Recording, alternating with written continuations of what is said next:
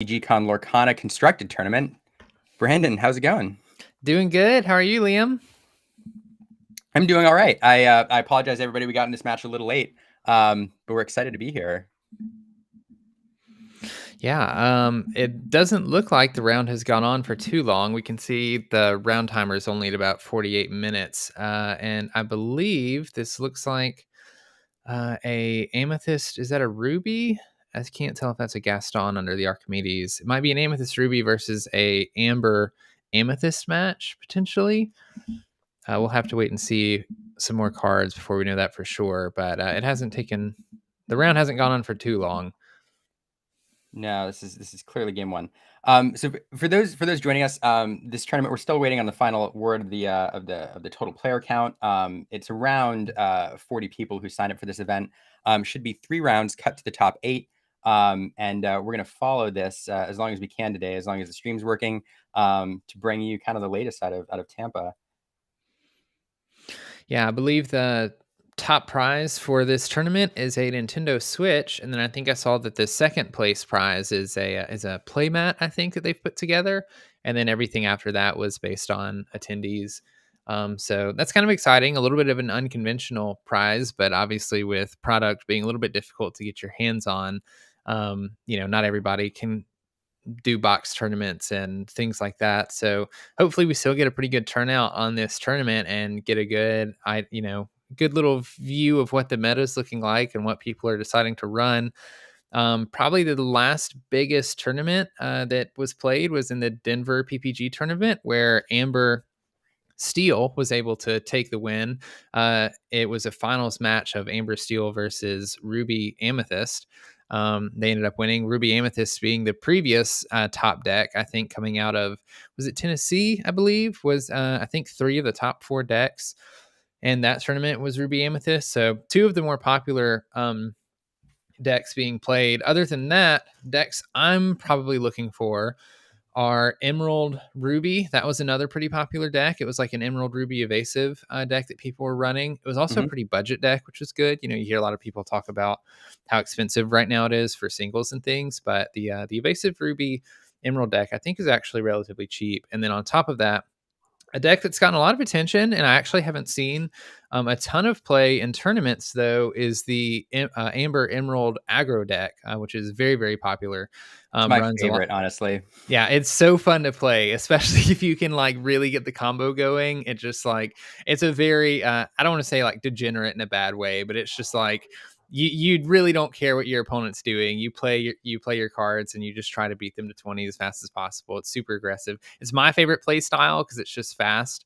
So I enjoy that. So I'll be looking out for that too. But it actually looks like we have an Amber Ruby deck playing against a Amethyst Ruby deck. I have seen a little bit of this Amber Ruby being played a little bit. I still haven't quite figured out what the full synergy is. I mean, obviously both colors are really strong.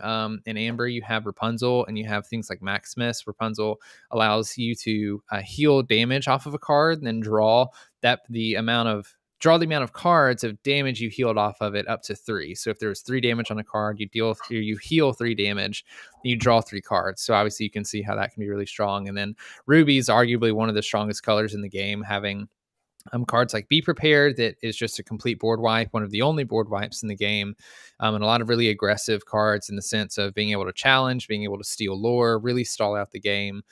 So I imagine in a deck like Amber Ruby, it's probably pretty focused on keeping control of the board, challenging things, healing your stuff up, and just kind of trying to stall the opponent out, which should be a pretty interesting matchup into a Ruby Amethyst deck, because Ruby Amethyst is really the king of control in the format right now. It just runs a lot of really strong cards. Amethyst is the strongest color when it comes to card draw. We can already see 2 Friends of the Other Side and the discard, which is one of the strongest draw cards in the game.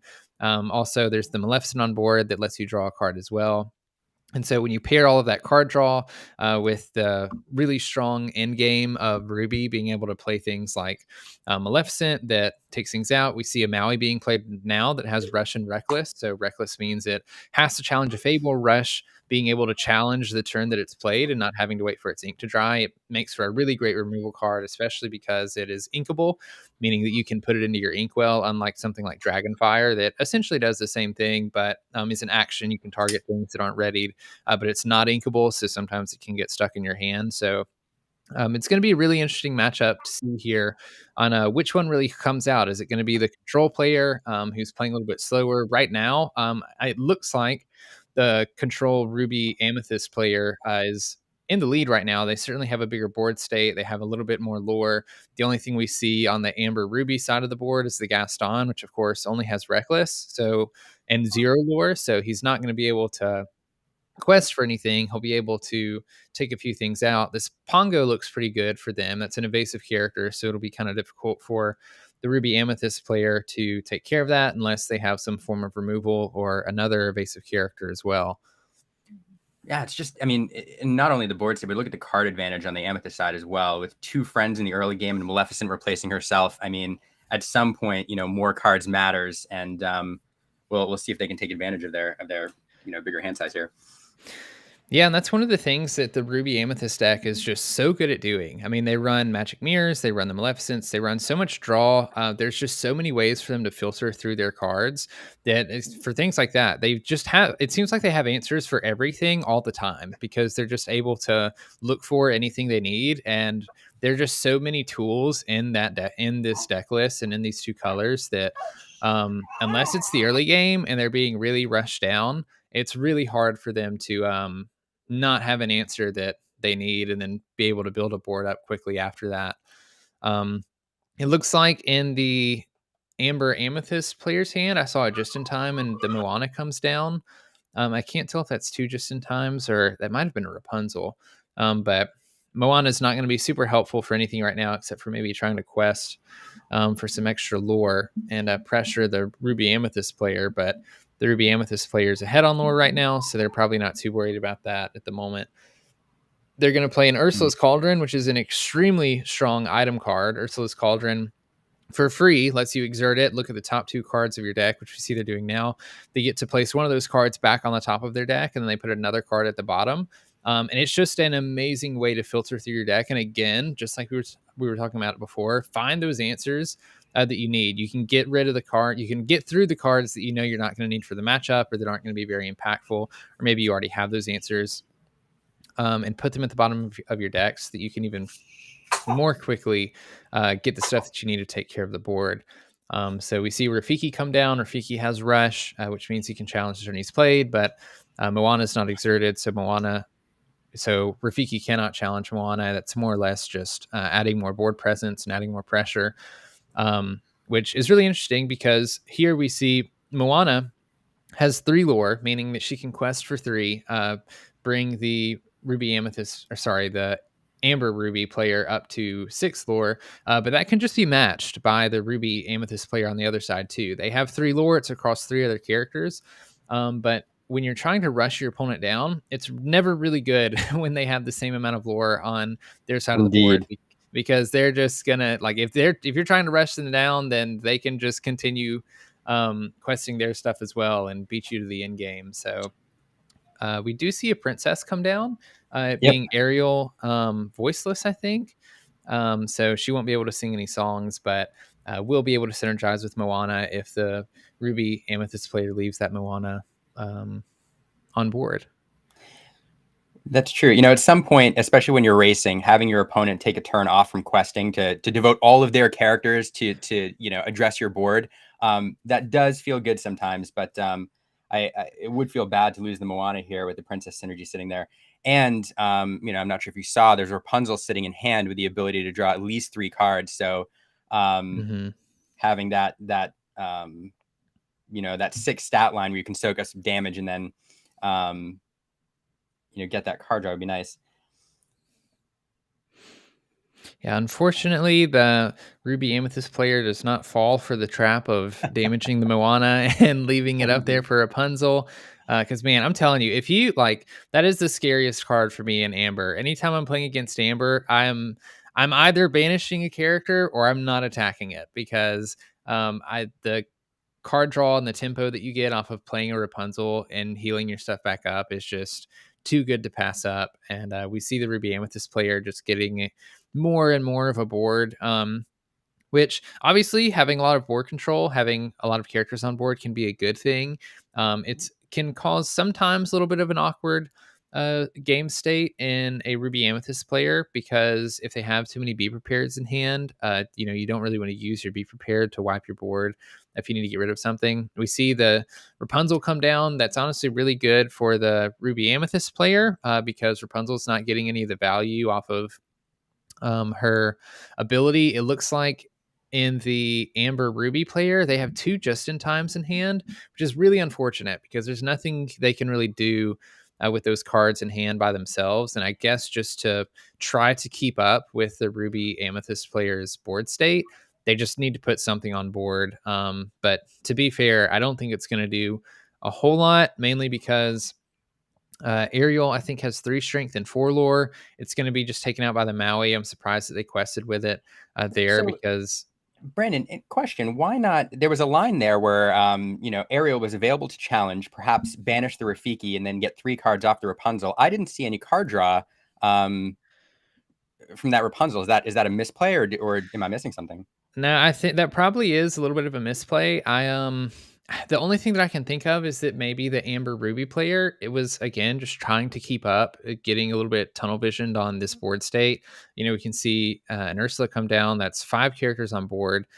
They probably know that they can't beat this Ruby Amethyst player in the long game, and so they want to play things just to try to quest, get as much value out of it as possible, and rush them down, even though they're still behind.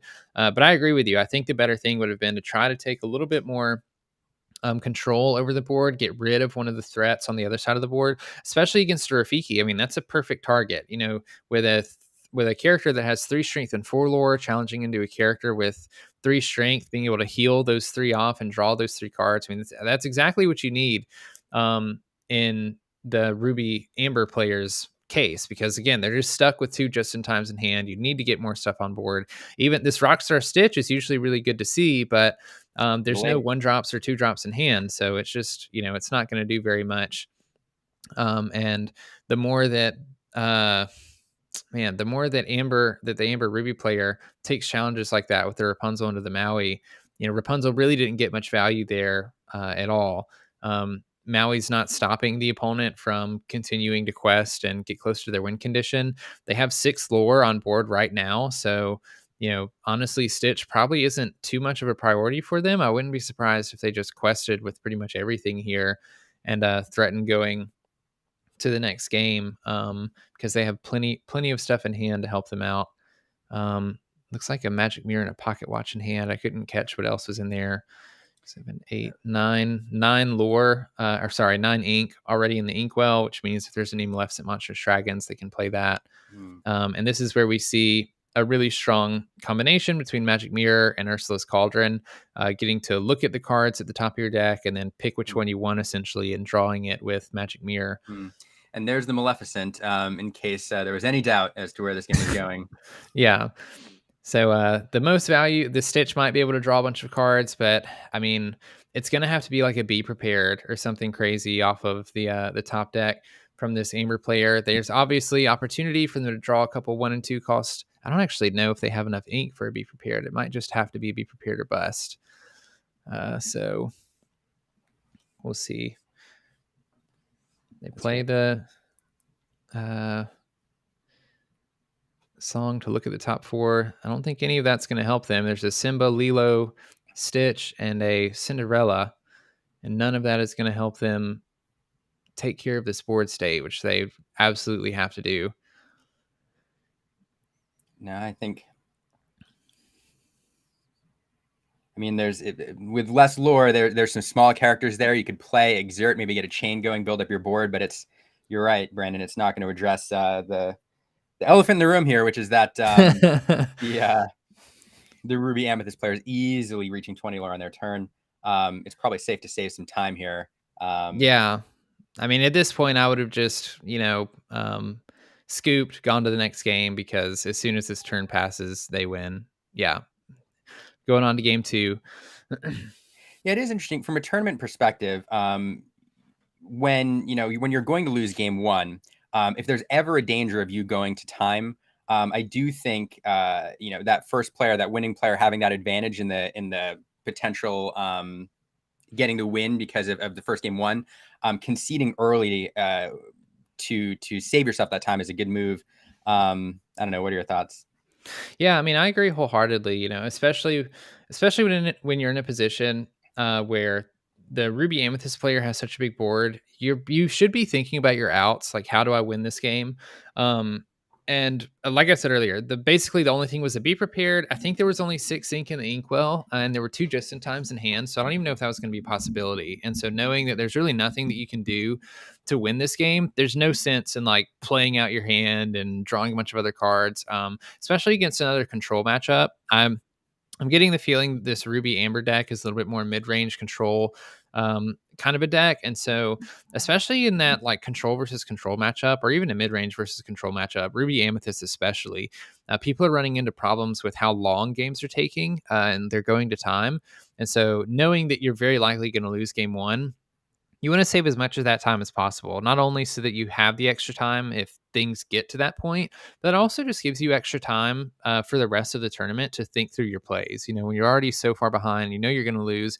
I personally would rather have the couple, the minute and a half or whatever amount of time that I spent playing out that game that I was going to lose to further think through my plays and potentially help me not make any misplays, so that I can potentially win the next 2 games for sure. Indeed. But it looks like these guys are going to shuffle up. Yeah, I hear in the background. I hear a bit of an announcement going on. I think they're talking about welcome to the tournament. It's interesting. It's happening now, and time's ticking. But Yeah, hopefully they can get on to game two pretty quick. yeah. If I had to guess, the Ruby Amber player probably wants to go first. You just typically want to go first in this game. There's not very many times that you don't.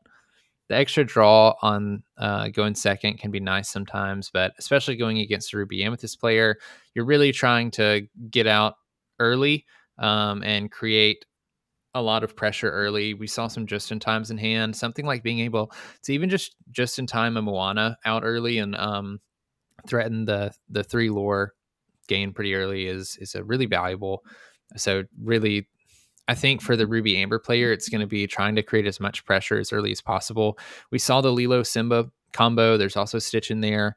So it definitely looks like more of a mid-range deck for sure. And like if I'm the Ruby Amethyst player, I'm probably mulliganing for a Lilo and a Simba to just have the famous Lilo turn 1, Simba turn 2. I love that. Play. I don't care how many times Rafiki takes out Simba on turn 3. I still love that play. Yeah, it's too good to pass up. The 4 lore from Lilo just really helps out in the early game, and it's just so aggressive. It's so great.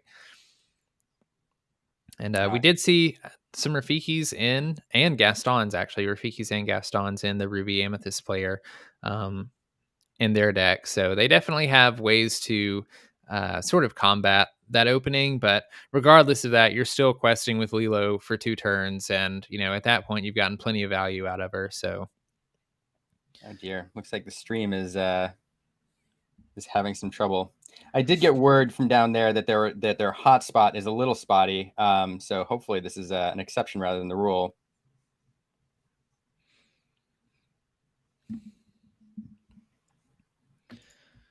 Let's see.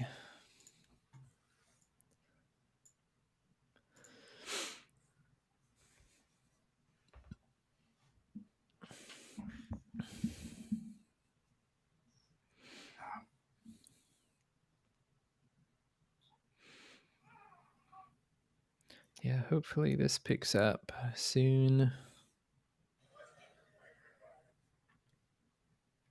1 second. I'll see if I can get this back up here.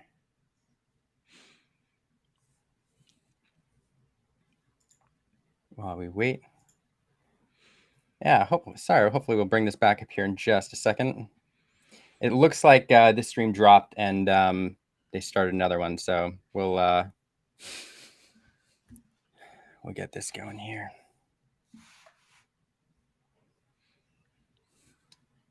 feel like if there's one thing you can guarantee for tournaments like this, it's always running into some difficulties. Never seems to Well, go smooth. it's always funny. They have how many people they're packed into a room, all using the Wi-Fi and everything else, Mhm. and that's going to do it sometimes. Here we go. Let's get this up here.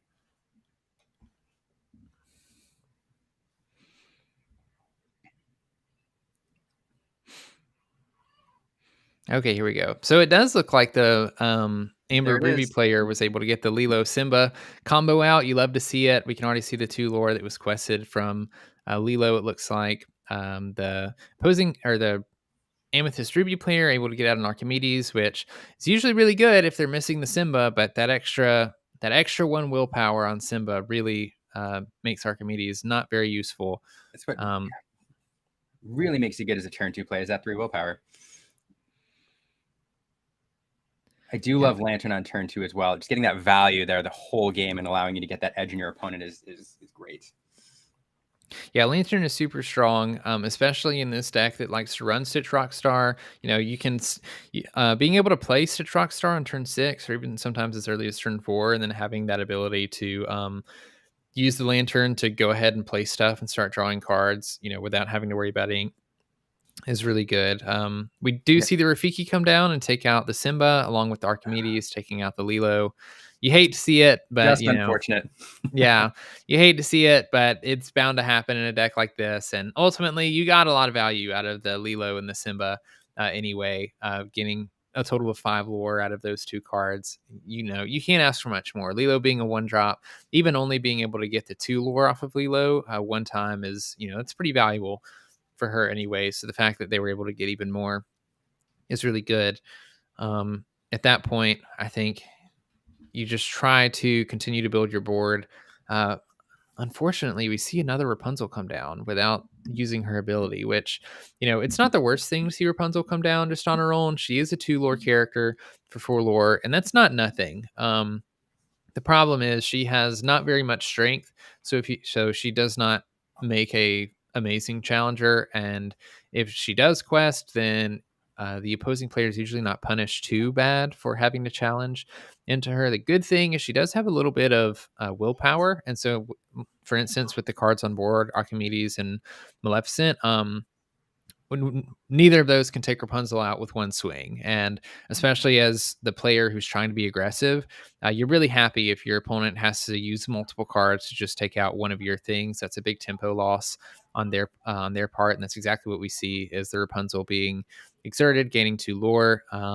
The Pongo is really great to see as well, mainly because it's an evasive character, and the longer that Pongo can stay on board and continue to quest, I mean, that's why Pongo is really strong as an evasive character. The Amethyst Ruby player likely has some answers, but may not have anything with only 4 lore right now. He's probably having to, or they're probably having to wait for something like a Dragonfire or something that can specifically target the Pongo. So even if you get 2 quests off with Pongo, that's 4 lore that you've gained, and you're extremely happy with that. And then unless something else comes down this turn to take care of Oh, the goodness Rapunzel, gracious.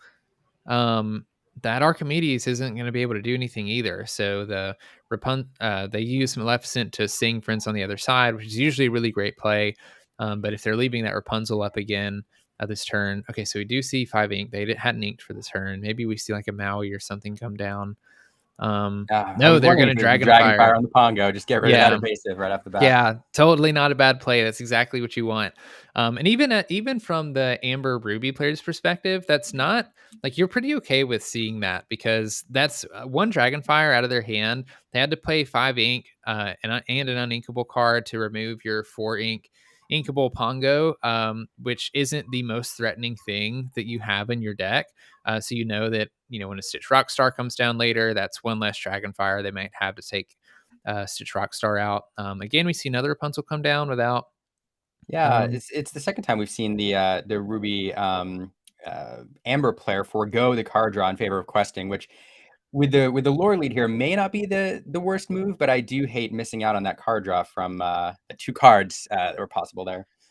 yeah, especially depending on how many cards and what cards are in the Ruby Amber player's hand. If there's not very many cards in there already, and we don't have any of our card draw cards like Be Our Guest or a Stitch Rockstar to get that engine going or anything like that, there's a real consideration to try to get that card draw off just so you can, refill your hand a little bit. One of the worst things about that you can do inside of an aggro matchup is run out of steam, because once you run out of steam, especially in a control matchup like this, rarely ever are you catching up. At that point, you're hoping that you're at 18 lore or something, and you can just play something that you top deck and it sticks, so that you can win the game. And obviously, we're nowhere near close to that right now.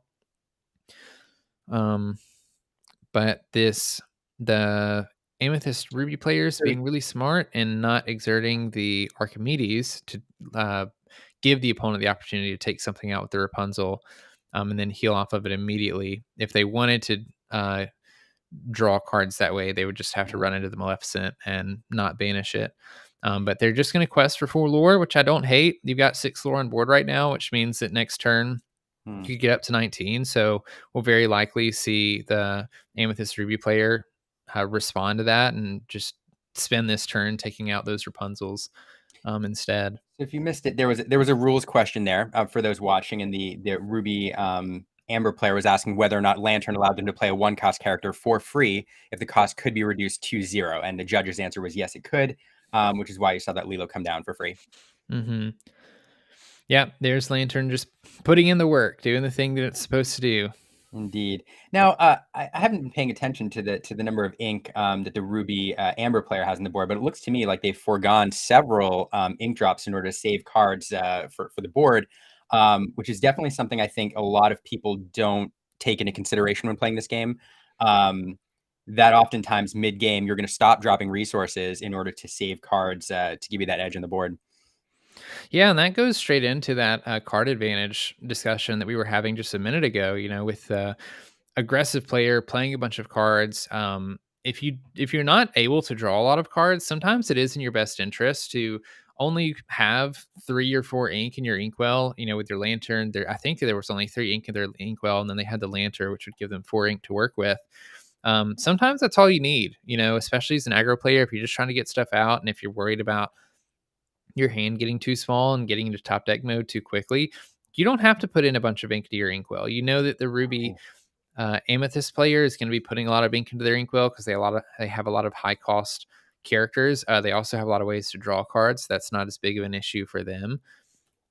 But something that we did see earlier before the stream buffered a little bit is the Ruby Amethyst player had to use all three of their cards on board just to get rid of 1 Rapunzel, which is, you love to see that as a Amber Ruby player, because they spent their everything on board essentially getting rid of 1 card.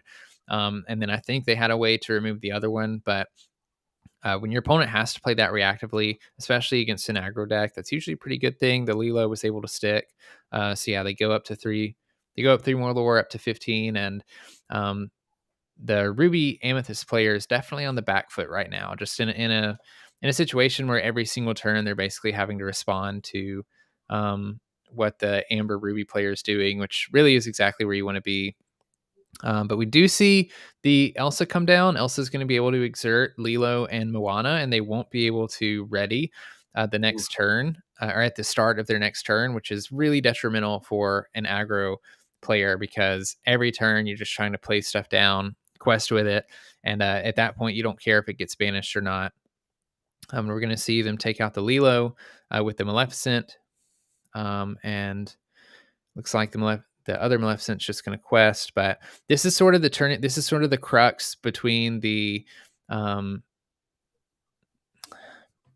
in this Amethyst Ruby matchup versus any deck that is trying to pressure them. Once they get to that 8 ink, once they get to that 9 ink, where they can start playing the cards like Elsa and Maleficent, their Be Prepareds, things like that. This is kind of where like games are won and lost in these matchups, because it's really going to come down to, is the Amber Ruby player close enough to 20 lore that they can squeak by before the Ruby Amethyst player can kind of take control of the game by playing some of their bigger stuff. We see another Elsa in hand. We see an Ursula in hand. So the Elsa, can stop more things from questing. The Ursula will take a lore away when played, which is going to get the Amber Ruby player that much further from their win condition, which isn't good because they want to be really close to 20, especially at this point in the game. They don't have a ton of room to play things and those things actually get their value anymore. And we see the Be Prepared come down. They're just going to wipe the board entirely. It looks like they sung that with Elsa, so then they're going to be able to respond by just playing more stuff and sort of taking control of the board. Yeah, and we see the Ursula come down, taking away a lore, making the Ruby Amber player go down to 14, which is, they're not happy to see that for sure. Yeah, that's interesting. Yeah, without knowing the number of cards in hand, it seems like the Ruby Amber player is really on the back foot here. It does make you wonder again at this point, having foregone a couple of draws off of Rapunzel's. Would the player rather have 4 cards in hand instead of the 4 lore? I'm not sure. I do think the right play may have been to race for that 20. But Be Prepared though is gosh, you have to plan for that.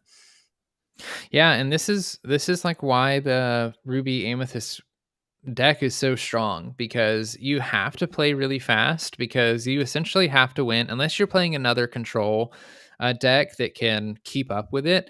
You have to play quickly, because if you let them, by the time they get to 8 ink or to 9 ink, getting further into the late game, they just really take over, and they're able, they have enough ink that they can do things like we just saw, befuddle the Simba back. I'm not going to let you gain any lore next turn. You're going to have to play more stuff.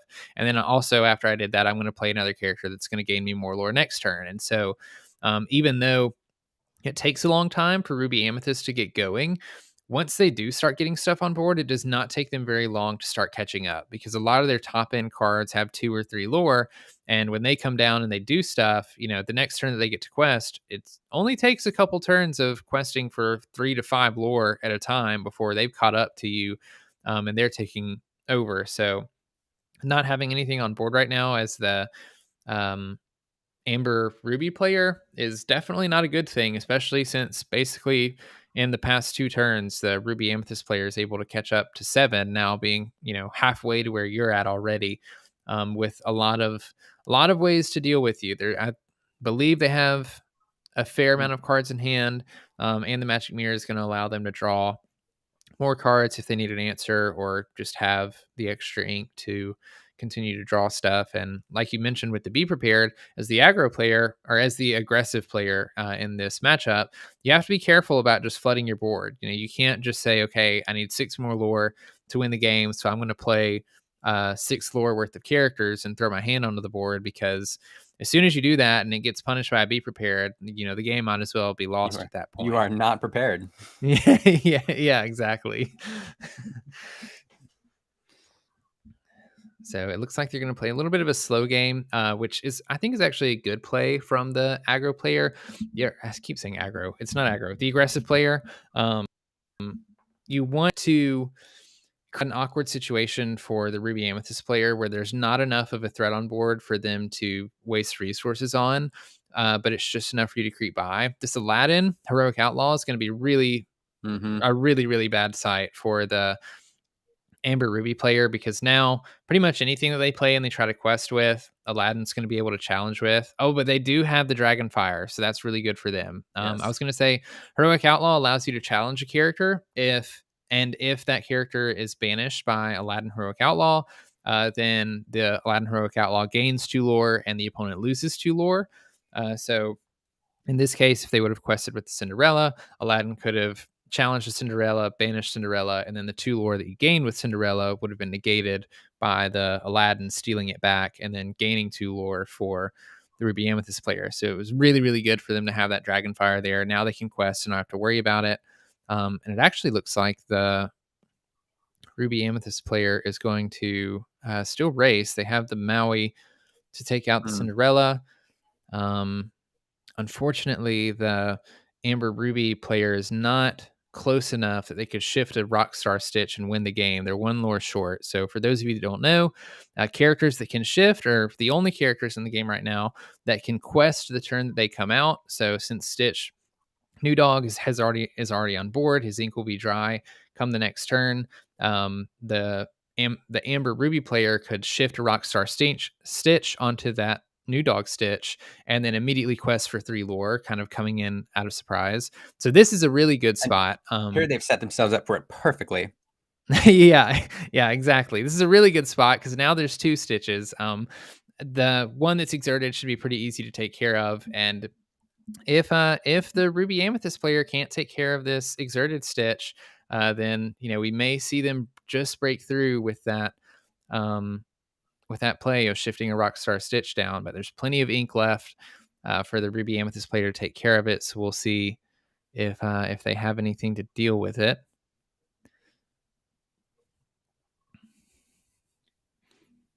Looks like they do. Yep. Oh And the yeah, it's Maleficent comes interesting. And they down. knew exactly what the danger was there. Yeah. It's an interesting play if you're not paying attention to see a Maleficent take out a baby Stitch like that. But that was exactly what they were doing, is avoiding that win condition for Yep. Yeah, and it looks like that the Ruby Amethyst, sorry, the Amber Ruby player is going to concede, knowing that they can't win the next turn, and that the opponent's just going to quest with everything, and the Ruby Amethyst player is going to take game 1. But that's one of the things that I honestly love to see about Disney Lorcana is those interactions like that. It's just so funny for me to imagine like Maleficent Monstrous Dragon just breathing fire down on little old Stitch. And thematically, it's kind of a funny thing to think about, even though in game you understand the big threat that's there. That is really funny. Seeing all these franchises match up and just the scenes playing out, the stories playing out on the board is part of what makes this so fun. Yeah. Interesting. So it looks like we're seeing some prep for the next game, some shuffling. We do have some time before the next round. First, thanks everybody in the stream. I see we have some Austin locals joining us. I see E and a couple of other people from my local game store. So thanks for watching. Craig, some other subscribers in here. For those who are joining us for the first time, welcome to the channel. Here today we have the Illumiteers, and my wife Erin is the other part of the team. She'll be coming and going, and Brandon from B Squared 24, probably one of my favorite commentator right now. I appreciate that.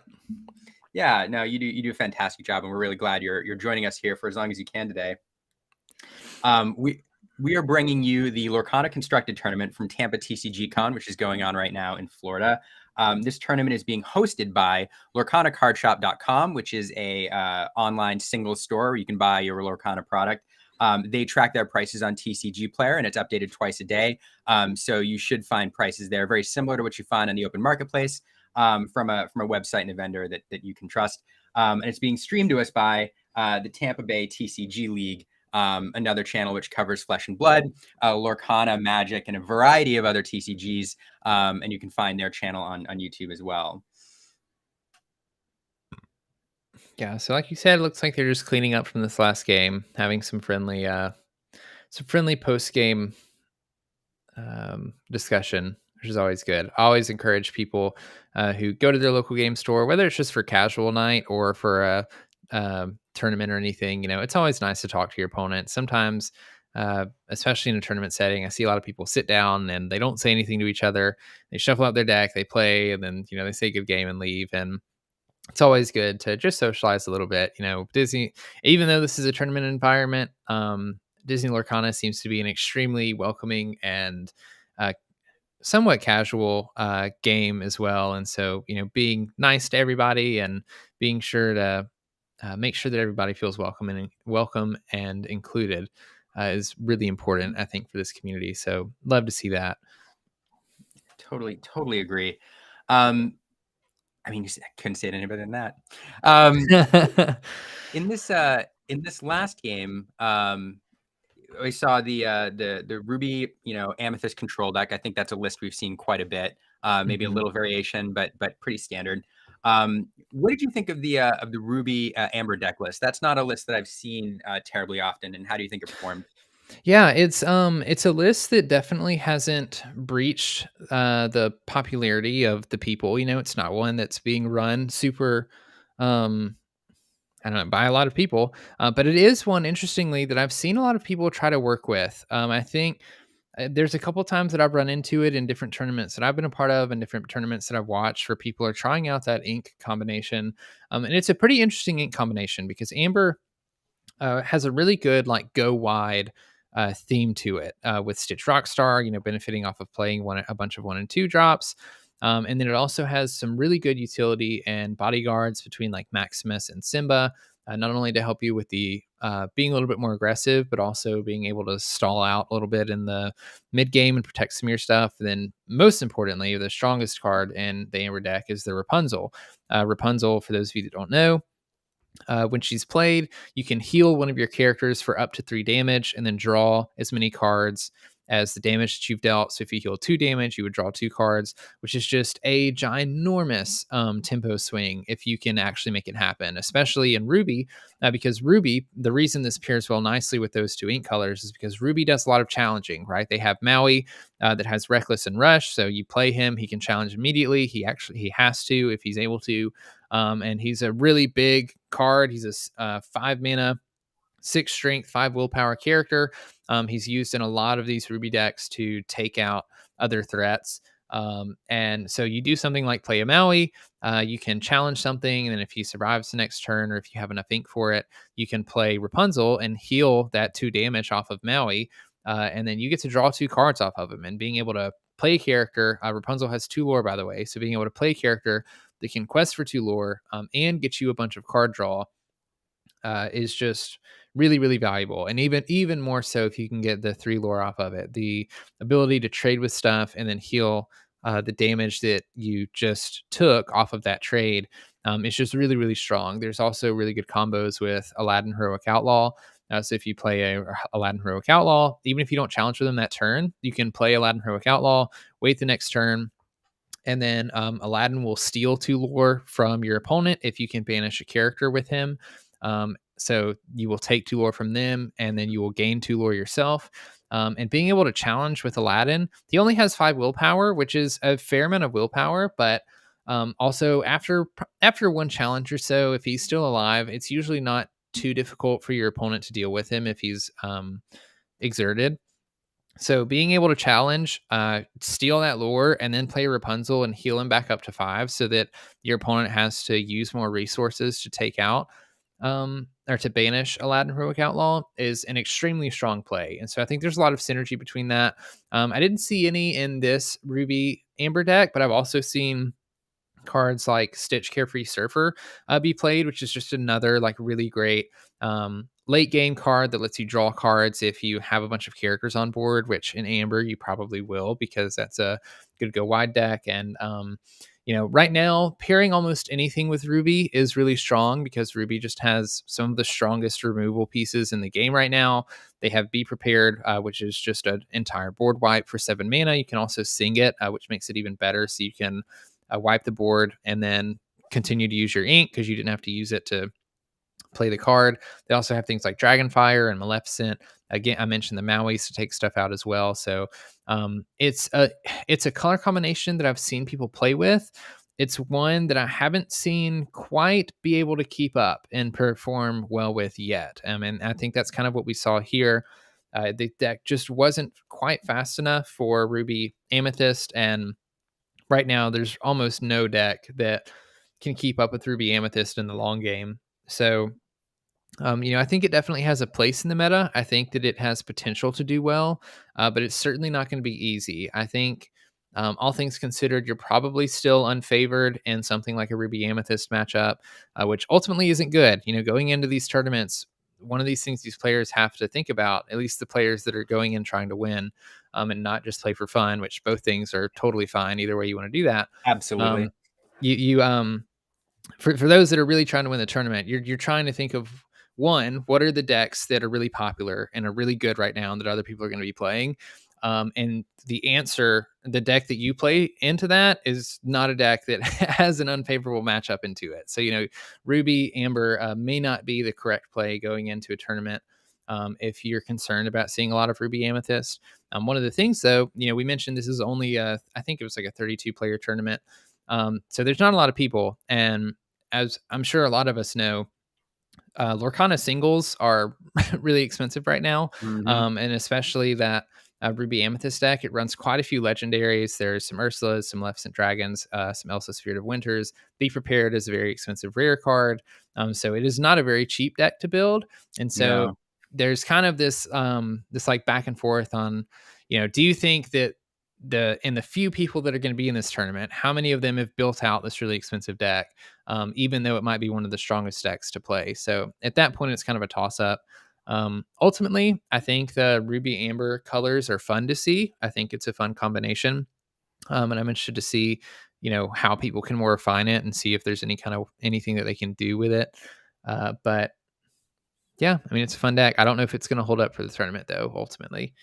Yeah, no, it was interesting to see. It's not one that I see run very often, and so it was fun to see those colors. Even if it didn't quite make it, I will see on game two though, they did get close, and I think Mhm. if one or two of those Pongos had stuck with the evasive on the board, able to push him over the edge, it may have been good.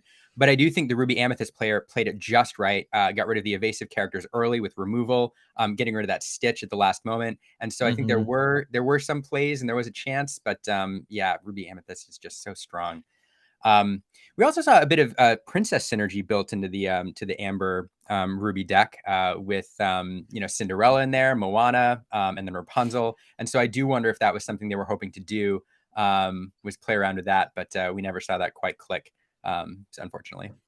Yeah, I didn't see Mulan in the deck either, but I've heard people talk about that sort of Ruby Amethyst Princess synergy Ruby Amber Princess synergy instead of Amber Sapphire Princess synergy. So, I don't know if they're running that or not. It would be really fun. I did see the Cinderella in the Moana, and I didn't even see this combo until somebody uh, played it against me at a locals. But there's a really fun combo with both Cinderella and Moana where if both of them are on board, you can use Cinderella to banish things and take things out, or you can use her to quest. Or well, I guess it's just take things out, or you can use Moana as well. And then when you quest with Moana to ready Cinderella again, you can use Cinderella's ability to heal all that damage off that you just took by like taking out your opponent's board.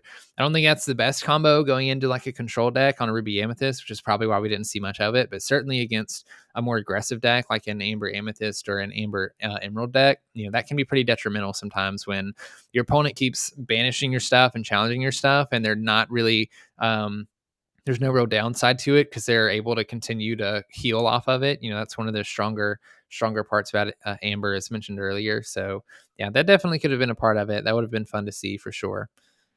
Yeah. So we do have a question from the chat. Snuffy asks, "How do we find out about the larger Lorcana events?" And I'm guessing that this is a question directed to this stream. This is something that people weren't tracking, and so they're like, "How do we learn about this tournament?" Um, you know, Brandon, I'll ask your opinion in a minute, but I don't think right now there's a repository for all of these official larger Lorcana tournaments. I think the best way to keep track of them is to find a couple Lorcana creators that you like on Twitter, perhaps. Follow them as they're keeping up with things. The Lorcana HQ Discord server, if Discord is your thing, is Mhm. another great place to keep up with upcoming events until we find a good repository. I know there's a content creator named Forbidden Mountain, and they follow competitive events pretty regularly. They're somebody I would recommend following. This tournament is a little bit smaller. It is 33 players, but it's an official tournament at well, it's an official TCG Con tournament at TCG Con in Tampa. And we found out about this from the organizer of the tournament, who let us know it was going on and invited us to participate. Brandon, do you have any other answers? Now, I think you hit it on the nail there. There's not a ton of really big tournaments happening right now for Lorcana, but a lot of us are itching to see Lorcana gameplay, especially at the higher levels. And so, anytime that there is any sort of tournament that's being broadcast, especially if or even if it's small like this one, there's usually somebody in the Lorcana community that knows about it and might be doing something about it. So, Forbidden Mountain were a great group of guys that you mentioned there. They're probably the people that I would go to if you really wanted to find out anything about that. I know they helped out with some of the PPG tournament stuff. PPG is having a what is it called, a circuit right now where I think they Yeah, we'll did call one it a circuit. in Denver. The next one is in Miami at the end of October, and then there will be another one in Columbus. I think that's in December. So those will probably be a little bit larger, but yeah. In regards to finding Lorcana tournaments, like Liam said, there's nowhere to look specifically where there's a bunch listed to follow. But honestly, just like a lot of things right now, Lorcana Twitter is that's where I get most of my news from. Just following a bunch of Lorcana content creators and people following the game. So that's all I can suggest. Honestly, if you follow the Illumiteers and you follow me, there's a lot of other people that we follow and retweet and engage with. And honestly, you probably just would have to scroll through some of our recent interactions to find more people to follow covering Lorcana, and there would be plenty of people there for you to both be informed about new stuff coming to Lorcana and also tournaments and things that are happening. Yeah. And thanks to everyone who's joining us. For those who came late, we'll just refresh everybody what's going on. We are covering the Lorcana Constructed Tournament at Tampa TCG Con. It's being put on by LorcanaCardShop.com and being streamed by Tampa Bay TCG League. There are 33 players in this tournament. I found out there's this awkward one sitting out, which will lead to some buys there. But the top prize, it's not the biggest we've seen, but it is a Nintendo Switch, has a game that comes with it. So, a few $100 prize there. And then the top 8 receive exclusive top 8 playmats.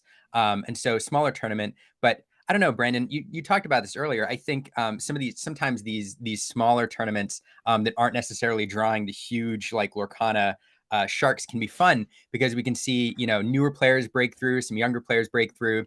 And we also see a little different meta sometimes. You have these weird decks that people haven't necessarily net decked and tested and everything kind of break through into the top 8. And sometimes we see some fun stuff rather than the same meta decks that you will see in the top 8 of a lot of the larger tournaments. So I'm kind of excited to follow this and see where these games go and what we see. Yeah, I don't go out of my way to participate in a lot of these tournaments. Like I'm not going to go drive, 4 or 5 hours just to participate in a small tournament like this. But I love them a lot for that reason. For all the reasons you said, but also because it's a great way for newer players or even like intermediate TCG players to experience what it's like topping a tournament and winning a tournament. When there's only 32 players and, like you said, there's not a ton of professionals coming out trying to play the game and playing it to its as best as possible. There's a lot of opportunity for different players to win tournaments, and for anybody that hasn't won a tournament, even at a local level, there's this high that you feel after winning the tournament that's just so fun and exciting. Even if it was very small, there's just always something to be proud about for doing something like that. So I think it's really fun and pushing players that maybe wouldn't have gone to a larger, a little bit more intimidating tournament to come out, play some games, and then maybe they do well, and if not, they had a fun day playing a couple rounds of Lorcana like they would normally at their league night or something like that. And also there's the benefit of prizing if you happen to do well. Also, these are also great ways to test decks that you probably wouldn't bring to a larger tournament, but maybe you want to test it in a little bit more of a competitive environment. So you get to bring your spice to the 32 player tournament, and maybe hopefully we get to see some really fun stuff coming from that. Yeah, no, I completely agree. I will say for anybody, watching who's a casual player who's never, participated in a tournament, they're fun. And if you're nervous about, sitting down across from somebody who's playing competitively, I will tell you, I've personally, I've played in a decent number of competitive events. I'm not a ton and I'm not the best player, but, I still get nervous every time I play. And so, and I think that's true for most players. There's always a little bit of nerves to sitting down across from a stranger and playing them a game for the very first time. But it is super fun. It's super rewarding. You get to meet new people. You get to test, your gameplay and your metal and your deck design against, somebody else who's trying to win. And you're right, Brandon. There is nothing like the feeling of making the top 8 cut in your first tournament. With card games, there's a lot of luck involved as well. Absolutely. The right draws and everything else. So once you make that top 8, you may not win. Sometimes you may be the best player, you may have the best deck, you're just not having the best day. But making that top 8 is really validating, and it means that you had a good day. And Yeah, I encourage anybody, who hasn't, played in a tournament for it to give it a chance. If your LGS is holding one, Mhm. go play in a competitive night and just give it a try. You may not like it, but you may end up loving it. Yeah, especially I'd say for players that like want to get a little bit better. Maybe they don't want to go full blown competitive and go to a bunch of large events, but they play the game, they like Lorcana, they want to get better at Lorcana. Like, yeah, go play at a tournament, man. See if there's any stores within an hour radius of you, and find the next tournament to go to and go play. One, it helps support LGSs a little bit because there's a little bit of an entry fee to these tournaments. Usually, it gets more people into the doors. But also it's one of the best environments, like Liam said, to really uh, test your ability as a player. And oftentimes, after a game, if you ask somebody across the table from you if you made a misplay or if there's anything you could have done better, a lot of times people will sit down and talk with you a little bit, especially if you're a newer player.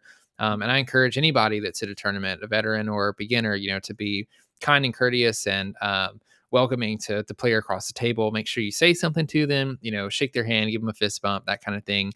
Because like ultimately we're all here to have fun. I know a lot of people are there to win, and I get that, but at the end of the day, we're all enjoying this hobby together. And it's like, I mean, I've made some amazing friends through this hobby already, and so ultimately that's the goal, right? And I highly encourage anybody that maybe if they want to get a little bit better, maybe want to test themselves, go try it out. It's fun regardless, and I like to think in some of these settings, if you're nervous, just think of it as like you've played Lorcana games before. You're not always as focused as you are now, but just think of it as any other league night. Go in, have fun, try to win, and if you end up going O and X and dropping out of the tournament, at least you spent some time playing Lorcana and hopefully having a little bit of fun, and maybe get to hang around with some of your friends and watch other people play, which is really fun as well. Um, Yeah. Liam, I wanted to ask. Yeah. Uh, we mentioned that the pricing for this tournament is a little bit different than what you might expect. Usually, it's like a cash pricing or some sort of product for Lorcana, but obviously, product is not the easiest to get your hands on right now because Mhm. it's pretty expensive. So Tampa has opted to do the Nintendo Switch that comes with the game as their top pricing. Do you have a Nintendo Switch, Liam? Do you I play one? I have two. Okay, you have two. I was gonna ask if you went to a tournament like this. Let's say you do or you don't. We'll do both. And you happen to win. What are you doing with that Nintendo Switch? Are you keeping it and are you playing it, or are you trying to like sell it to make a little bit of money off of the tournament? I am 100% keeping it. It is my trophy. I won it. I would replace my Switch with that Switch, because just seeing it every day is going to give me that is going to remind me what it felt like to win that as a prize. Um, Yeah. that's exactly what I would do. How about you? I feel like I do the same thing. I mean, especially because there's so many good just games out there to play on Nintendo Switch. Like even Disney type games. Anybody that hasn't played like Dreamlight Valley or anything like that, I highly recommend you do it. It's extremely fun.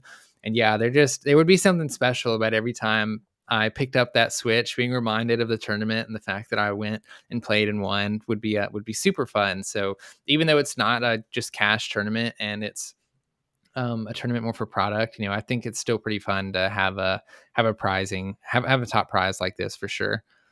I agree. And something that somebody said in the chat, Lorcana Control, and something you were talking about, the how inviting and family friendly this game is. I actually like this prize quite a bit, now that I think about it, because, Lorcana is supposed to be a family game, that younger people can enjoy, families can enjoy. And so there is something to me fun about telling a younger player, hey, do you want to go play in a tournament and potentially win a Switch? And that's what you're playing for, instead of, Yeah. hey, do you want to go to a tournament and win $200? Monetarily, they might be similar, but for somebody younger, like that's kind of a more fun prize. I kind of like the Switch. It's interesting.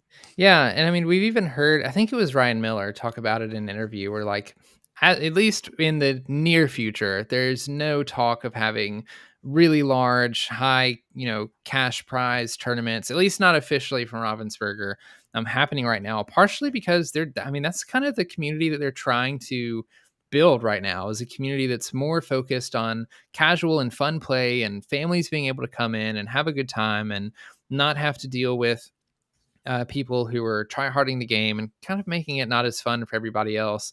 And so, obviously, I'm sure there's a lot of players who saw this tournament and said, I don't want to go play for Nintendo Switch. That's not cash prizing and it's not Lorcana product. And maybe it makes the tournament a little bit more family friendly and newbie friendly, and gets a couple more people to come out and have an experience that no matter which way you look at it, it's going to be intimidating for somebody new, but Mhm. maybe hopefully it attracts a crowd of people that are a little bit more casual and are just kind of there to have fun. And it's like, if you win the Switch, you win the Switch.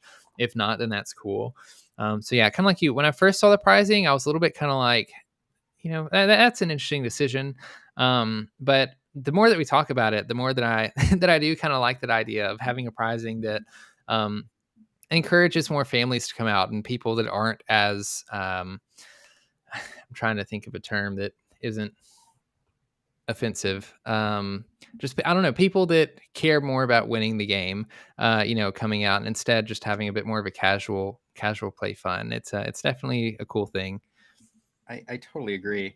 So we're seeing the playmats switch out. We are seeing I think players getting ready to sit down and getting ready for round 2. One fun note, I did see somebody in the chat mention special playmats. The playmat that you've just seen hit the table with that skull island there is what the top 8 players will receive. And I think they were created especially for this tournament, especially for the top 8. So I think what you're seeing here is the Tampa Bay TCG League and LorcanaCardShop.com putting out some of their exclusive mats and their pricing so that we can all see it. So top 8 will receive versions of that island mat there on the bottom. Yeah, I love playmats too. I'm a sucker for playmats. I haven't been a physical TCG player for it's been less than a year, and I already have maybe 6 playmats or something like that. It's man, once you start collecting them and you find artists that you like, and here's the thing Mhm. though, they get heavy. Yeah. If you've stacked up 10 or 15 of those, they are not light. Yeah, I always try to bring at least 2 with me in my backpack when I go to locals, just in case somebody doesn't have one. And yeah, between all the stuff that I pack in that backpack, probably unnecessarily, it gets kind of heavy pretty quickly. Speaking of playmats, for those who follow Lorcana artists who may or may not be going to Miami TCG Con, we've been working with a lot of the artists to produce playmats, and so a lot of your favorite Lorcana artists will have about 25 of different designs that you can buy. So if you have an artist that you like that's going to Miami, even if you're not going, maybe connect with somebody going, and you can get a special limited edition Miami TCG playmat from your favorite artists. I do know that Matthew Robert Davies, who was kind of the lead artist for set 2 in the way that Nicholas Cole was for set 1, is producing a special limited edition 100 run mat with a design that I am super excited for. I don't want to spoil it because it's going to be, he's still working on the design, but I will just say that it should be powerful. Man, I'm like, the more and more that I hear about Miami TCG Con, I'm like, I might have to up my budget for this trip because, like I said, I'm a sucker for playmats. I love these artists so much. Even a few of the cards that we've seen for Rise of the Floodborn, the second set coming out for Lorcana, there was a lot that were Matthew Robert Davies in there, and like all of them were so good. And so I'm probably gonna have to try to get my hands on this playmat regardless of what it is, even though I know that I don't need more playmats. I keep telling myself Right? I'm going to like frame them and then hang them and try to justify having so many instead of them being rolled up, sitting in a closet somewhere, but we'll see. One day. But yeah, Matthew Robert Davies is for some fun trivia while we wait for round 2 to get set up. Not only he did some brilliant cards for the first set, including both versions of Elsa, the Enchanted Rare and then the Legendary version. But they brought him on to do the majority of the box art and the primary characters for set 2. He was kind of the lead designer of that. He's also responsible for the card frames.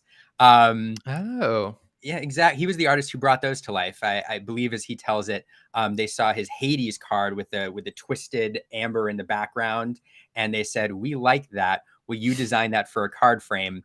And he went on to design, I think, the preponderance of the rest of them. So, We all know Nicholas Cole as one of the biggest artists in the first chapter and the one who really helped design the modern storybook feel of the game. But if there's a runner-up for artists that really helped to design it, kind of the look of the game, Matthew Robert Davies is very high up there. And so having the chance to meet him in Miami will be very cool. Yeah, Liam, we talked about this a little bit, I think before the stream had started, but I mean, one of the things that I love about Lorcana is this like mesh of artists and then players and the game. Like, I don't know if maybe I've been oblivious to it in other games, but there just seems to be this special connection between the art and everyone else in the game. And I think part of it is because I can't speak for everybody else, but I know of it for myself. When I first was introduced to Lorcana, the very first thing that got my attention was the art on the cards. Like, that was the thing that made me go, oh my gosh, like my eyes, go wide and like, this looks really cool. And we're lucky that the gameplay, in my opinion, is also really good as well. But the art is just like so nostalgic and so beautiful. And a lot of these different cards, it's really amazing to see these artists get this spotlight, and like these artists are regular conversations and a lot of Lorcana talk already, which I just love to see because if it weren't for them, we wouldn't have this beautiful game, and the game probably wouldn't feel as special and as awesome as it does to us right now. So I think it's really cool that the artists are so involved in the game and are talking to players and content creators and sharing things like what you said about a little bit of the behind the scenes, what goes on in the background of the design for this game and the cards and things like that. I find it really interesting. Totally agree. Completely. I mean, we love the art. But it is something I think that I really appreciate about the Lorcana community right now is how much love they give to the artists and the designers in the game. I do want to mention one thing as we see this game setting up here. In the last game we saw the lore preponderance, the preponderance of the lore tracked on the app on the side, and this game, we see the notepad coming down. I think a lot of people who are experienced in tournament play or experienced TCG players are familiar with these lore tracker or life tracker notepads. But for those who aren't and are using currently like dials or spin downs, I do think that there is a competitive advantage a little bit to using a pen and paper to track your lore, or a boogie board or something like that. There inevitably becomes a moment when you're playing in a tournament or multiple games in a row where you get to the end of your turn and you realize you quested with some characters, or in Magic you attacked another player and you say, wait, did I record that lore already? You're like, was I at 14 lore last turn or 16 lore? Did I write that down? Or likewise, did my opponent write that down? And you want to go back and check and see, okay, yes, I did record getting 3 lore this turn. Okay, I'm good. Because even if you've done it right, having that little bit of doubt, at the end of your turn, like, did I do it right? Did I not? Can kind of throw you off. So having that handwritten note as you track your lore and you can look back on previous games and stuff, I think is really nice. Yeah, it serves a lot of great purposes, especially one like that you just said. Also, now hopefully we don't run into this very frequently, but if people are trying to cheat, and like sneak in a couple lore, you have a documented, thing on your side that you can show a judge as well if something like that were to happen. Also, which just some insurance for you and your opponent to make sure everybody's playing fairly, which is what we want. So yeah, I totally agree. And not only that, like I find when that happens to me, when I'm ready everything or I finish a turn and then I go, oh wait, did I do this or did I not do this? That takes up time. Mm-hmm. It takes up a lot of time too. And in a time tournament, every second counts sometimes. And Mm-hmm. so, not only does it just give you the peace of mind if you can look at the paper and go, oh, I forgot to do this, or yes, I did do it. But it's also just a really quick, like you're not wasting time trying to step back plays and figure out, okay, does this add up or does this not add up? Yep, I totally agree. And sometimes even if your opponent's not trying to cheat per se, sometimes it's inadvertent. When your opponent looks at you and says, "Hey, did I get my 2 lore this turn?" And it helps to know for sure. Brandon, as they set up, I'm going to quickly go get some more coffee because I need it. I'm going to let you handle the opening here real quick. Yeah, go for it. So it looks like this bottom player, I think, rolled a 9. The top player rolled a 3. So if I had to guess, the bottom player is probably going to go first.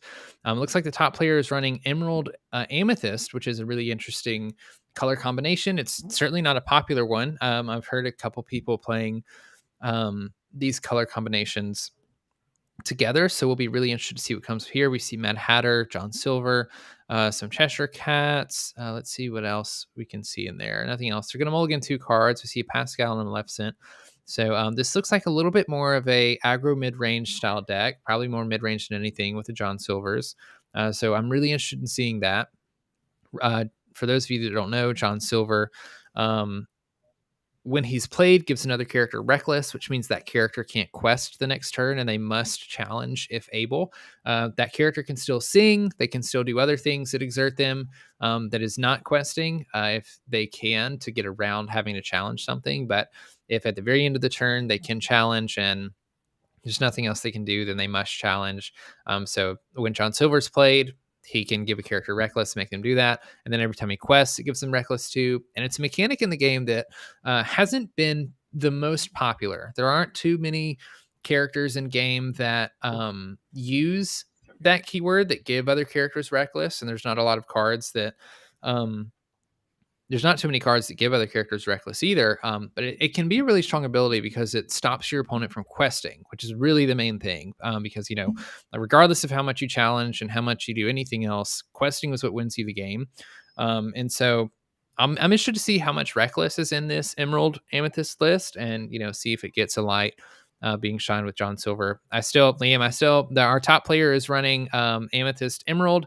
I don't know what our bottom player is running yet. I missed that one. So we'll have to see. Looks like I think there's Emerald. a friends. Yeah, I was saying that's an interesting color combo. I love it. I love. I call this the Mardi Gras color combo. It makes me think of I New love Orleans. that. Yeah, I love that. Which I'm really excited. I hope one day to build a Princess and the Frog deck that is these colors. Yes. Facilier and Amethyst and maybe Tiana and the Frog and everything else in Emerald. Me too. Fascinating.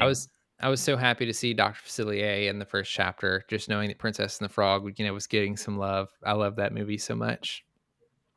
So I'm looking. Yeah, interesting. Olaf instead of Pascal, turn 1. Mm-hmm. It means I think the player is trying to play a bit more, or they didn't have a turn 2 play, perhaps get 1 lore out of it. Yeah, I mean, even if they don't have a turn 2 play, they can still play an Olaf on turn 2. So like they could play the Pascal and then play Olaf the next turn and still get the evasive thing with Pascal. Right. But I agree. I think if you're playing Olaf first, then you're probably really scared of like a Lilo coming down. That's probably true. Even then, I don't quite understand that, because if Alilo is coming down, my next thing that I fear is a Simba coming down. And so unless there's a way for me to get past the Simba and then also be able to challenge with the Olaf, it's kind of a risky play to say, okay, I'm going to play Olaf to try to keep the opponent from playing Alilo, or if they do play Alilo, they're going to get punished, because if they do have that Simba, then you also get punished as soon as they play the Simba and then quest for with Lilo, because as far as I know, I mean, I suppose on turn 3, you could play. There is a Mother Knows Best, so you could bounce the Simba and then attack the Lilo. But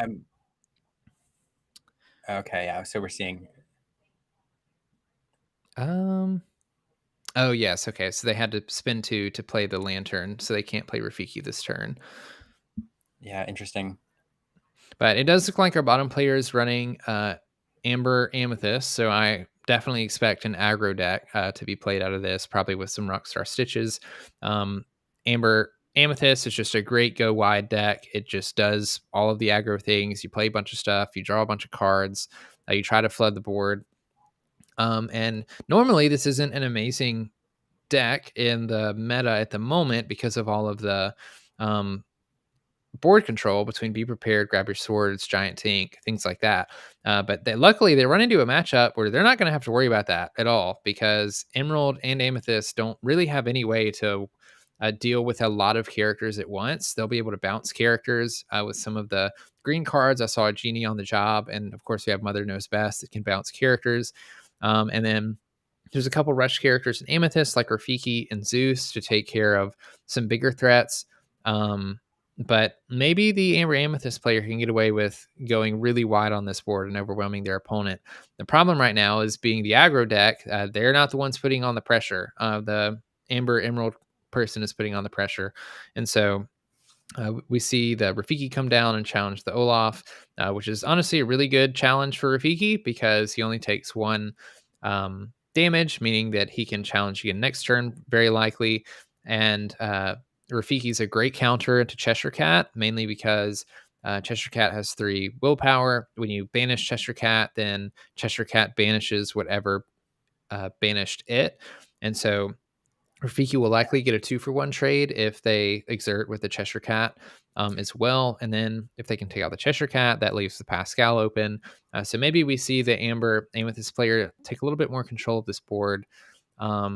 Yeah, Does I will say, fantastic note from Nicholas Rush here, who's on Twitter as a competitive player. I suggest people follow him for some competitive advice. But the Olaf play was a way to get around Simba with Megara in hand. Megara comes down +2. Oh yeah. Yeah, and so that allows Olaf then to banish Simba with remaining on the board. So it's not a trade. So that's kind of the explanation for that trade, or that play is Megara being in hand makes Olaf the better play if you're worried about a Simba on turn 2. Yeah, that makes a lot of sense. I missed the Megara in play. I'm very I not did as used well. I did as to well. It was seeing good, her good catch. getting played. But yeah, that is a great play. I love that actually. Somebody else, we do have a comment about that I want to highlight about the 45-degree tapping. Feels much more confusing than 90 degrees. That is true. And that is why we need to highlight that the official tournament rules of Lorcana that came out this week specify your cards have to be turned 90 degrees. Mm-hmm. I think that's something that'll take some getting used to. And there we have a correction And there right there. there we have As the we say correction. that, turn that 90 degrees so I know exactly what it is that it's exerted. So that is a good note. Yeah, so it looks like they're going to sing Friends with the Other Side with Rafiki. The Amethyst Emerald player has done a really good job at keeping a lot of pressure down against a deck that is supposed to be an aggressive deck, which is not very good for an aggressive deck because decks that are trying to be, or aggro decks, they're mainly just trying to play stuff and quest with stuff and not worry too much about the opponent's board. I mean, especially in a Amber Amethyst deck.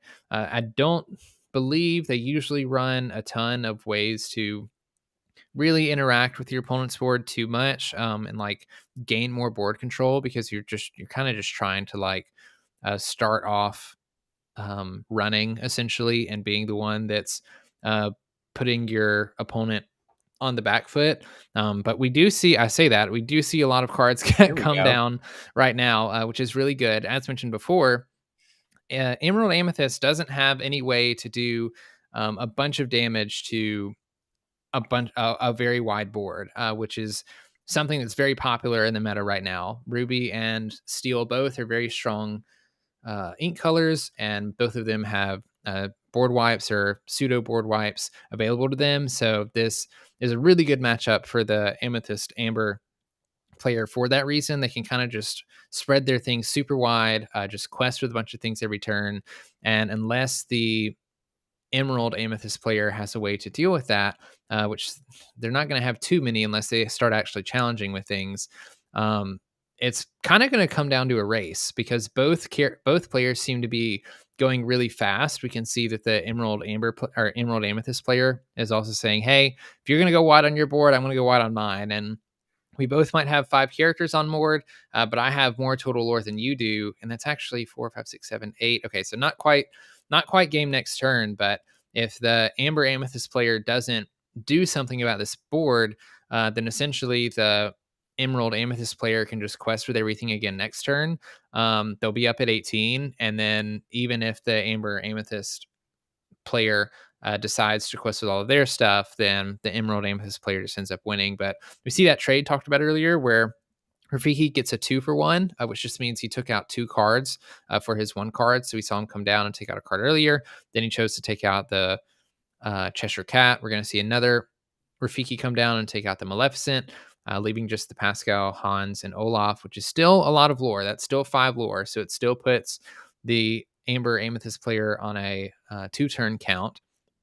But Yeah, and they're pretty behind. So they're going to quest with everything. If I'm the Amber Amethyst player, I'm honestly really hoping to find like a Rockstar Stitch or something soon to just try and add a little bit more lore to my side of the board. Maybe some more things to take out your opponent's characters. Uh, but they're gonna need something in order to catch up to this Emerald Amber player. Because if I'm the Emerald Amethyst player, because if I'm the Emerald Amethyst player, I think I just still keep my foot on the gas and I just keep trying to get to 20 as fast as possible. I do agree. We do see, card advantages is clearly, I think, going to be with the Amber Amethyst deck with the card draw in there, and we're down to one card in hand, I think, for the top deck there.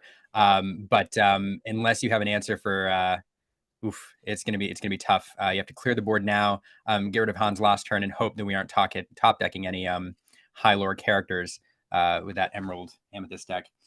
Yeah, and even then, you're still like not in a great spot as the Amber Amethyst player because neither Amber or Amethyst have any cards in their inks that help you banish a card that is not already exerted. The best that you can do is play an Elsa Snow Queen, which lets you exert that card to exert another character card. But I haven't seen that in the Amber Amethyst player's deck yet. And so even if we take out, or even if we banish everything exerted on the Emerald Amethyst player's board, like you said, we still have the Hans. And then at that point, the Emerald Amethyst player doesn't even have to exert Hans the next turn. They can just keep Hans ready.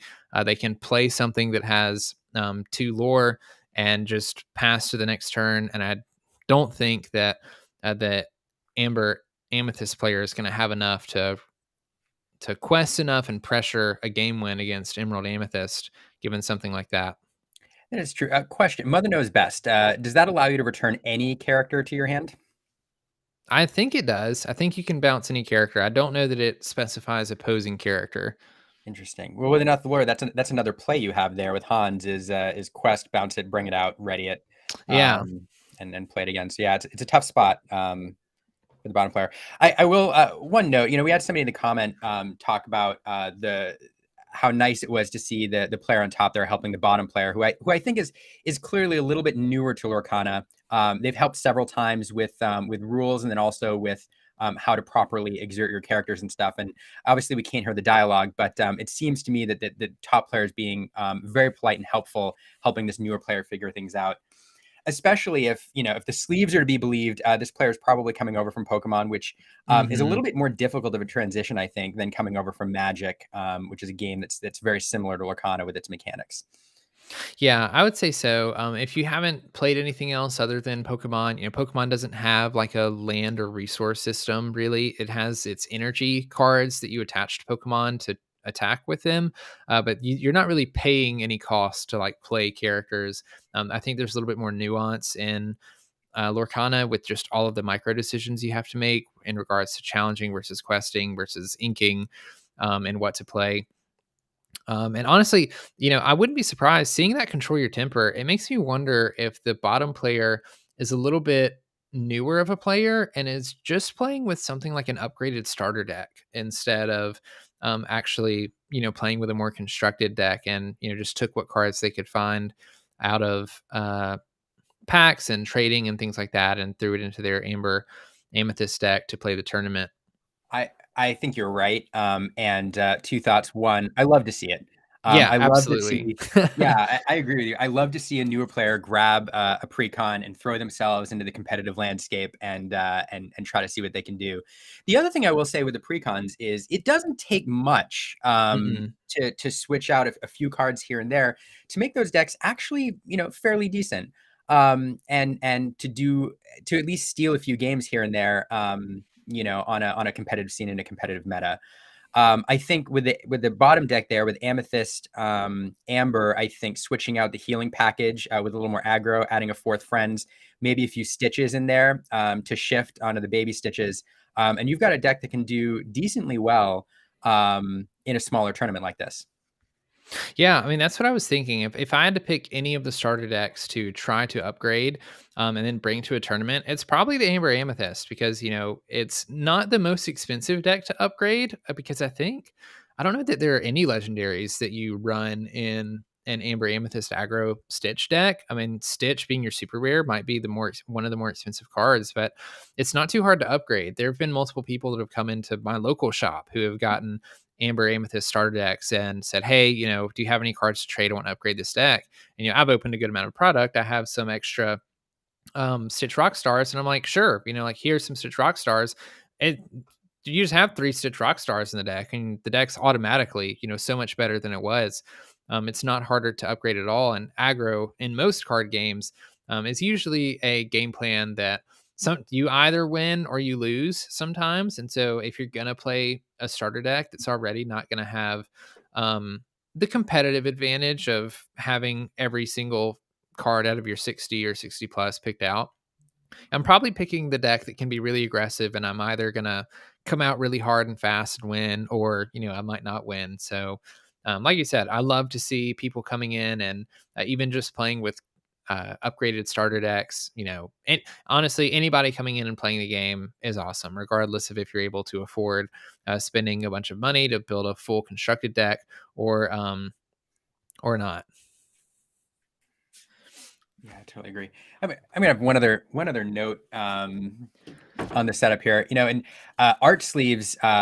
Some people who've been around Magic for a while have gotten a bad rap on the competitive scene. There was a interesting time where a well-known player modified an art sleeve just a very, very tiny bit to where it was barely noticeable to kind of mark the deck. And so for that reason, these flat sleeves that you see up top with one color have become more popular for competition. But in this game, I really appreciate a good art sleeve because that inkwell becomes just a blob of color.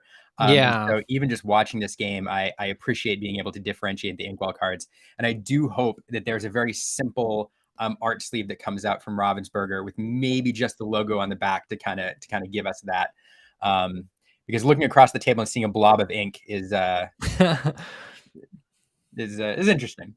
Yeah, it makes it a little bit harder on us commentators too, trying trying to keep up with just how much ink is in their inkwell. When you can sometimes only see half of it, and then depending on the quality of the stream, sometimes it really is just a blob of color, and it's kind of hard to dictate. But more than any other game, I've seen people compliment the card backs on Disney Lorcana, and just like you said, I hope they allow us to have card sleeves with art on them, or even just being able to play like clear sleeves where you can see the back of my card. I know that there's issues with cards being marked, and for tournament fairness and to prevent people from cheating. I understand why maybe that's not allowed, but man, I love the art on the back of the card sleeves, and would absolutely love to be able to just roll up and play with some clear sleeves and enjoy that artwork being in the inkwell. Yeah, so I'm watching the match play out so far. I mean, so top up there in Emerald Amethyst. I mean, I see a Maleficent turn 3 and then a Friend that can be sung on turn 4 for free. It's one of my favorite draws when I'm playing Amethyst. On the bottom, I'm more convinced that, as we discussed, this is a pre-con deck. So, which again, I'm really excited to see how well it performs. And good on the player for jumping in with that. Yeah, I'd love to, just for fun, just to see the bottom player take a game win, just to show that you can still do okay in a tournament with a upgraded starter deck. Because I mean, in all honesty, this isn't a terrible start for them. It's not as aggressive as we might see with a fully upgraded Amber Amethyst aggro deck, where maybe they play Lilo turn 1 and then Simba turn 2. But just being able to go wide and play a lot of stuff is still a relatively good strategy. Unfortunately for them, they may be playing into another more aggressive / mid-range style deck. And obviously, we see the Flynn Rider come down. That's a very aggressive card and a very good card, one of the best 2-drops in the game. Indeed. And so, unfortunately for the bottom player, they may just be outpaced when it comes to the aggro versus aggro matchup. But for those of you that don't know, Flynn Rider is a 2 ink, a 1 strength, 2 willpower character with 2 lore that has an ability that says when you challenge this character, you have to discard a card from hand. And so obviously that puts your opponent in a really difficult situation because it's 2 lore. You don't want to allow your character to continue, or you don't want to allow your opponent to continue to gain 2 lore every turn, but you also don't want to get rid of cards in your hand because in Lorcana, you're only drawing 1 card per turn, and then you're usually inking a card and playing a card, so your hand size starts to get pretty low unless you have other draw opportunities in your Yeah. deck also. And I will say to have a chance of stealing the bottom with the pre-con on the bottom, you really need to go aggressive and start trying to grab that lore as early as possible because I think Yeah. it is a race, and I just don't know that we're seeing enough aggression. I do think as much as I can't see cards in hand, so it's tough to criticize play. We do see a line where Yzma could have been used to quest to get a better advantage out of the Maleficent with that card draw early on. And I just think the bottom player needs to be just a bit more aggressive with the questing in order to both take advantage of his card's abilities or their card's abilities, but also to start that lore race because there's not a lot of threat on the board right now from the top player. Yeah, I agree totally with that. One of the things that I find new players to Lorcana have a really difficult time with doing, and something that I actually like to do when playing against a new player and showing them how to play the game, is in most other card games, you are really rewarded for challenging your opponent and keeping board control. Because usually, if your opponent has less board control than you do, you can use your character and then challenge that other character directly and win the game through that way. Versus in Lorcana, that's not quite how Lorcana works. There's an opportunity cost to both challenging and questing because you can usually only do one with a character. And questing is the only thing that wins you the game. So you can challenge your opponent's board as much as you want, but if they're questing with those characters before you challenging them, they're actually the ones getting closer and closer to their win condition, even if you are continuing to try to keep board control.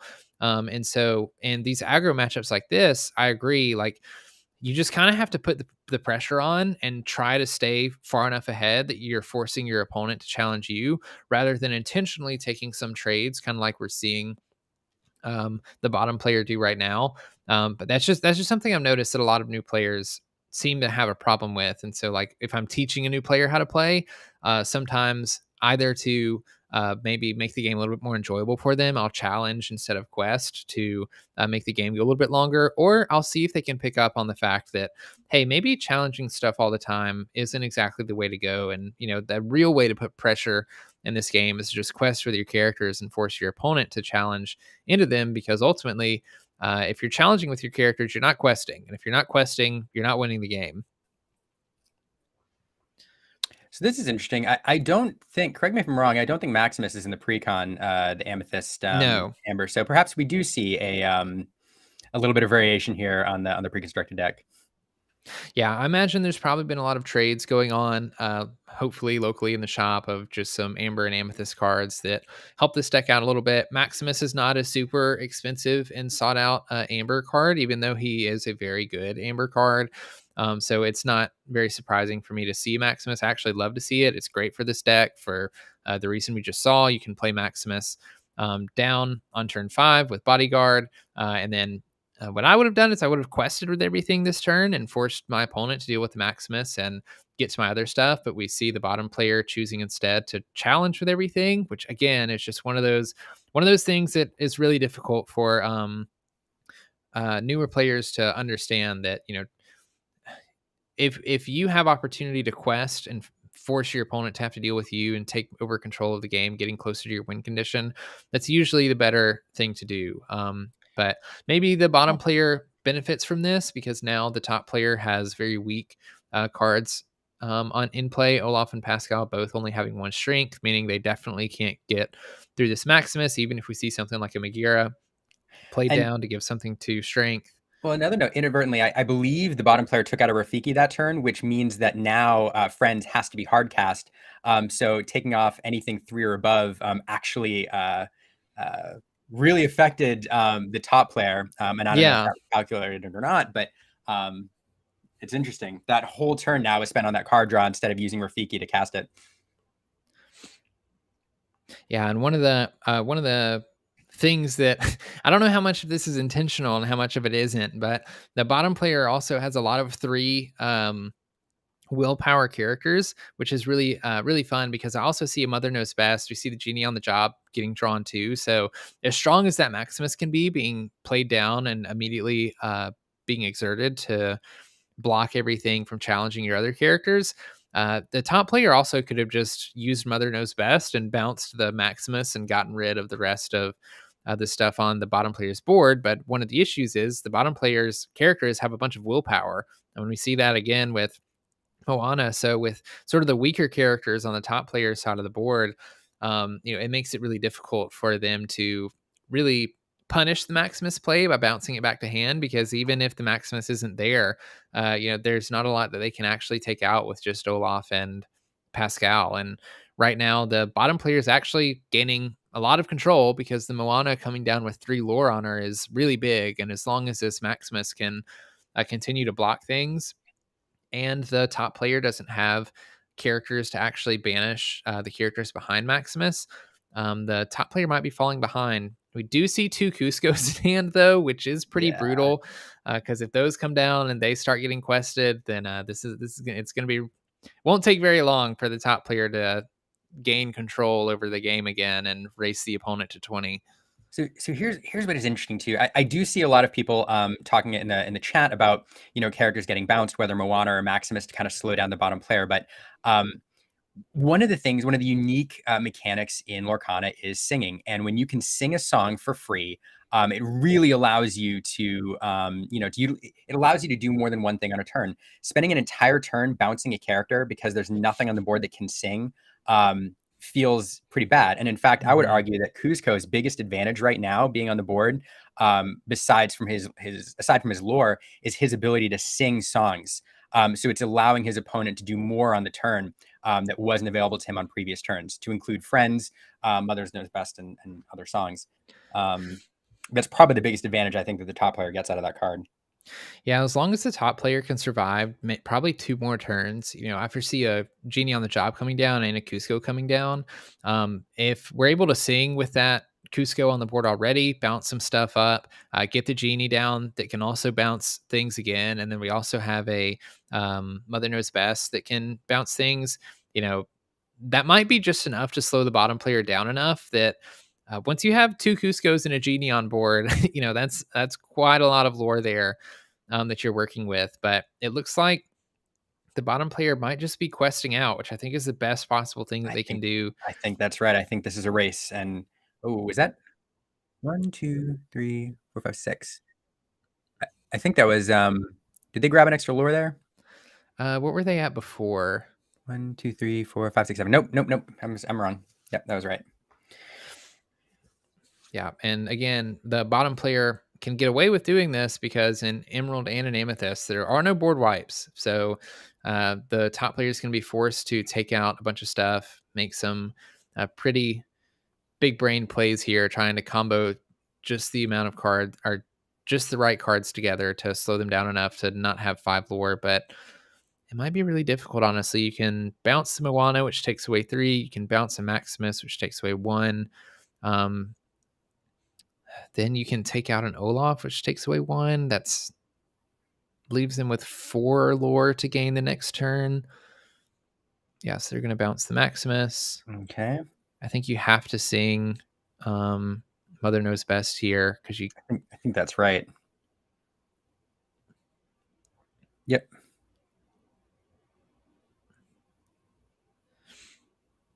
Yeah, they take out the Olaf with the Olaf.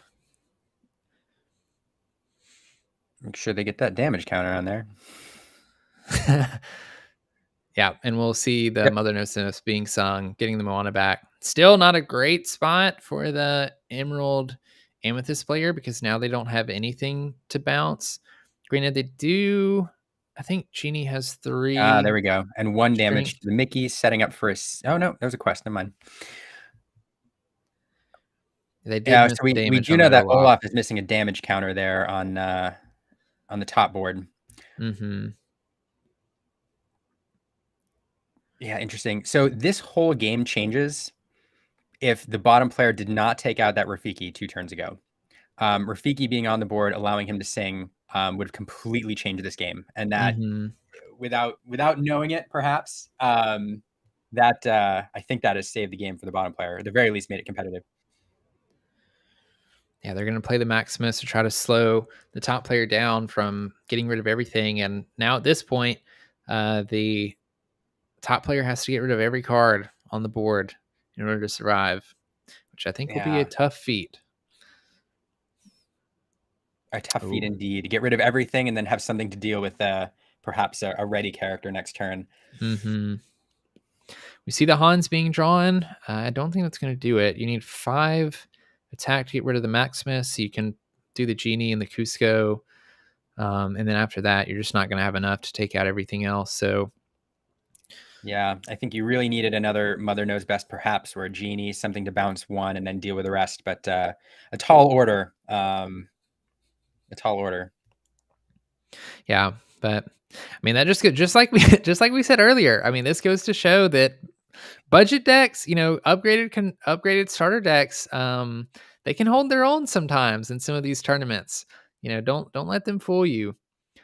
So we're going to go to a game 3 with looks like an upgraded starter deck and an Emerald Amethyst aggro deck, which I'm super excited about. One, because I love to see this upgraded starter play. I love to see more games. And 2, we don't have to talk to each other for 23 minutes while we wait for the next round. Yeah, exactly.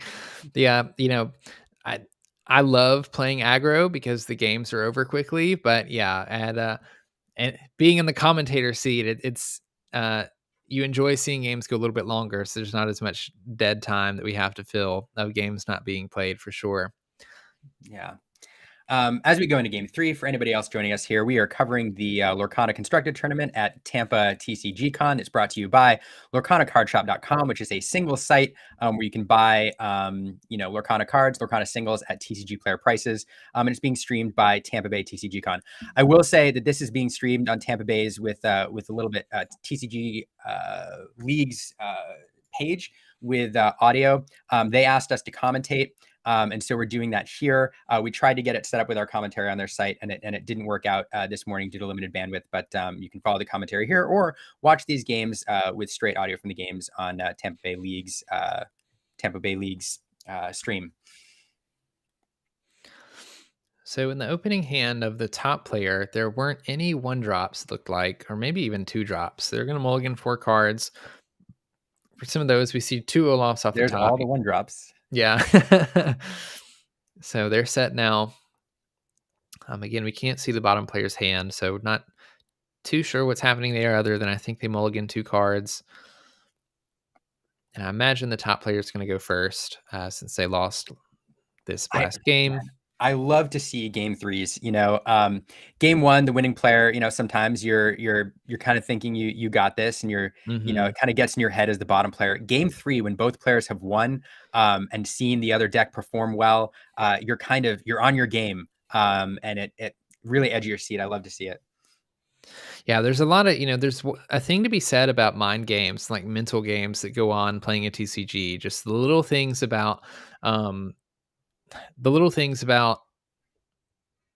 losing games and making sure that you don't psych yourself out on the games after that, and then winning games, and also not psyching yourself out in the sense of thinking that the next game is guaranteed. There's a lot of, not only do you have to be thinking a lot and making sure that you're not making any misplays, but you also have to be sure that you're in the right mental space so that you can think clearly and you're not, giving yourself not enough credit, and can allow yourself to perform well. But pretty standard stuff. We see the Olaf come down on turn 1 from the Emerald player who did go first, matched by another Olaf from the bottom player.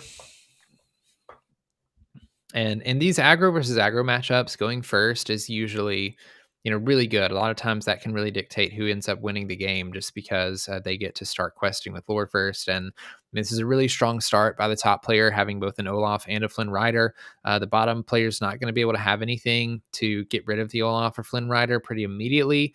And the bottom player doesn't have anything that I think can take out Flynn without challenging it. So Flynn's going to get a lot of value out of the challenge and discard, and being able to quest first as the top player and to start putting the pressure on and already putting your opponent on the back foot, is exactly what you want to see as an aggro player. I think you're right. I think that if you know that top player there can script their turns, I think that is the 1-2 play that they probably want with this deck. Okay, so instead of drawing the card with the Maleficent, we see the Yeah, Rafiki come down. that's an interesting play. I'm interested to know what people in the chat think. You know, rather than take that card draw off Maleficent, taking out the Olaf and really going for the lore instead is an interesting play.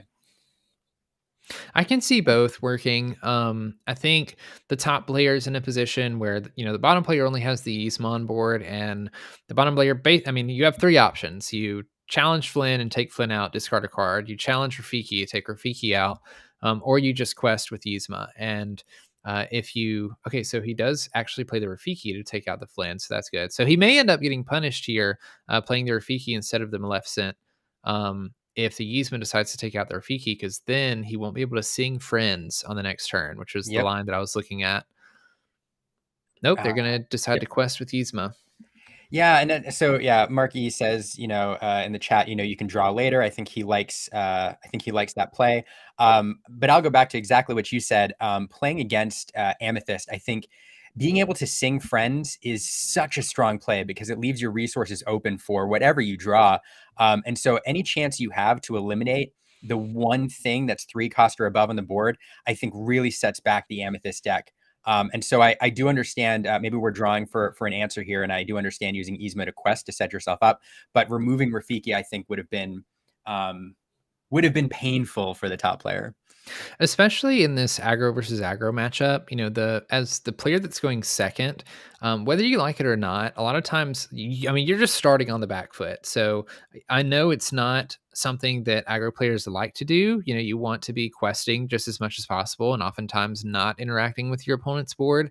But just like you said, when it's aggro versus aggro, if you can take out that 3-cost character and slow your Amethyst, the aggro player, down a little bit, I don't hate that, because like right now you are not outpacing your opponent, especially if they're running green. I know that they're probably playing Cusco, they're playing Mad Hatter. So like the longer that this game goes on, as soon as they get to turn 5, those 3 lore characters are coming down. And like the only way that you're maybe beating that is by playing a super wide board. And so, I think causing it so that they have less cards in hand, they don't have opportunities to draw things for free, and they're having to actually use their resources and slowing them down, is definitely worth a consideration, as the bottom character or the bottom player. Yeah, I think so. Most people in the chat seem like they approve of the Rafiki play. Couple disagree. I will say I think the dynamic of this game changes if that Rafiki's taken out and again it can't sing. That is the advantage to playing Maleficent, is then she's not exerted and she's around next turn for singing Friends. Yeah, and on the board. I'm sorry. Go ahead. I see a comment in the comments about not using Rafiki against an Amber player well, because they leave things with damage on them and you're scared about the Rapunzel. Like, you're absolutely right about that. The Rapunzels are super scary. Anytime I play against Amber at this point, I don't want to leave damage just on characters if at all possible. One of the things though is this top player probably likely knows, either because they know this player or just having played 2 games against this player, that this is a upgraded starter deck.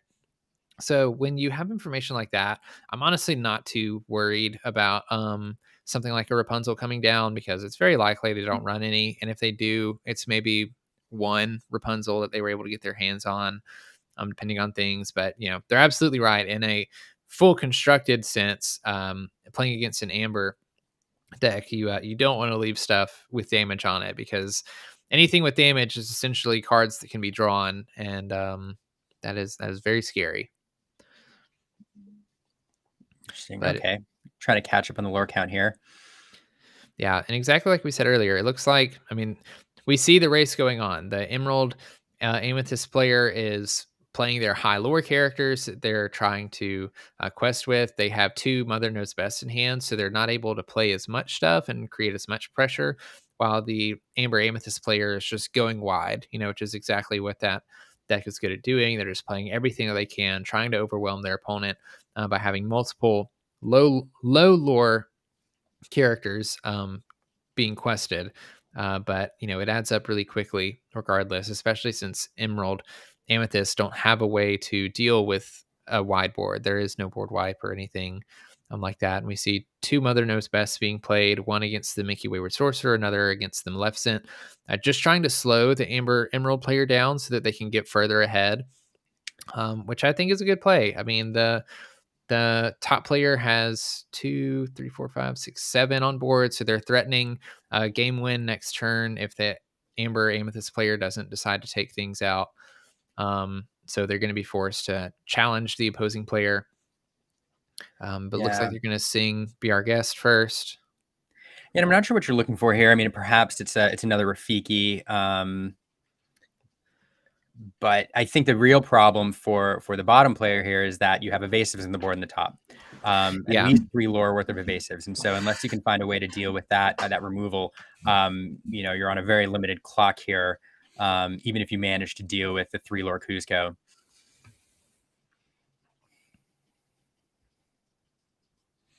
Yeah, that's the only thing that I can think of that they would be looking for. And even then, like... Oh, yeah. And we have a note from the chat. It looks like the top player probably accidentally took an extra lore during that round. Again, I'm sure it's accidental in this case, but again, something to be watch out for. Which again, I will just say is another advantage to pen and paper, because as a player, you can kind of look and see what's been done. There's really no way here with just the lore tracker on the table to remember what's been what's been done on previous turns.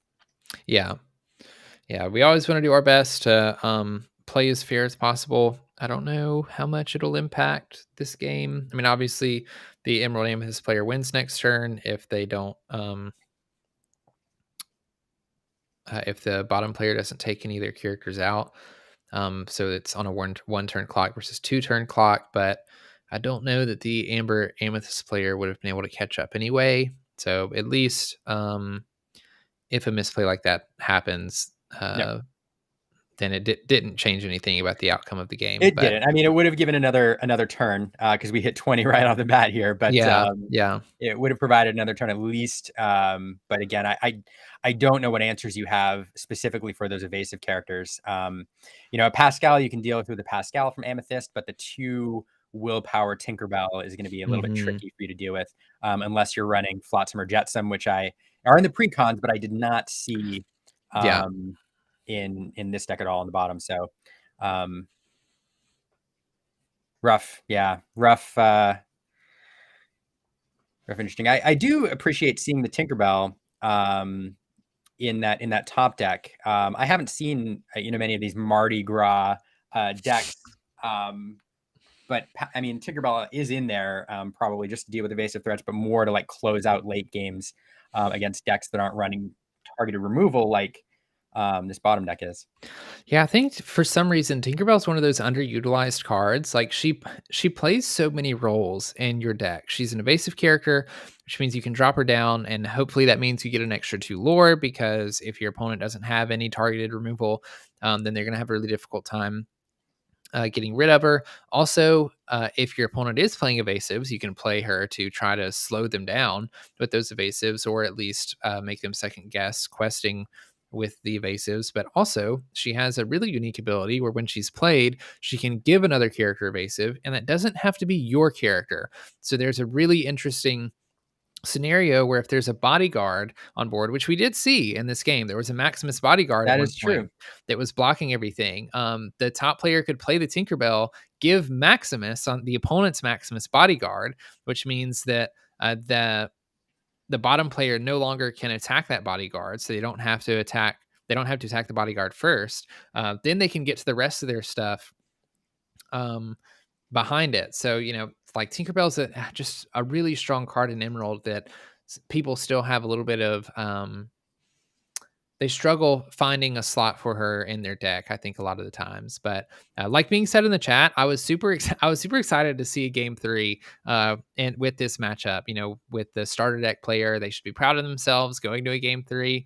Because like they are at a disadvantage. They don't have a full constructed deck. So it's really awesome to see these, even if it's a little bit upgraded, these starter decks taking games from other players. It shows that even if you're on a budget and you're playing Lorcana, you can still have fun. You can still win games. You can still um, enjoy those things. And one of the best parts about trading card games specifically is that they are a trading card game. So you get your starter deck. Maybe you're lucky enough to get a couple packs, or if your LGS allocates a couple packs to League Night or whatever, you open some stuff up that you're not going to play. You can just trade the stuff that you're not going to use or you don't plan on playing for upgrades to your starter decks, and it doesn't take that many cards before your starter deck starts to look a little bit less like a starter deck, and gets better and better, where they can be a little bit more consistent, take wins against these fully constructed decks that people put together themselves.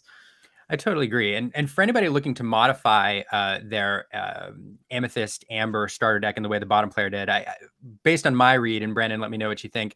I think what they did is remove the preponderance of the healing package. I didn't see Dingle Hoppers. I didn't see Hakuna Matatas. And I also didn't see any Hey Heys, which I think are some of the most underutilized cards in that deck, although Hey Hey can do some work in the right circumstance.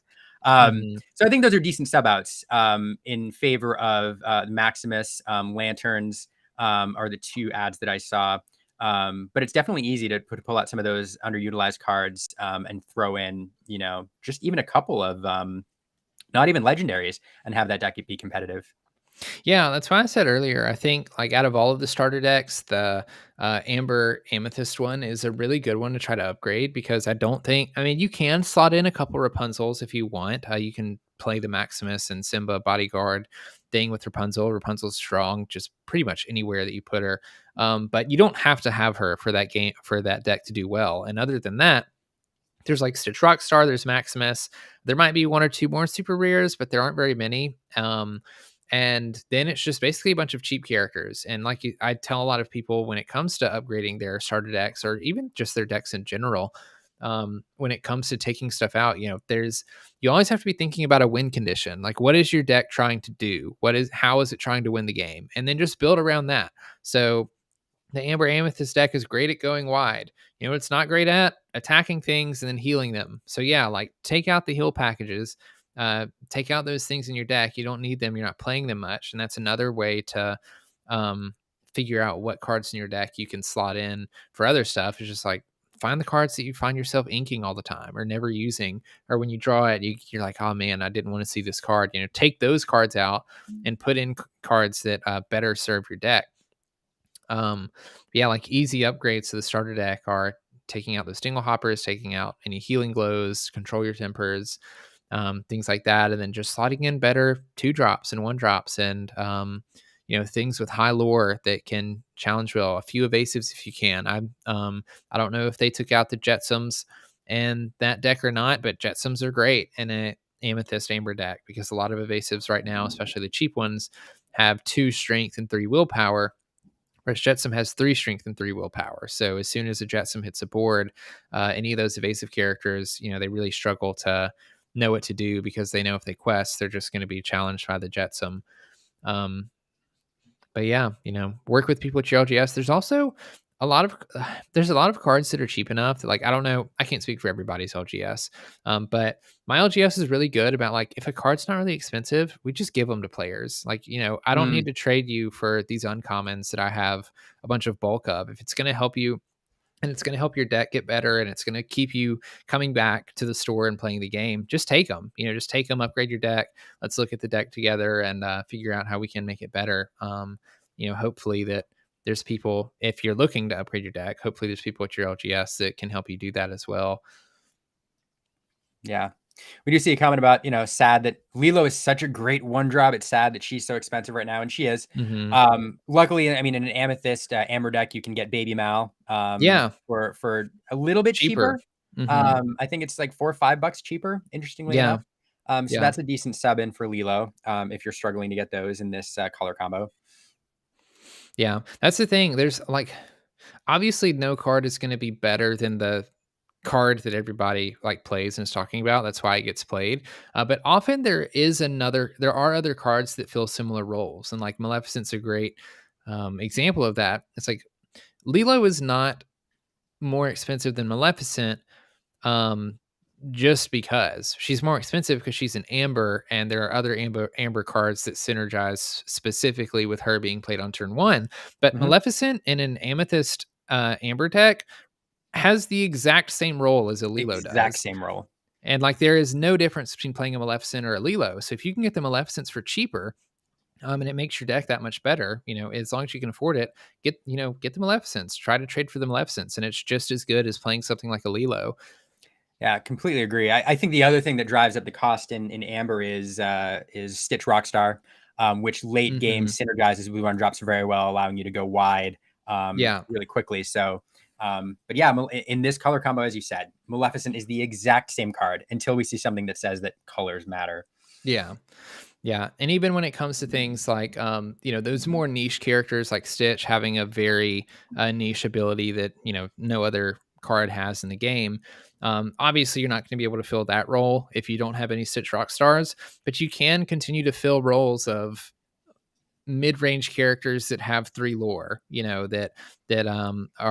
That help you push to 20, and that are bombs that the opponent has to take care of. So I'd challenge anybody who can't get their hands on cards, the specific cards that are in the completely optimized net deck list, to try to find other cards that are maybe a little bit cheaper, or maybe that are just more accessible, that that you can find, that they're probably not going to fill all of the roles that those cards fill. But I maybe challenge you to find cards that fill one of the roles and slotting those cards in as well, because is an Amber Amethyst deck going to be much stronger with a Stitch Rockstar versus a Moana? Yeah, probably. But I would rather have a Moana in the deck than a Dinglehopper, and so if you can find cards that still do half of the thing that the main card you're looking for is trying to do, that's better than cards that aren't doing any of the thing that your deck is trying to do also. I agree. No, completely. For those who are hanging out with us in the chat while we wait for the next round, I'm kind of interested in what your all's favorite deck that you're running right now. Maybe it's a meta deck, or maybe it's a deck that that's kind of under the radar, that we haven't seen much of, and it's just fun to play, even if it doesn't win that much. So, if you have a color combo or a list that you're excited about, let us know, and maybe we'll see it pop up here in this smaller tournament. Mm-hmm. Liam, do you have a favorite deck that you're taking to League? Oh, I mean, right now I'm really loving the lemon lime, aggro deck. Mm-hmm.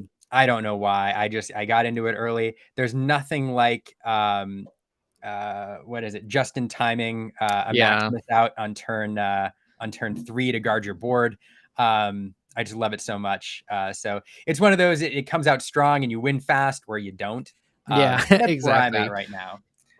Yeah. How about you?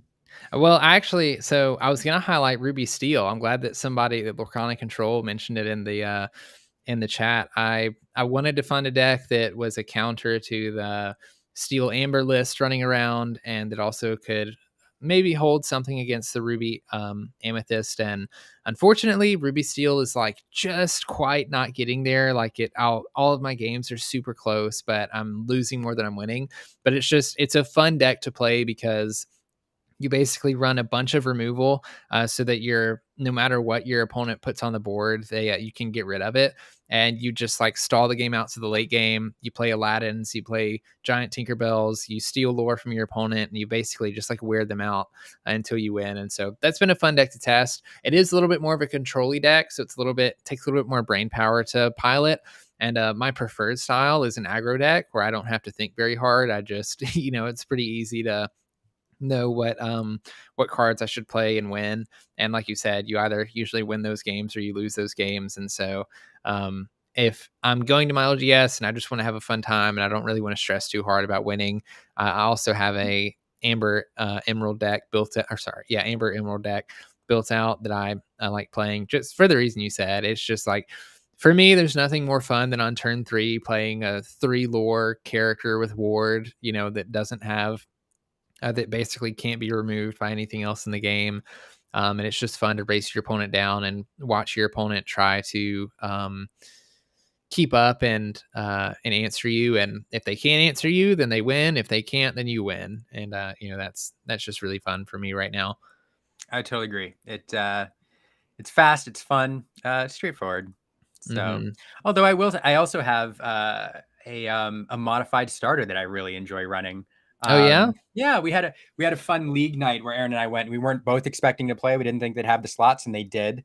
So Aaron took the lemon lime deck, and I grabbed a starter deck, and I frantically pulled out like 5 or 6 cards and shoved in a Stitch and a fourth friends. Always put the fourth friends in, by the way. Yes. Always put the Yeah. fourth friends in.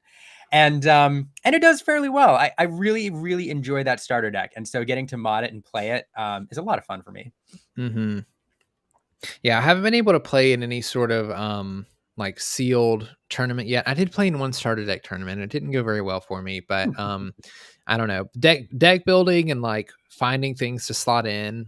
It just I find it so fulfilling and awarding and rewarding when you play and win with that deck versus a deck that you net deck off online that has won tournaments that does well, which there's nothing wrong with, by the way. I'm going to Absolutely go not. out and say like net decking is totally fine. I know there's some 100%. people that don't like it, but I think it's a great resource for players who don't like to deck build, who aren't very good at deck building. But man, like bringing a deck that you thought of yourself and you put together, or even like a starter deck that you slot in cards yourself, even if you worked on with a couple people, there's just such a great feeling about winning with that deck, knowing that it wasn't an already optimized deck that was supposed to be really good. There's a lot of pride there that not only did you win the game, but like you put all the cards in that deck and you won with those cards.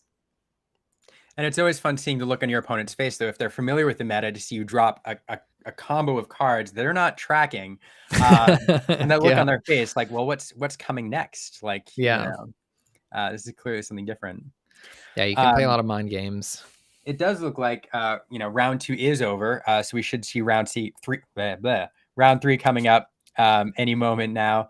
I've gotten word from Tampa. They're going to do a 5 rounds, and then they're going Okay. to cut to the top 8, Okay. which is fascinating because usually what you see is 3 rounds with this number of players, Mhm. which leaves the undefeated players as the top 8, or maybe you can drop a game, but really you have to really make it, you have to win out. With 5 rounds, it leaves you room to drop game 1 to fight your way back, and maybe I'll have to do the math, but I think we could see some 2 lost players, I think, bubble in as well to a top 8. Mhm. I'll have to double check.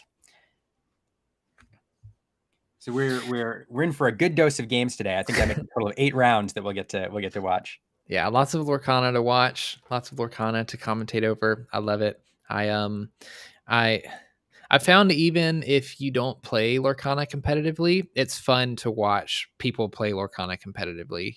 Just watch people play well, and I enjoy doing it. When I played Pokemon, I loved watching their broadcasts on their regionals and things, even though I had never gone to regionals. Hey, Aerostorm, I see that in the comment. I see you see that top playmat. I'm not in Tampa, but I'm in contact with the people down there running the tournament.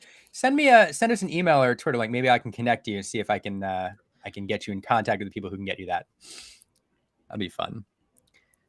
While we wait for this next round too, just the obligatory plug. First, Brandon here is at B²24, does amazing content on YouTube and a lot of fun to follow on Twitter, or the artist formerly known as Twitter as well. I think you're at B²24 there as well. Yeah. All right, I'm gonna see if I can get the stream back up. And definitely worth following him. Yeah, there we go. Definitely worth following him for Lorcana content. If you like this commentary, you do great videos on deck building, some deck techs, all sorts of stuff. I think you're one of my favorite creators to follow, so I appreciate that. And go ahead and give us a follow on Twitter as well, and maybe hit subscribe. We are my wife and I are at Illumiteers. And you're on our channel, so we appreciate any support. If you enjoy the commentary, we also do Lorcana content from a family angle, and look at the art and design of the game. So appreciate you all hanging out with us today. Yeah, if you guys haven't liked the stream, haven't subscribed to the channel, I highly recommend it. You won't regret it, I promise you. And we hang out together a lot too, so you'll see us. Yeah, exactly. You'll see both of our faces regardless of which one you decide to follow. And I should also mention the 2 other kind of sponsors of the stream today. We have the prizing, and the tournament is being run by lorcanacardshop.com, which is a website where you can order Lorcana singles at TCG pricing from a reputable dealer. The prices update twice a day and pull from TCG. So it's a great place to get your singles if you need them. And then also you have Tampa Bay TCG League, who is hosting the stream. It's another YouTube channel I can follow out of Tampa Bay, where they cover Flesh and Blood, Lorcana, and a bunch of other TCGs down there. So if you're in Tampa or the Florida area, you should join the league. If you're not, you should follow them for event coverage and streams, etc. So those are all your hosts for today's stream and commentary. Also, Stitch. Yes, Stitch, of course. He's giving me a little bit of help on the commentary side of things. I love it. But Liam, while we waited on this next round, I wanted to highlight a new format that you guys came up with in a recent video that I loved. I haven't been able to play yet, but it was a two-headed dragon, or as I like to say, two-headed hydra. I thought it would be really fun for you to talk about it. By the way. No, it's a fun format. I have to, full disclosure, like, we did not invent it. We added the third rule, we tweaked it, we played it. It was somebody else who came up with it, who I'm waiting to be able to say who did. But it's a fun format. For those who didn't see the video, it is a 2v2 style format. It's similar to Two-Headed Giant in Magic, but the difference is both players on a team have to get to 20 lore on their own. And that makes the game a lot of fun because it creates new and different strategies as players take on different roles, either offense or questing. But you have to embody both before the end of the game because both players have to meet their win con. But what makes the game really fun is that both players on the team take their turns simultaneously.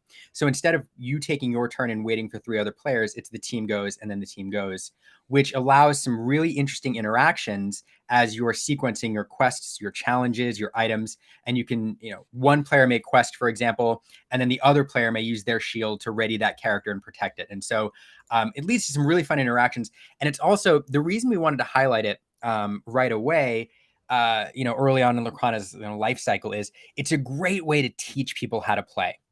If you have somebody who's new to the game, maybe, somebody who's younger, who's never played TCGs before, or maybe who's intimidated about playing, a stranger, you can put them on your team where you can look at their hand, you can help them sequence their turn, but you're doing it in the spirit of cooperation and gameplay as a teammate, rather than looking over their shoulder and coaching them while they're playing, which is a completely different feeling. So it's a fantastic format. Thanks for asking about it. And it's probably my favorite way to play.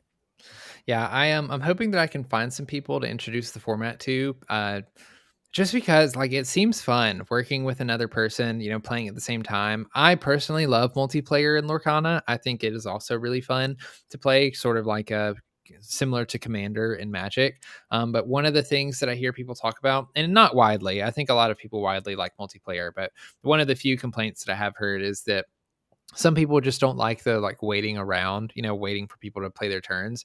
And I think this is a great different multiplayer format to play if that's an issue you run into, because like you said, instead of waiting for three other people or however many other people you're playing with to finish their turns, it's just your opponent, your two opponents, and you're waiting on them to finish their stuff, and then you get to start playing with your opponent as well.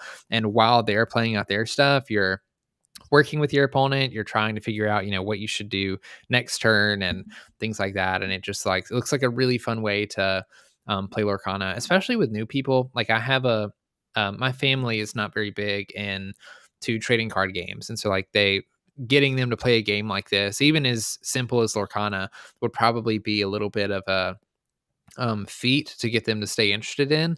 But I could absolutely see them want playing with me if they knew that we were playing together as a team. If it was me and my sister versus two other people, because then I can look at both of our hands and I can say, okay, we need to do this and this and this. And, they can learn the game while we're also playing, and they don't feel like they're holding everybody up or that they're not, playing poorly. And one of the things that, I'm somebody of the mindset of it's fun to win.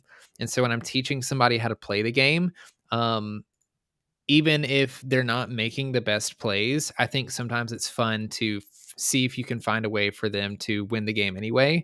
Because if somebody comes in and plays the game and all they ever do is lose, they're not going to come back and play the game. It's not very fun it's not usually very fun to lose all the time.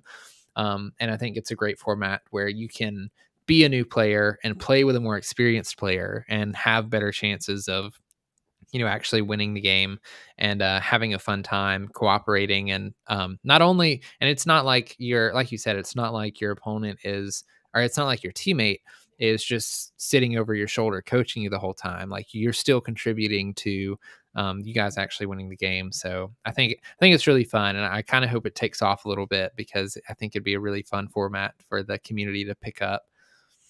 It is a ton of fun. It is a ton of fun. I do see, one of the interesting criticisms that people say, well, why don't you share like Two-Headed Giant? Why don't you share lore totals? And you could do that, but it's a completely different game. What that does is it allows one player with a very large character to run away with the game, and really carry the team. And in this team aspect, especially when you're trying to teach somebody, else to play, allowing one player to just run away with a lore count, as opposed to having both players having to get there. It's a very different dynamic. And the independent lore count is definitely the way to go. Yeah.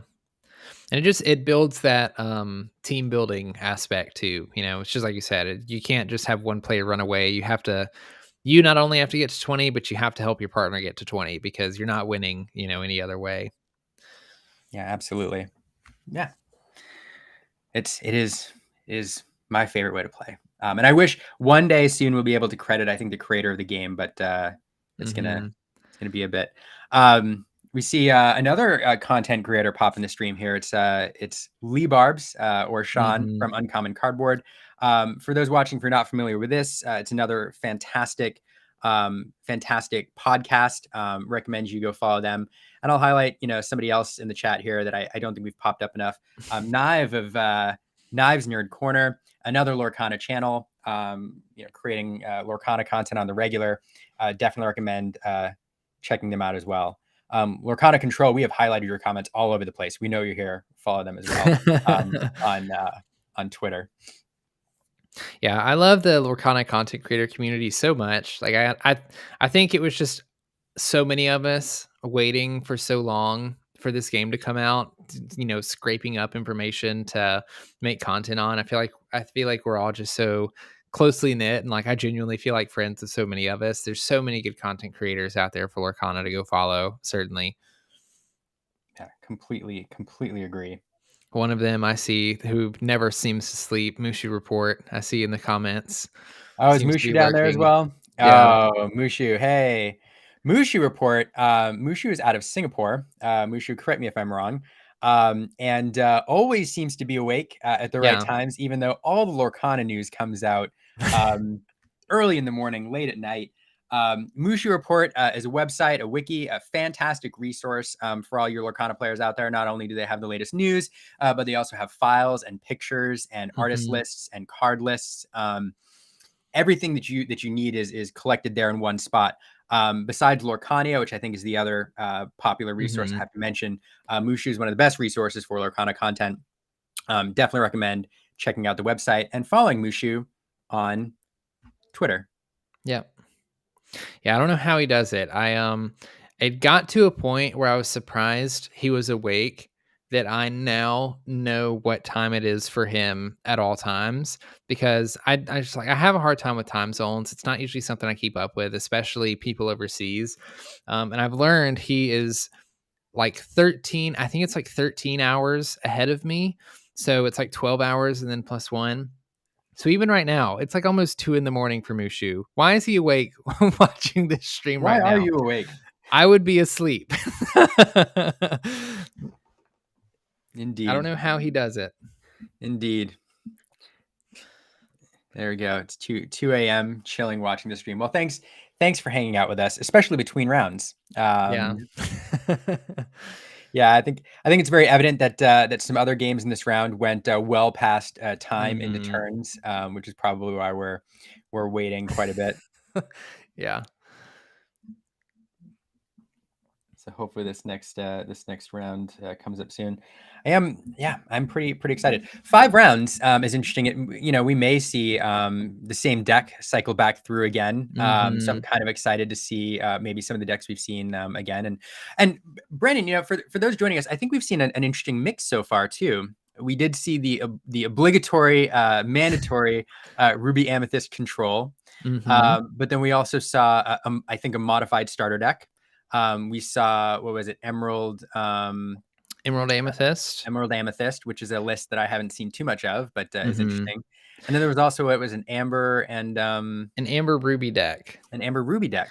Yeah. So weirdly enough, we've seen more what I would call like rogue decks or like off not popular meta decks than we have meta decks so far, which is actually pretty fun. And that's one of the things you run into with a smaller tournament like this, like we were talking about earlier, that since there's not as many people, and maybe since the prize pool isn't like it typically is with product or cash prizes, maybe we get to see some really fun decks today. I actually enjoy commentating over these games more than the typical standard, Amber Steel versus Ruby Amethyst decks, because we've seen hundreds of those. We don't need to see any more of those. It's more fun to see what fun stuff people can come up with, and what fun win conditions and cards they get played that we don't normally see play. Yeah, no, I totally agree.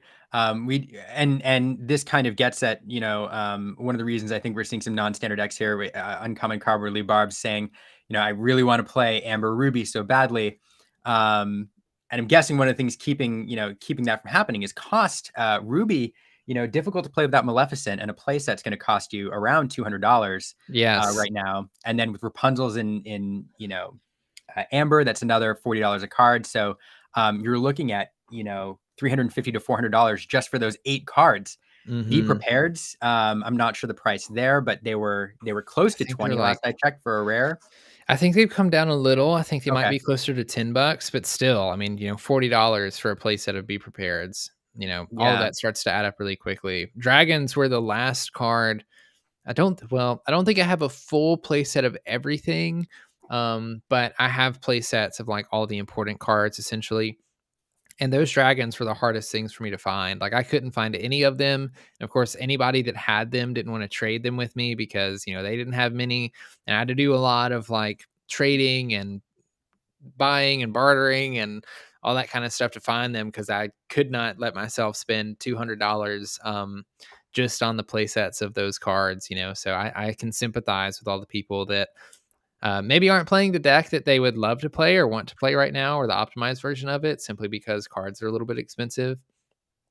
But so I am getting word from Miami that they had a small breakdown with their Melee software. And while they're trying to fix it, they told players to take a 10-minute break, and that was about 5 minutes ago. So that's one of the reasons we're seeing the delay between the next round, is they're having issues with the software. Hopefully they'll be up shortly. Yeah. A lot of rules questions are being asked in the chat here. So one interesting note, I'll address it since they're talking about it, is the intentional draw rules. You see in tournament formats a lot, where especially when there's prizing and you're in one of the final games, or if, let's say, you're on the bubble of making the top 8 before a cut, players agree to a draw in order to allow both players maybe to split a prize, or allow both players into the top 8. You could also find scenarios where there's perhaps a player on the bubble who needs a draw, and their opponent is not going to make the top 8 for sure, and you have an opponent offer some sort of compensation, perhaps, for a draw or for a concession, where a player says, hey, if you concede the round to me so that I can make the top 8, I will give you part of my prize pool. It's kind of gamesmanship that you see among experienced tournament players.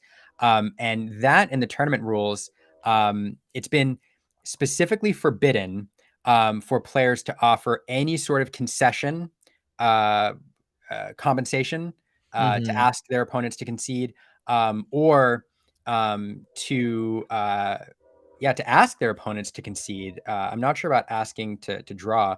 You also can't refuse to play a match in order to force a draw. But there's a lot of rules which are trying to prevent some of that gamesmanship that you see in these tournaments. And I think that's probably a good thing, because I think, especially in a game where you're trying to encourage, younger players, first-time TCG players, families to play, you could run into situations where some of those younger players feel pressured Mhm. by experienced Absolutely. players into accepting some sort of prize or compensation for that draw. What do you think, Brendan? Yeah, as unfortunate as it is, there's always going to be people in the TCG community, and like some people may not like to say this, but I'll say it. But especially in the competitive aspect of a TCG community, where there's people that are going to take advantage of younger people if they can, or really anybody if they can, not just younger people, but especially younger people because they're easy to take advantage of. Um, and so, I think it's a good thing to implement a rule like this so that people can't be taken advantage of. I want to say hi to Aaron. Thanks for Hi, joining I'm us. here. But, I think from a competitive perspective, I appreciate the ability to do something like intentional draw with your opponent if both of you are going to make it, guarantee your way into top eight. I know there's not a lot of people. I know that there are people that don't agree with me on this, and I'll be honest. I have not played in a really large, regional style event and been in that situation. So there's a lot of people that have way more experience than me in this topic of discussion. But from a player on the outside looking onto the inside, I like the ability of being able to intentional draw if you don't want to play out that game, especially as this game gets larger and larger. When you get into tournaments where there's 1,000 people showing up to play, or, even a couple hundred people showing up to play, you're playing multiple rounds, the whole day. And if you and your opponent want to intentional draw on round 9 of the day after playing hours of this game to make sure that you make day 2 or top cut or whatever, I'm fine with that. You've played the whole game, you've played the whole day, you've played well, that's fine. But I also respect and commend people who will not take an intentional draw because it's important for them to win. Like, I do appreciate that mentality of like, unless, like, you don't win unless you win, kind of a thing. And so, like, it doesn't affect me too much. I think allowing intentional draws probably helps newer players or less experienced players maybe get into day twos and into top cuts where they may have a little bit more difficulty getting into them, which I like. I always love seeing newer, less experienced players breaking into those next levels of competitive play because it's fun. It gives people reasons to keep trying to be competitive and keep going. But I think, yeah, like that. Ultimately, that's probably my opinion on the matter. I think it's overall, I think it's good that you can't ask a player to concede for any reason. I think that's just good gamesmanship, like you said, and a good way to try to protect people who may not know any better, or especially a younger audience from falling trap to somebody trying to take advantage of them. Yeah, it's a complicated subject. I see Mushu in the comments saying, that he prefers no intentional drawing. There is a difference too, I think, between players, let's say in the top 4. So we saw a scenario in Chattanooga, or Mhm. not in Chattanooga, but in Tennessee on the first Yeah. 1K tournament, where the top 4 players, rather than playing the last 2 rounds, said, "Hey, let's just split the top 4 prize pool evenly. We all have got a long way to go to drive home." And Yeah. these were all fairly competitive players who were good with splitting that prize. Um, I can see the appeal to that. But you can also imagine there's a scenario, like exact same scenario playing out, where there's one player who really wants to compete for that top prize and the glory, and feels pressure to split the prize pool. Um, I do think there's also a difference too when you talk about top 8 cuts.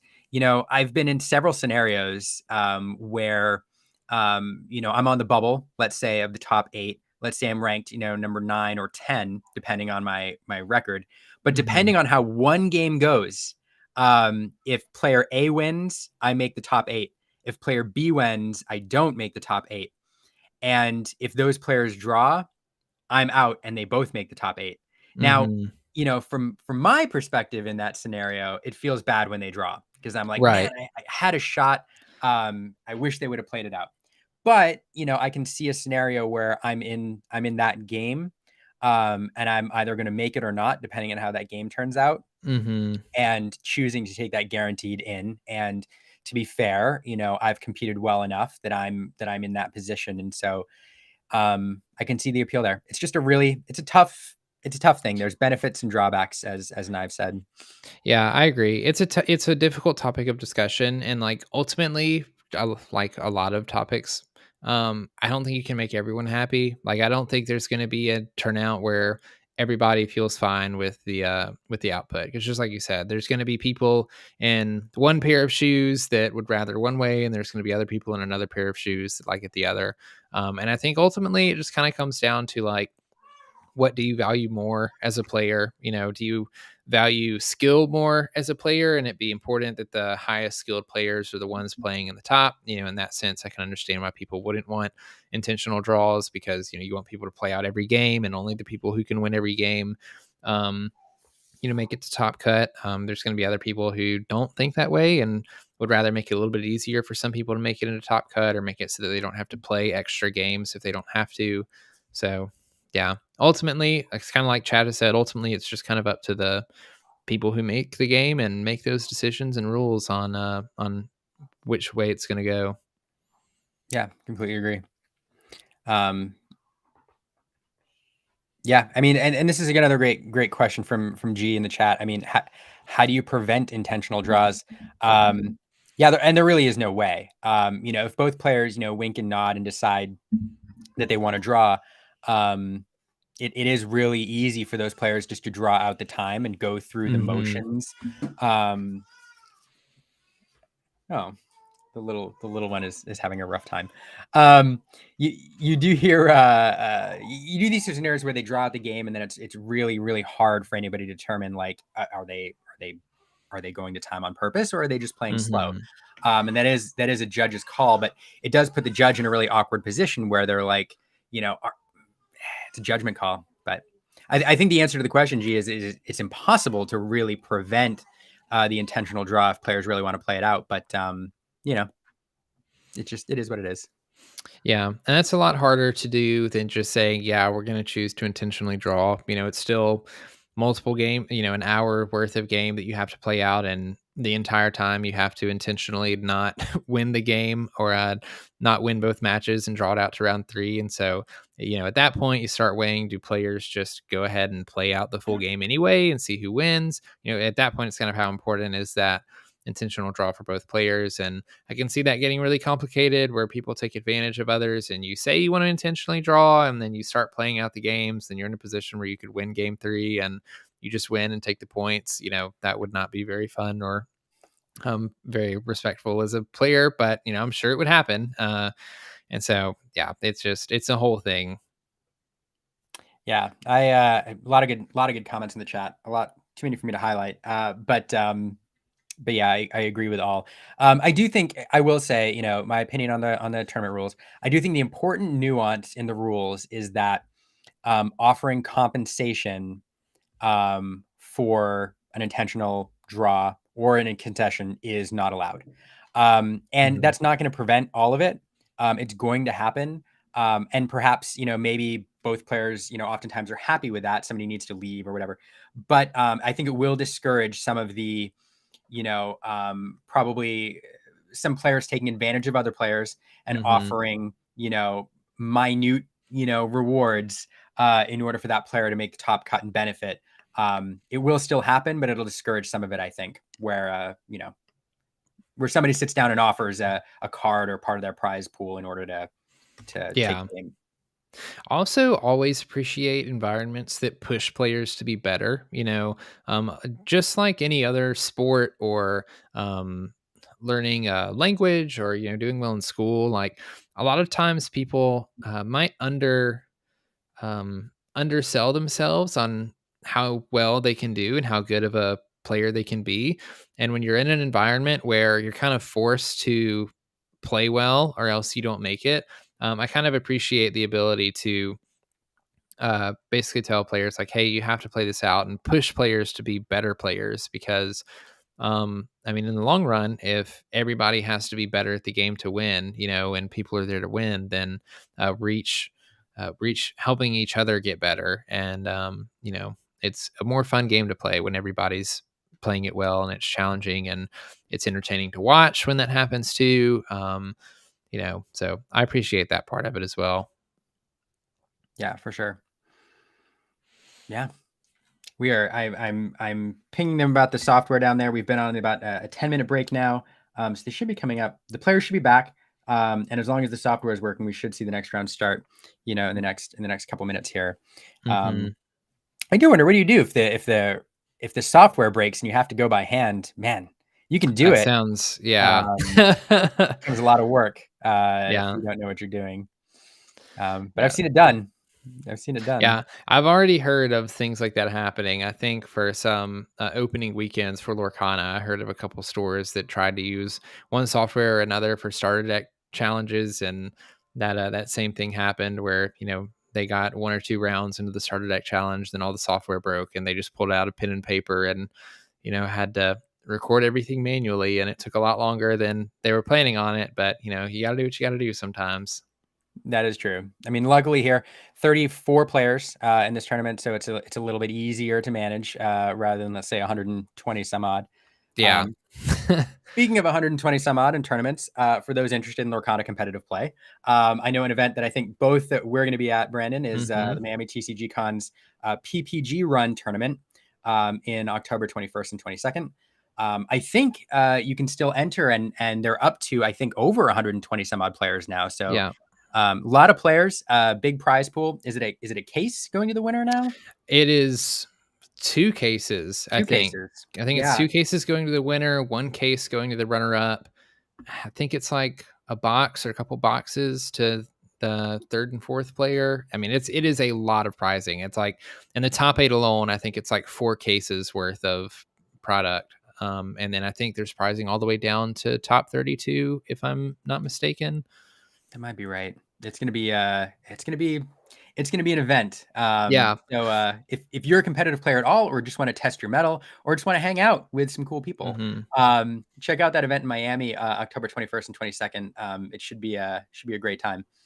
Yeah, there's not going to be as many of us Lorcana content creators in Miami as there were Gen Con, but this is going to kind of be like a little mini Gen Con. There's going to be a bunch of us there getting back together again, which I just absolutely love to see everyone. And we'll have a booth in the exhibit hall, I guess, for the convention. A couple of us content creators, there's a table. I don't really know what we're doing there. I think I think it's kind of like a Hanging hangout. out.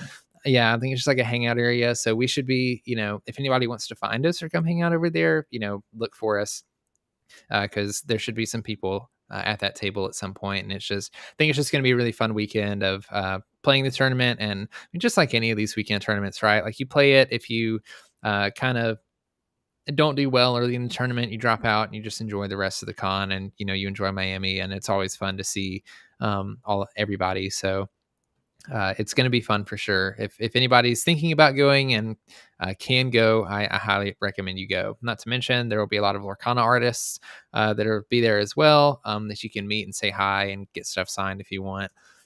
So that's another incentive to go as well. Yeah, all and every Lorcana artist that I've met and talked to are just fantastic, personable people who really want to meet the fans. And so getting to meet them, hang out with them, talk to them, compliment them on their art is just going to be so cool. And most of them are coming from overseas too.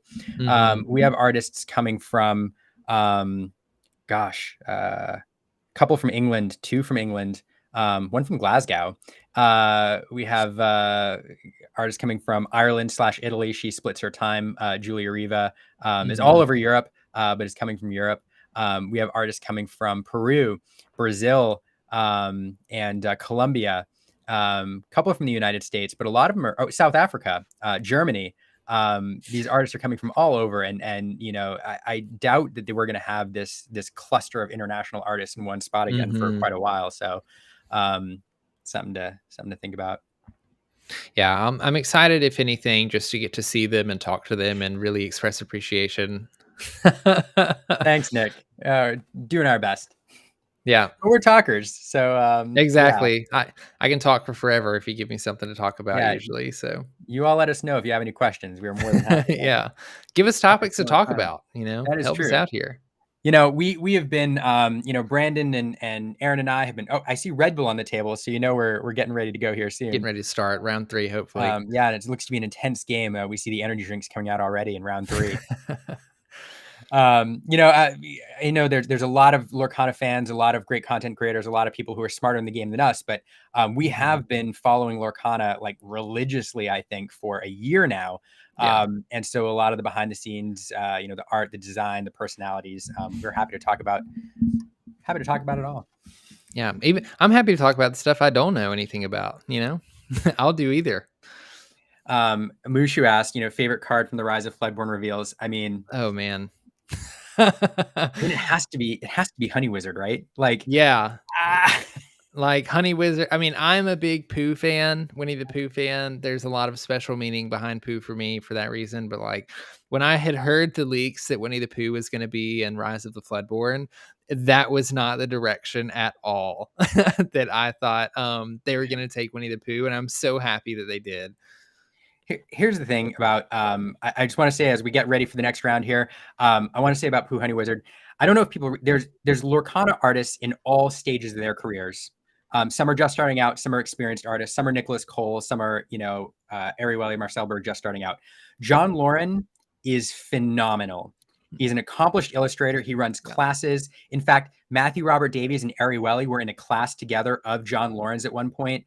He is brilliant, and you see him just really nail it every time. The 2 times he's been asked to do Lorcana artwork, he created a masterpiece that he didn't need to for this, Honey Wizard Pooh card. It's just mind blowing.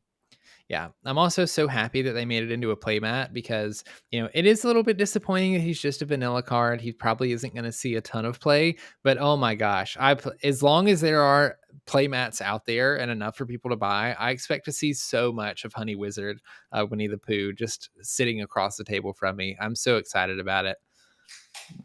Yep, totally agree. I'm gonna find a way to play him now, just because. I will say, what I did enjoy, and I get it. I did enjoy a lot of people commenting that they were a little upset that art, that bonkers good, was on kind of a vanilla card that wouldn't likely see much play. And I was like, in my head, I'm like, man, I'm glad John Lauren didn't phone it in and just, went for it. Yeah.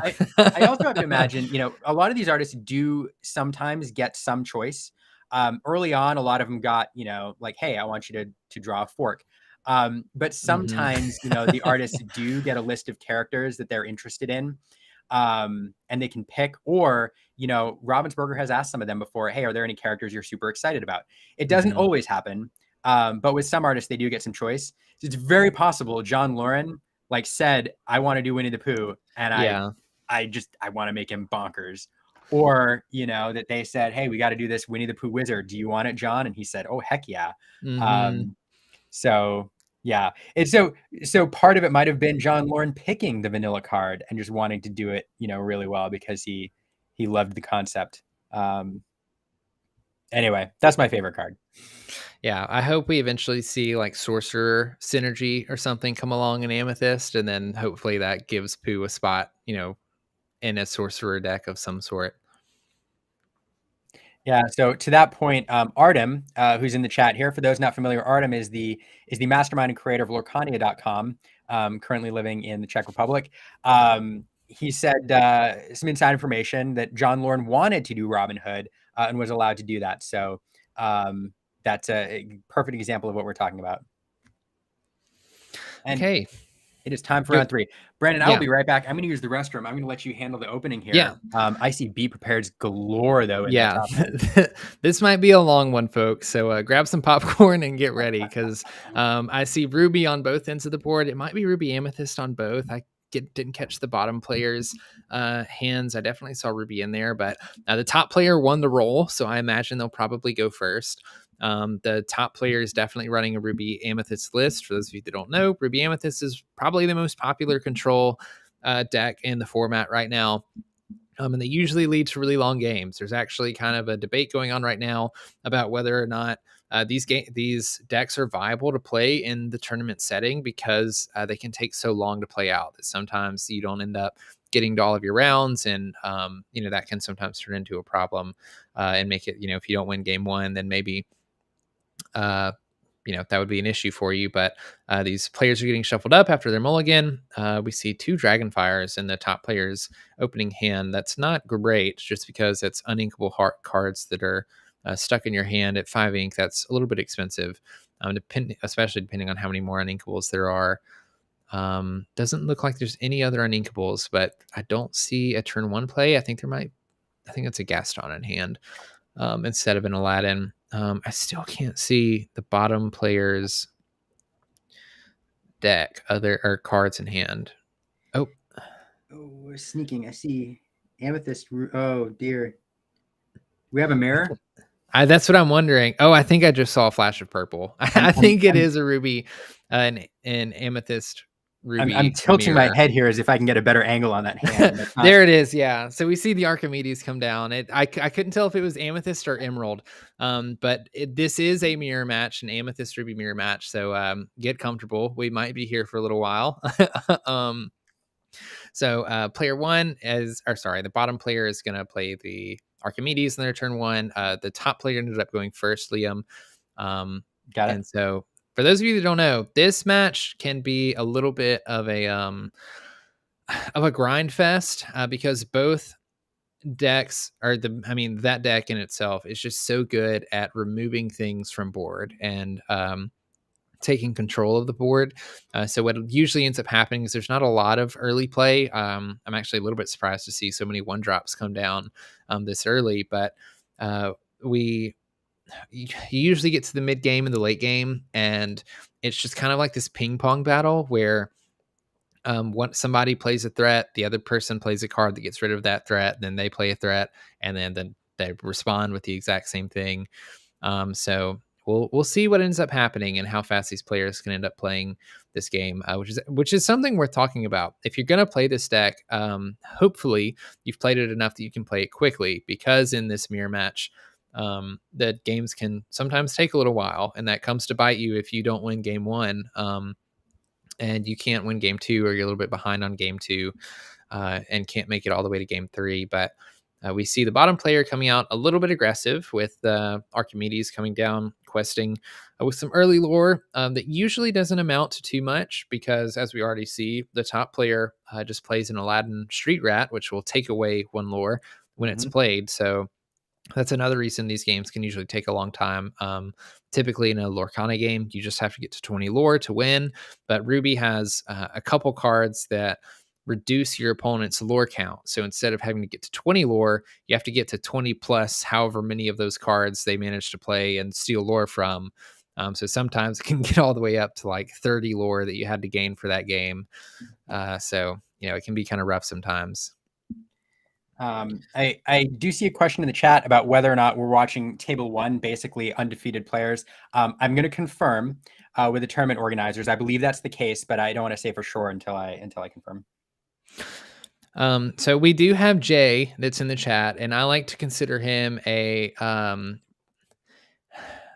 do I want to put this? A mastermind of Ruby Amethyst decks. He's one of the first people when Lorcana first came out that I saw building the deck and drafting the deck. And so one of the things that he mentioned in chat that I will also highlight is in the mirror match, a extremely important card that we will have to look out for are 2 of them actually, is Magic Mirror and Ursula's Cauldron. Magic Mirror allows you to draw cards. It's an item card. You just exert it, pay for ink, and you can draw a card. Ursula's Cauldron, after you play it, you can exert it for free. You get to look at the top 2 cards of your deck, choose one of them to put on the bottom, and then put the other one on top. And either of those cards on the deck, much even more so if they're on the board together, do a great job at giving you tempo, just like seeing extra cards to play. And so in this matchup, whoever has the most answers and whoever can stall out the other one usually ends up winning. So whoever, like if one player can get a cauldron down and the other player can't, the player with the cauldron almost always, oh my goodness, I knew it was going to come up. The player with the cauldron usually ends up winning the game just because they're able to filter through some of the bad cards that they don't need to draw and can put at the bottom of your deck. And yes, for the chat, it pains me to talk about how good Magic Mirror is.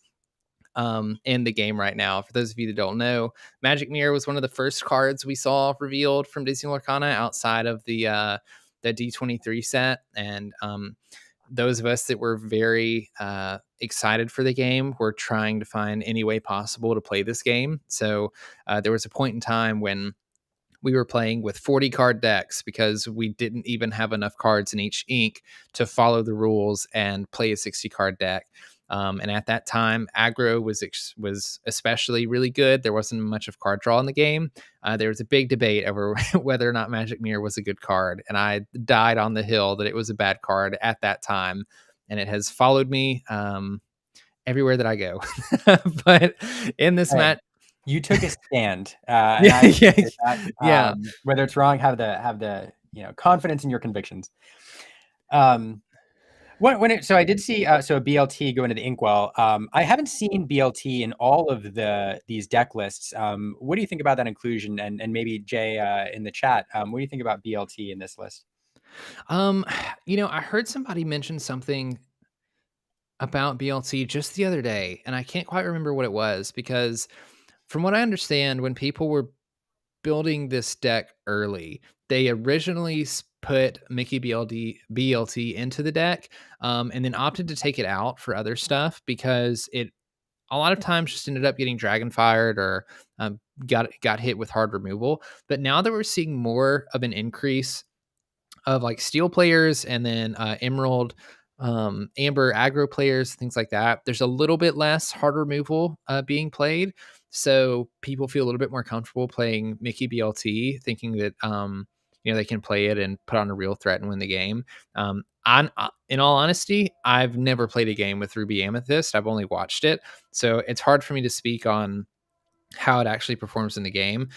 Just looking at it, I feel like it's good to put just a couple in there because it's a decent win con. Yeah, and so Jay says, I like one copy of BLT, maybe two. It's really good in the mirror match due to that's what it is, Aladdin not being able to gain lore off of it. So it's a good threat to play on board. It requires your opponent to use up some sort of removal that, even though they have a lot of it, it is a limited amount. A lot of times these games go to who runs out of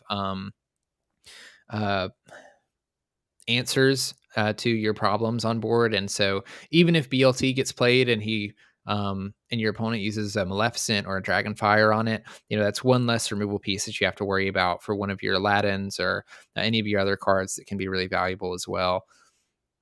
So interesting to see. I definitely don't hate seeing, one or two of these in the deck at all. So interesting note here. You can hear in the audio that the players are talking to each other about playing. One player said, "You don't play Yu-Gi-Oh anymore." So clearly these players know each other from Tampa, from the Tampa League. So that's kind of fun to see. Yeah, that's something that I've been interested about watching this small tournament, is how many of these players know each other and how many of these players came specifically for the tournament. It's always fun to play against people that and you've played a bunch of games with, for sure. At least for me, I feel like it takes a little bit of pressure off when playing in a tournament setting against them.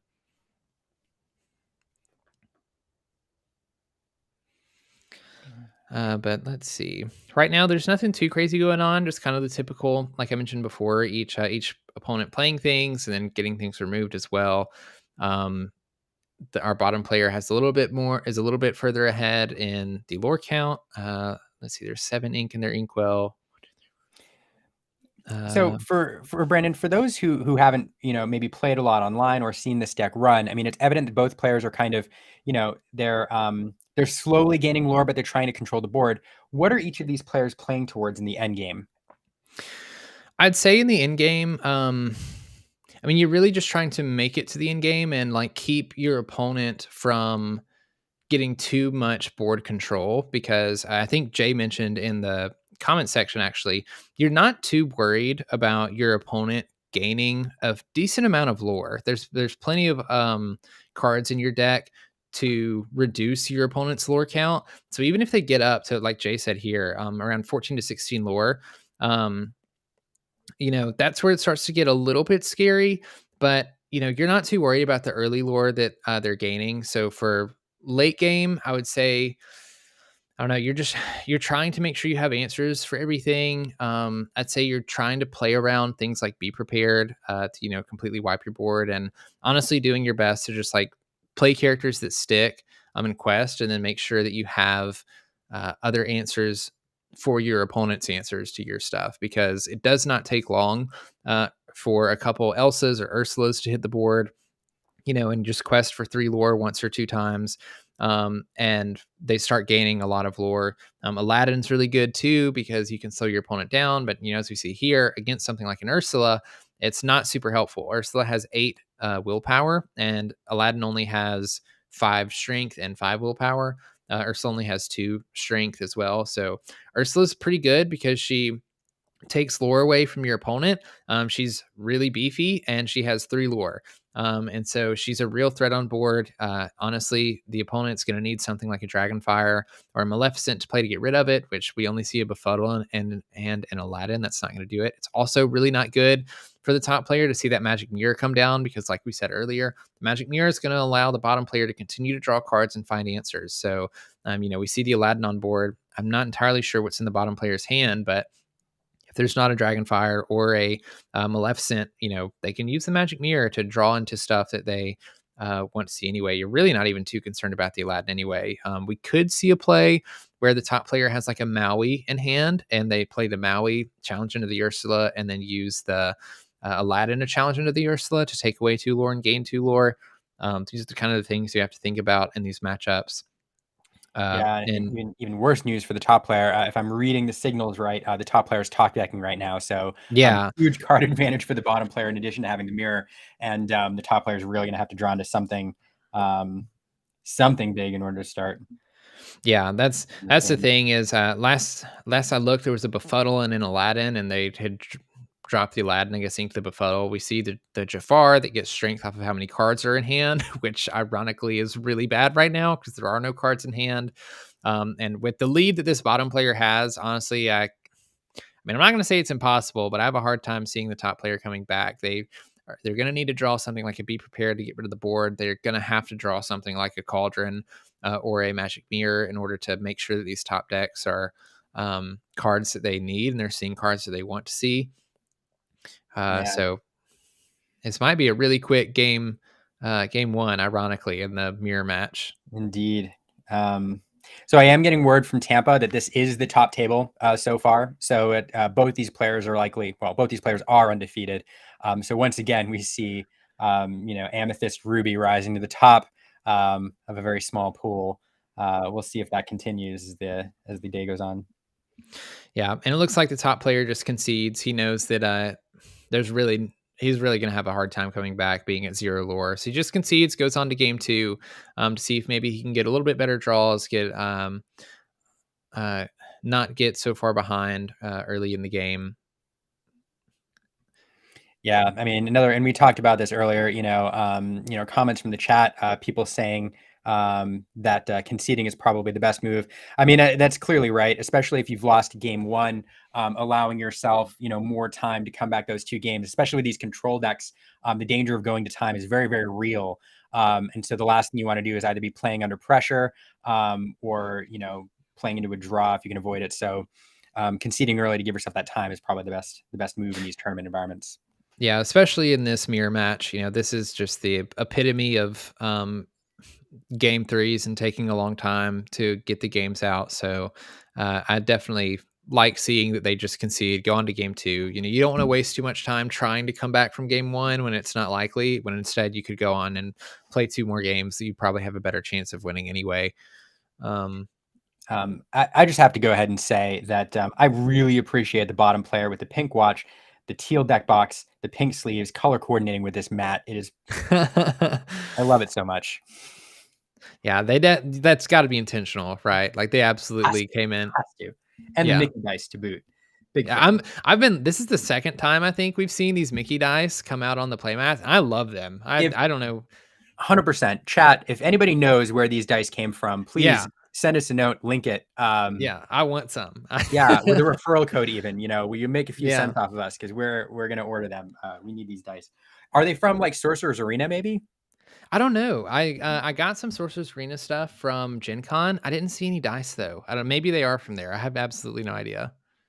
Yeah, so interesting note from the chat. Again, G saying without the mirror, um, milling the entire hand, putting the, reorganizing the entire hand to search for that mirror is the move here. Hmm. One thing I will say, in Lorcana especially, I think, and a lot of us have said this, I think all of us have said this, the game oftentimes can be won or lost on the mulligan.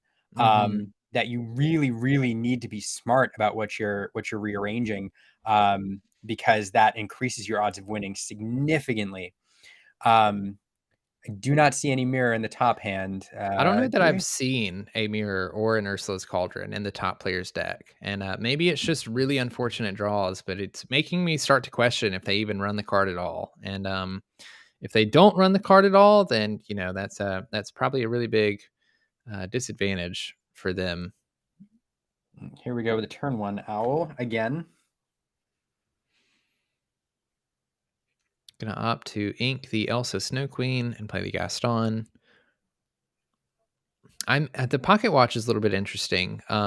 There's definitely a line of play where you can pocket watch and then play Aladdin Heroic Outlaw to get Mhm. sort of a quick challenge out with him to steal some lore. But when it comes to items, it might just be worth running the mirrors or the cauldrons instead of the pocket watches, especially since you're able to shift Aladdin onto small Aladdin, and you have other rush characters like Maui and Rafiki that usually play as well. Um, So we did see a pocket watch in the bottom list as well. It's gone into the inkwell, but we know it's there. I mean, I'm just waiting to see the Ursula's Cauldron or the mirror from this top player. I'm interested now if they just run one at all. Interesting. Gaston can sing, correct? Yes, Gaston can Hmm. sing, but he's only two lore. Or sorry, two ink. Oh, that's correct. I'm sorry. Yeah. Good, good. Yeah, this game's going a little bit like the last game went. The bottom player is just kind of playing out a bunch of early stuff and kind of putting on a little bit of pressure with everything that's on the board. The top player is playing a little bit slower. Looks like they're going to sing Friends on the Other Side, just dig through their deck Love a little that bit play. more. We do Okay, see Be Prepared. That's good for them. So they at that is least can take true. care of a larger board. Which we did not see any of last game, I believe. Right. In answer to the chat's question, the bottom deck, the pink deck, won the last game. And for those who missed it earlier on, this is right now, this is the top table. So both of Mm-hmm. these decks are undefeated so far.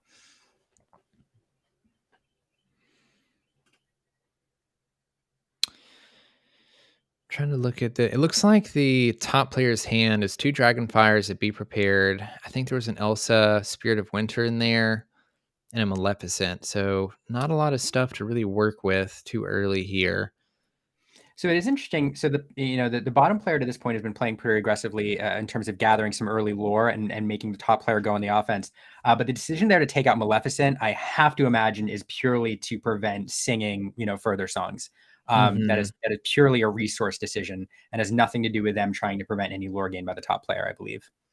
Yeah, I think, as mentioned earlier, I think in these Ruby Amethyst decks, you're not too concerned about like a ton of lore being uh, gathered early on in the game. Like I'm looking at two lore from the bottom player, and it's like you're not too concerned if as long as you can keep up. And one Aladdin play is going to negate any of that lore that they gained early, and so usually it's a little bit more about the tempo. And I think you're exactly correct. Taking out the Maleficent, making sure that they're not getting any extra value without having to pay for it. Might be the play because uh, in the mirror match, especially, a lot of times it just comes down to who can draw more cards without decking out and just see more resources, which again is why something like the Cauldron and the Mirror are just so strong in this matchup, because the Mirror allows you to continue to draw cards without needing to uh, discard anything like Friends on the Other Side. And as long as there's a Maleficent on board, you have to be scared about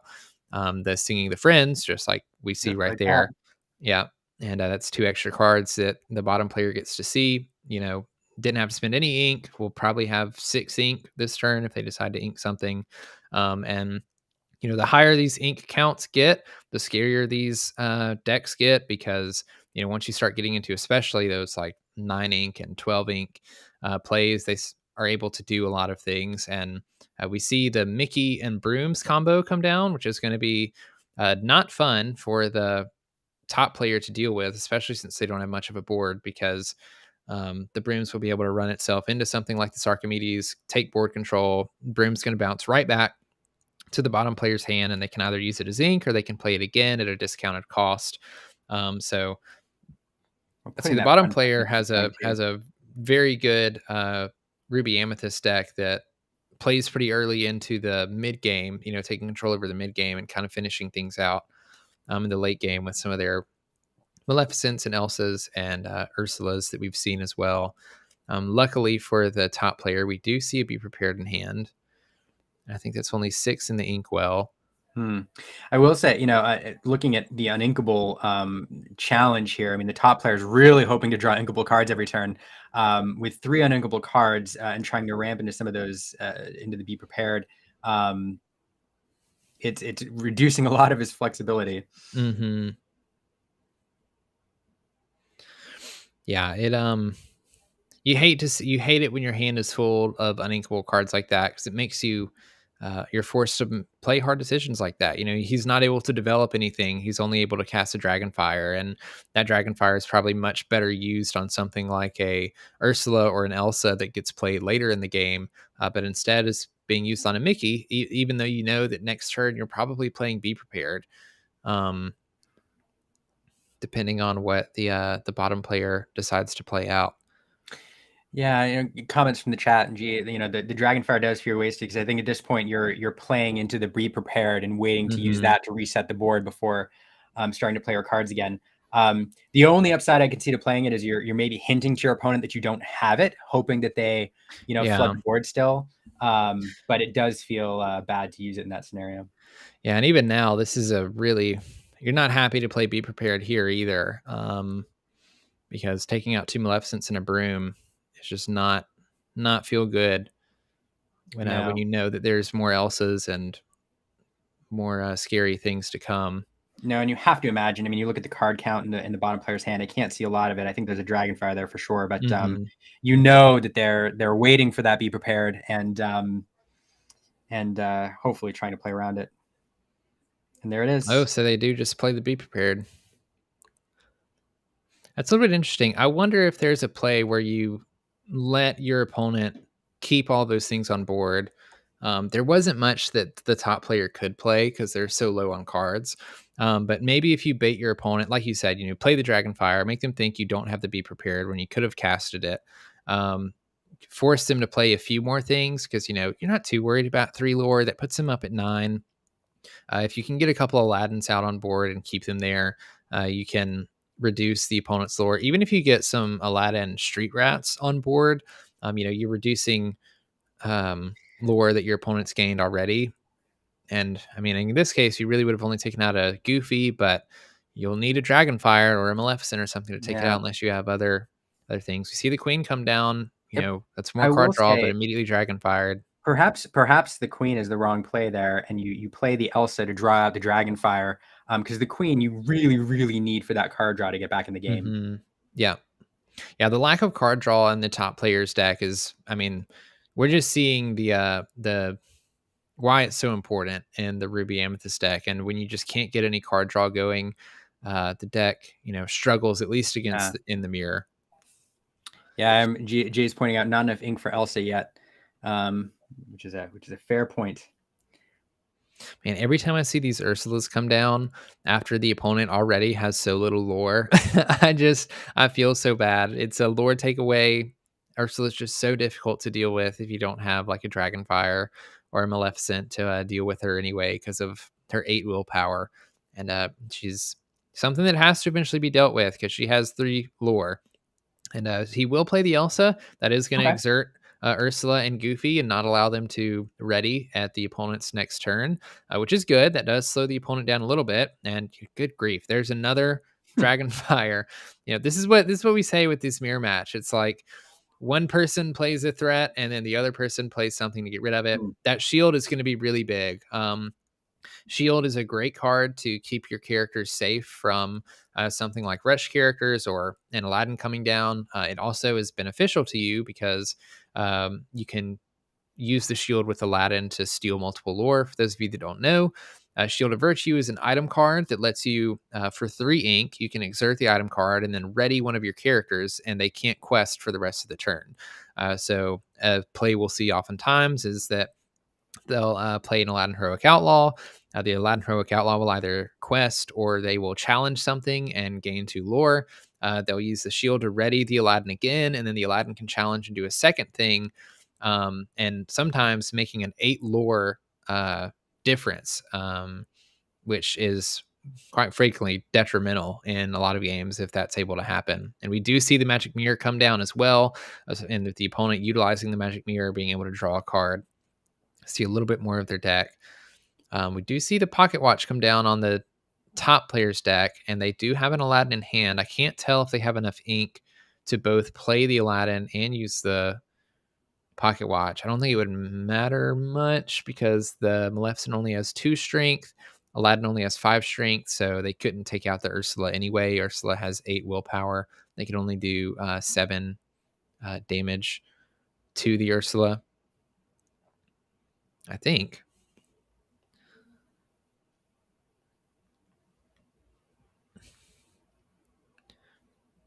Yeah, so Ursula's going to go down to 7. Yeah. And Aladdin's going to take 2 damage. That might just be a play they have to make because they're that desperate. It's interesting to see when they're not going to actually banish the Ursula. Yeah, Yep. okay. So It he is the just same.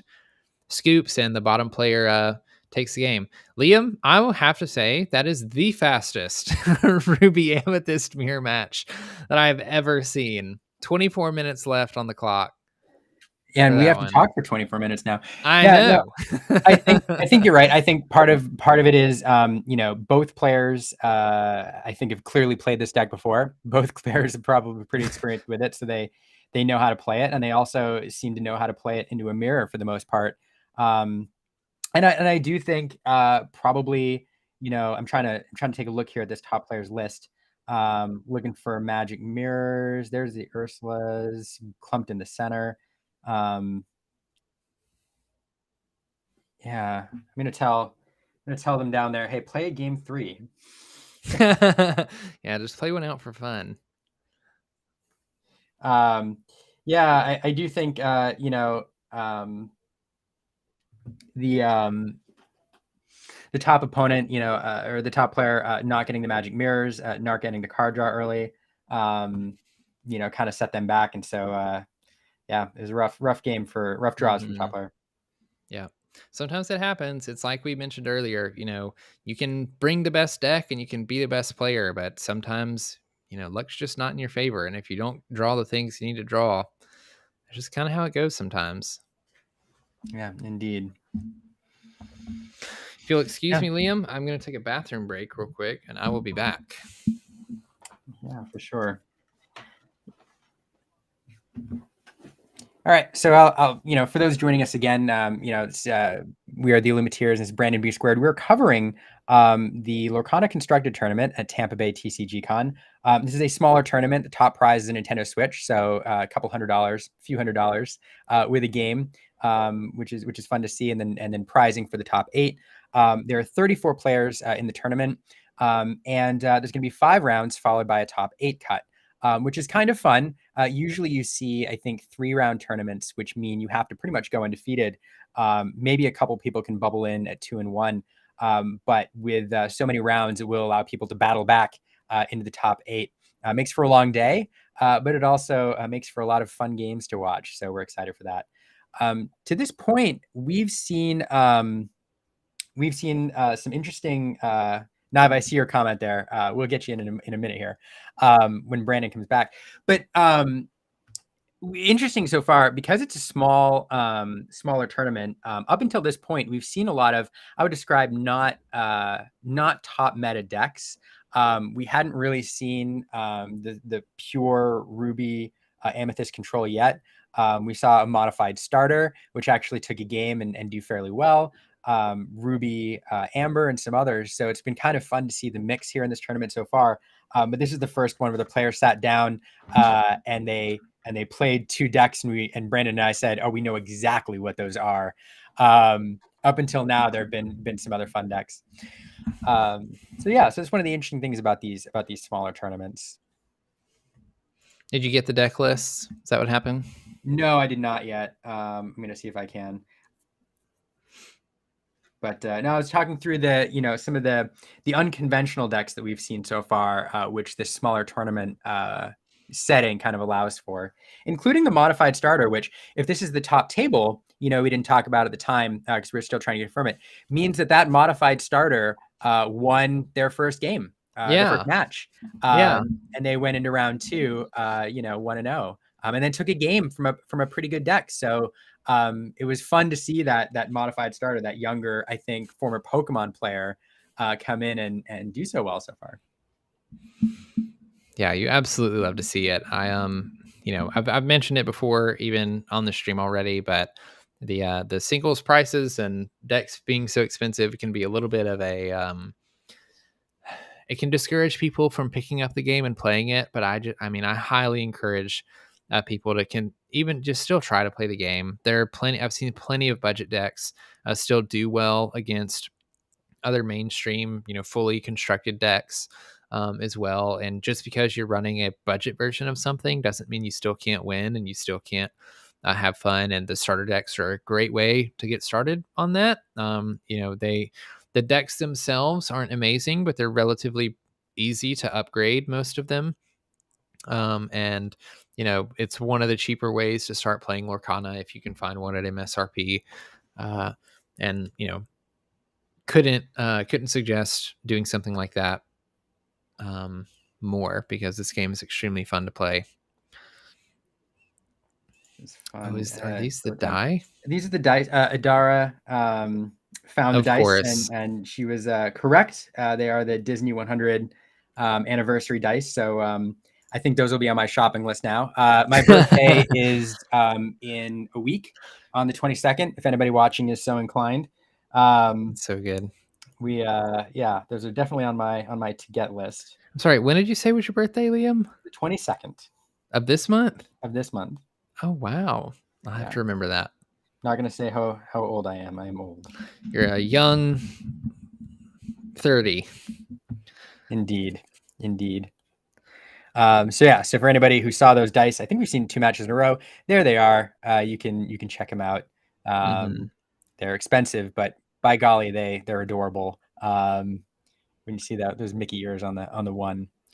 Dice are another one of those holes that are very easy to fall into. I got some little Stitch die at Gen Con that I have yet to open, but I had to have because they were Stitch and I haven't played with them. And I've never played Dungeons and Dragons. I played my first RPG at Gen Con. It was the Daggerheart that Critical Role and the people over there trying to build. And I walked away with Gen Con with 2 sets of D20 die that I bought. I don't know why. They looked cool, and I don't use them very often, but I have them around and fidget with them on my desk. So I'll have to grab some of those too, even though I probably don't need them. At least I could use them for Lorcana. Yeah, no, I love it. You're right. Dice are a rabbit hole that's easy to fall down.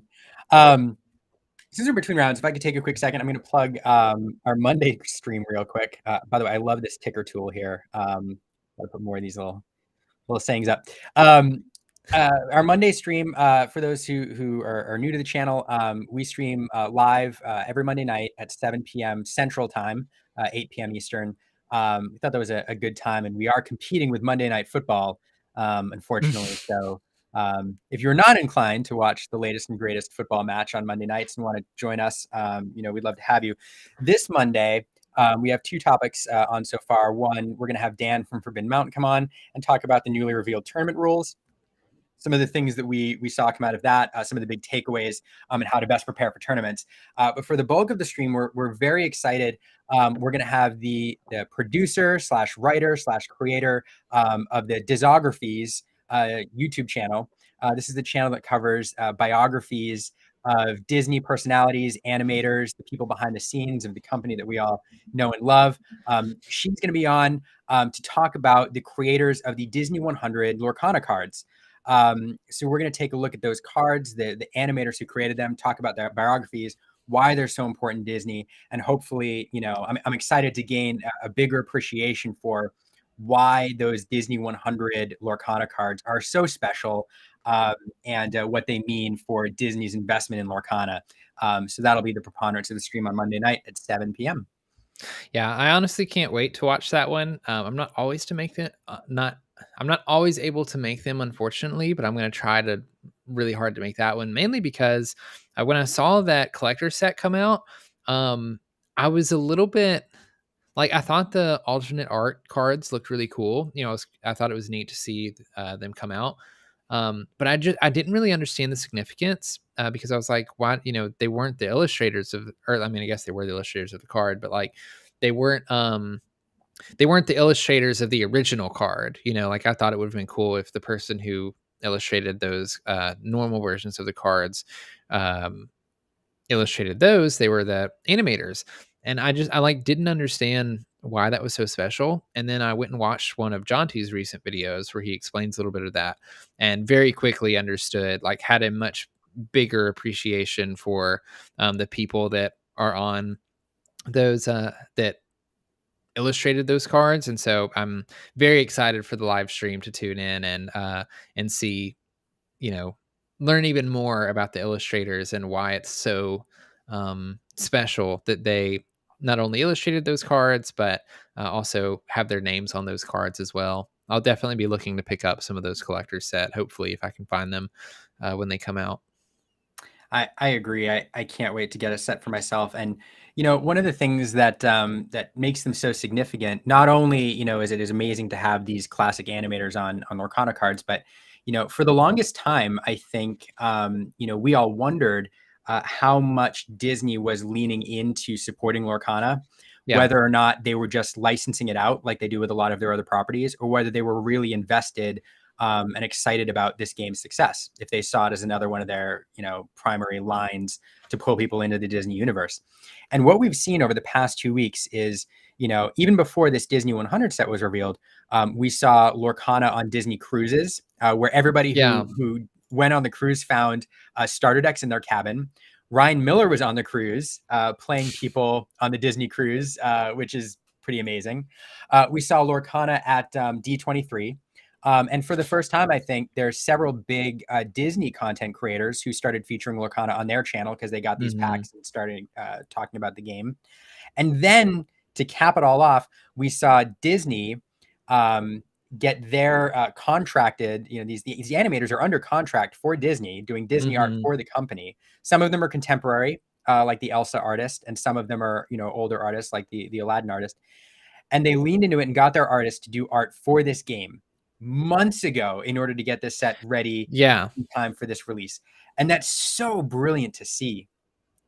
Yeah, it's especially cool because just like you said, I wondered what like how involved Disney was going to be in Lorcana, just like you said.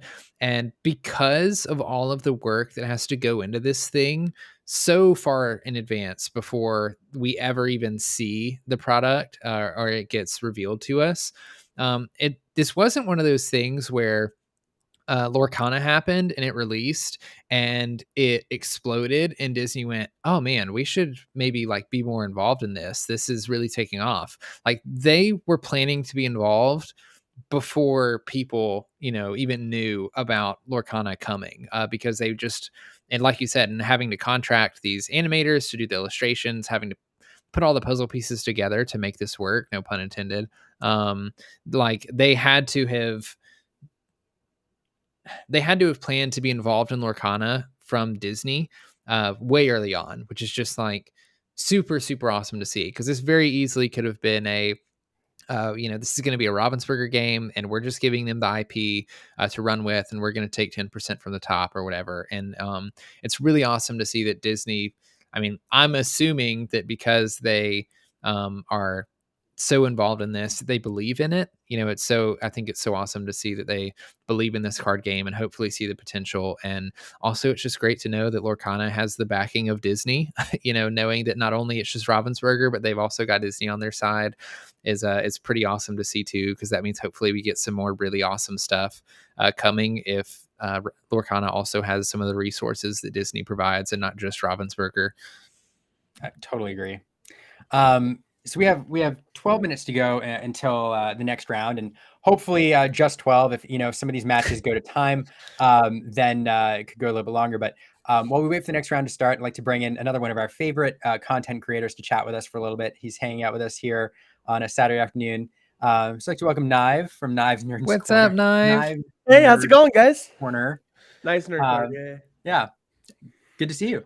Nive, thanks for hanging out with us. What have you've been watching? I saw you at least in the last 2 games. What do you think so far of the tournament, the meta that we're seeing, and the gameplay? So I only jumped in about 5 minutes before the Amethyst Ruby pairing matchup, so I haven't gotten to see these cool decks that you guys were mentioning. But it's really good hearing that in a tournament this size of 36, around 36, you said 34, that there are people still coming in and creating these unique decks that they can represent themselves with, and that they think actually have viability because they're competing for something as big as a Switch, and they're coming in with these fun, different deck ideas. Now, some of it might be because of scarcity. They can't get the cards that they necessarily want for their meta decks, but I think it's a good thing that we aren't hearing like a third of the decks are control and the other third is Amber, Emerald, aggro, and the final third is the Amber Steel Songs deck. Mm-hmm. So yeah, that's what I got. Totally agree with you. Yeah. I'm going to defer to Brandon here in a minute to talk about some of the fun stuff we've seen, but I will go back to, and I keep raving about it. My favorite deck we've seen so far is the modified Amethyst Amber deck. It was very similar to the starter, but we saw a couple cards subbed in, Maximus, Lantern, for sure. And it performed well. And I don't think it's outside the realm of possibility in a tournament this small, with how well that deck performed so far, that we could see a modified starter deck that probably cost the individual, the starter deck price plus maybe a few dollars to place in the top 8. Was it the 3-cost Maximus or the Bodyguard Support Maximus? Bodyguard support. Okay, yeah, so like something like a $30-$40 budget from just from what you've told me, like at tops. That sounds great. I've been trying to design some starter decks for a video that I'm making. Not necessarily a starter, but like a bunch of budget decks. And like, it's been fun, but it's really hard to find budget decks that can compete with the controls and songs and aggro and stuff. But like, it's cool hearing that something like an upgraded starter deck is doing well. Well, it's especially hard when I'm also creating a sort of budget deck like video too, Nive, and I wanted to test a lot of decks before I just suggested them to people. Right, I don't just want to build a deck and then suggest it and not be good. And it's difficult to do that if you are not able to play with people locally at your LGS very much. Your testing has to be more online against people who are only playing again with the top decks in the format. But I found when I actually brought those budget decks to my LGS, because people are having a little bit tougher of a time, I'm assuming because people are having a little bit of a tougher of a time getting their hands on these expensive cards and building out these expensive decks. It's a totally different world when you play those budget decks at League versus when you play them online in online tournaments and things like that, because you're not running into so many of those Amber Steel and control decks that we keep seeing. So, I try to encourage people that, budget might be in quotations because budget is different to a lot of different people. But Mhm. I certainly think that there are decks that you can build for like under $100 and, do really well with in a small tournament like this with only 34 people for sure. So Brandon, what are the other? I think in our first couple of games there were some other decks we saw which were just not. We were surprised by. Remind me again what we saw? So in game 2, where we saw the upgraded constructed deck, we also saw a Amethyst Emerald deck being played, which is just 2 colors that isn't the most popular. And so, like we said before, it was pretty cool to see an upgraded starter deck take a game off of the Emerald Amethyst player. The Emerald Amethyst player did end up winning that match, but that was a little bit more of an aggressive mid-range style deck. They definitely played the Flynns. They had a couple Hans. I think their top end was like John Silver, but to be honest, I don't know if we ever got that far. There were a did not. couple. Yeah, they went pretty quickly because it was just an aggro versus Mhm. aggro match. But it was a really cool thing to see the really strong aggro cards in Emerald like Cusco and Flynn and Mad Hatter get played, plus some of the draw support from Amethyst. It was interesting because it was a matchup where the Amethyst Emerald and the Amber Amethyst were the only 3 ink colors in the game that don't have any targeted removal. So both players, other than, I guess you can kind of count Mother Knows Best and Genie as targeted removal, even though it's bounce. But still, it's like you're not banishing anything just by playing a card. And so it was kind of fun because it reminded me a little bit of those early formats we played when we didn't have any cards and you just like threw a bunch of stuff onto the board and, hoped that it stuck and whoever got the widest board won. So that was kind of fun to see. And then in game 1, we saw a Ruby Amber deck being played, which was fun. And to be honest, it was kind of tough to read exactly what that deck was doing. They played a lot of the typical Ruby stuff. I think there were some Aladdin, some Dragonfires. They ran some Moanas and a couple princesses. We saw Ariel and we saw Cinderella. And then there was the Lilo and Simbas with the aggro stuff for Amber as well. So kind of like just a Amber Ruby good stuff princesses. Yeah, I think that's a good way to say it. It's like a lot of Amber Ruby good stuff because there were cards ranging from aggro to control throughout that whole deck, and it didn't do terrible. It wasn't awful, but like you said, it was fun to see different decks. I'm very happy that people were deciding to run stuff other than the top 3 decks at the moment. And like I'll even say from my LGS. Speaking personally, the same thing is kind of happening. Like, I know there's somebody that's trying really hard to play an Emerald Steel deck because they just like both of those colors and they just want to play those colors. And some people are playing a little bit more budget decks and like aggro decks. Like there's somebody that I know that's trying to play an Amber Amethyst deck. But again, that's not a top, like aggro deck either. So it's really fun to see, like Knives said, that there's, people aren't just picking the top decks and trying to build them out and play them, especially if they're cheaper. I always say that I hope in card games like this, the barrier to entry is low, especially on a Disney card game where there's a lot of people who aren't used to what TCGs might typically cost to build out a deck and understand that $300 for a deck isn't like the craziest thing we've ever heard of. I want the barrier to entry on this to be low so that, we introduce families and younger people and people who aren't used to the TCG space and keep them here. So it's really awesome to see. Yeah, absolutely. And like you said, we want the barrier to be low.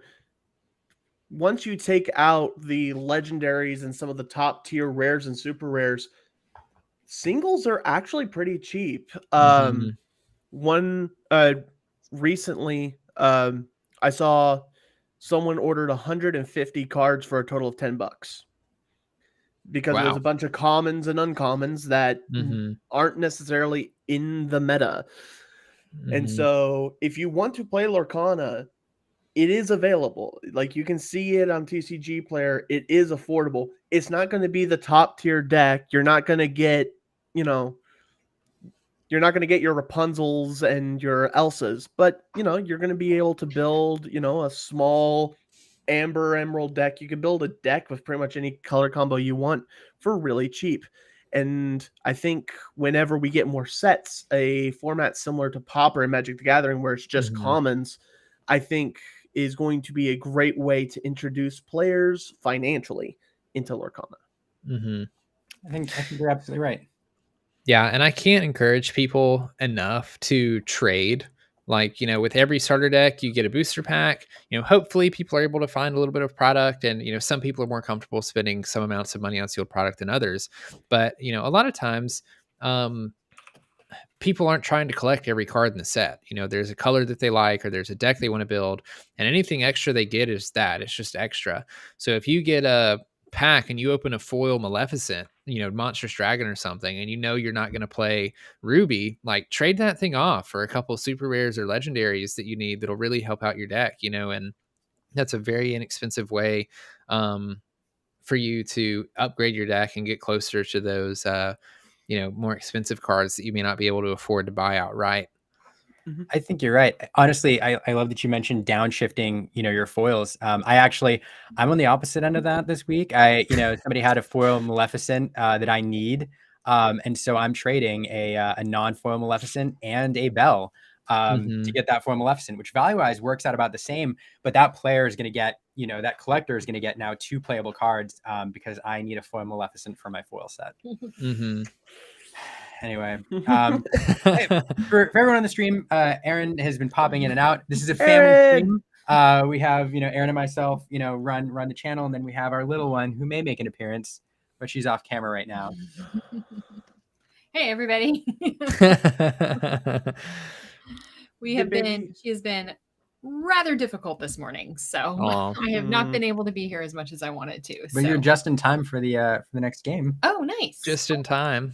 Hey! Just in time. Play Aaron for free. 5 cost. Go. How is the little one? The little one is awake, and yes. Little one. We'll see. Yeah, we'll see how long she stays quiet for before she. I'm going to speed out for middle before the time next for game. a snack. Again for a second. So we're going to see, as long as it doesn't obstruct us too much with 3 people on, we're going to have Knive hang out with us for the next game. And then his expert commentary. I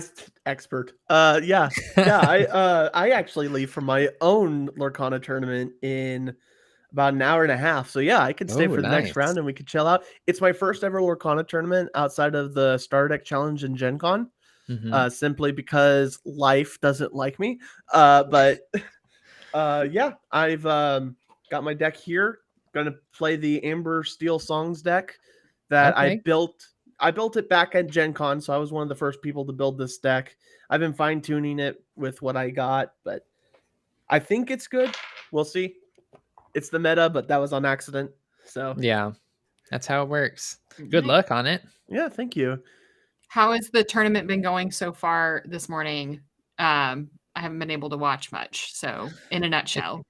It's been good. It's been a little slow. In between rounds, we had quite a wait for a little bit, but luckily we're not seeing just a bunch of, meta decks, which is good. We've got quite a few fun decks that have been showcased. There was a upgraded starter deck that actually won a game against a normal, just like constructed deck, which was fun to see. And that was during the second round, which if what we were told is true, this table is the top table. So that means that the upgraded starter deck won their first match against whoever they were playing and made it, to this table in round 2. So that was pretty fun to see, pretty cool to see. But that's overall, awesome. I'd say pretty good. Other than the time delays, it's pretty good. We watched the sorry. No, go ahead, Knife. We watched the world's fastest Amethyst Ruby mirror match. Yeah. That was fun. Just I'd be interested to go back. I don't remember. I want to go back and see now if the upgraded starter deck and the aggressive / mid-range Amethyst Emerald deck, how much time they took to finish their 3 rounds versus how much time that Ruby Amethyst mirror match took, because I can it figure couldn't that have out. been it couldn't have been that much difference. It'd be really funny if the Ruby Amethyst one was a little bit shorter. I think it was shorter. I think it was shorter. Hey, I just want to, we've been highlighting people in the chat here. I want to highlight a couple other content creators we haven't talked about yet. Traverse Tavern is here. A great YouTube channel focusing on gameplay, competitive gameplay. They stream matches. Great creators and people. If the competitive thing is your thing, that's a channel you should check out. And Cabled is here, who also creates content and great personality in the Lorcana Discord server as well. So excited to see everybody hanging out with us today. Two people we haven't talked about yet. And here she is. Aw. So, and again, as we get into and Scott, I see you in the chat as well. Good to see you here.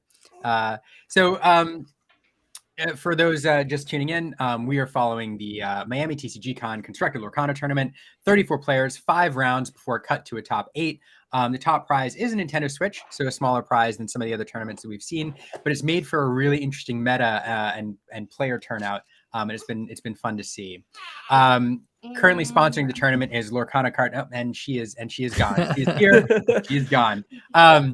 We have 2 groups sponsoring the tournament. The first is LorcanaCardShop.com, which is running the tournament and also providing the prizing. It is a single store that bases their prices on TCG Player. Get your product there if you need it and can't find it anywhere else.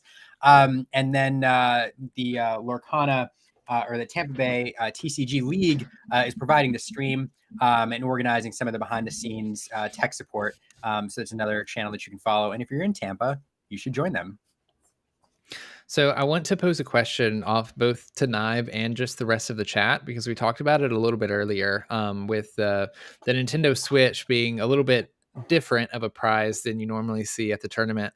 How many of you in chat would go, pay for an entry fee or whatever? I don't know what the entry fee to this tournament was, but pay a normal entry fee to a tournament if the top prize was a Switch, and how far would you be willing to drive to compete in a tournament like this?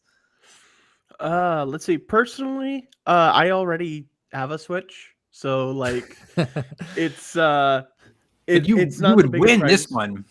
I would win this one. It would feel so much sweeter to play Animal Crossing exactly. with the Switch. I've won. But yeah, I don't know. Like, I think if it was something like having prizes that are different than cash or product, I mean, the inherent risk is that specific prize isn't like desirable to specific players. Like, for example, the Switch. Then like, that's really cool. I don't need that. Yeah. And so like, for me personally, like, I wouldn't go. But I mean, if it was something similar, like what Traverse Tavern says, like drive up to 2-ish hours and pay for an entry. Yeah, I would agree with that. If it was something along that line along that value, is about 2 hours. For me, that's about Kansas City and St. Louis. So yeah, I'd probably go to tournaments like that. Yeah, that's something we discussed. It makes me wonder if it would encourage or discourage people who take the game a bit more competitively and a bit more seriously from coming to this tournament, with the different prize pool or not. Yeah. Like I said, like there is an inherent risk on having the prize be something other than either money or something tied to the event, like in the case of Lorcana, having Lorcana product.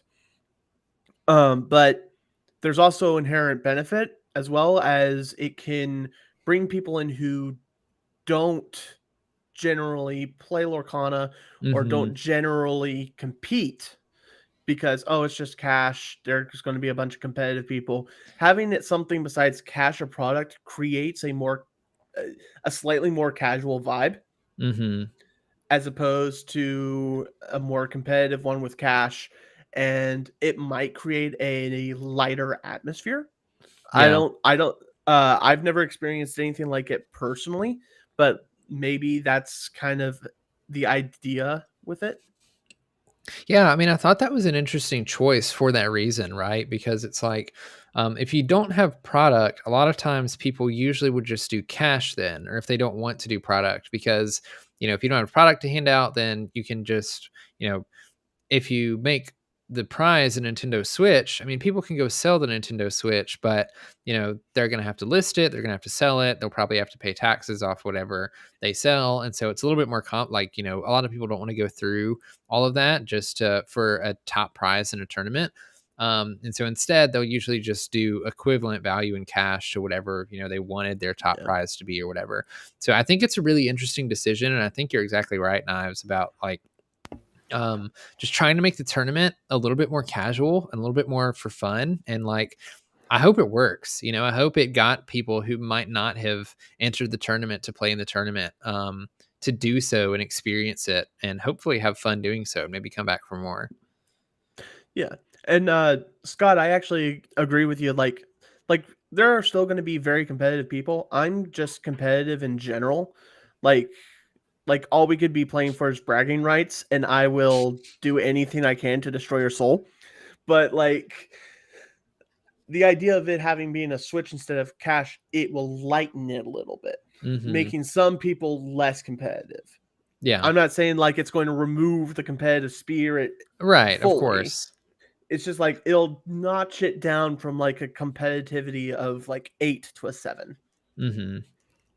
Which is a threshold for a lot of people. Yeah. Sorry, multitasking. I agree with all of you. I kind of like the Switch as a prize. I think there's a difference in mentality between saying, "Hey, win the tournament, win $250," and saying, "Win a Switch." I think you get a different, even if you don't get a different audience, it has a different vibe to it. I feel like a different feel. Yeah, I do have to address a couple things in the chat. Yes, Scott, we did have the baby. We did not steal that one, and I may be rambling and sleep deprived.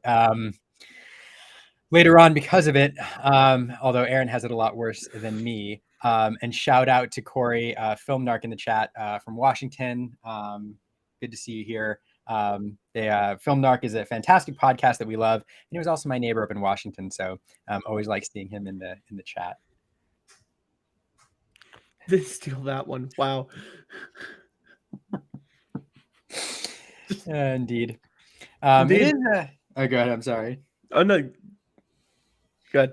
I was pointing out that we, time for the round happened a little while ago.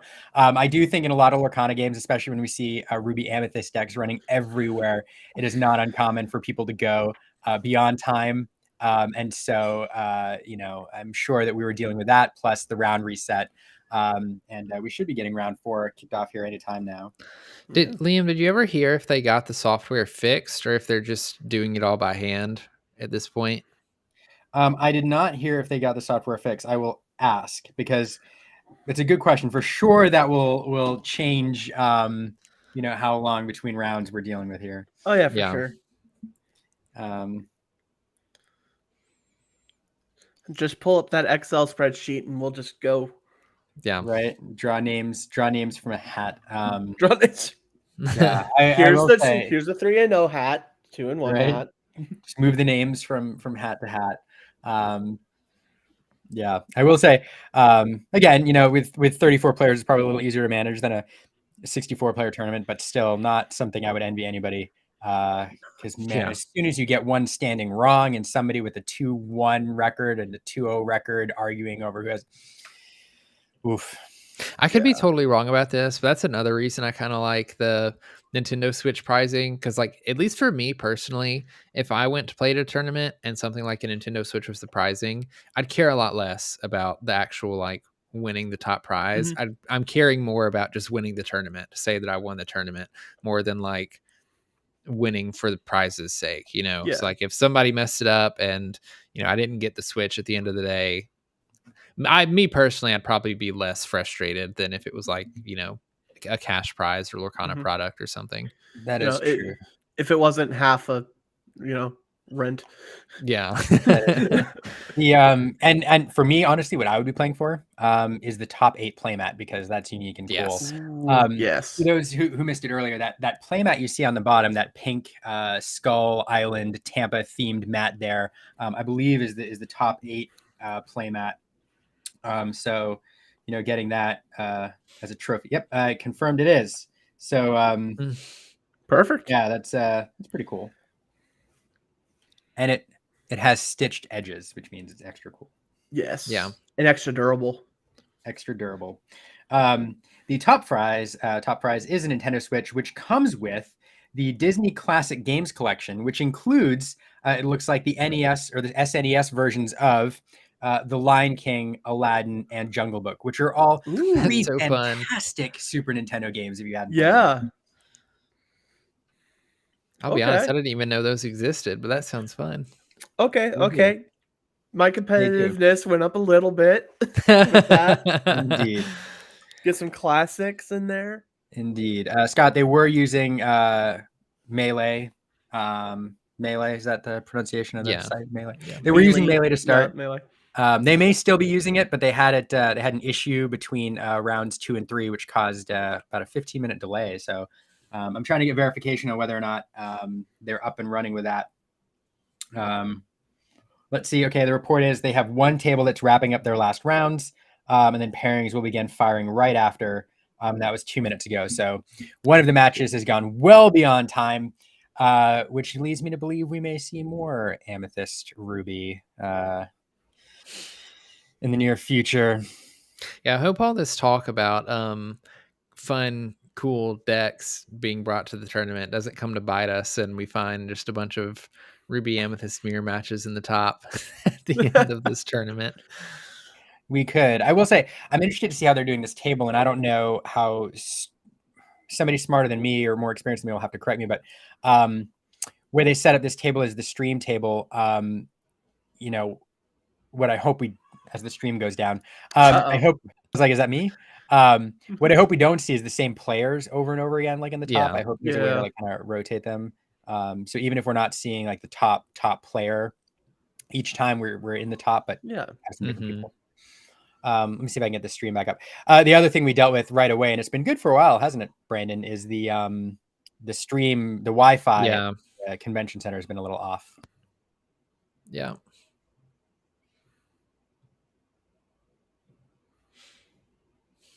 I'll work on getting this up as my daughter screams in the background. Poor thing. She's cranky. She wants to be on the stream is what it is. I think everyone else wants her on the stream too. Perhaps. All right. We are. Oh. All right. It looks they've rebooted the stream, so it'll take us a second to get up, but they have not started the next round yet. Meanwhile, over on this other monitor, I'm watching one of the most tense rivalry college football games. We got 6 seconds left. Tied game. There was just a false start called. It's crazy. So if Knives screams in a couple seconds, we all know. Well, my team has the ball. Oh, Knive, are you wearing a Stitch shirt? Maybe, yeah. Hey, Repping. yours is cool. Repping. Scott, it's K-State versus Mizzou. Hey, that's a nice mug. Yeah, I have to shout out Ixia. He's a community member in the Lorcana HQ Discord. He got this shirt for me. He lives close to Disneyland, and I brought it to Gen Con and gave it to me. So I have him to thank for that. Absolutely, it looks great. Liam, you might be muted. I can't hear you. Yeah, you're muted, Liam. All right, now I'm unmuted. All right, okay, yeah. They're working on getting the stream up again right now. So cool. Prepare for that. But they have not started the next round. I do. So Traverse Tavern, brought up a good point in the chat. I mean, it is interesting watching the Ruby Amethyst mirror because that's a match I think we'll see quite a bit. So it is fun watching and analyzing that kind of knife's edge, but I hope we just don't see it every match. Yeah, that's what I mean. I don't want to commentate a mirror match for the next however many rounds we have left. I'll do it, but it might get a little redundant. And he plays Magic Mirror again. Yeah. Phase 4. It's a really good card. It hates me. I hate myself. No. All right. Ooh, baby. We are up 1 second. We are up in time for the next match. Ooh. Ayo. Oh, Okay. all right. Here we go. All right. Well, at can least I I don't just say- recognize the clear sleeves, so that has to be somebody new. I do Yeah. think so. I have to. I love the clear sleeves on Lorcana cards. I love them.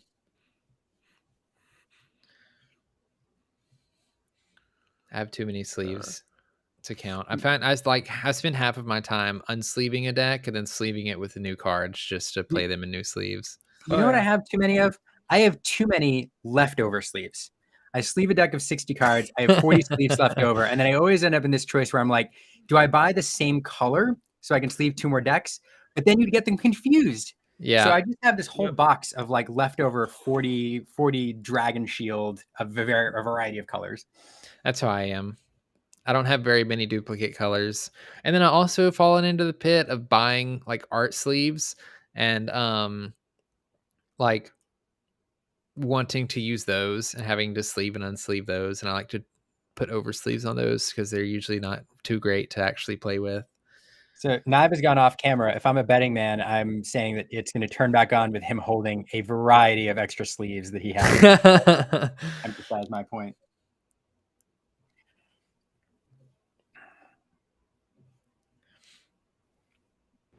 No, sorry. Team just made like a 65-yard field goal for the win. Oh, wow. Excellent. Yeah. That's like top decking a be prepared to clear your opponent's board. Exactly. Wow. Okay. Sorry. Had to hype up with that. All But right. yeah, it's extra sleeves. Got to. I don't think these are the same white sleeves that we saw earlier. They're So not. hopefully that means No, that it's also another player. They're like a silvery sleeve, so I don't think we've seen this. I'm going to see how this goes with the 3 of us on here. If it is blocking enough of the hand or the gameplay, I'll duck out and allow Naib and Brandon to do this match. So people are bothered by the way it's laid out right now. Let me know. I think we'll be able to see everything pretty well. I think it'll be fine. We usually can't see the bottom player's hand anyway. That is very true. I did see a Rapunzel in one of their hands, or in one of their cards they had in their hands. Gifted with Healing? Yes.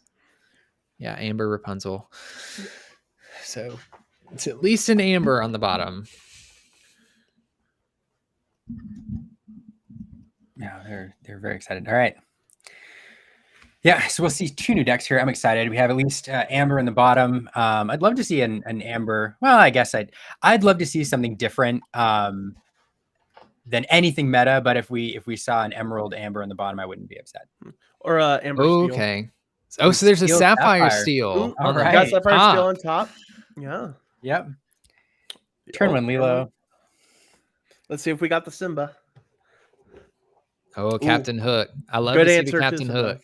Yeah, love exactly. That. Yeah, I love that turn 1 play. Okay. So the bottom is Amber Emerald. He's got the turn 2 Simba, so Forceful Duelist is great against this pair right away.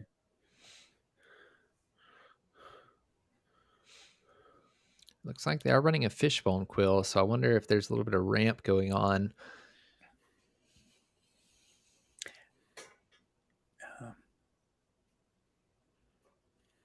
Yeah, it is fun. I mean, I have a feeling that these decks have both drawn their like ideal turn 1-2 plays. So it's interesting to see.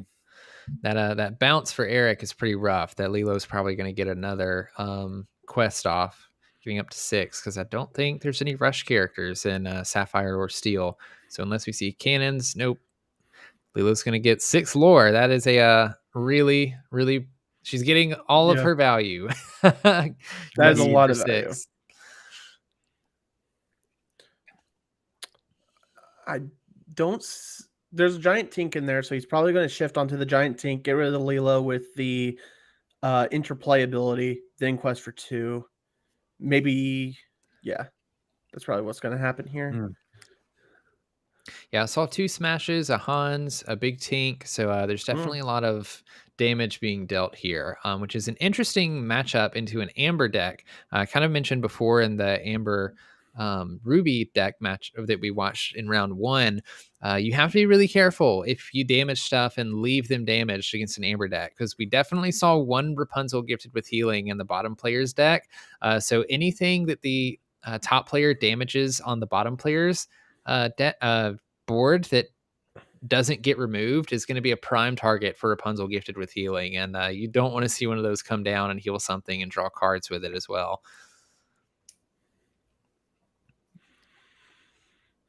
Yeah, so shift the giant Tinkerbell, and then and swords.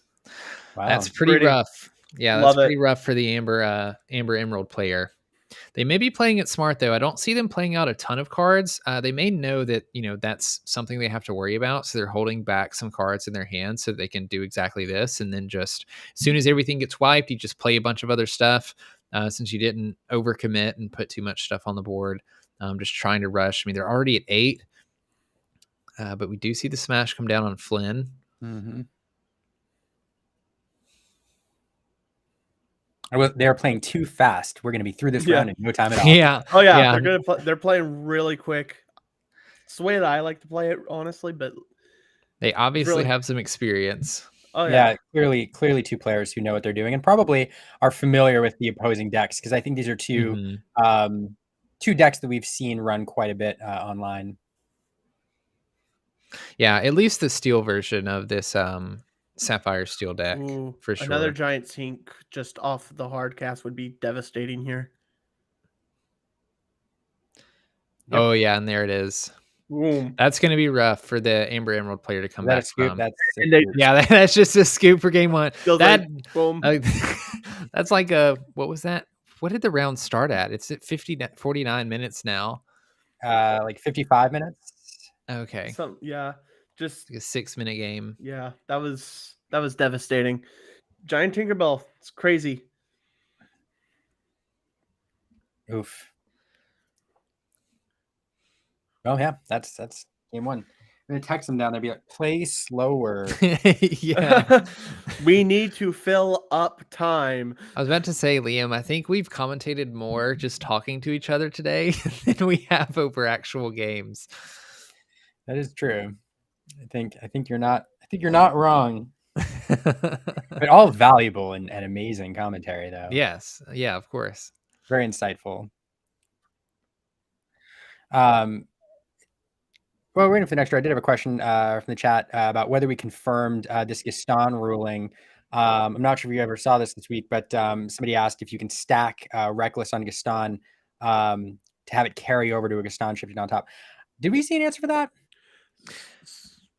I think so. I think we saw Steve say that you can't give Reckless Gaston Reckless, but like if you shift Gaston, then you can give that Gaston Reckless, unless I'm completely wrong.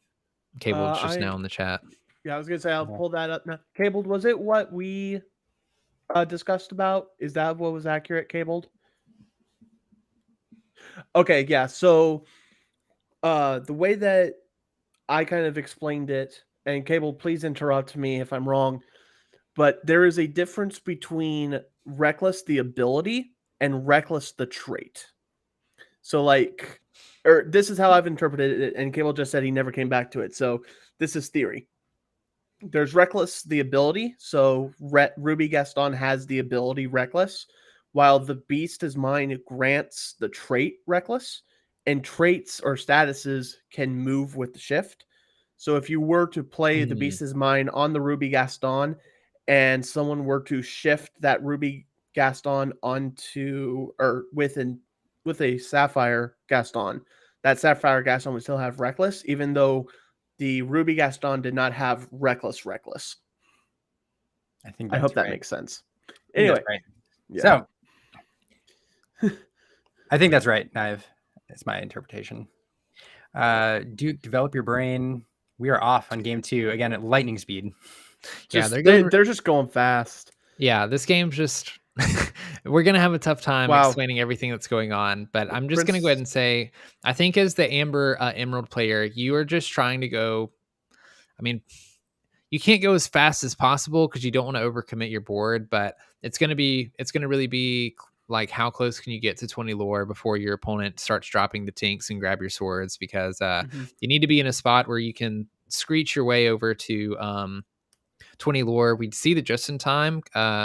Going to cast a Hans, that's probably not the ideal target. Would have much rather to Cusco or a Mad Hatter instead. But 3 lore is 3 lore anyway you look at it, so you're not too upset. Yeah, the Hans gets taken out by the smash.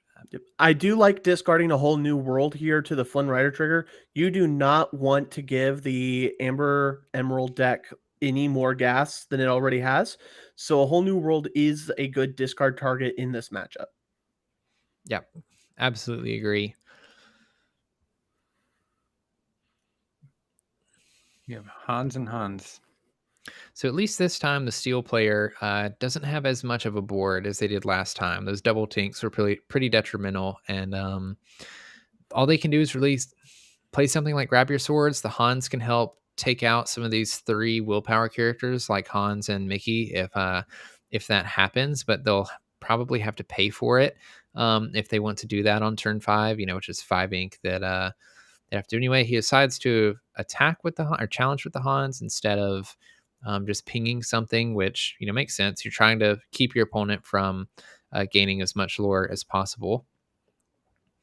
But until we see more from the Steel player, the Emerald Amber player is going pretty fast right now, so might be able to get to 20 before the Steel player can shut them down. The top player, the Steel Sapphire, he's at 4 ink, it looks like. Yes. And he's stuck with a whole new world, a Hades, and a giant tink in hand. Oof. So he desperately needs some ink before this board gets too clear. Oh, that's interesting. Did he just challenge with the Mickey? He did. Interesting decision there. I definitely would have just wanted to quest personally. Push 20 as fast as possible.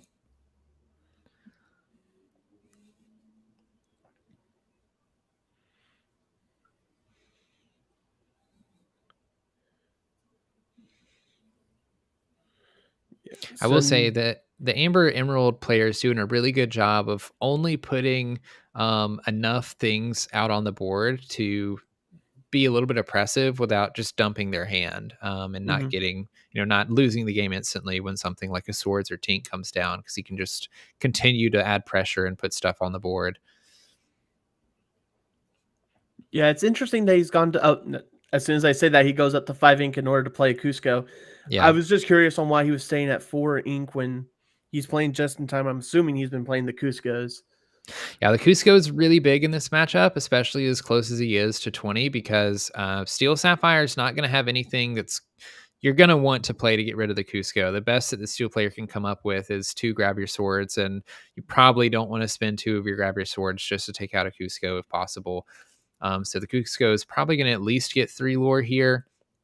If we see another Cusco come down, we do see a a Cheshire Cat. So that's pretty good. Very good.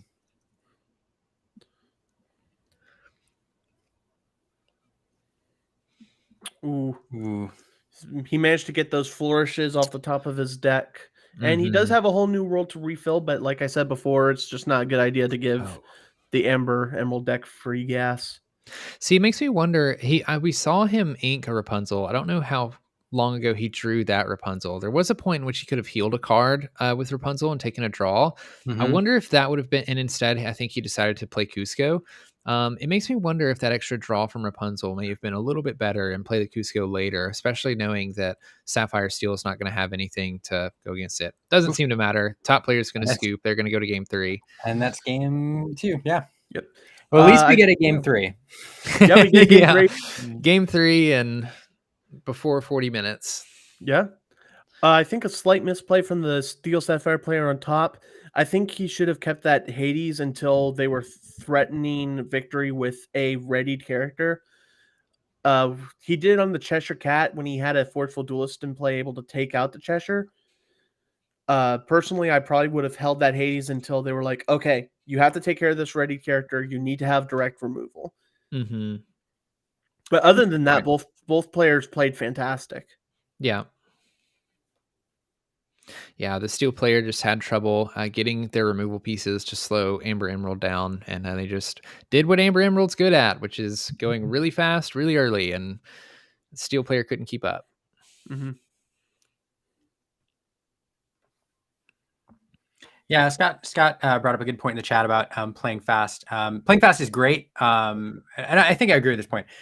Playing fast is great in a tournament setting to kind of preserve time in the round. But when you're so ahead of the clock, you can make mistakes. I mean, even as well as you know your deck, as well as you know your opponent's deck.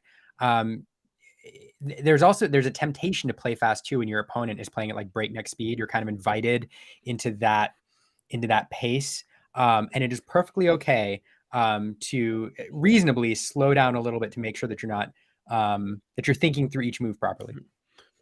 Yes, it's actually a strategy used a lot on higher tiers of play of, hey, I'm going to play fast and I'm going to make you feel like you should play fast. And since I feel like I'm the more skilled player, I'm able to think more methodically at a quicker pace. So because I think you will make more play mistakes than I will if we play at this pace. It's okay to slow down. It's okay it's okay to play at the pace that you want to play. Say for purposely slowing down the clock. But if you have a tough decision, feel free to take the time to make that decision.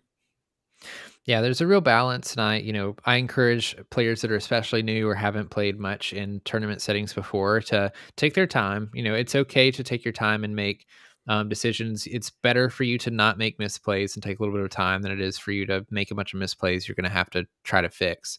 And so unless you're taking, 2 or 3 minutes every turn to do your thing, because there is a balance between playing too fast, playing too fast and playing too slow.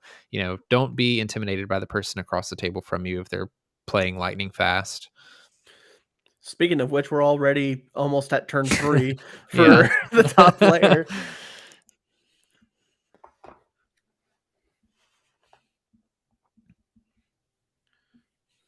Yeah, I kind of like the early, I'm going to say defense of the steel player, having both the Captain Hook and the Prince Eric on board in case anything like a Simba comes down, or basically anything that the Emerald player wants to play. They can get challenged, minus maybe if they get lucky, can just in time a Cusco or Mad Hatter. But even then, we see a Tinkerbell come down. We know there's a couple smashes in the deck, so they very easily could just damage something, maybe minus a Cusco, unless there's a giant Tink that they could take out as soon as it's exerted. Definitely a better start than the previous game. Yeah. That leads me to believe there's a better 5-drop they have. Or not a lot of options depending on Inkables. Yeah, that's true. It does feel like Emerald's kind of on the back foot here. Big time. He's debating on why they're questing or taking out the Prince Eric on that. He decides to go for the lore just to keep pressure on when he can. Go ahead.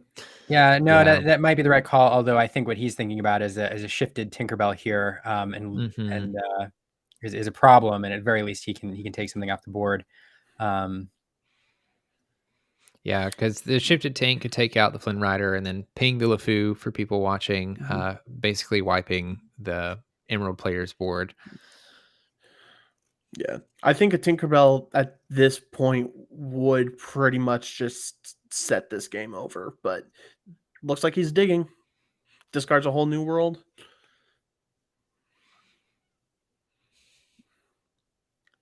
Which I think you're right, Nive. That is probably not a card you want to play in this matchup.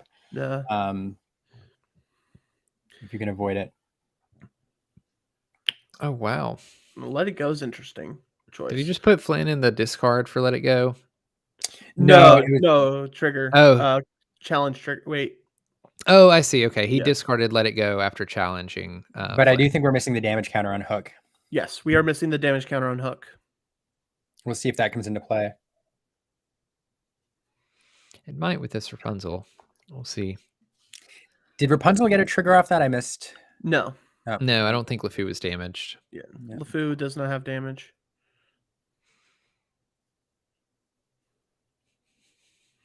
And see, right now, Captain Hook should have 1 damage on him right now, so he should be threatened by Rapunzel currently. Yeah. And I don't think he would have quested if he realized that. That is correct. I think you're right.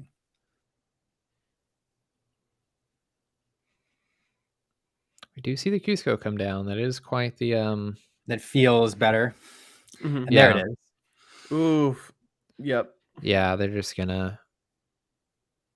Yeah, I have to imagine they were drawing for that with the Tinkerbells to try to get control of the board. Yeah, it's not looking good for Amber Emerald. They're just not moving fast enough. The fact that the Steel player is equal with Lore and has a bigger board state, it's going to be really difficult for this Amber Emerald player to get ahead, I think, unless they can, I don't know, start dropping a bunch of stuff, maybe a couple more Cuscos. If they're running, you don't really love to see Mother Knows Best. Okay, so we Ooh, do that's a see nice Rapunzel. trigger. That's really big. Oh, That's that's exactly pretty. what you want to see out of Rapunzel. They decide to challenge.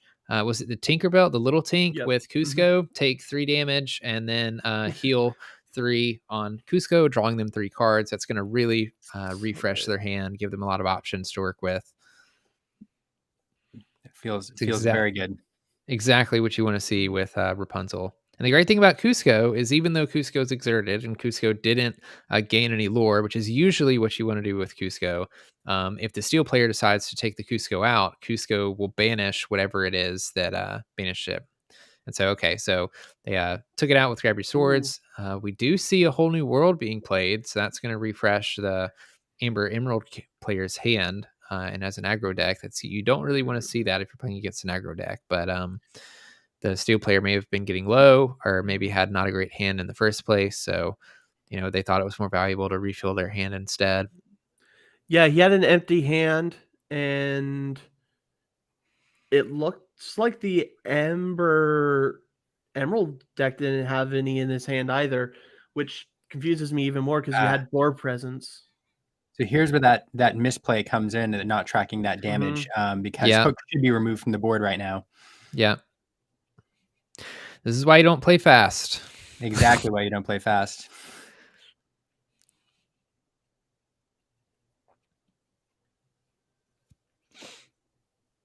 Important reminder here. So you saw that the hand get refreshed with 7 cards, and then we just saw 3 drawn off that other Rapunzel. There is no hand limit in Lorcana. So that bottom player can sit with 8, 9 cards in the hand. Man, this is really gonna, if they use the Captain Hook to get rid of the Simba or something. Mm-hmm.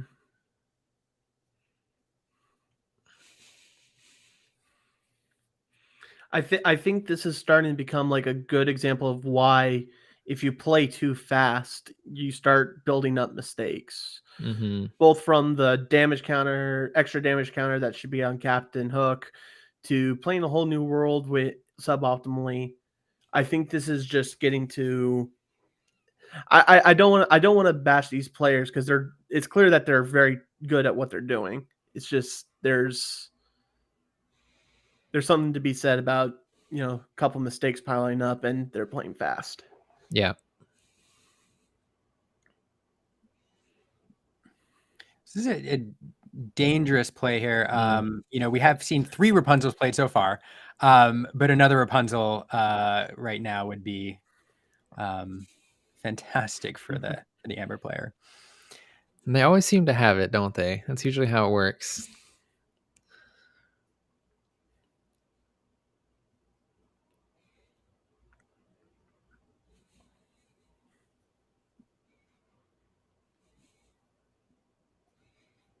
And also here now we're starting to slow down. Yeah, I was going to say the Steel Sapphire player, we're getting to the point in the game where they're slowing down a little bit. They're getting a lot more ink into their inkwell, which means the Steel Sapphire player is going to have a lot more options to start dealing with the things that the Emerald Amber player is doing. We see a couple of things like Hades. I saw a bell in the hand too, so they're just going to try to continue to ink things. And if the Steel Sapphire player can stall long enough, then those bells start to get really scary because unless you're playing something like a Mother's Knows Best, once that bell hits the board, she's going to be questing for about 5 lore as long as there's 10 cards in the inkwell. And there we go. We see the Hades played and the Tinkerbell to just get rid of everything. And it is not looking good for the Amber Emerald player at this point.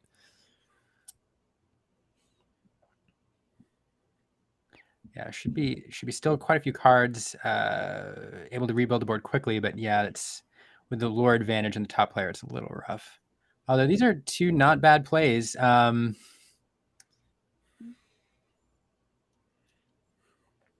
Yeah, questing with these will get you up to 13 lore, which, you know, is better than 7, but I still feel like it's not close enough to, I don't know, be too scared as the Sapphire Hades player. At that point, I would be more concerned about Cusco's and things coming down. You might have ways to take out this Moana if he has another Hades or let it go. It's just going to decide to apply pressure himself. Okay.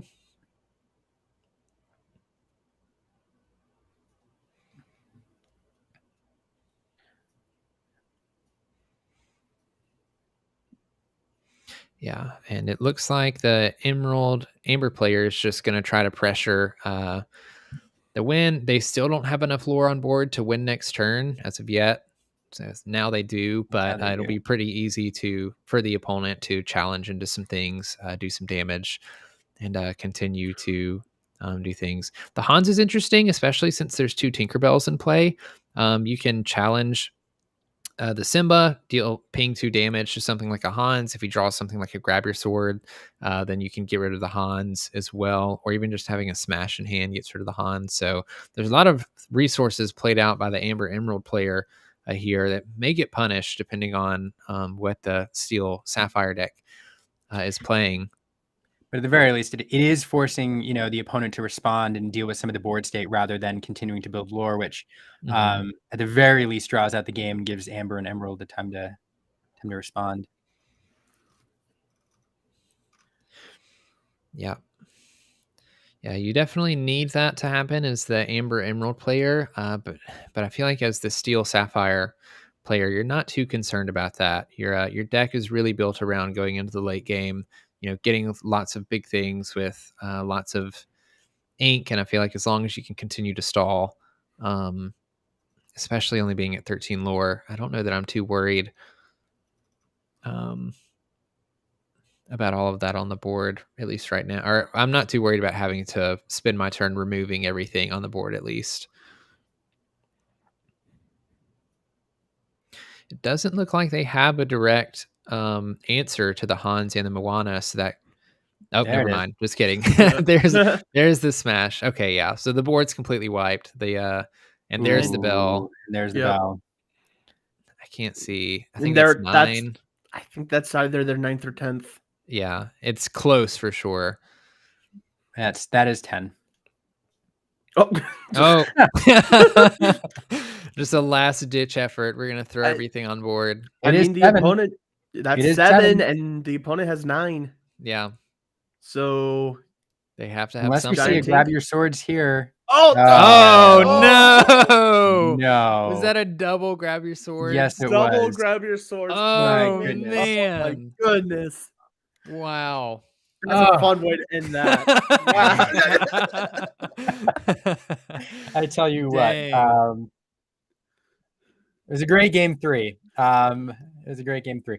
I do wonder, I mean, it's hard to tell at this point. You have to go watch the game, but I do wonder how much that misplay with Hook, or not misplay, but mistake, affected the outcome. I think there definitely would have been a different game had they caught that one damage, because, I mean, like Knives said, there were a couple times where if Captain Hook traded or had the bottom player known that Captain Hook only had 1 damage on them, you know, I think there may have been some different decisions that were made, and I think there was enough of a domino effect there that the game probably would have been different. I don't know that the outcome would have been different, but, you know, even if the game would have been different, it's you know, you really hate to see that not get caught because it potentially could have gone different. Yeah, thankfully the person who was wronged in that mistake won. If it was the other way around, I think it would be worse of a situation, but this is a good example of just slow down, make sure you understand the situation, make sure you understand the game states, and we want to have a good, thoughtful, smart game than a quick game. That said, I need to head out and prepare. Thank you so much for having me, Liam and Brandon. It's been fun. It was good to see you, Knives. I'm glad you could join us. Absolutely. Anytime I'm available. Absolutely. I will love to do this again. Absolutely. Well, have a great rest of your weekend. I'm glad your football team won. Oh, yeah. I'm going to go run laps now after this because I'm super hyped. But yeah, you guys have a good one. You Yeah, too. good luck. All right. Well, that was a fast game. A great game through though, and again we've seen these are now 2 meta decks, I think. Although, well, are we the Steel seeing much Sapphire. that's what I was gonna Yeah. say. Steel Sapphire is not as common. I think I've seen it pop up a little bit more. It was very popular, like at Gen Con and really, really early in the meta, but it pretty quickly got swarmed out by Ruby Amethyst. I've seen a couple more people picking it back up again. So I wouldn't call it a meta deck, but I definitely wouldn't call it like a rogue or unpopular deck. I think there's definitely something there. And people are just starting to pick up the deck a little bit more now, experiment with it a little bit more. Where Sapphire in general had kind of just been put down for a little while, and people are starting to explore different options with Sapphire now, which is fun. I like to see all 6 inks get their love. That is true, and we've seen everything so far today. Over the course of 4 rounds. No, that was a really fun matchup. I really enjoyed game 3. Yeah, that was an exciting one. Especially the I have to agree with Franz from Traverse Tavern. I think my favorite play of the game was the throwing down of the 2 grab your swords to just put the nail in the coffin. With authority. Yeah. It was an interesting about that game is there were several times where it really was on a knife's edge. The Steel Sapphire player had to have the right card in hand several times to deal with the situation, whether it was throwing a bodyguard into the inkwell or the board wipes, and just every time the player had the answer. Yeah, which is I'm used to seeing in a deck more like Ruby Amethyst where there's a bunch of draw, but in Steel Sapphire there's not as much draw. There's a little bit of filtering in there, so it's especially more exciting when you see that kind of thing happening. Well, I guess depending on which side you are, more exciting, more frustrating to see your opponent have the answer every time in a deck that isn't as good as drawing everything that it needs essentially. So it makes for really exciting games for sure. Yeah, no, it's definitely entertaining. I did enjoy the whole new world play again. It's funny, we were saying from the beginning that it's probably not the ideal card to play in this matchup because of the bottom player's ability to refill their board so quickly and go wide like instantly. But I did think you saw a situation there where the Rapunzel was played just right, so that the Emerald Amber player had the card advantage. And so the way to neutralize that is to immediately reset the hands and say, all right, if you're going to have a lot of cards, I'm going to have a lot of cards as well. And it worked out.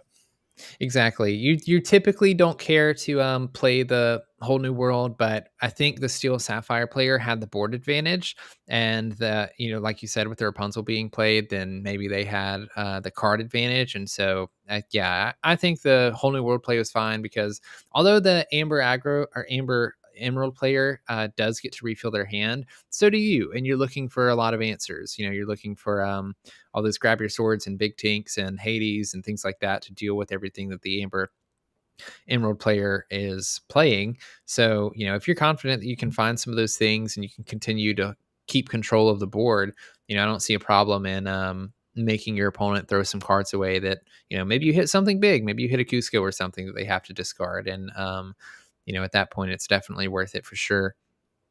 Yeah, absolutely.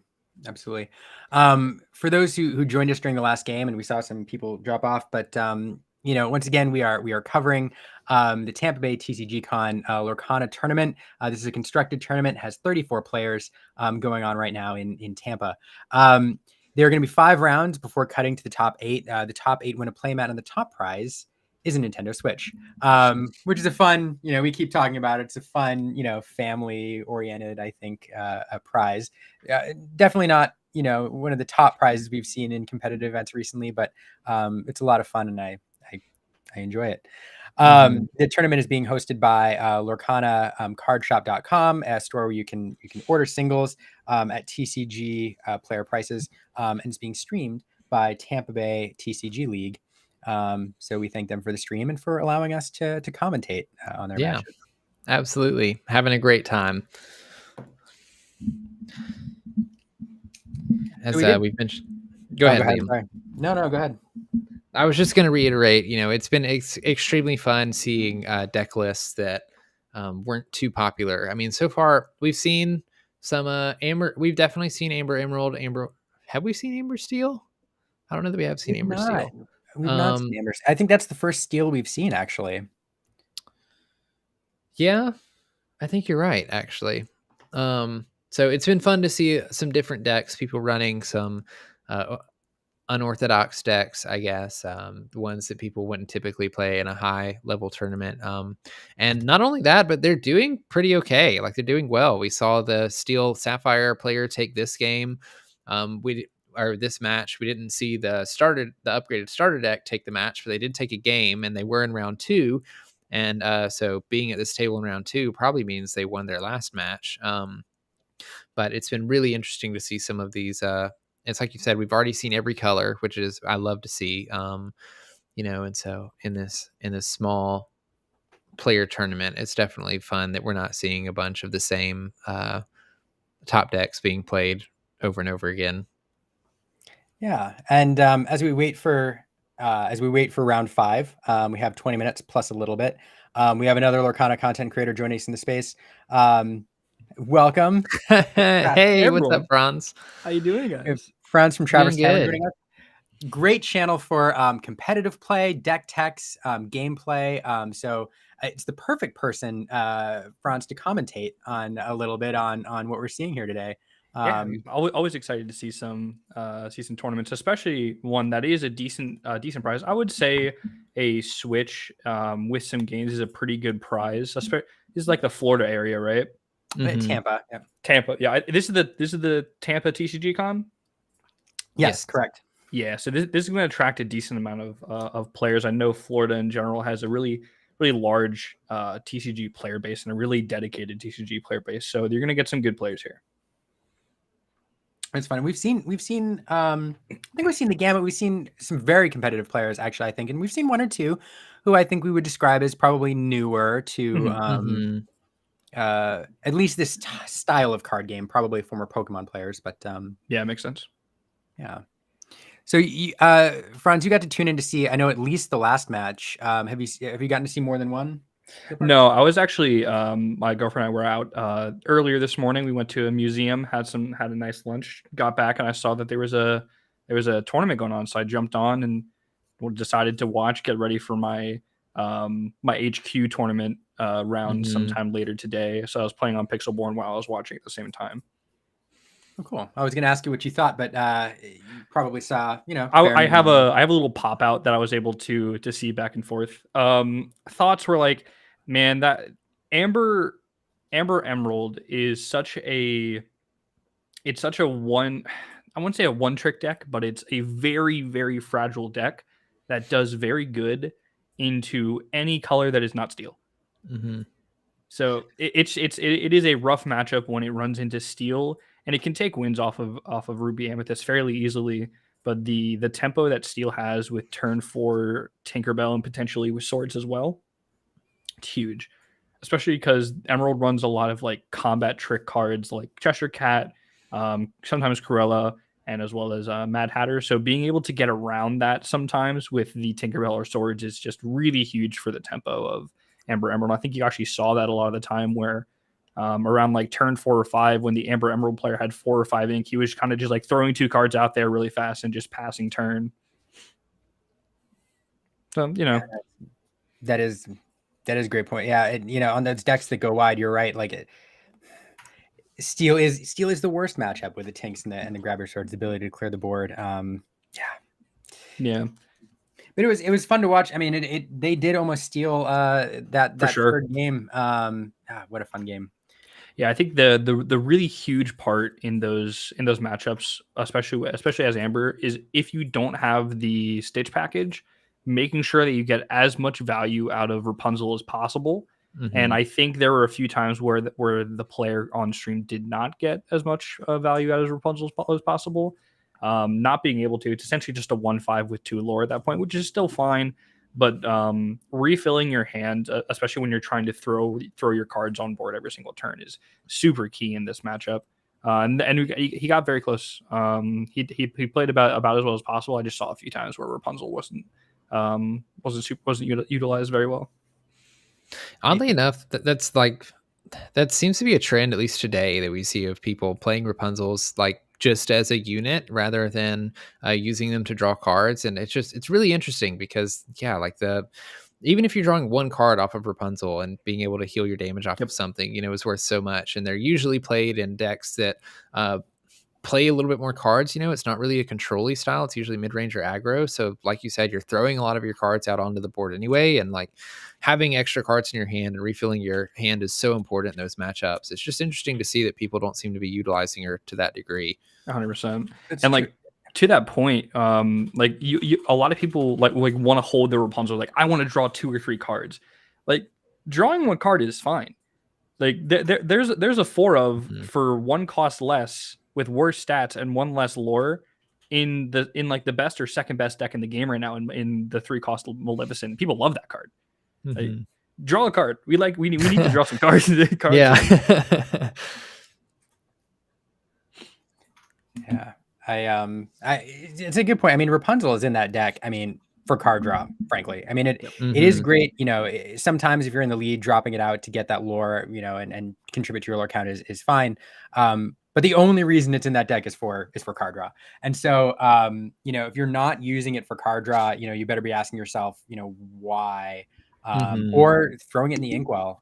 Because I think, Franz, the play that one of them you're referring to, there was a choice, I think in game 1 to ink Rapunzel and play Kuzco, instead of, there was a line to challenge an opposing character with a character on the board and to get at least 2 cards out of the Rapunzel instead. Less lore on the board, but that card advantage could have been big. I do think there was a point. I'm not sure if it was game 1 or game 2, but I remember there was a card with 1 damage on board, and they inked Rapunzel, played Kuzco, and then next turn they played a Cheshire Cat, and then the turn after that they hard played a Rapunzel. I think they won that game anyway, but I think having that extra draws would have been enough, because if you play the Rapunzel instead of the Mad Hatter instead of the Kuzco that turn, you draw the Cheshire Cat, and then next turn you draw the Rapunzel again, and then at that point you can ink that Rapunzel, play the Kuzco with the follow-up of Cheshire Cat, and you have the 2 lore from the Rapunzel on board anyway. So I think that that would have played around, I think, better. Although there is an argument for just getting the 3 lore on the board at the same time, but I think he won by like a pretty comfortable lore margin anyway. So I don't know. Not like it matters. Kind of semantics at that point. No, but fun to talk about the possibilities and alternate lines of play. For sure. Yeah, it doesn't matter in that game, but in some games it might. There might be games with similar situations where that extra lore, those extra cards do matter. So I always enjoy reassessing those games and figuring out what is the most optimal line of play in every turn, regardless of the outcome of the game. Because just because you won the game doesn't mean you played the game correctly. That is fair. I think in that vein, I think like back when a lot of TCGs had like video games on like handheld like DS or Game Boy. I remember a lot of the time when people would like play the stories, I would be looking for the puzzle modes that they all had, where it would be like, here's a board state, figure out this board state. I loved those. Those were all super fun, and that's really brought itself over into my adult TCG life, where just like looking at a board state and being like, okay, what would I do here? And what do I think is the most optimal here? I think that's so fun. Yeah, I'm surprised we haven't seen more of that in Lorcana, because I agree. They make like super fun videos and like super fun challenges. And there's 1 or 2 YouTube channels that I've seen that make occasional Lorcana puzzles like that. But I haven't seen it happen too often. And I feel like maybe it's a missed space in the content world for Lorcana for that reason. For exactly. Sure. You're really bringing me back in the day in the 90s.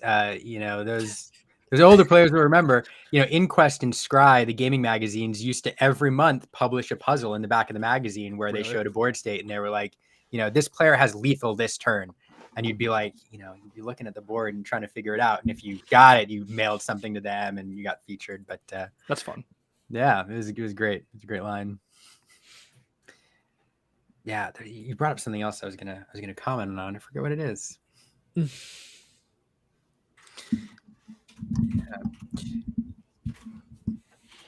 the uncomfortable silence comes in.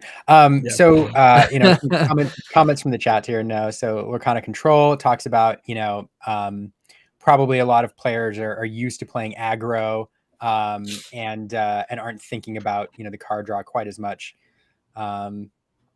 And I do have the obligatory, I'm a scry comment here. Those have become oddly collectible nowadays. If you can find seal versions of these old gaming magazines, they're actually pretty popular. Did you get a GTM magazine for Lorcana, by the way? I did. I have to shout out Keezy brought me one for Gen Con. I was looking for some and he was able to find some and gave one to me. I was very happy. It's close to me, but I'd have to move some stuff to get it. Yeah, Adara from the HQ Discord got me mine, although Keezy offered me one as well. So, shout out to both of them. I meant to get it signed by Steve Warner and Ryan Miller. But that's a good thing. I probably should have done that. I had the opportunity to. I did not. I should have gotten a lot more signed. It was a wild weekend. I think all of us were kind of just frazzled. Yeah, it certainly was. Yeah, considering that day, I'm not surprised that I didn't think about getting the magazine signed. Now that I think about it, I still can't believe that. I think I stayed up for a good 30 straight hours the first day and a half of Gen Con. It was insane. Yeah. I remember thinking to myself, I would never do something like this again. And then I forgot what it was that happened the other day. I don't know if it was with reveals or what it was, but I was like, I'd do it again. There's some things I'd do it again for. Absolutely. Yeah. It was a special time. I think after everyone got their product, going around and trying to build up a constructed deck or build up a pile of just a collection was just so fun.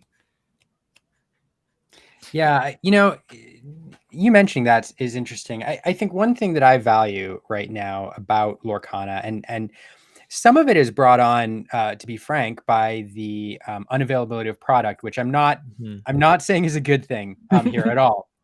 Because I sure wish everybody was able to get a hold of all the product that they want.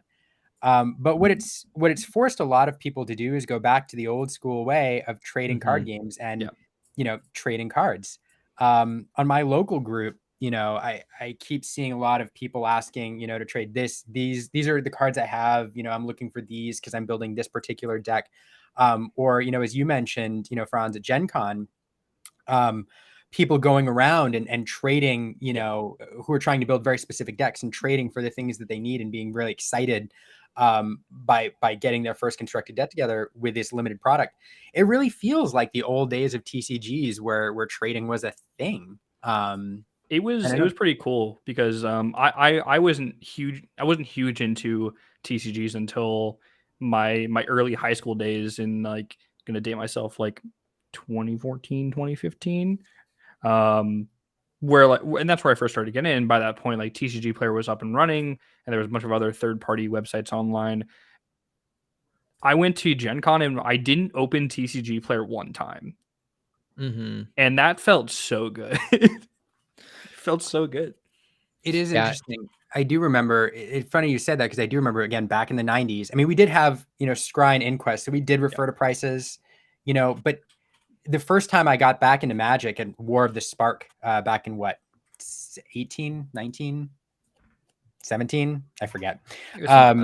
I did a trade, my first one. And the first thing, and I watched them happen. The first thing everybody did was open up their phones and just start to add values of cards. And they were like, all right, this. Okay, we're 40 cents off. Let me find a 40-cent card. Yeah. And on the one hand, it's nice to know that somebody's not getting ripped off. On the other hand, it does take away some of the, I don't know, the magic, the friendliness.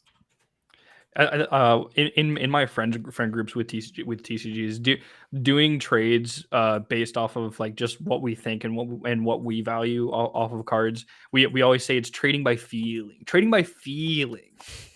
you don't trade by like if you're open up TCG player and open up your calculators, you're not trading by feeling. You're trading with your wallet, which like is fine. There's absolutely nothing wrong with that. I've done that plenty of times. But I think with most friends of mine, I think if someone brings up a card value and like we're trading cards and it's like a $20 card versus a $15 card and it's a good friend of mine, I'm like, okay. Yeah, exactly. As long as there's not a huge disparity between price, like I'm totally fine losing money on a trade with friends, you know. Even locals, like I do the same thing with locals, especially with product being a little bit tougher to get. It's like, you know, if a trade doesn't exactly work out monetarily to my favor, I don't care. I want these people to keep coming back and playing. And like, if they need Mickey BLT to do it, and all they have is I don't know, a Maximus or something, you know, sure, whatever, fine. You know, the first time I the first locals that I went to was a nice small place called Toy Factory, and there was a father daughter that was there, and the daughter was adorable. They were both very cute together. The daughter didn't like had 65 cards with different sleeves, and it was just great. So we taught her how to play, and she knew a decent amount already. She was fairly intuitive with TCGs. I was pleasantly surprised. I was like you got this game faster than I ever would have back when I was your age. And then I was like, she wanted to see all the cards that I collected, and she was like, I love Mickey so much, and like she saw the Musketeer Mickey and she freaked out, and then she saw BLT and she freaked out even more. And like it was such a good time for me. I went to her dad at the very end. I was like, here, just like give it to her for Christmas or her birthday. Like this BLT, because if I ever play the control deck, it's gonna be borrowing a friend's control deck, because I just don't want to own that deck. I don't want to own that deck at all. So I was like, she will get much more use than I ever will, and regardless of this card being $30 to $50, that knowing that she's gonna have a fantastic birthday or Christmas is absolutely worth that to me. Like, the only thing I care about right now is building community and then building my collection, and I just didn't need that BLT for any of those. So, yeah, it's something that I really want to see just a lot in this community. It's just people coming together, people getting stuff for other people, and hopefully we can move away from some of the upsetting narratives that came with the low allocation. Yeah, I think it's super important in building community, because I remember when I first started going to my LGS, probably back in November, I started playing Pokemon, and it was kind of the same thing. Like I would find a deck that I would want to build out, and you know, I would buy a pre-con deck, and I would look for the cards that they were missing out of that pre-con to make a better deck. And there were plenty of people that were just like, here, just take the card. Like, it's $3. You don't have anything. Like, you know, I'd rather you want to come and participate in tournaments so we can run tournaments and, you know, have people to play against, than I care about making my $3 off of the card that I'm going to give you or whatever. And it's like that. I remember when I started going, I was like, that is so amazing. Like, I didn't realize that, you know, this community was so, and not this community as a whole, but like my specific community was just so like giving and friendly in that way. Like, people didn't care if a card was $5 or whatever, you know, if you needed it, they'd give it to you. And if you stick around long enough, like you all end up giving each other cards anyway. So it's kind of just like passing around the same $20 bill over and over again. Anyway, except the whole time everybody, you know, has a lot of fun. I think Teddy and I actually did that at Gen Con. Like, we passed a $5 bill between me, him, and Ixia like 5 times. It was just really stupid. I was like, guys, what is happening right now? Yeah, that kind of thing happens with me with my coworkers at work. Like, one of us will go get lunch, or, you know, we'll go pick up breakfast, and we'll ask what everybody else wants, and we'll just like buy stuff. And she's like, you know, whatever, I got you. And then like somebody else will go do that a different day, and they'll just get your thing. And so it's just like, we started by Venmoing and Cash Apping each other just to like keep things clean. But we found like I just would keep balances in my Venmo and Cash App, because I knew that, you know, the next week I was just going to send the money right back. What a good time. Yeah. Oh, great comment.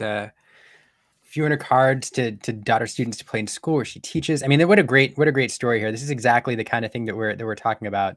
Dreadnoks for life in the chat. Thank you so much for sharing this. I mean, you do have a lot of people who are investors, quote unquote investors, who are looking to scout product and all that. But I do feel like for every one of those, there's people like, Dreadnoks here in the chat, or, you friends who are giving away cards and trying to help people get into the game. And that's really, why this game I think will do well. Hopefully, because there are a lot of people who are focused on building the community and bringing in new players. As well as those who are looking to make money, but I like to think that the former are more numerous than the latter. Might be wrong. The latter is just more loud than the former. That's fair. That's fair. At least right now, and especially with a lot of FOMO, a lot of people are kind of like giving it, like I've seen a bunch of posts recently that's like the scalpers won and saying that like they bought a box or a trove for market value, and like it's so rough just seeing a community have to go through a point where they feel defeated to buy a product for a TCG. It's crazy. Yeah, hopefully become more ubiquitous. And one thing I will note, but we still I have 32 pre-con starter decks on my kitchen table right now. About 20 of them are spoken for. But if anybody in the chat knows, families or people who have not been able to get cards they want to play, send us an email at illumiteers@gmail.com, and we may be able to help you out. We've been giving these away to people as we're able to. But it's starting to add up, so we don't have many left. We don't have any left. It is interesting, on that note, you see a ton, because we're talking about scalpers and there's a ton of these pre-cons for sale for about $10 to $15, because the expected value right now, or the estimated value, expected value of packs is so high. Yep, it just goes above the deck. Exactly. The people buying the starter decks, pulling the pack, opening it, and then selling the pre-cons is a thing. And it's unfortunate, but as a result, for those looking to just play with decently built decks, for about, $13, $14, $15, you can get a pre-con. And so we're hoping to give some of those away, but that is an option. And it's different in every area, but I've found in some of the more rural areas, if anybody lives around there, that the starter decks seem to kind of hang around sometimes, like in your Walmarts and stuff. Like, I haven't checked my Walmart in a long time because I don't need any more product and I'm not trying to get any more. But there've been multiple times that I've been by somewhere and like I still see starter decks sitting on the shelf, and it's like, that may not be the constructed deck that you want to build, but it's a way to play the game. And as we mentioned earlier in the stream and talked about some today, like there are plenty of ways for you to upgrade starter decks or build out budget decks based on the cards that you get in your starter deck. And, the extra pack that comes in the starter deck might help you trade for a bunch of extra stuff. So, if there's anybody that is thinking about buying one to play the game, I absolutely would. Don't be discouraged about not being able to buy a box worth of packs to open to build the deck that you want. There's still plenty of things you can do with a starter deck. Yeah, it is interesting. We do have a comment here from Ray Cardone in the chat talking about how they think it was a mistake to put the packs in the starters. And I assume that's because, of the phenomenon we're talking about, where the starters are being bought up in bulk, not by people looking to play, but for people looking for those packs to sell. And it is interesting. I do think, Ravensburger's heart was in the right place, making a very, very affordable product, for like $18.99 or $17.99, I think. MSRP, like the pre-con with the pack. That means essentially you're getting a pre-con for $12, a $7 pack of cards. I think that was the right thing. I think this is just an example of unintended consequences where, this product scarcity is leading to this type of market behavior. I do think it's possible that if they did take the pack out, I think the cards from the starter deck might be even more expensive right now, because I think people would have, I think everyone would have bought all of those up more, and then they would be upcharging just the starter deck alone. Rather, I think you would have seen something very similar. Like I'm not sure if it was a mistake or not, but I think either way you would have seen similar outcomes with or without the pack. People would probably just be selling the starter deck for actually a little bit more. Mm-hmm. That might be true. We also see, the starter decks, not all the cards are valuable, but several of them have playable cards. Yep. You have Grab Your Swords, a one of in Steel, but that's a playable card. Aladdin we're seeing in top tier Ruby decks, and that's a guaranteed card in the starters. So, Mad Hatter. Mad Hatter come in the precon? It does. Yes. Yeah, Mad Hatter does come in the precon.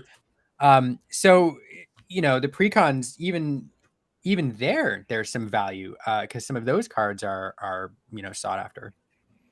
Yeah, we have. I think it's like going through them. I think it's Swords, Aurora, trying to think, kind of Simba, I guess. We have Hatter, we have Shield of Virtue, Dragonfire, Mother Knows Best. Mother Knows Best is in the precon, I think.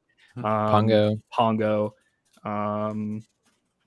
Facilier, Brooms, Mickey, Friends on the other side. Yeah. Friends, yeah.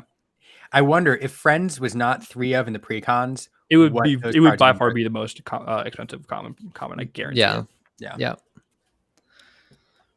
Yeah, it is interesting. Yeah, Ray pointing out, right, that they wanted to get great value, and I think that's right. It just, the market will be the market. But I think the company's heart was in the right place.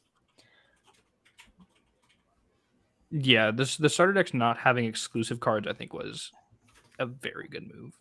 Yeah, I think not having exclusive cards in anything is a great thing. If these, for Ravensburger to do. Could you imagine if Wayward Sorcerer and Aladdin were pre-con exclusive cards? Oh my gosh! I'm just thinking of Aladdin being a pre-con exclusive card. Friends being a pre-con exclusive card. Yeah. God, in 2 years they'd be like $70 each. Mm-hmm. Yeah. No, Yep. I will say the one interesting note, and again, I don't think much of this. I wouldn't have them change anything, but you have that experience when you're opening a pack of cards and you're like, oh, it's a foil rare, and then it's a foil rare that comes in the precons, and you're like, this doesn't feel like a win.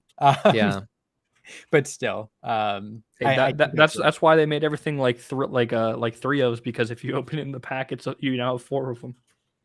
Yeah, it's a good point. That's a good point. Yeah, there's been too many times that I've opened a pack and I've done the little pack trick where you slide the card up just a little bit to see what rare it is, and it's a super rare, and I get so excited, and then I pull it, and it's just another Aladdin or another Aurora. Oh man. It's not as exciting, but give me super rare. Want a foil Whole New World, a foil Tinkerbell? Yeah. Still, which is the actual legendary for Steel, I think. Tinkerbell is the legendary for Steel right now. So I mentioned this in a video I'll put out recently about the Rise of Floodborn cards that we just got revealed, but I'm so glad that we are getting a Cinderella, because I feel like Steel did not have a late game expensive bomb card at all. Tinkerbell was about as close to that as you get. Oh yeah, Gantu. It was supposed to be Gantu in Taka. Yeah, supposed to be. So I'm glad that they're getting something with Cinderella, hopefully. One day Gantu will be good, I promise. It made me wonder if the 0 to hero card makes Gantu any better. Getting to play him a little bit earlier. I mean, it technically does shut down the control play of broom, swing, bounce, broom to get stuff back. But does Gantu say can't challenge itself or can't challenge? Can't challenge. I mean, it stops that. So hey, if people want to, if people want an out to control refreshing their deck 30,000 times, you can play a Gantu, but then they have Dragonfire anyway. Yeah. I do have a question here from Ray Cardona, just pulling stuff out of the chat. What do we think if they took the Magic approach and did the intro collector booster? And I'm not familiar with the product line you're talking about, Ray. Not either. Intro collector booster. So I do know that Magic does this thing where they have these welcome packs that have cards in them, and some of them are exclusive to the welcome packs. They're nothing powerful, but they're interesting treatments, and I'm wondering if that's what he's referring to. But if Ray comes back with an explanation, I do need to address this other comment in the chat. Aaron asking from the living room, how many Gantu cards I own, and the answer is 34. How many foils? Grief. No foils. Believe No it or not. foils. Why? Why do I own so many Gantus? Yes. Yeah. Because I was the actual story. The actual story is because we're good friends with Louise and we love Louise's art so much, and he loves when people get excited about his artwork, and when people open it and share it and all that, and Gantu wasn't getting much love, and Gantu started becoming that joke meme where people are like, legendary, and then Gantu, sad face. Yeah, that was my so first. That was my first legendary foil. Was Gantu. I was like, that was my first legendary period at Gen Con. I remember that. Well, you should have shared him on Twitter and tagged Louise because he would have been excited. So I wanted to revive Gantu's reputation, and so I started scooping him up at anytime they drop below $3 in TCG players buying him. And then I ran out of money because they stayed there for. I was single-handedly and now you have a child. Yeah. I was single-handedly floating the Gantu market for a while. That's so funny. The only reason Gantu is $3. That is probably true. But one day when he's playable, you all remember this conversation. So I'm going to say in 3 sets from now, when Gantu's busted, you're going to be like swimming in gold. They're going to introduce a new mechanic that's like shift from hand, where they have like baby characters of the shifters, and like it'll be like a 4-mana Gantu. It's like when this is played or when you do something, you can shift Gantu from your deck for free. Yeah, that's gonna happen. Yep, there you go. Or Captain Synergy. That's the only one I'm waiting. That's the other one I'm waiting on. Play the next Captain is played for 3 cheaper. So Ray came back in the question. He said, in the Lord of the Rings, let me get the right one up here. In the Lord of the Rings pre-constructed deck, that is sample collector booster pack instead of a full pack. So it was 1 card and could be a crappy common foil to an expensive standard foil. So what he's saying is, instead of doing so collector boosters in Magic all have exclusive treatments. A lot of them, the only place to get them is collector boosters. So it sounds like in the pre-cons, instead of having a normal booster pack, they had 1 card. It sounds like that's from a collector pack, which means it could be a foil common, terrible card, or it could be like a $50-$60 card. Wouldn't that make it worse, to be honest? Because if it's an exclusive rarity with an extended border, then I feel like this would have been bought up more, because it would have been worth it more to buy it for the potential of the 1 pack versus buying 1 regular pack of Lorcana. Because I don't know, especially if it's exclusive with the collector's market in this game, I think it would have been either the same or worse. I'll be honest, I just don't love anything more than a booster pack. I can't stand that there's 7 different packs that I can buy for Magic, and they're all different things. Agree. Yeah, 100% agree. And I really hope Lorcana doesn't go that way. Lorcana brought back my love for set collecting. In Magic, it became not a thing after a while, because there's so many treatments and the cards were easy to get and all that.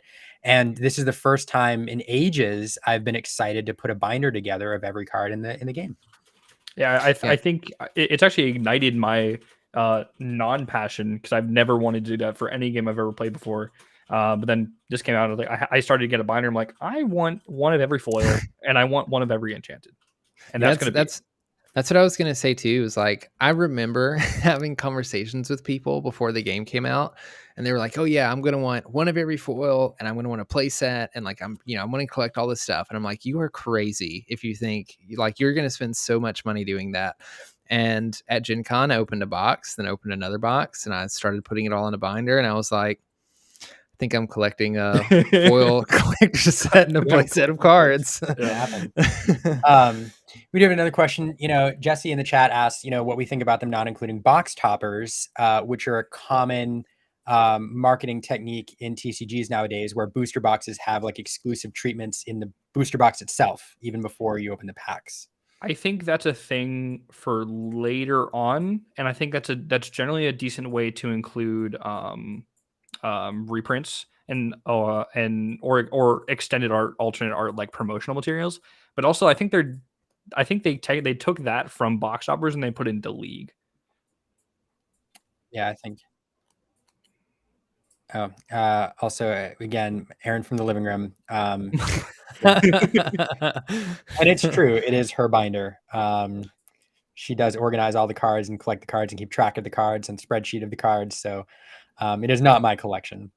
It is not my collection. I love when seeing the different ways people pile shuffle. It's very fun. It is. So I'm gonna go to this view here. If people in the chat hate the bigger view where we're covering part of the screen, let us know. I do think this gives us better view of the play area, though. If you all would like to see us off on the side, let us know. But I think this is a better view. Yeah, so this looks like the bottom player is the same player that we saw earlier running the Ruby Amethyst deck, if I remember correctly. I think I remember the teal and the pink card sleeves. I do. We have seen this before on this exact playmat. And we've seen the clear deck sleeves before too. I think that's the Steel Sapphire player from last round. So okay, interesting. So we have an interesting matchup here. I'm actually kind of excited for this. I love this matchup. I love it. We saw the Steel Sapphire player playing Fishbone Quill, right? Mm-hmm. Yep. All right. I saw at least one. Before we get started, I'm running to the restroom. You all carry it from here. Friends, by the way, I just assumed you were hanging out with us for this match. So I'll be hanging for this match. Depending when my opponent gets here from the HQ tournament, I'll jump off afterwards. I don't want it to be another mirror. Last round was grating on my soul. I was gonna ask you, Franz, what excites you so much about this matchup with the Steel Sapphire? So I think more so than Amber Sapphire, than Amber Steel, I think Sapphire Steel has better plays after Be Prepared and plays into Be Prepared than Amber Steel, unless you're playing Hades. Okay. So I think it's a much more interesting matchup, especially because the Amber deck likes to rush a lot, and the control deck has a lot of really punishing answers for that. Mm-hmm. And the Sapphire Steel deck just doesn't. It usually just like throws a Grandma Tala down. Like, what are you going to do when you Dragonfire Grandma Tala? Gain 3 ink. Ooh. Yeah. Yeah, especially I've seen a lot of people talk about Eye of the Fates too in a thing like this for that reason. Like you just drop a Mickey Detective or a Grandma Tala and now they're questing for more than one lore, and it's like, you're gonna Dragonfire this Grandma Tala or not? Which feels really bad for the Ruby player. I was actually workshopping a similar deck. And I found myself, because I was playing Quill and Eye of Fates and Beastmere, also another thing why I think has a better matchup into this is because Beastmere, where the Amber Steel deck usually relies on Whole New World to just draw cards. Mm-hmm. This deck relies on Whole New World, but it also has the play to just stop using Whole New World and just use Beastmere, so it gets so it doesn't continue to refill the control deck's hands after like turn 7. Yeah. We do some amazing comments in the chat. I want to get to them between games. It'll give us something to talk about. But in the meantime, this is an interesting matchup, and I do want to make sure we don't miss anything. I actually think I am a believer in the control deck of not running 1-drops. Besides Shield. I think you have better options for tempo, like 3-cost Elsa, and I think if you're playing against the mirror and your opponent does not play 1-drops, if you ever play one of those 1-drops, that's horrible in the mirror. I think personally, I can definitely see that, especially if you're playing Steel, because I've found in a Ruby Steel deck that I've tried to build that like oftentimes I don't really need to play a 1-drop or 2-drop. I mean, sometimes a 2-drop is important, but like most of the time I'm looking to play Tink or Aladdin on 3 and then shifting on one of those one of the turns after anyway. It's like all I know is that when I see this, when I'm playing against the control deck, I'm like, okay, so right now they don't have like 3 or 4 bombs in their hands. because they have to play these 1-drops. Yeah, especially against the Ruby Amethyst deck, where the early lore doesn't usually matter all that much. Like it Almost feels never. better. Yeah, it feels better if you like don't play anything to quest with, so that when they play their 3-drop Aladdin or whatever, they don't get any value out of it. Anyway, inking the Quill here is very interesting. I wonder if he has a little bit of a flood of uninkables in his hand. So I feel like he would have rathered to ink. Oh, he's going for the shift. Okay. So I'm a big believer that Dreaming Garden Aurora is kind of a bait. I don't love this card, mainly because you can, especially with Ruby being so popular, it usually just gets dragon fired or be prepared in a lot of matchups and doesn't really fulfill its purpose. Yeah. So, and you also feel like you lose a lot of tempo doing this too. You spend turn 2 playing Aurora, you don't quest with her because you don't want big Aurora to die. Turn 3 you shift Aurora, you still don't do anything with her, and you just basically don't do anything with her for 3 or 4 turns. You're kind of just not doing anything, and then when the opponent needs to take something out, they just Dragonfire your Aurora and do whatever they were going to do anyway. Yep. There is that. Okay. I was about to say the only time I see this play working out well is if he had the whole new Aurora. But as soon as he dropped the bell, I assumed he did. Mm-hmm. But I think now, like after turn 4, turn 5, I think if you're whole new worlding the control deck, I think you're almost always losing more value than you're gaining. So I like it here. I actually didn't really see what Ruby Amethyst dropped. Just want to call attention to the multiple $100 Aladdin in the discard pile there. Yeah. The enchanted Aladdins. Yep. Almost certainly should have expected a Maui after using Whole New World, I'd say. Mm-hmm. And that Maui essentially got a 2-for-1 by taking out both the shifted Aurora and the Aurora below, because the Aurora got 0 mana, 0 lore. Mm-hmm. I do get the play though of shifting the Aurora into Whole New World early. I do think that was maybe, I'm not sure if it's correct, but it was definitely a play where if you don't use Whole New World now, you're not gonna be able to use it later. Mm-hmm. And you're also, you're trying to take advantage of Bell's ability and ramp quickly by getting the inkables that you can drop in there. Refill your hand for that purpose. It is interesting here. In Steel, it's become a very popular tech to just play 4 Beast for this deck. Mm-hmm. But I don't think right now playing the Beast to take out a shield is worth it. I think you want to wait until they're playing their Cauldron or their Mirror, especially the Cauldron, because a lot of players are cutting down to either 1 or 2 of that. Yeah, that's something I've noticed in a lot of decks is I usually don't see very many Mirrors or Cauldrons run, usually 2 or less.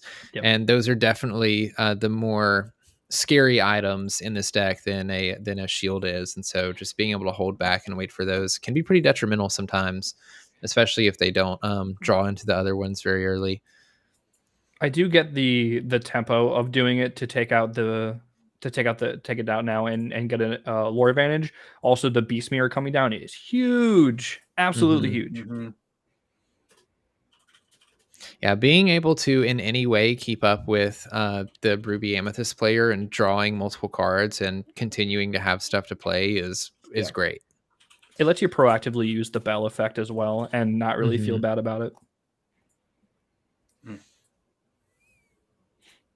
Yeah, like right here, like the control players going up to 6, so like who cares? Like like at the moment, like you're just trying to gain as much advantage and get yourself into a position where your hand is consistently bigger than the control player's hand, so you don't have to play a Whole New World ever again.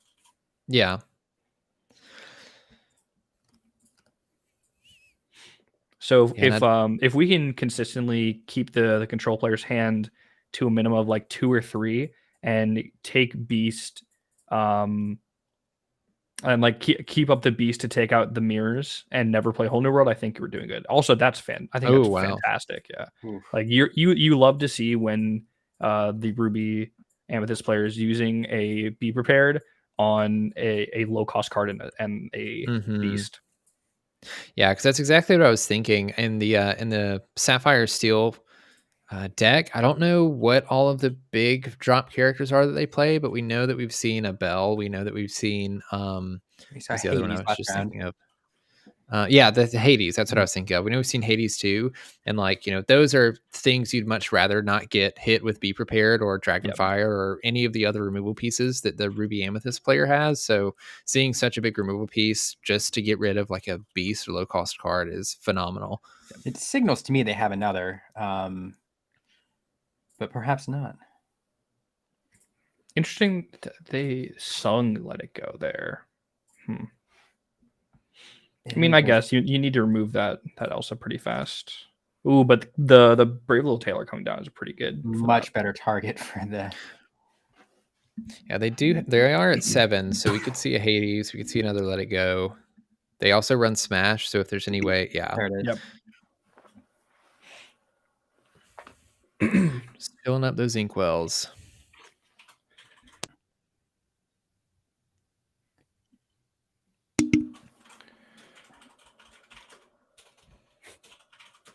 Elsa should be immune to Let It Go. Bad world building. True.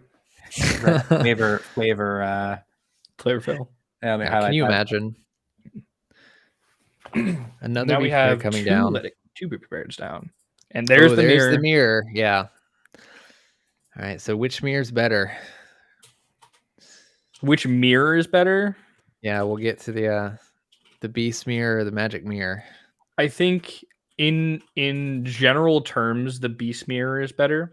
I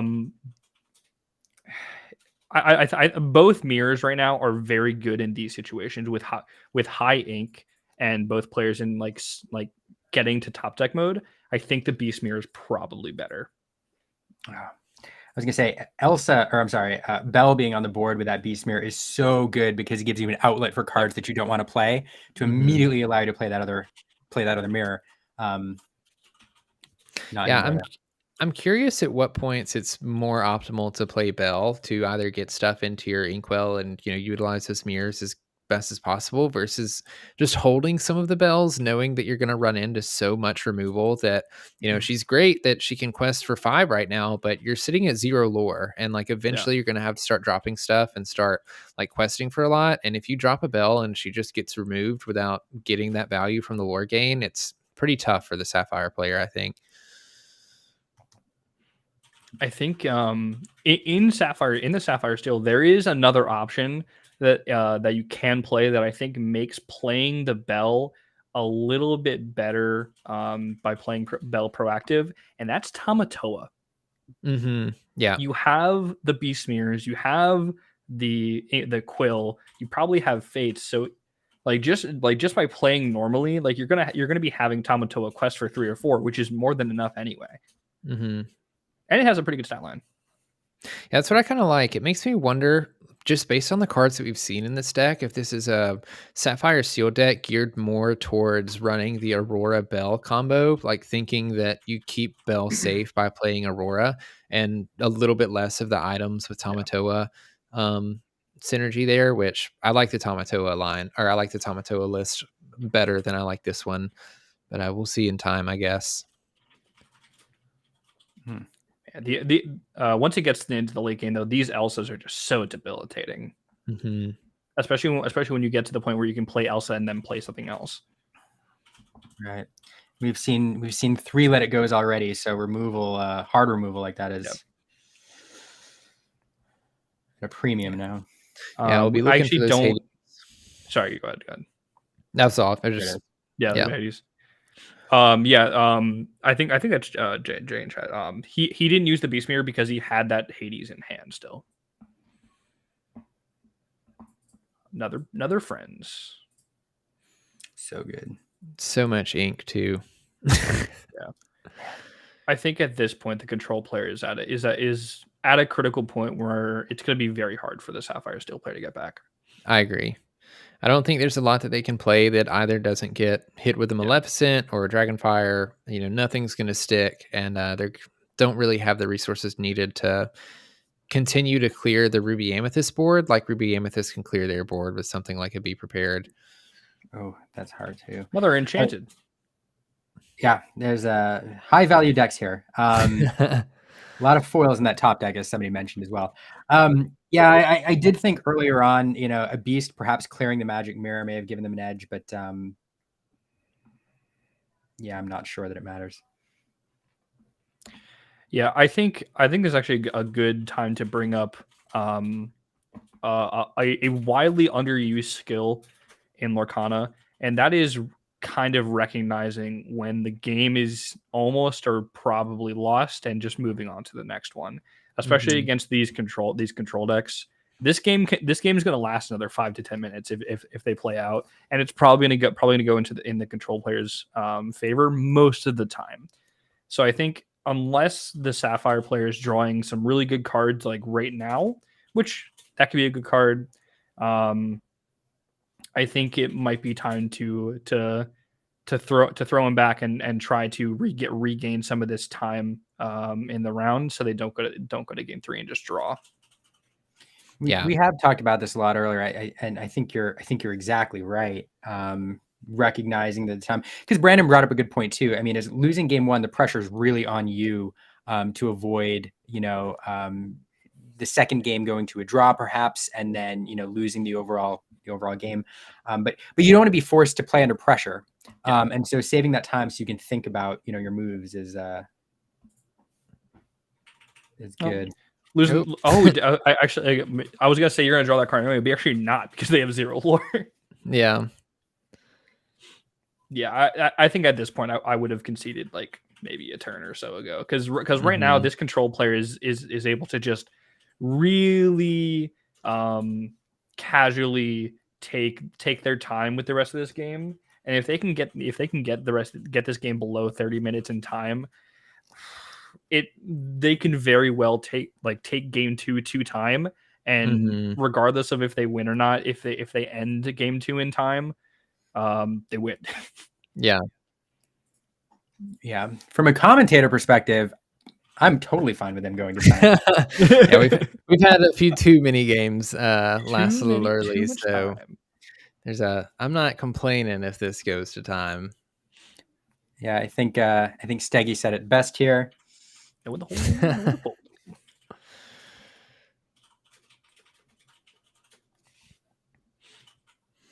I think not having the Fishbone Quill early did do a lot to mess with this. I don't think Lorcana is a game where you can be like, hey, on that turn where they inked the Fishbone Quill and shifted and then played Whole New World, I think they lost the game right there. I don't think that's true for the most part, but I do think going into the rest of the game, I think just playing the Fishbone Quill and slow rolling the turn a little bit more probably was correct. Yeah, especially when you're up against a deck that is so slow to get moving. They're not in any rush in those early turns, so they're not applying a ton of pressure early by questing a bunch and creating a huge board presence. You have the luxury to take a little bit of time playing against the Ruby Amethyst deck in the first probably 3 turns or so. So there was a question in the chat about why they traded discard piles and players shuffled through it, and that is, the chat answered it, but that is to see what the opponent has left. You're most likely up against 4 Let It Goes, a certain number of Hades, etc. So seeing what's in the discard pile lets people know what they can expect in the rest of the deck. Yeah, just the Steel Sapphire player here is in such a rough area. Having to take out the Broom in case they have Mickey while leaving Maui on board, and then leaving Ursula on board, which has 8. It's not a good time. And like you see here, the control player is just drawing with the queens instead of questing to 16. This game, I think, just ends next turn. Yeah, I mean, it's like you said, turns ago, it was the same outcome that we thought was going to happen turns ago, and you could have saved a lot of time just scooping and going to the next game.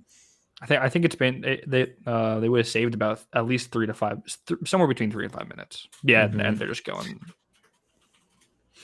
Yeah, it's hard, and I know that like scooping never feels good, and you never want to scoop in TCGs. Like, well, there are cards that can get me out of this. Sometimes it's just the clock and the decks aren't working in your favor there.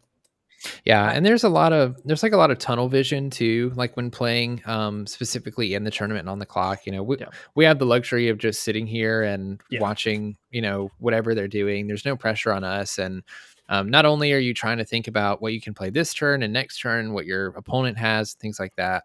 But it might be a little bit difficult to really think, okay, like, how am I coming back from this game and winning in the next 3 to 5 turns when you're so focused? You know, you're trying not to waste time, so you're not trying to think about more than you have to on the game that you're playing right now.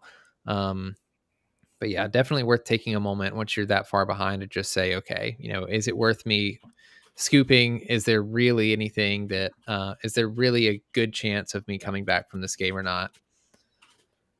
I will say, if you're up against a deck that you're unfamiliar with, drawing out the game one a little bit to learn more about the opponent's deck to set yourself up for game two is valuable. But in this instance, I think everybody knows what that build is on that bottom deck and that control deck. So not necessarily. The control deck's a known quantity at this point. Now, going into this game two as the Sapphire Steel player, like what do you think you can take away from that game one to try to get a different result, or at least have a better chance at a different result going forward in this game? I think personally, you know that you can't just play your bells. Like, it's much better for you to play if you're trying to get ink into your inkwell quickly, so that you can get to that 10 ink and play more cards and get value out of bell. We saw in game one they played the bell, I think, on turn 4. And used her ability to get cards in the inkwell when they could have just played the fishbone on turn 3 and done the exact same thing. I think you realize, you know, that's something you should do if you have the option between both of them. You're looking for Quill first. Also, you just have to be careful before you play your bells. I didn't see any Tamatoas in them shuffling through cards or anything, so it seems like Bell is the main win condition for your deck, and unfortunately, Bell's going to die or is going to be banished to many, many things in this Ruby Amethyst deck. So you can't play them too early. Otherwise, they're kind of a waste of a card. And you're not too worried about their, first 3 or 4 turns. Like, I think you just spend the first 3 or 4 turns building up your engine, building up your what you're trying to do, instead of answer a lot of their stuff and see if you can make it work. So interesting. To your point, Fran's last game, we didn't see a turn 1 this time from the control player. No Archimedes. So we're going to see a little bit more paced play, like you like to see. I do think what the Sapphire Steel player is doing right now is very nice. I would like to see him play that Quill I saw in his hand. Yeah, there it is. Yeah, this is I think the ideal start. I think the only thing I didn't see in his hand that I would want to see is that whole new world. Because right now, I think the general play in this deck is getting a turn 1 card, getting a mirror, getting Quill into something, and then depending on the deck you're playing against, you're either looking for just a 5 cost or specifically looking for Tinkerbell, and you're looking for Whole New World to just get to quest out, get a card out, and be able to sing as fast as possible, and then never sing again against the control deck. That's fair.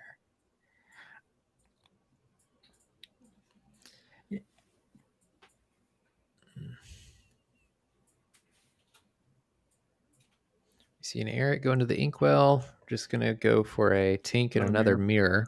I think they might be out of cards. That's what I was thinking too. I think they might have an empty hand now. I would have to math to be sure, but I think you're right. Yeah, because they went first. Yeah. Mm-hmm. Yeah.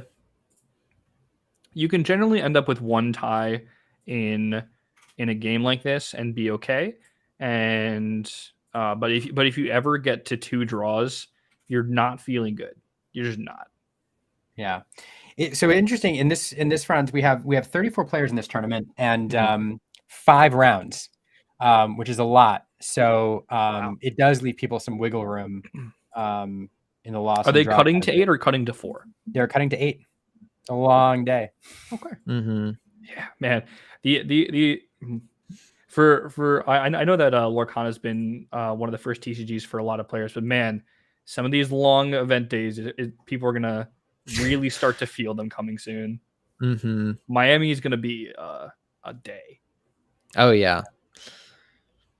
Yeah, I still can't decide what I want to bring, partially just because I know I potentially have to play it for, hours. I believe I'm down to 2 decks. And those 2 decks are this matchup. I don't know if I could make play.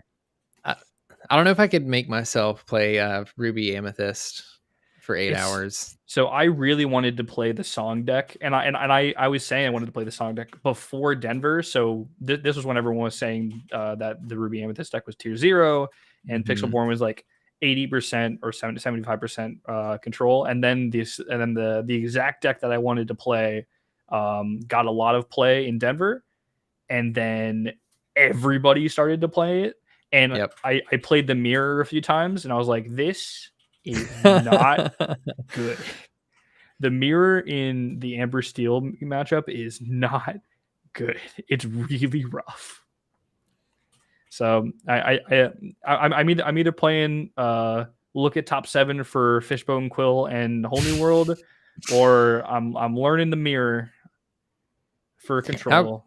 How crazy would it be if things just came full circle and Sapphire Steel won the Miami I was tournament? thinking about that the other day. It is so ironic and funny. Going from everyone was saying tier 0 before Gen Con, and then Gen Con came out. It was like everyone was like, "This is bad. It's not a good deck anymore." Yeah. And then it was like, "Oh, Steel songs are so good," and then everyone was like, "Oh wait, no, Sapphire Steel is good again." Yeah. Yeah, I had friends who built out Sapphire Steel at Gen Con as like their deck, and then afterwards they were like, I have to find something else to play. This is so bad. And I don't know, it'd be funny if the deck came back around to be good again. It is a very interesting the way that the deck has formed itself. I do understand why it took more time for the optimizations to come out fully. Mm-hmm. Because like Beast Mirror wasn't necessarily known as a very good card. Also, Whole New World coming out here. I think it's prepared. Yeah, that's what you like to see. That's what you like to see. That's a huge hand. To be prepared. It's an Elsa. Yeah. I mean, early game it's no fun. Late game, oof. That's what you like to see. I didn't see the redraw. I saw a shield in there, and there's a beast. This is such a good draw for Sapphire Steel. Absolutely. See a beast, a let it go, another let it go. Mm-hmm. 2 Auroras. You can try to set up an Aurora lock now that you have seen to be prepared.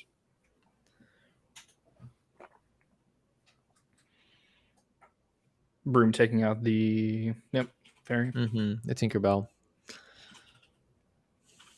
Interesting. Whole New World is always interesting when I play. It feels like it resets the game. Yeah. And so it's always interesting to see what comes out after the break, because it does change everything. There's a $200 card. I do love that art. It's so good. Oh, it's so. If it wasn't $200, I might consider playing it in a deck. True. I was watching during the games, and I saw the control player riffle shuffling their deck. And I was like, I've seen like 3. I was like, I saw like 3 enchanted cards in that deck, and you're riffle shuffling it. I'm crying inside. It hurts my soul. I was going to comment on that, and I saw your face when you saw it. Yeah, it's brutal. Yeah. I will say, an Elsa here does feel pretty bad, because I think he's at 7. Going to 8, so an Elsa here would feel pretty bad taking out the beast and still staying on board with the Aladdin. Mm-hmm. Yeah, we did lose 1 Elsa, I think, to the Whole New World, and we did lose 2 Be Prepared. So I feel like, I think in a Dragonfire as well. Yeah, so I think a little more comfortable going wide here for the Sapphire Steel, just playing the odds. So we're seeing what 5. So yeah, we're at 8 right now. On the top there, I do see a Tink. I see another Whole New World, and I think I'll let it go. Yep, throwing that Be Prepared back. Mm-hmm. At this point, though, I don't think you're playing Whole New World again. So the control player is just hoping to hard draw that going forward. Yeah, it is a problem though, because it sits in your hand as an uninkable, which turns off your beast mirrors. So at some point, well, that's why you have the Fishbone Quill. Oh yeah, that's fair. Yep, it's great with Fishbone Quill for that reason. Set, I think it's double Aurora, small Tinkerbell, and Let It Go in the hand.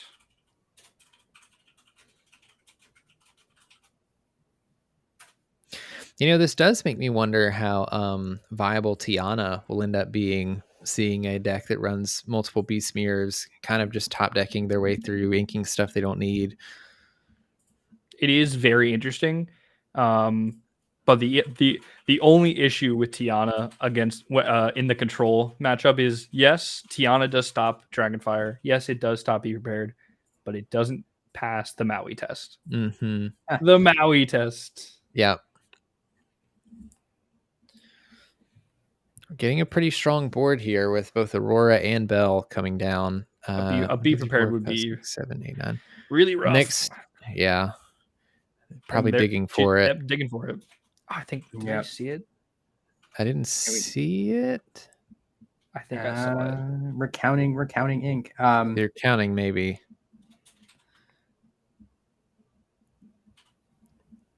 Also, is this the first Bell that we've seen? Yes. Yes. Okay. I don't think we lost one to the Whole New World. No. Oh, just the Dragonfire on the... Okay. But having to choose, so, Bell is going to trigger this turn. Do we have 10 ink above? No. We had 9 last I counted. Okay. Oh, that's a Hades, I think, not a... I don't know. The foilings is messing me up on the Sapphire Steel player. Yeah, we do have 9, so ink up the Tinkerbell. Good trade. Okay. Also good trade. Okay. There it is. Yeah. Inking the Tinkerbell for 10. Oh, it's 11. Oh, okay. Oh, wow. Okay. So that's 7. Yeah. Is this and a beast to take that out? Okay. Injury. Here comes the Be Prepared. I don't know. Do you save that beast? Like, is there a reason to? Hard to say. So they're at, what's the control player at right now? 3. No, the ink. Oh. 5, 7. I think 11. Yeah. So what's so that? No, because Aladdin Pocket Watch. They're scooping. Mm-hmm. Okay. Aladdin Pocket Watch would have been able to get them to take out the Bell and bring them down to 12. So, I'm not sure if I love the beast there, but also, the outs were Pocket Watch, Aladdin, or Be Prepared anyway. Mm-hmm. I think they had a Pocket Watch in hand. I think I would have kept the beast there. Wait, no, because you're at 4. If they just have like a Maleficent to take out, because they have 2, 4, 5. Hard to say. Game 3. I love game 3. See, this is coming down. We'll see if the time ends up mattering, having 20 minutes left. That last game went a bit quicker. So here's if it matters. So the way it matters is if when time is called, if the person who has turn 0 passes turn in the next 3 to 4 minutes, it mattered. Mm-hmm. Because having turn 0 is so much better. No, having turn 0 is so much worse. Yeah. Unless you start on turn 0. So 0, 1, 2. Yeah, Peter in the chat. Decks can have a minimum of 60. They can have as many as you'd like, but an optimal deck will generally run 60 cards in a constructed format. As long as you can shuffle the deck. Yeah. Yeah. I think that's actually in the floor rules now. As long as you can reliably and reasonably shuffle your deck, you're good. But with the minimum 60, a lot of the control decks have been worried about the mirrors. So I've seen upwards of 70 plus cards. I disagree with it. I think 60 is still maybe 61 cards. Because I have been having trouble cutting those last 1 or 2 cards. I've been doing the same thing. Yeah. Just like having trouble with 1 or 2. Yeah. And it'll get even like we'll see that even more as we get more sets and more cards to be like, oh, I want this as a 2 of. I want this as a 3 of. I got a little bit of a look at the Steel Sapphire's hand. It didn't look like there was much early game.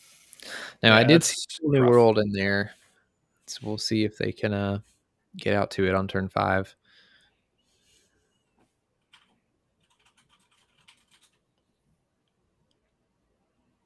Ooh, Cauldron early is big. Were the decks removed from the site? Were the docs? Yes. Really? When was that? Yeah, I think you can only access them with the actual link now. Cauldron coming down on turn 2 is huge, though. Mm-hmm. Yeah.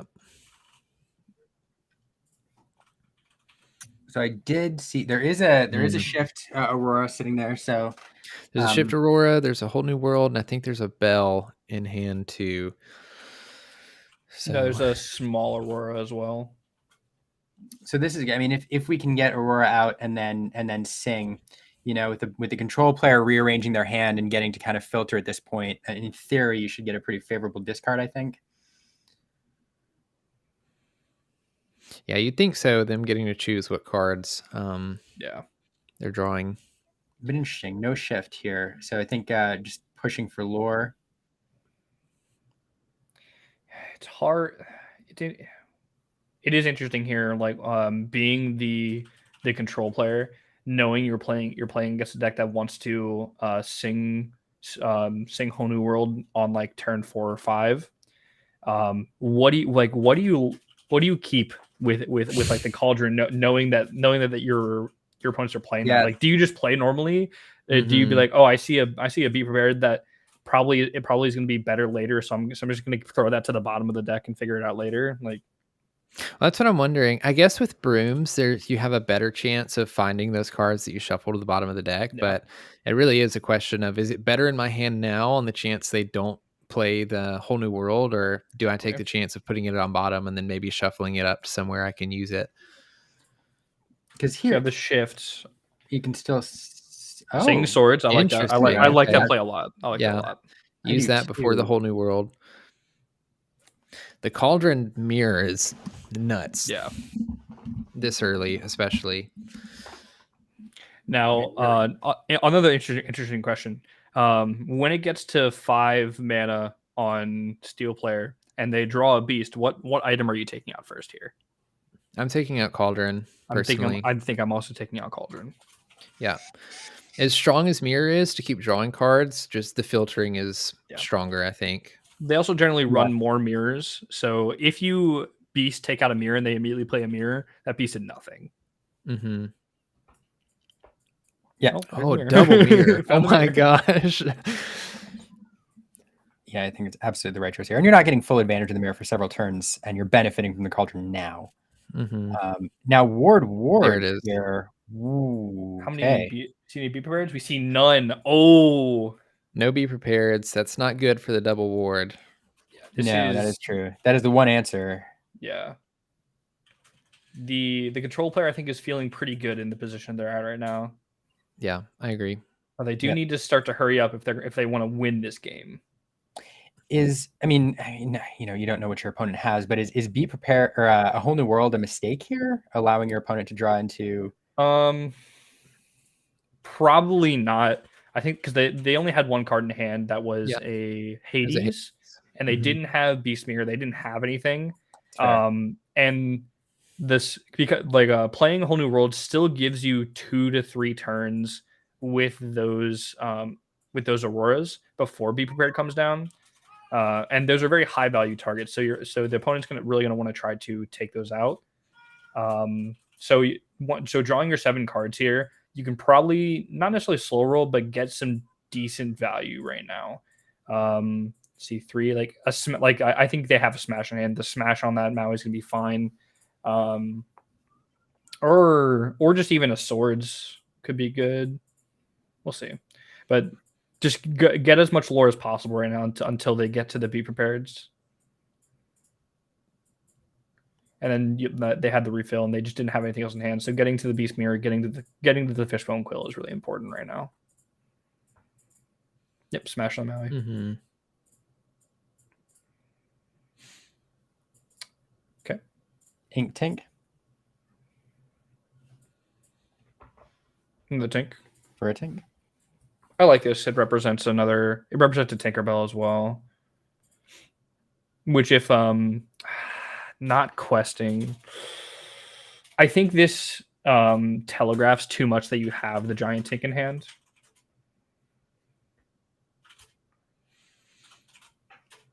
I don't necessarily love not questing here. I tend to agree. I mean, what's the thought process of not? I mean, you're not susceptible to a Maui, but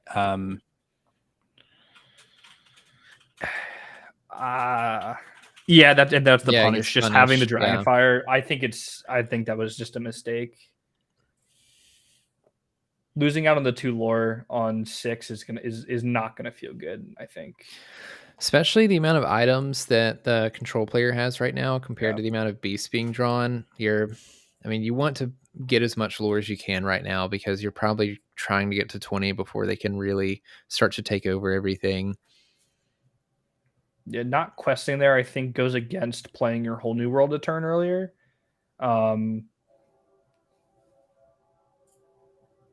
Just we just have to start like get past there and hope we can get enough lore on board.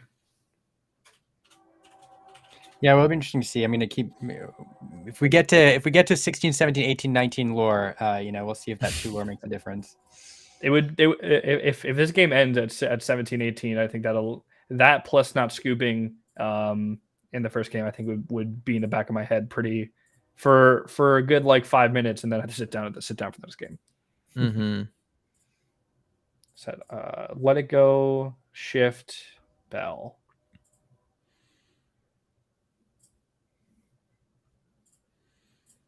Interesting.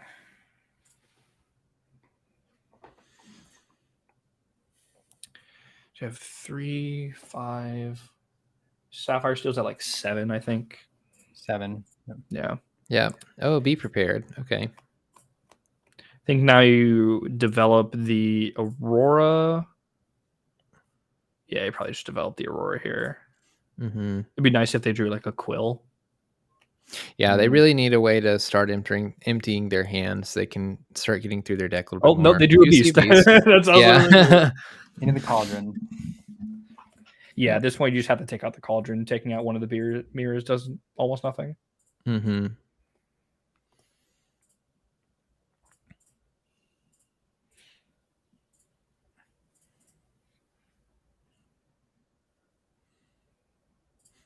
I do have to agree with Jay here in the chat in regards to going to time and wasting time or not. You really don't want to go to time with a Ruby Amethyst player for that reason. Even one Aladdin and getting his swing off could be detrimental to you losing the game just because you didn't have as much lore as your opponent. Well, the good news is that I think this is still in Swiss, so they're probably just the draw rules. The tie. Yeah. Overtime though, you need to just win the game. Mm-hmm. Which is another reason why the control mirror is probably just not as desirable, because if you play the control mirror, especially in top 8, it essentially just becomes a best of 1. Yeah. So we ink both of those, then whole new world. And there's be prepared. Ursula and Aladdin get discarded. Those are really good cards taken out. This is definitely a huge push that's coming down here. But I think using that whole new world might be a little too late. Now that control players at 9+. ink.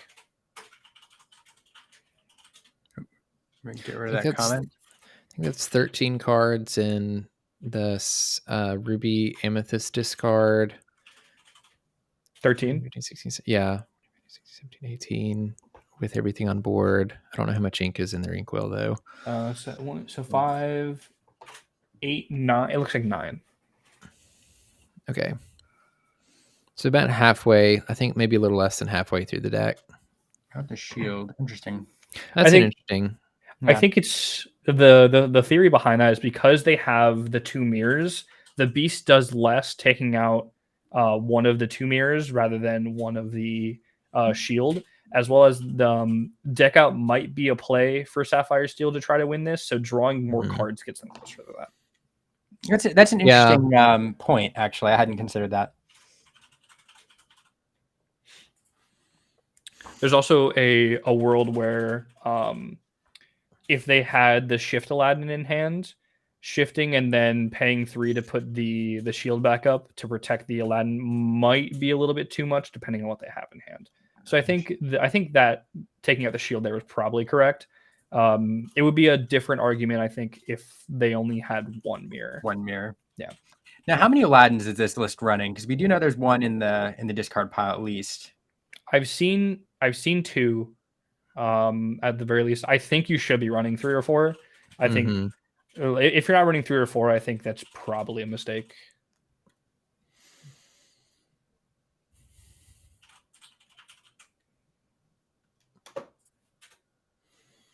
Hans, nice play. See, I think rather than playing the Hans, I would be on the Tamatoa. Yeah, I would agree. Especially in both games, there's been game 1 and game 2, there were 2 mirrors and a quill on board, I think, and then now we see 2 items on board again. I mean, even here the Tamatoa quest for more. Yeah, exactly. The Tamatoa does great. And the Gaston threatens both of those cards right now. Yeah, this is like once you get into this point, like once the Elsas start to come out, it's rough. Yeah, if you're not close to 20 at this point, you're gonna have a really difficult time keeping up because pretty much anything that you put on board is gonna either get removed or get exerted by Elsa. I think a Let It Go here might do it for me. I think the Beat Breaker might. Oh, okay. And another Elsa. Elsa's not great, but I think you're much happier seeing that than seeing Be Prepared. Although the Maui's not that great either. Yeah, the Elsa didn't feel bad until the Maui came down. And of note, the Hans does go back up because he couldn't be chosen at the time of play. So yeah, feeling much better than getting Be Prepared there. Well, is that if you was that a misplay there? If you take out the Elsa first or the Aurora first, then you can target the Hans with the Elsa. The Aurora was standing, so he couldn't take out the Aurora. Yeah, Aurora was readied, so you couldn't do that first. Yeah, the Hans here taking out the Maui, making it a 1-for-1 trade into the Aurora feels very good. I think. I'm gonna bell here. I think he's getting to the point where he's like, okay, you have 2 Be Prepareds out. Start to draw them, or else you're going to lose in 2 turns. Yep. We're at 8. 4, 7. We're at 10 as well. Drawing a card. For answers. It seems like a Maleficent. Yeah, there's a Maleficent. That's probably a top deck. Maybe. Yeah, I think the Sapphire Steel players getting to the point where they know that if they don't, like, they're gonna have to catch this Ruby Amethyst player without removal and win the game through that, or they're just not going to win the game in the long run. So they're kind of forced to play these bells out right now and just kind of pray that the opponent doesn't have any answers to it. Yeah. Yeah, Andrew. So the Hans was able to ready because at the time that Elsa was played, the Hans could not be chosen because Aurora was on field. So Hans was exerted normally, but still was able to ready because it was not chosen by the effect. Pocket Watch into the Inkwell. Oh, okay. Oof. So that's an interesting choice. I think the hand is empty now on the bottom. We made the choice to ink the Pocket Watch and send out, this and force the opponent to respond rather than playing Aladdin. Yeah, that's interesting. With Rush and getting that. Was the Tinkerbell exerted? It was, right? It was. Mm-hmm. I wonder if we weren't at 11 ink. I think we're at more than 11 now. 12, 13. So Yeah, we're at 13 before the ink. Yeah. It's weird. That's weird to me. Yeah, it's an interesting choice. I'm.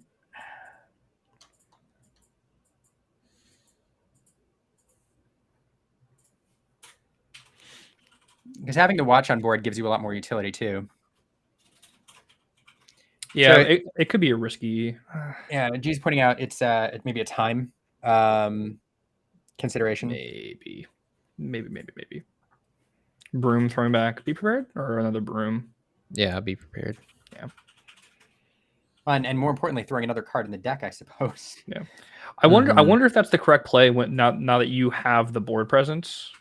Yeah, that's what I was just about to say. The Ruby Amethyst player is really just like throwing a lot of stuff on board, making it wide, kind of making a last push to outpace the Sapphire Steel player. And so be prepared. It's kind of weird here. I mean, I suppose you just quest with everything before then, but yeah.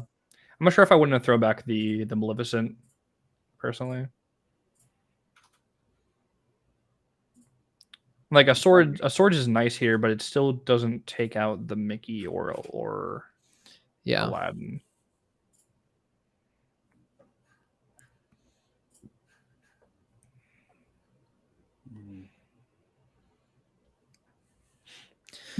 Yeah, and they're still outpacing you on lore gain every turn. Yeah. Now it's they're still outpacing, but you do have one more. But they have the advantage here. So yeah, no, if everyone just quests out, they still get there faster. Mm-hmm. It's 5. They would need to. They're at 9 now, so they have. Well, I mean, I'm not. Now you just take out the Tinkerbell and you lose 1 lore anyway.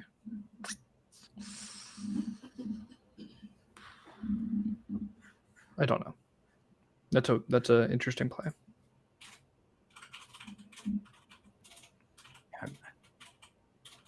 This one is intense. I know. Mm-hmm. Yeah, it's coming down to the wire.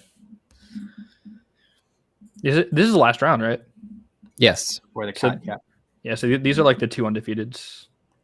Mm-hmm. Yes. I think, did we see Sapphire Steel took it, Brandon, last time we saw them, didn't they? Yes, Sapphire Steel took game 2. Yes. Oh, no. Oh, you mean again? Yes. We've seen the deck before, yeah. Yeah, they took the Amber Emerald matchup. It was the double swords. Game is currently on board. So it's like I think it's likely that this game does not end at a draw unless some really crazy stuff. Yeah, there's not a way for the Steel unless they're running Taka, which would be no, because Taka only gives you lore. There's no way for the there's no way for the Sapphire Steel player to take lore away from the Ruby Amethyst player. I think that was a top. Oh, okay. The scooping. Oh, that was the haze they needed. Just 1 too late. 1 too late. Oh man, that's crazy. What a game. Yeah. Yeah. What a game. I think the Aurora play earlier probably doesn't matter now because being at 7 versus 9 doesn't matter. And scooping earlier does not matter because they finished before time. Barely. Although you wonder, knowing that the clock is winding down, if they can see the time, it's forcing them to play at a tempo now which may force different decision making than if you're able to, sit and think about it. I think for the majority of the TCGs I've played, it's you can't see and you're not allowed to see the timer in the round. But the judges give you like 15 minutes, 10 minutes, 5 minutes, 1 minute left. So like hearing a 1 minute timer when it's your turn, you're like, oh crap, I have to finish this turn in less than a minute. But that was a very good game. It could have gone either way. I don't think any like misplays really affected the game. I think there was I think the Sapphire Steel player playing the whole new world a little bit later might have been the deciding factor in game 3. Yeah, it was that matchup was everything that I wanted it to be though. Fantastic game. Yeah, the one play I think I would have done differently, other than questing for that 2 lore. I think I would have played the Pocket Watch in Aladdin on that one turn and gotten that 2 lore swing and saved the Mickey for later. Yeah, that was interesting because you would have lost the Aladdin, but you gained 2 lore, and maybe not. Maybe that was the right play. Maybe, I don't know. I do think I would have probably sent back a Maleficent or an Elsa instead of the Be Prepared though. On that last pocket, on the last broom. Yeah, way to stop your opponent without disrupting your own board. Yeah. Might have even put back the shield. So I have to go grab Erin a cell phone charger real quick since she's taking care of the baby. I'll be back in just a second. I did get a note from TCG Con. After this round, their hotspot is going to be leaving and they'll be back on the Wi-Fi at the convention center, which was a little spotty this morning, Brandon. And so we may have to fight through a few connection issues. But, if the stream goes down for a brief moment, it's because they're switching over onto the Wi-Fi. But this was the 5 rounds of the Open Tournament. We're going to go into the top 8 here after this. So I think we'll see some familiar players. Yeah, probably. In the last. Probably see these exactly. We probably will. I'll be honest. I hope that they rotate in. I'd like to see some of the lower ranked players. Although I guess we'll see 8 and 1 right in the first round. Well, if you see 8, if you see 8 and 1, then you see this control deck probably. Yep. So we'll be seeing a lot of Amethyst Ruby. All right, I'll be back in a minute, gentlemen. Man, are you excited to commentate over a control mirror? I'm used to it at this point, dude. Honestly, it's like no worse it's worse in the HQ tournament when there's no time. When it's like a 3-hour mirror match, it's pretty brutal. But when it's time to an hour, it's pretty all right. Yeah. I think during Jay and I's games, especially like our last game, I think went nearly 2 hours. Grief. It was so bad. It went nearly 2 hours, and at the end of it, I was like, okay, so I know what the next 3 turns for both players are going to be, so I'm just going to put my phone up and watch Thursday Night Football while we play. It was wild. I even thought to myself this past week, I was like, I don't love the 48-hour things. I kind of just prefer everything being one and done. But I was surprised that I hadn't seen people utilize the playing 1 or 2 games one day and then finishing up the next day. And then it was really funny when you guys were like, yeah, we have to, we can't finish our match. Like we finished it at like 12:15 and we were both like, dude, cannot. Yeah. I actually offered, like, do you just want to roll for it? And he was like, no. I'm like, okay. Yeah, that sounds like Jay. I'd be surprised if he rolled for the game win. Yeah. And respect to that. Oh man. But playing against Jay really introduced me to very interesting the game plans of the Ruby Amethyst deck, which was like the late game Elsa plus Mickey plus Broom plus 2 Pocket Watches, or Elsa plus Aladdin plus Pocket Watch plus Shield. I have now ingrained in my mind that Elsa plus Aladdin plus Pocket Watch, and a Shield cost 20 mana. Is in my mind that happened, because if if your opponent has like Elsa plus Broom on field, you Elsa, Aladdin, pocket watch them both. Elsa into Elsa, Aladdin into Elsa, Aladdin Oh my into Broom. goodness. So you gain 4, they lose 4. You don't leave Aladdin on field, and Elsa only takes 1 hit from brooms. So they can't broom more than twice. Yeah, I play him probably tonight in our round, and I'll be honest, I'm not looking forward to it. I don't. What are I'm you playing playing? Ruby Steel, and it's Ooh, I've enjoyed it a okay. lot, but I feel like I don't know if the deck needs more refinement or it's just like not quite meeting the mark. Because when I played against Mark Rajenku, game 1 was 18-20, game 2 was 16-20. And then when I played against Lee Barbs, he was playing Amber Emerald, and he won game 1 because I really didn't draw any of my removal pieces fast enough. Then game 2, I won. Then game 3 was super close. He had played 3 Mother Knows Bests, and then I took a risky play. I say risky. I took a risky play. I think I was at 17 lore, and he was at like 16 or something like that. And he had a Stitch on board and then something else. And instead of removing the Stitch to get around the Rockstar shift for the instant win, I was like, I'm going to force him to have it. I think he had 1 card in hand. I played a Pongo, and I had like something else on board. I think I had 18 actually, and I played a Pongo, and he top decked the 4th Mother Knows Best and like the top 30 cards of his deck, bounced my Pongo, and then like was able to just quest his way through. So all the games that I've been playing are really close. And I don't know if that's just like me not playing well, or if the deck's not refined as well as it could be, because when I play on Pixelborn, I do much better, but Pixelborn is, not a great testing grounds for whether a deck is good or not. So we'll see. Pixelborn, I think at the very least, having a ladder system where you can play a lot of games with a lot of different decks, I think is very good. Very, very good. But the actual like meta representation and the snapshots of the meta, I see those on Twitter. Yeah, it's so funny because I'll show up to locals and like without mentioning it at all, people will start talking about Pixelborn, and they just talk about how great it is that they can net deck the Ruby Amethyst or Amber Steel or whatever and just play that.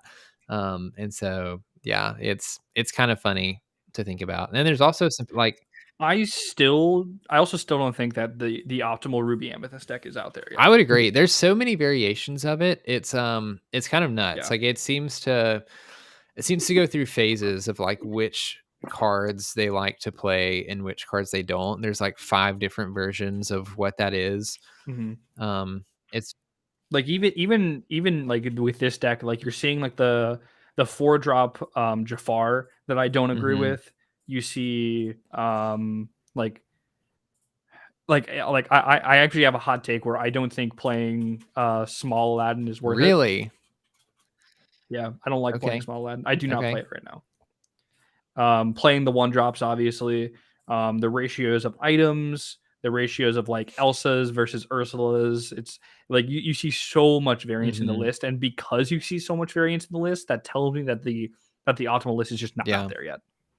Yeah, I agree with Cabled here on Pixelborn being great to brute force test a deck. That's basically exactly what I did with 100%. Ruby Steel. I just like played it in Pixelborn for a couple days, refined it. I was like, okay, now to test it in a tournament setting. And I wanted to go to a tournament. There was actually a tournament today in a place about an hour ago, but I thought this would be more fun to commentate over, so decided to do this instead.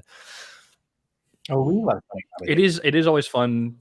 It's always fun finding out like what events are near me. Like now I know like in North Carolina there are 2 monthly 1Ks. Oh wow.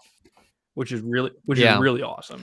Yeah, luckily the shop that hosted a tournament this week, I think they're trying to host a tournament every other week, and I think they're close to like 1Ks, and they're trying to be the like Lorcana competitive store in North Louisiana. So hopefully that'll be a semi-consistent place that I can go and practice and test in a tournament setting, because I need the practice. Yeah. So they did announce top 8 and gave the players a 5-minute break to kind of reset. And we all know 5-minute breaks usually end up being 10-minute breaks by the time people wander back from the bathroom. So, but we should be pretty close to starting the next round. Hopefully the stream, stays up without significant buffering challenges, but we may need to fight through it if the Wi-Fi is being uncooperative. Did we get the results of top 8? Let me see if I can get them.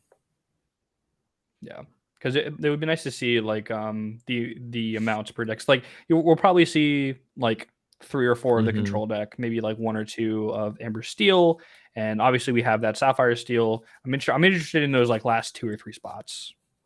I'm gonna take a quick bathroom break. I'll be back. Brandon, I don't think you have left for a bathroom break yet, have you? I left once. Oh, did you? Okay. Yeah. I was gonna be like, it was impressive. It's impressive. Yeah, I'll see if I can get Franz. I'm gonna see if I can get the top 8 deck list here. Cool. Cool. Yeah, I'm interested. I know for sure. We saw 2 Ruby Amethyst at various points. Those are surely in the top 8. We know the Sapphire. The Sapphire Steel deck will be in the top 8. If I had to bet, I'm betting the Lemon Lime deck that we saw earlier in the fourth round is probably in. But after that, I'm just not sure. I'm just not sure. Did you guys see any Amber Steel today? No. No Amber Steel. The only steel that we saw was the Sapphire Steel deck. Wow. That's interesting. Yeah. Yeah, I'm trying to remember. We did see some interesting color combos first round. We did see what was it? Ruby Amber, which was a color combo I wasn't expecting. And then the other big one we saw was the modified starter deck, which starter deck? Amethyst Amber. Oh, really? And it was in game 2, or match 2, so we know they won their first match, and they actually took a match against the Lemon Lime. I think it was aggro, or I forget what it was, but it was a constructed deck, slightly modified. I think they took out their healing package, and I didn't see any Hey-Heys, and replaced it with some Maximuses and a couple other cards. Yep. But you could tell from the card sleeves it was a Pokemon player coming over from that game, a little inexperienced in Lorcana, but performed very well with a modified starter. It was fun to see. There is I think that's actually a good matchup for the modified Amber Amethyst deck as well, because like you want to be trading and you get rewarded for trading. So like just like seeing your opponent like throw cards on the board the entire time, you're feeling pretty good, and like getting some draws. Did Shift Facilier make an appearance? No, unfortunately. It's always fun doing like having Shift Facilier with like your Rafikis. It's always fun. Yeah, they are working on getting us the top 8 deck list. Hopefully we can pull that. Awesome. Yeah, no, we didn't see that. We did see, I think the modifications we saw, we did see the Lanterns. We saw Maximus. I'm trying to think of what else was different. For sure, they must have added another Friends and, topped off some of the 4 ofs. Yeah. Or 3 ofs. But yeah, it was fun to see. Yeah. Well, add another Pascal. Probably. Yeah, I enjoyed seeing that list. So we'll see what pops in to the top 8 here. I know you guys have been super busy, but how you guys been able to make it out to any regular local tournaments? Oh, a little. I mean, we've been to some league nights. I haven't played anything competitively. It's been all pretty casual. And we've been out a couple times, but we went out on Thursday, for example, brought the little one out for her big outing. Yep. Aaron and I played each other in round. We asked to be paired in round 1. We played each other and then we left. But we got out and see people and see the local scene, and it's been a lot of fun. But I haven't got to play competitively at all. So it'll be a fun foray at Miami, jumping into a large tournament for my first. I will say the 1K that I went to, I think it was either last weekend or the weekend before. It was everyone there was good. Everyone was very good, and there was an air of confidence around at like over half of the players there. Like it was a tournament that would be called a sweaty tournament. I would probably, and like just like the air of the competitive tournament like that. Normally, if you go in and you see like a lot of people really going hard and really optimizing everything, you're expecting everything to be pretty gruff and standoffish, but everyone was still just like having a good time, joking, laughing, like in between rounds, like like everyone was talking, having a good time. But then when the round started, everyone was like really focused and really quiet. It was such an interesting dichotomy that I really haven't seen in a lot of tournaments, like a lot of TCGs. I see TCGs where it's normally the same throughout, where if it's casual and people are laughing, joking, it's that throughout the matches. Or if it's really sweaty, everyone's pretty standoffish. But like I haven't seen many where everyone's having a good time, laughing, no issues are being caused in between rounds and before and afterwards. And then once the tournament starts, everyone, like a lot of people are really serious. I thought that was really cool. No, it's honestly really cool to see. Like, I keep hearing this over and over again about just the Lorcana community. About there just seem to be more. I don't know, like the emotion, not emotion, the attitude around the players just seems to be a lot more like friendly and kind of casual. And then like it's nice to hear that even in a competitive setting, there's like that balance of, when we're playing, we're serious. Like when we're not playing, we're having fun. And a lot of people will like try to and this isn't what I'm doing, but I think I've seen the sentiment a lot where a lot of people try to attribute that to like the game not being serious or not needing to be taken serious, which I think is incredibly incorrect. I think like based off my semi-limited, I've played a lot of TCGs, but I haven't played super competitively in a lot of TCGs besides like Vanguard, Digimon, and Yu-Gi-Oh. But having played all of those, Lorcana has an incredible well of depth in gameplay, where if you are playing a good player, you can tell you're playing a good player. I think that's right. Yeah. It's I kind of hate the argument that I keep hearing brought up about like Lorcana not being a I don't know. I don't want to say hard game to play because it's not usually how they word it, but it's like, just like you said, there's tons of depth to this game. I mean, there's so many micro decisions in every turn that you play, and even the decks that are really good right now. Like there's a lot of micro decisions on which cards to ink, which card, when do you play this, when do you not play this, how do you play around this card. It's extremely complex if you want it to be, where it can be super simple and a fun family, card game. Or you can have a 6-hour mirror. Yeah, exactly. I think the phrase that I usually use for it is low skill floor, high skill. I think that perfectly rounds it out. Like I remember one of the first interviews I saw after I found out about the game in January was one at D23 with Ryan Miller, and he used almost his exact same words of like when they were building the game, they wanted it to be easy to learn and hard to master, or like something along those lines. And like I think they hit the nail on the head. Yeah. Strategic depth. Yeah, that was the words. That's good. So one comment, I keep throwing this question there. One comment from the chat. They heard us talking a lot about, or Jesse heard us talking a lot about, ink pairings and what's competitive, what's not, and that. Is there a color we would identify as a weak pairing right now? So I think in general, when you're going to be talking about pairs, I think you have to go with pairs that have no inherent card draw. That's fair. So something like Emerald Sapphire, right? I don't think that. I think the only inherent card draw it has is like Robin Hood and Develop Your Brain and Hatter, and count that. And Hatter, yeah. And I think the only synergy I think Sapphire Emerald has is shifting Rogue on top of Mickey Mouse Detective. And even then, the actions you have in that deck are not necessarily fantastic that you want to be spamming them. I think I tried that deck for a while, and I just kept running into like too many uninkables, too many actions that I just don't really want to be playing all the time.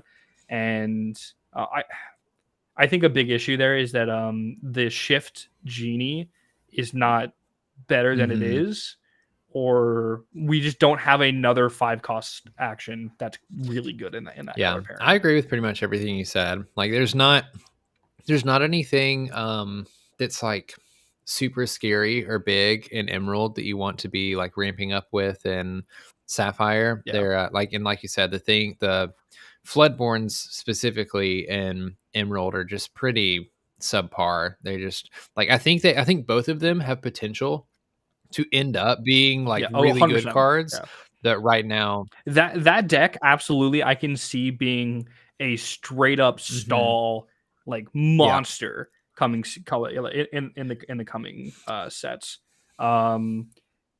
Another color pairing that doesn't have that card draw is Ruby Emerald. Sorry, Ruby Emerald, but you do have that aggro aspect with the evasives that I think can steal a decent amount of games. Trying to think. I like Ruby Amber in the fact that you have semi card draw in the pseudo ramp that you have with Lantern, being able to play out some big cards as well as the Rapunzel. What else is Ruby? Ruby Sapphire. Ruby Sapphire items I think is very good. Ruby Sapphire, anything else, I think is probably just worse than the control deck right now. So I think when you're talking about the worst color pairing, it's that I think that's a little bit too vague to give one, because you can look at Emerald Sapphire and be like, this just doesn't do enough right now, versus Ruby Sapphire, which is without the items, the item version of the deck, which is technically just a worse version of an already existing deck.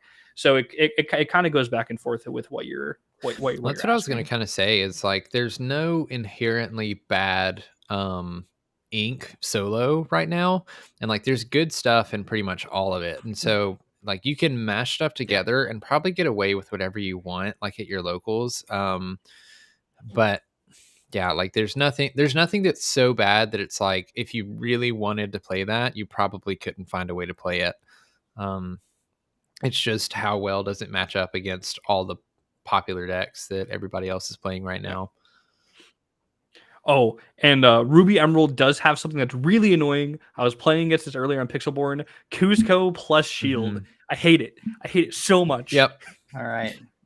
So I'm trying to get an answer on. I see the round timer and I don't see a game. So I'm trying to get an answer as if they set up the wrong table or what's happening. But I do have our top 8 deck list for anybody interested. Okay. So number 1. Actually, let me go. Yeah, I'll go number 1 to 8. So Amethyst Ruby is number 1. Number 2 is Amethyst Emerald, which I'm surprised by, but okay. Oh, that's my deck. Yeah. I love that deck. Number 3 is Sapphire Steel. Okay. Number 4 is Amethyst Emerald, which we saw earlier, Brandon. Number 5 is Amber Steel. Number 6 is our other control deck, our other purple red. We have another Sapphire Steel in number 7, and number 8 is another Amethyst and Ruby control.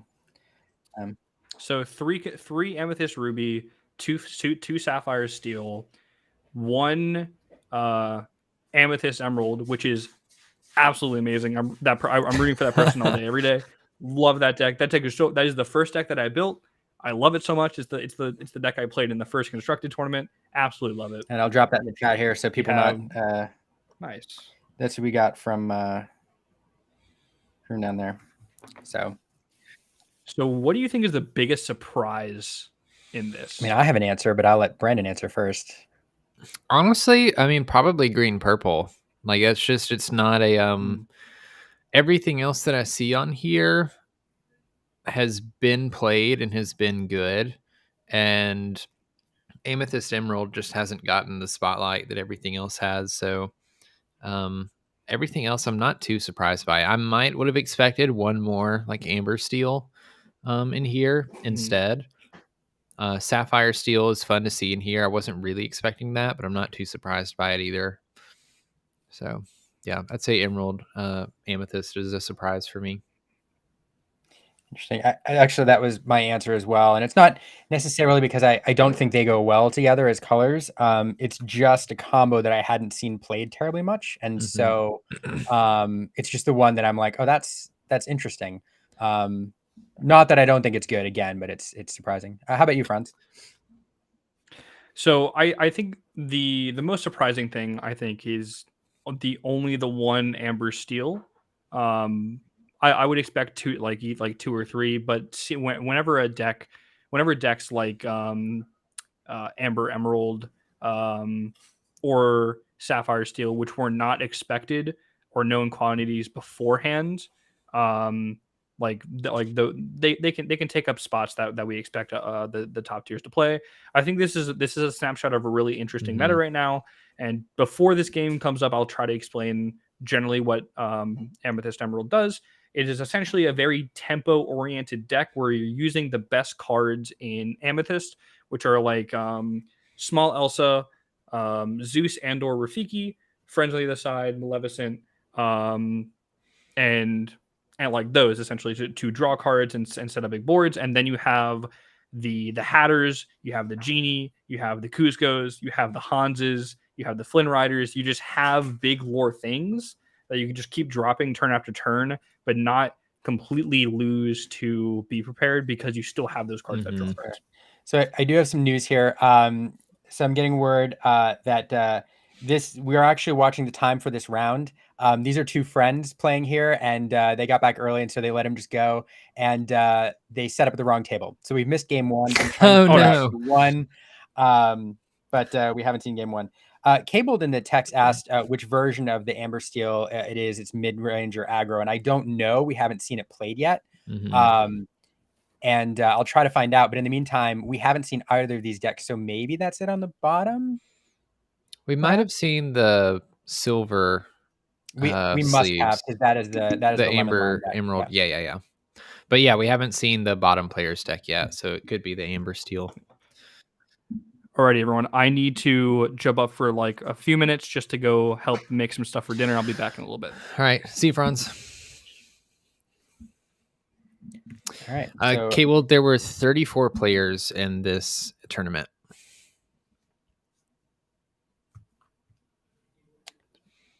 Back to Flying Hook in the bottom. Interesting.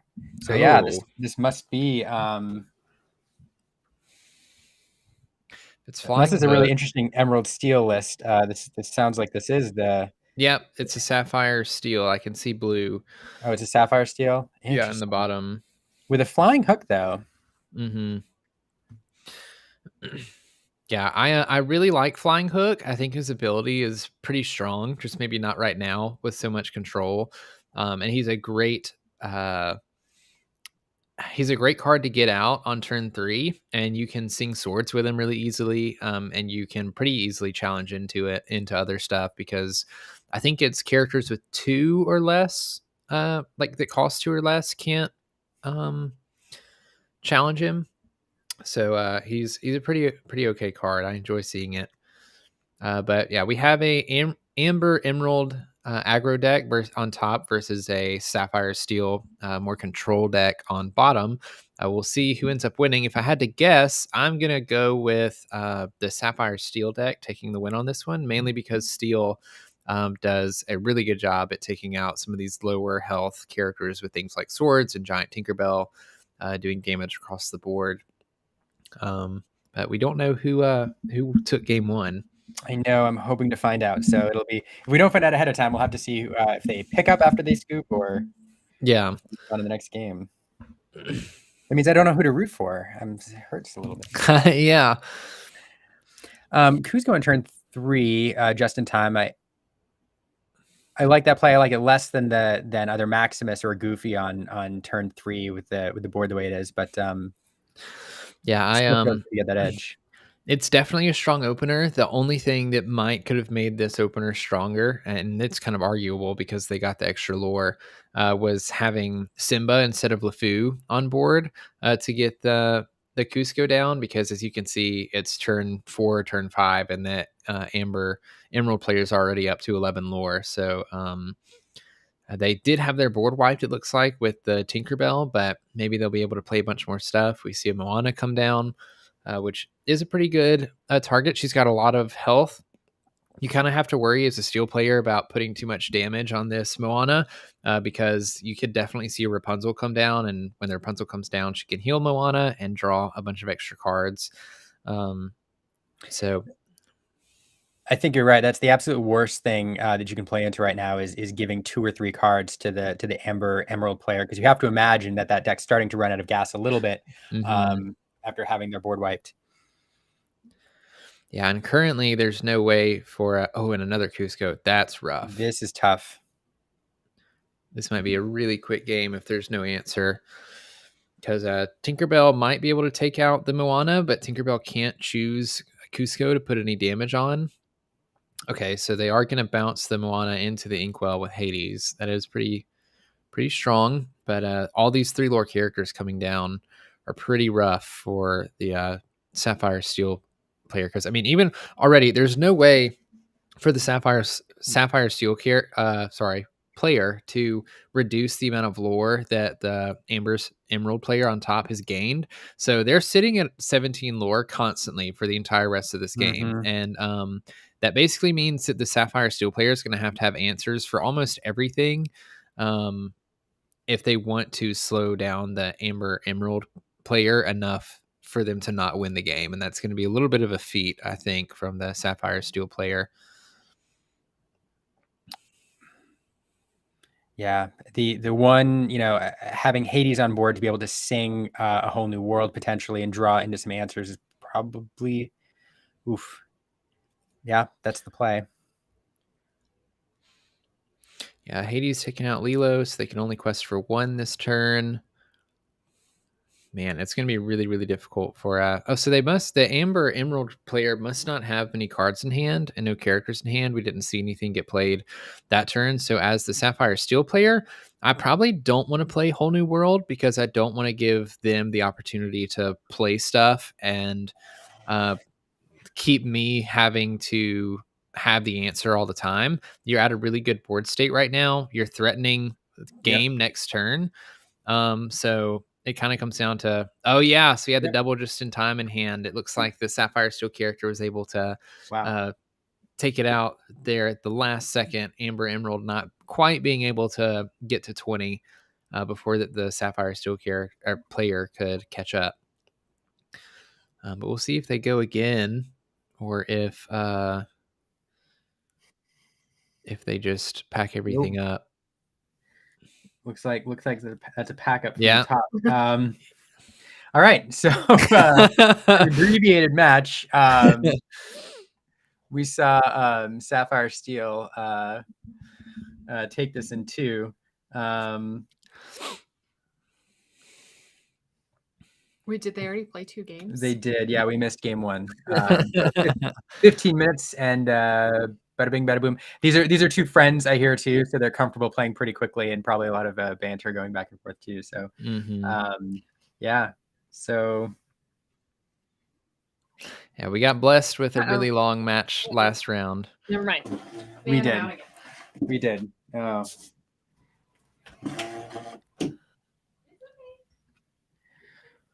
Oof. So that means one of the Sapphire Steel makes it onto the top 4, and the Amber Emerald makes it out. That leaves us with, I have to go back and check, still 3 Amethyst Ruby, another Sapphire Steel, and a green purple, and a Amber Steel left. Yeah, so we'll have, that's a good point. So we'll have Amethyst Ruby playing. So one of those will be knocked.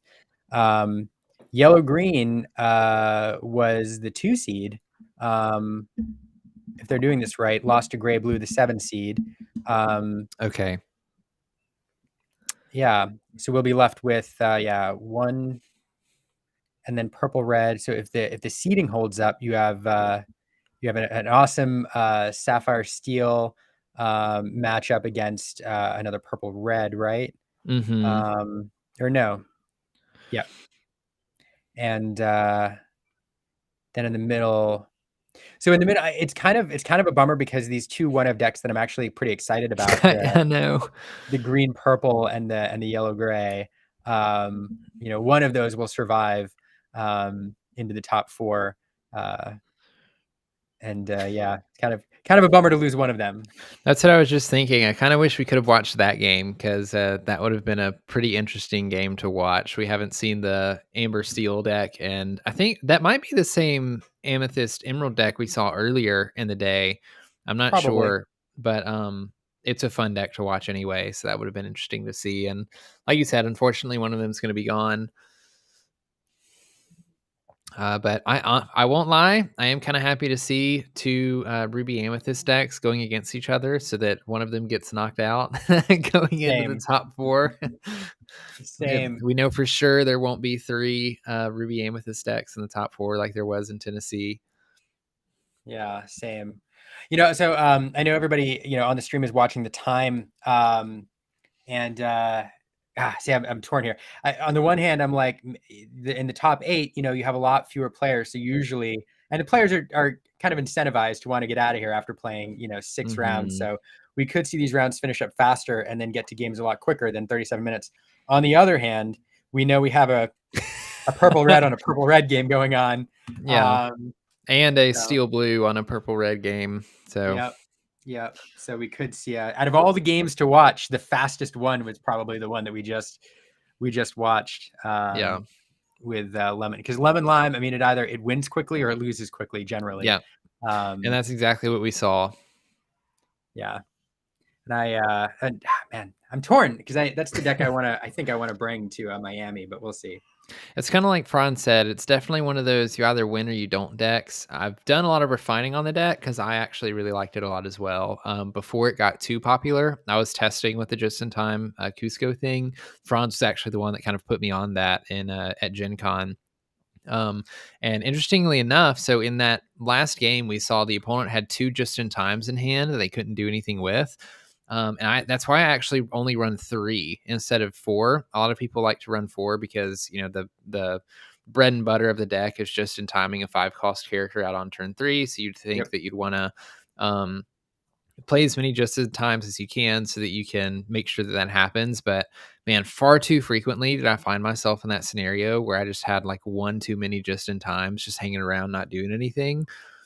So I'm interested to see if overall, no matter how you build the deck, if it's just relatively inconsistent like that or not. But I mean, something else to keep in mind is steel is getting really popular as well. Both we have the Amber Steel deck that's gaining a lot of popularity. We see Sapphire Steel getting a little bit more popular too, and just people like running steel in general a little bit more now. So I imagine if there's any color. If I had to pick one color that I see people splash more than anything that isn't like a Ruby Amethyst, Amber Steel, one of the top decks like that, I would predict that it's going to be Steel, mainly because you do well against the aggro package and you still have a lot of the damage without the Ruby, and people seem to really like pairing that with other colors that they can hopefully get away with it. Obviously, you have really good control stuff with Sapphire Steel, like Franz was saying earlier. And yeah, like Scott says, that Cinderella coming is going to be granted, that's with only 13 cards revealed out of the 204 that we're going to see. But so far, just based on those cards, I think we're going to see a huge uptick in steel play because of Cinderella and Resist and everything coming out of that. So we'll see. I think you're right. Resist is such a fantastic keyword and really changes the game quite a bit. And you're going to see that. I mean, not only is seeing Cinderella hinting that that's going to be Steel's color, but it's in Steel's flavor. It's literally described as a color of armor. So Steel just gets that much more appealing, I feel like. Yeah, I'm very eager to see where things go because, I mean, out of the cards revealed so far, Cinderella stands out a lot. The new Legendary Belle stands out a lot. I don't know if it helps the consistency of lemon lime anymore, but it certainly, I mean, Belle is a bomb card to play in that deck. Take out maybe a Moana or something for her instead. It's just pretty crazy. There's a lot of, even just for the 13 cards we've seen so far, there's a lot of really good stuff coming our way. Yeah, Scott brings up a good point. It is interesting thematically how Steel has both the damage and also the answer to that damage. Resist characters pretty much immune to grab your swords or fire the cannons. Smash becomes a lot less appealing, and Tinkerbell becomes fairly useless. So it is fun to see, it's not like a rock, paper, scissors thing. It's literally the same color. Having both the keys. That's why Go ahead, Liam. Oh, I was going to say, it is interesting, and Jonty, I haven't watched it yet, I admit, had a video about power creep. And we did see a number of people comment on power creep, especially when Belle was revealed, and arguing that, already in set 2, we're seeing, more powerful cards and everything. But I do want people to remember that the first 6 sets were designed like simultaneously.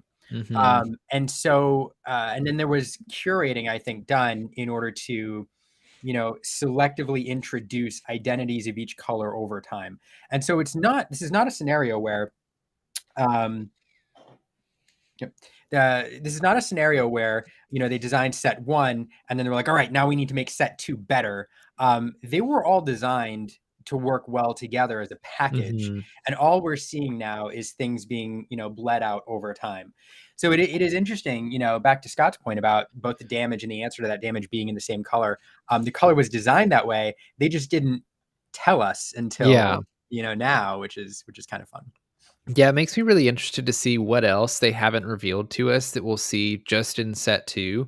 Because, I agree, seeing that both there's the direct damage and the resistance to that damage in Steel makes me go, oh man, the future meta for this game is going to be wild because, you're going to have people playing Steel that want to play the direct damage version, and you're going to have people that are playing the resistance to damage, and it's going to be really weird to see where things end up falling and where they don't. And that's just in Steel. That's not in any other color, that we've really seen anything crazy like that happening. I don't know if it's been confirmed or denied whether or not we'll get any more keywords than we already have, or if they've only said, they're introducing 1 per set or whatever. But there might even be more keywords that come along that that do some fun things like that.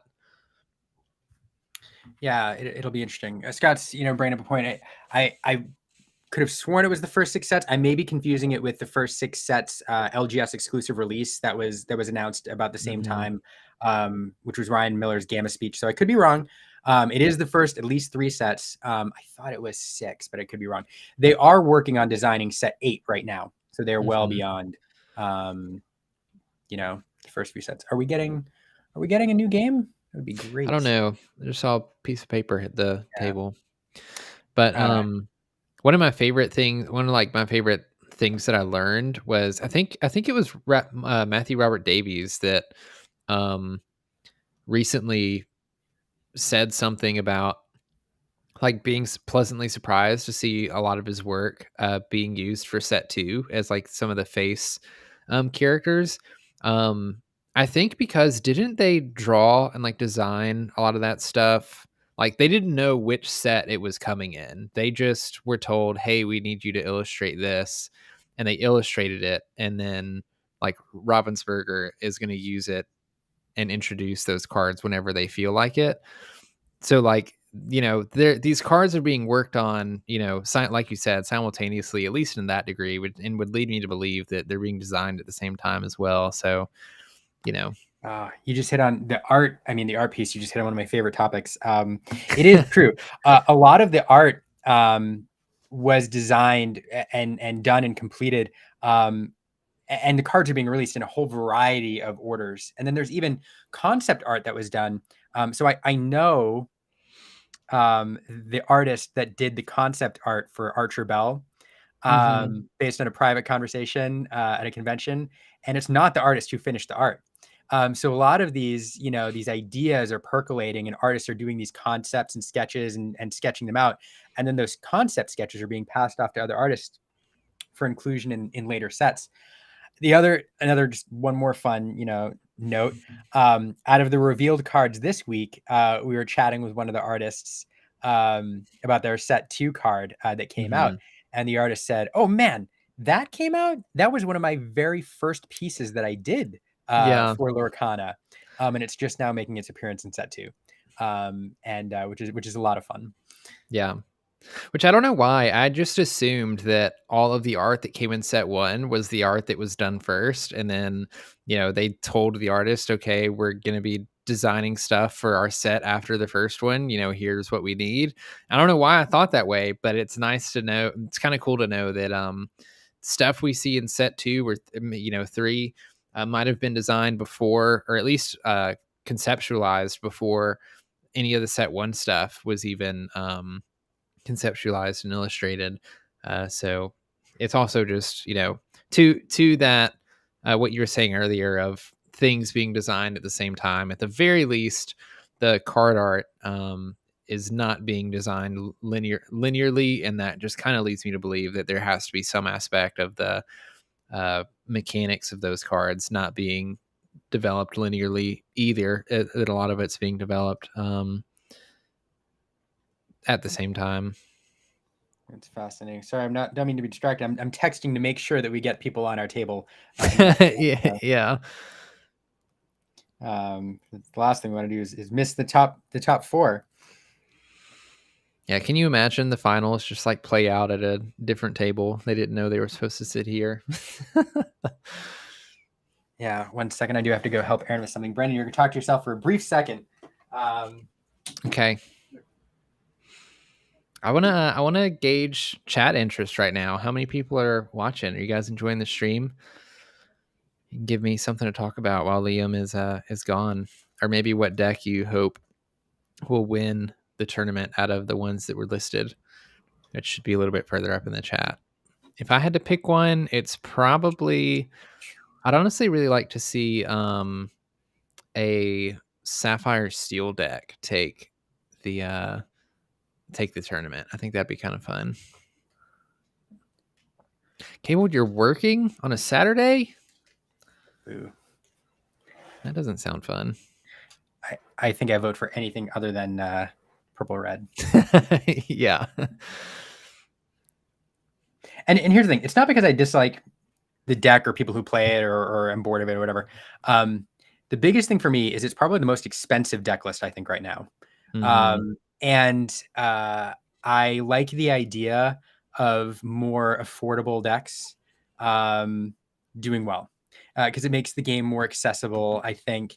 And it feels a lot better than having the top decks in every tournament be decks that are like, $1,000 or $1,200 to build. I think that's what it is. Yeah, I have this conversation kind of frequently with some people about like affordability of the game. And I don't know, a lot of people like to argue that they want there to be substantial value to their cards because otherwise, like, why would people buy it? And I just like, I don't know, every time I'm just like, if the top meta deck was $60, I would be so happy. Like if I had I just want the barrier of entry to this game to be so low. I want it to be similar to Pokemon where you don't have to spend more than maybe $150 for the tier 0 deck in the game. And, obviously we won't get that until more product gets printed. But honestly, the way singles are going, I wouldn't be surprised if we eventually got there. Because even with the limited product that we have, knowing that there's going to be more coming in October and more in Q1, and I'm assuming that Ravensburger is trying to increase their printing of future sets as well. I think like Knive mentioned earlier today, singles prices actually aren't too crazy outside of maybe some legendaries and super rares and a couple rare cards that are just really good. And like if more of those cards get printed and those cards come down a little bit more, I can absolutely see like the most expensive deck being, $200 or something like that to play that performs well. And I just like it because I think it's a good barrier of entry to people who want to play a trading card game. Now that I'm in the trading card game world, I don't bat an eye at my deck being $500 or whatever. But I remember when I started looking into playing a physical trading card game, I looked at a lot of them. I looked at Magic and Pokemon and Yu-Gi-Oh and everything else because I just wanted to play something. And I ended up going with Pokemon almost entirely because of how cheap it was to play. I was like, I don't have to invest a ton of money into this hobby that I'm not sure that I'm going to like. I can buy a pre-constructed deck and then spend $30 and it'll be, one of the top tier decks in the format and I can have fun playing it. And that's what got me into the game and got me buying a bunch of stuff. And had it not been for Lorcana to come out and take my attention away from Pokemon, I'd probably still be playing it. And I think there's something to say about like people who aren't used to playing TCGs, which I think is a fair population of people coming to this game because there's so many just Disney fans who haven't played TCGs before. To when they hear that the deck that will have the greatest chance of winning their tournament is $500, like that's a big turnoff for me. There's no way I could justify spending $500 before I had started playing TCGs. Like I said, now that I collect and do all this stuff, it's a little bit different. But I feel like you kind of have to like ease people into that. You can't just start out with that. And the lower the barrier of entry, I feel like the more people will get to at least try the game. Even if they don't stick around. I agree. I have a ton of thoughts on this, but I'm gonna let it stand and introduce the black box who I join us here. Those of you who've been with us all day saw Scott Goodrich in the chat all day. He's been hanging out with us, providing some amazing commentary, and so we wanted to invite him on to chat for a bit.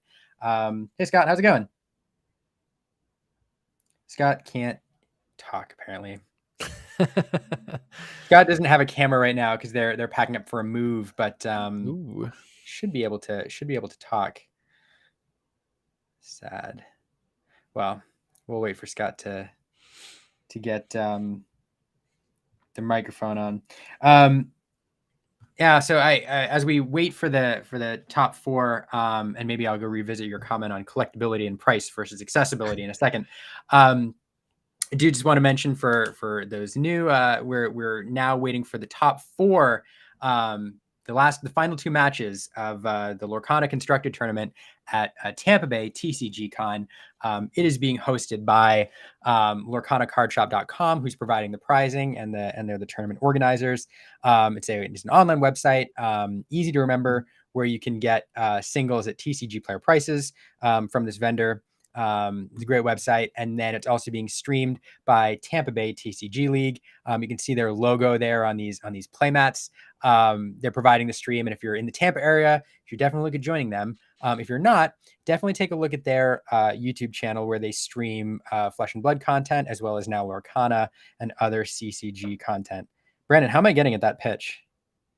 You're great. So good that I had just sort of like zoned out for a minute because you were just like on it.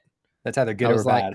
But I'm just going to let Liam talk. He's doing great. And I already know all of this information. So I'm just going to disassociate for a second.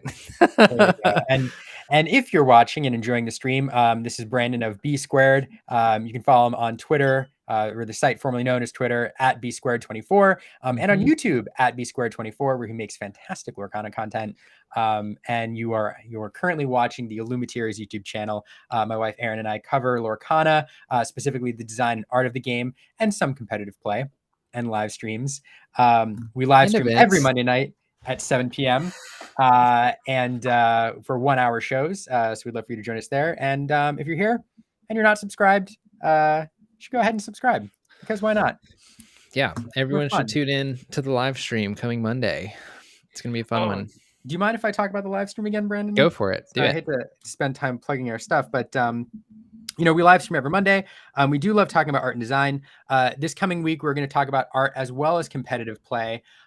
We do have Dan from Forbidden Mountain, who's going to come on and talk with us about the new tournament rules that have been released and what that means and the implications and whether there are any surprises.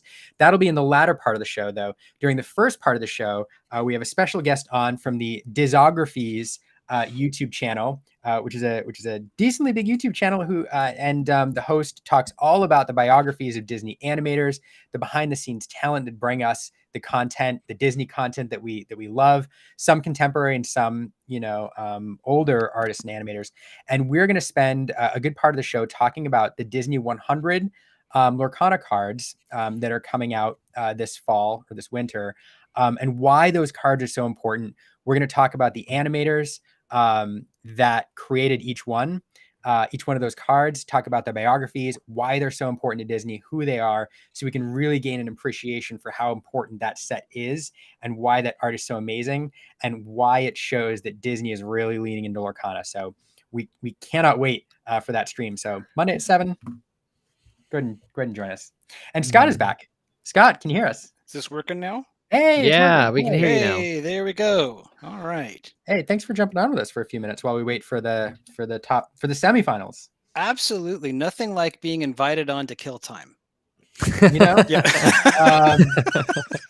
I would argue with it, but no, it's fine. No. It's I get it. Trust me. I've been in your seat before. I understand. Killing time. We also wanted to talk to you, You've been here like most of the time, haven't you? I've been back and forth. I've been packing a box and watching a stream and packing a box and yeah. So, but yeah, I've seen most of it. And what stands out for you so far today? Any surprises? I think the prevalence of Emerald surprises me a little bit. I've seen that here locally, but I hadn't seen that really showing up nationally as much. So I was kind of glad to see that. And I'm glad to see that we have a more diverse top 8 than we've seen in previous tournaments, I think. Mm-hmm. And really just a more diverse meta in general. It looks like folks are responding to Ruby Amethyst and making it work for its money now, which is a good thing. I think that's a great point. What was it in Tennessee, and I think another tournament we saw at least like 50% or more, like 6 out of the top 8 being Amethyst Ruby. And so you're right, we are getting some variety. Although we have 3 out of the top 8, it's still more variety than we've seen other places. Right. Yeah, it'll be a slow transition, and honestly, we call it the meta because there's not really a better word for it. But in my opinion, the meta basically is fake right now. It's one set. We've got 200 cards. People who want to compete, they're finding the best things that are out there. But if we go back to like the early days of Pokemon, and I don't know if this is still the case, but I'm talking base set days, right? It was big basic Pokemon ruled the day, and there was that and maybe one other deck. And we're seeing a little bit of a repeat with that here, and we've seen that with other games as well. When you've only got 200 or so cards, there's typically 3 decks at most that are top tier, and right now we've got really 1 or 2. I'm glad that people are having fun with it. I'm glad that the people who want the competitive scene have a venue to compete and have an avenue to compete. But really, I don't think we're going to see a lot of the creativity and the skill show its head until maybe even after the 3rd set, where you start to really get a good group of cards to pull from and maybe support some different strategies. Yeah, even right now, most colors have a general direction that you're trying to build in, maybe a couple. But I mean, we've talked about it a little bit on the stream before, like you just seeing the couple cards coming to Steel in Rise of the Floodborn, it kind of changes like, oh, here's something else that I can do with Steel also. Yes. I totally agree. Like when we get to set 3 or 4, there's going to be so many directions for every different ink. There's going to be so many different decks out there trying to do different stuff. It's going to be really fun, I think. Yeah, and to Liam's point earlier about these cards being all tested at the same time as they were, being developed, I think that's really the only way that you can do it now with a modern TCG is build it out to where you've got different ways to play it, and you're not just describing a deck as aggro or mid range or combo or control, but it's as we were talking about before, is it steel resist? Is it steel direct damage? What flavor of those colors are we actually getting? I very much look forward to when we get that variety and have those deck building options, not just for competitive play, but honestly for casual play. I look forward to the all princess deck. Yeah. You know what I mean? Yeah. I want to see that happen at some point. So those or the all frozen deck or something like that. I look forward to those fun, competitive or otherwise themed decks that people want to put together. Yeah, it was a big joke in the beginning about, making your full Mickey Mouse deck or whatever. And I was like, oh, yeah, that'll be fun when we eventually get to it. But that'll probably take a while. But between all of the Mickeys we got in set 1 and then one of the first cards get revealed out of set 2 being another Mickey, I'm like, we might have a full Mickey deck before we know. It might be sooner rather than later. Yeah, Ravensburger kind of looked at that and said, challenge accepted. But they're honestly doing it smart, and I'm pretty sure that Disney had a hand in that as well. It takes me back to Decipher days when the Mega Man game came out. Marketing wanted to put in a bunch of different characters for promos, and R&D said, well, yeah, but we want to push this card. And marketing said, yeah, but Mega Man. It's Mega Man. We're going to have the Mega Man promo. That's what it's going to be. And I think eventually that won the day, but we're seeing that here. We had a Mickey Mouse promo. We had 7 different flavors of Mickey in the first set. We've got at least 2 different flavors as far as art goes in this second set. And I'm sure there's going to be more than that. Mickey's the face of the franchise. He's the house. And maybe he's not the most popular character right now, but he's what it was built upon over the past 100 years. There's no chance that in the first few sets, we're not going to get a deluge of Mickeys. So I think that Mickey and Minnie deck is coming sooner rather than later. I'm not going to argue with you. I think I think you're spot on. Something else that was surprising to me, I was interested to see which characters got that treatment. I think we all assumed that Mickey was going to be one of them. I was really surprised to see how many Maleficents we've gotten already. Yes. Like maybe it's just my age, but like I know Maleficent is a huge villain in Disney, probably one of the biggest, if not the biggest. But I just wasn't expecting like for there to be so many Maleficents, and I'm here for it. I love it. I love every one of them. I want there to be a Maleficent deck just like there is a Mickey deck. It's funny. I'm not surprised that Maleficent is one of the flagship characters, but the sheer number, when we saw the 4th one, I was like, 4, that's surprising. And then we saw the 5th one, Uninvited came out, and I was like, all right, this is out of control.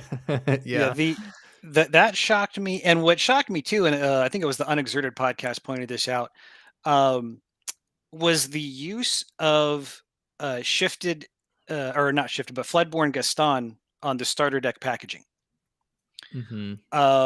Because Ravensburger, it was Ryan specifically said they wanted the characters to be very recognizable out of the gate. And so that's why you saw a lot of the Storyborn on packaging, is because that's who is recognizable. And I think he was saying, I'm surprised we didn't see Belle because it's great art and a better card. I'm like, yeah, but people don't know that version of Belle, the Thorny Archer or Hidden Archer as canon. She's not canon. She's specific to this universe, to Lorcana. And I said, it's unlikely that they would use that as primary imaging, given that she's not immediately recognizable in that form. And I think their response was, we'll tell that to Gaston. I was like, oh, my bad. Yeah, starter deck. Yep. That's fair. Although I will say, out of all the characters, I mean, Gaston is probably more recognizable. I don't know. I compare him to, Aurora. It has to be just enough that you're like, I think that's Aurora, but man, I'm intrigued. Yes. And Gaston really gets you wondering, because Smart Gaston is just the antithesis of Gaston. Exactly. I love it. It really gets you to scratch your head and be like, I want to know more. Yeah, what is this? Yeah, now I wonder if we're going to get a Smart Kronk.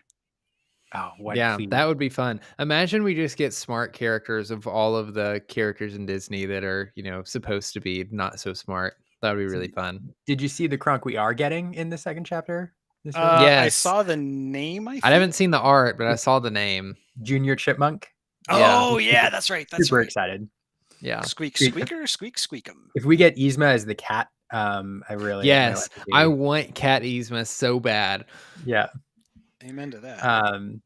Somebody, so we do have a question in the chat, about, do we think, and this is a question I think we see all the time, as people think about, this game. Do we think that they're going to expand into all their franchises, Marvel, Star Wars, Kingdom Hearts, etc.?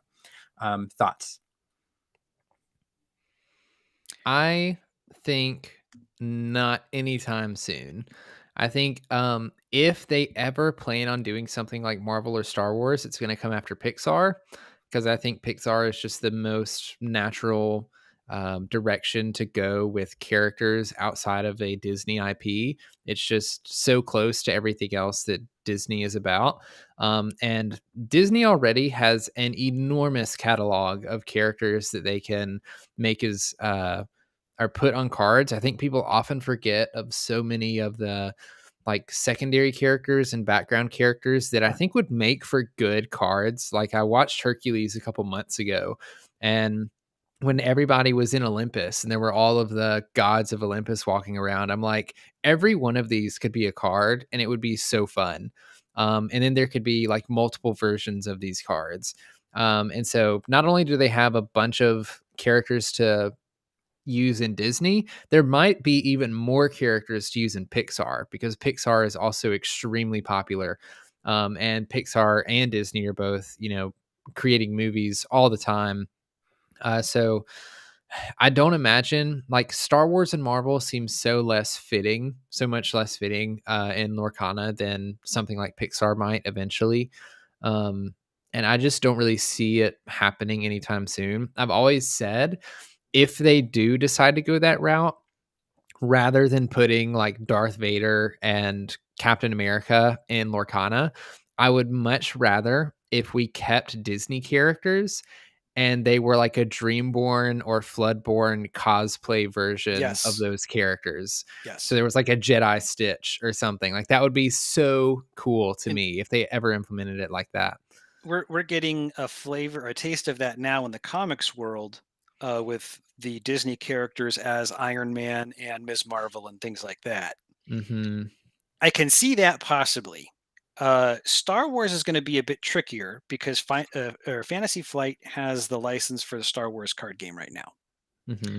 So I don't know how expansive that is. I don't know what properties that covers, but that'll be a little bit difficult. And they can seem to be able to renew that Star Wars license perpetually. So that would be a little bit tough just from a legal perspective, potentially. I think you're right. Pixar is by far the next most logical move. I would love to see Kingdom Hearts personally. I want nothing more. I don't know what his name is. I just call him Ninja Mickey. It's Mickey in the cloak. I desperately want to see that as a Lorcana card. Mm-hmm.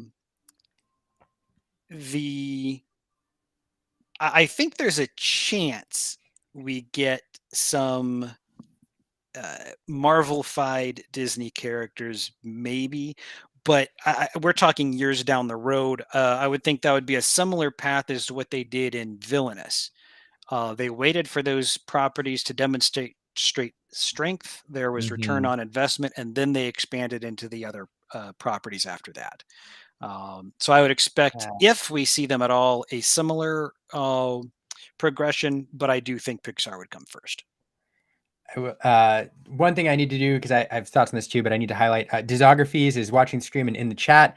Disographies will be our joining us for our Monday night stream at 7:00 to talk about the D100 cards and what they mean for Lorcana and the history of the animator. So thanks for joining the stream, and super excited to chat with you on Monday. So join us for that. A couple things. One, we all have to acknowledge, like right off the bat though, like all these questions about Kingdom Hearts, Marvel, Muppets, whatever. Like if this game's out for 20 years, they're absolutely right. Yeah. It's just a matter of time. And if this game's out for 20 years, I'm almost in retirement. I'll take it. I'm here for it. Yeah. Something will be my retirement. So 100%. It's all fair game. The question of is how long. I think you're all right. Pixar is an easy jump, especially, and from a flavor perspective, it feels okay too, because in the past years, we have seen this weird thing where there's a lot of Disney animation movies that feel like Pixar movies, like Wreck-It Ralph and Big Hero 6. Yeah. And then you have Pixar movies that feel like Disney movies, like Brave. By the way, I'm going to call Merida as the first Pixar character to be in Lorcana. Oh, that'd be fantastic. Probably. I could see that. But yeah, so Pixar is a nice bleed over. I also think it's a lot more likely. I do wonder, Scott, you did bring up the point about Fantasy Flight in the Star Wars game. I do wonder if with Disney-fied characters, if there's a way that you can address the licensing issues. And of course, there'll be lawyers involved and all that. Because, from a lore and a theme perspective, these Dreamborn characters, these Dreamborn versions are imagined by Illumiteers, who are, according to Lorcana trailers, people from our world. Yeah. And so, if Brandon happens to find his way into the Grand Illuminary and he imagines up a Darth Vader, Donald Duck, you can do that. You can summon that. And so from a lore perspective, I think it's a lot easier to explain, these alternate version Disney animation characters that are in the Story Stars in this pocket universe than it is to bring in those characters whole cloth from other franchises. Mm-hmm. So Liam, given that you and Aaron kind of focus a little bit on the art, or have shown a focus on the artistic side of the game, what do you want to see most represented artistically that you haven't seen yet? Are you talking about characters, art styles? Both? Honestly, in anything, but I guess let's start with characters to narrow it first. What character would you want to see artistically represented so far? Well, I mean, I'll answer for Erin because she's out in the living room and is going to type this in 2 seconds. She wants to see Madam Mim, and I know that's coming in the first set. So, that's coming. It's hard to say in terms of artistically represented. I'm not sure. I'm here for all of the alternate versions of characters. I do want to see Chip and Dale. I feel like that's a set of characters which I really want to see on the board that I haven't seen yet. But I'll give kind of a different sort of an answer related to what you're saying. What I really hope they lean into is allowing artists to express their personal style through cards, through their art. We've seen a little bit of that in the first set, but not as much as I hope they lean into it. And the artist that I'll highlight, Cookie, is an example, I think. Jeff Murchie is another one who did both Beast and Baby Tamatoa. Actually, I have a second part of this answer.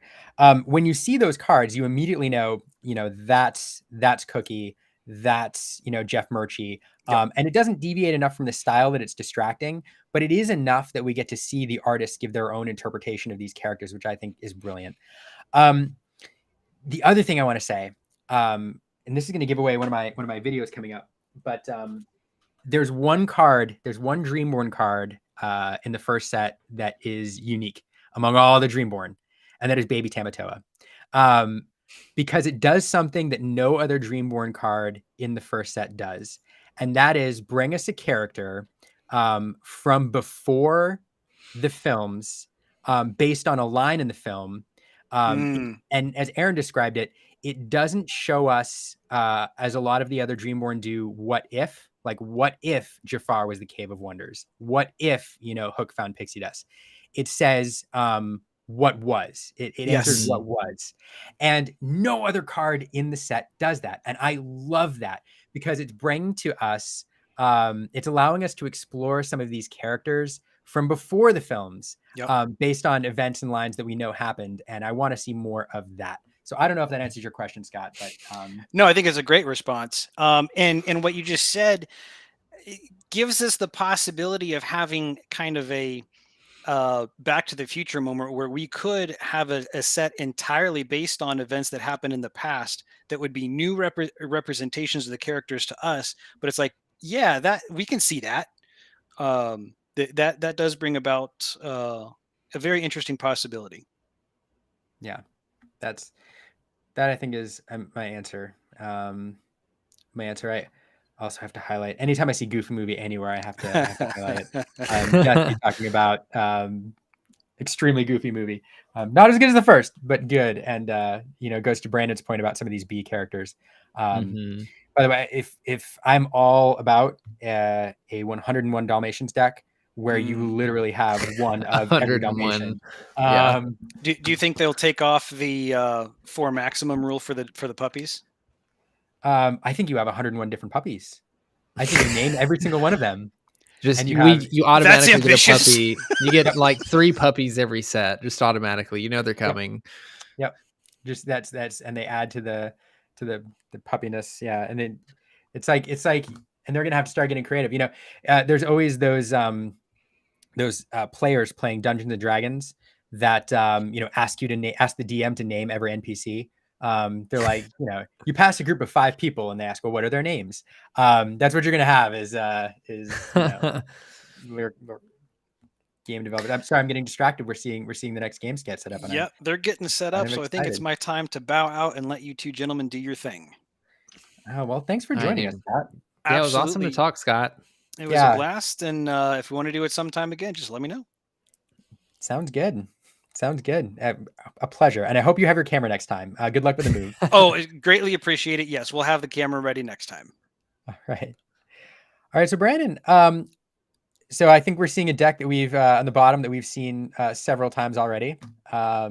We know this deck box. We know these card sleeves. We know this pink watch. Pink sleeves.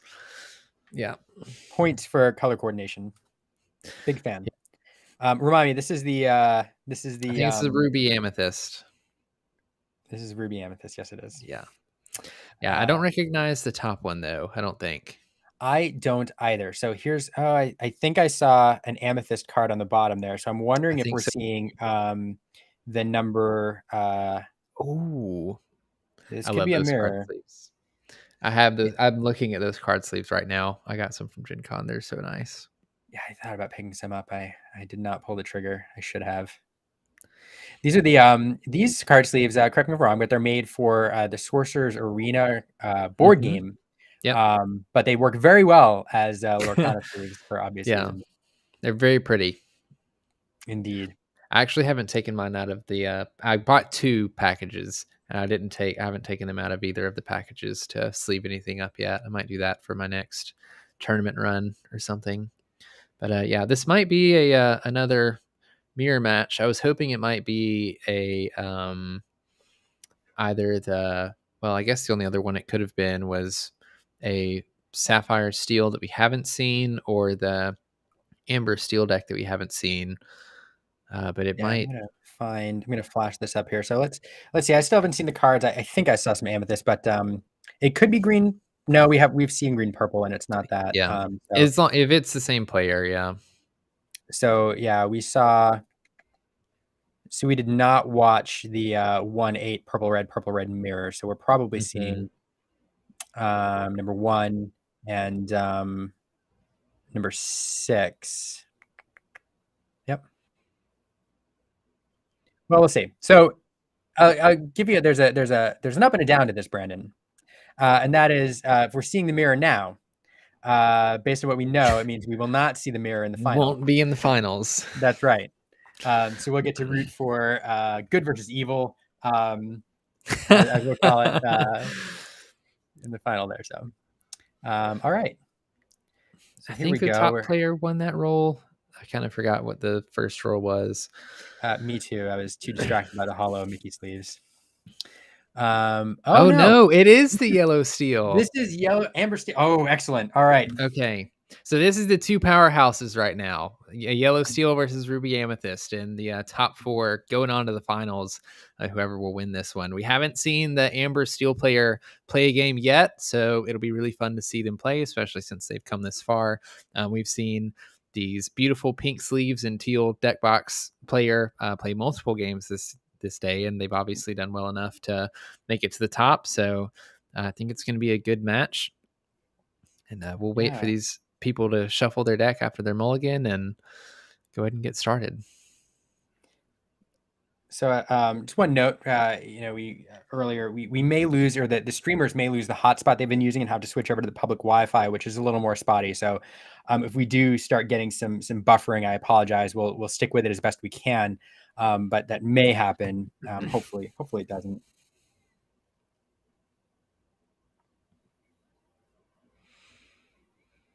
Ooh, okay. So I see 2 Surfer Stitches in the Amber Steel person's deck.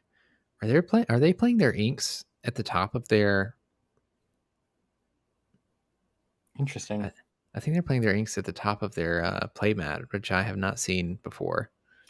I haven't either. I don't know what I think about that because on the no, or it must be maybe on the side. Along the side. It is interesting.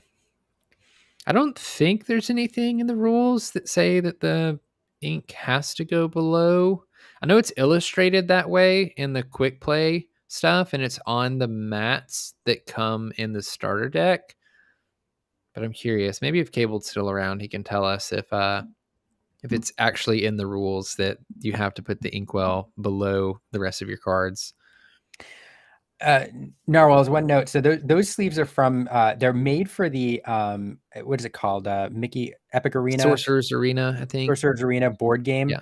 They're sold separately, but a lot of game stores have them. But that's, if you look for them, that's what you're looking for, is the Sorcerer's Arena card sleeves. I think you can get them on Amazon for like $20 or less or something like that. I don't know. Probably they're not too hard to find. All right, so we're seeing I'm not familiar with this Amber Steel deck list, so I'm interested to see how it plays out. Yeah, so essentially the goal of this Amber Steel list is to play pretty aggressively. You'll see a lot of stitches in this deck, which I like to see. And they also like to play aerial and songs usually. Weirdly enough, I don't see any songs in this deck, but we do see things like Rapunzel's. We see You Have Forgotten Me's in their deck, which will require their opponent to discard cards from their hand, which is usually a pretty good thing if you can make them do that. And essentially, they just try to be aggressive. They usually mainly play Stitch Rockstar, and the goal is to kind of flood the board with a lot of characters and force your opponent to use their Be Prepareds and things to get rid of your board, basically exhaust them of resources so that you can get to 20 while your opponent can't keep up with you. We don't see any rock stars in the top player's hand, though. We see 2 Stitch Carefree Surfers, which are pretty good cards, but against a Ruby Amethyst deck, they probably just get removed through something like a Dragonfire or a Maleficent. It is interesting, questing with the Stitch there allowed what it allowed the control player to do is take Sergeant Tibbs off the board, which was a challenge target for Tink, which would have allowed Rapunzel then to play for a 2 card draw. So yes, it is kind of unfortunate that of course. Yeah, it also kind of telegraphs that you probably don't have a Stitch Rockstar in your hand, which is something that you're definitely looking for. And if the top player makes it look like they have the Stitch Rockstar in their hand, then you might find that the Ruby Amethyst player does unnecessarily takes out the Stitch New Dog if possible, or makes them play a little bit differently, which can sometimes come into your favor. If you don't have if you don't actually have the rock star, and there's always the possibility that you can draw into the rock star later as well. So it looks like the top player values that extra lore a little bit more, which leads me to believe that they're trying to play pretty aggressively, which unfortunately in their board state isn't great for them because Captain Hook is a pretty poor quester. But we do see Rapunzel. Here's the Rapunzel. Yeah, we do see the Rapunzel play with the Tinkerbell, healing 2 damage off of Tinkerbell, allowing the top player to draw 2 cards in which they draw into an aerial, and maybe it was that Stitch. I don't remember if that was the other thing or not, but Ariel's a great card. Ariel will let them look at the top 4 cards of their deck and pick a song out of it. Usually you're looking for things like Grab Your Swords and Whole New World. One of the things to think about as the Ruby Amethyst player is a frequent combo in this Amber Steel deck is playing those Whole New Worlds. You basically throw your hand onto the board and you try to quest with your stuff. And then when you're out of space in your hand, you play a Whole New World. Usually try to sing it if possible, refill your hand, and then do it all over again and see if the opponent can keep up. Ruby Amethyst also draws a lot of cards. We already see Magic Mirror on board. We see a couple friends on the other sides having been played because Ruby Amethyst really likes to draw cards so that they have answers for everything. So there's a real possibility that either of these players deck out eventually in the game if a bunch of those Whole New Worlds get played and a bunch of the Ruby Amethyst and if the Ruby Amethyst player ends up drawing a bunch of cards. So I'll be interested to see if we ever get to a point where that matters, especially because both players seem to be drawing a lot of cards right now. Between the Rapunzel healing and drawing cards, and the Surfer Stitch allows you to draw 2 cards if you have 2 characters on board when he's played. So we'll see. Right now, the Ruby Amethyst player doesn't have much of a board, and the Steel Amber player has a pretty decent board size right now. I think there's only 6 ink in the Ruby. 7. I think I counted 7.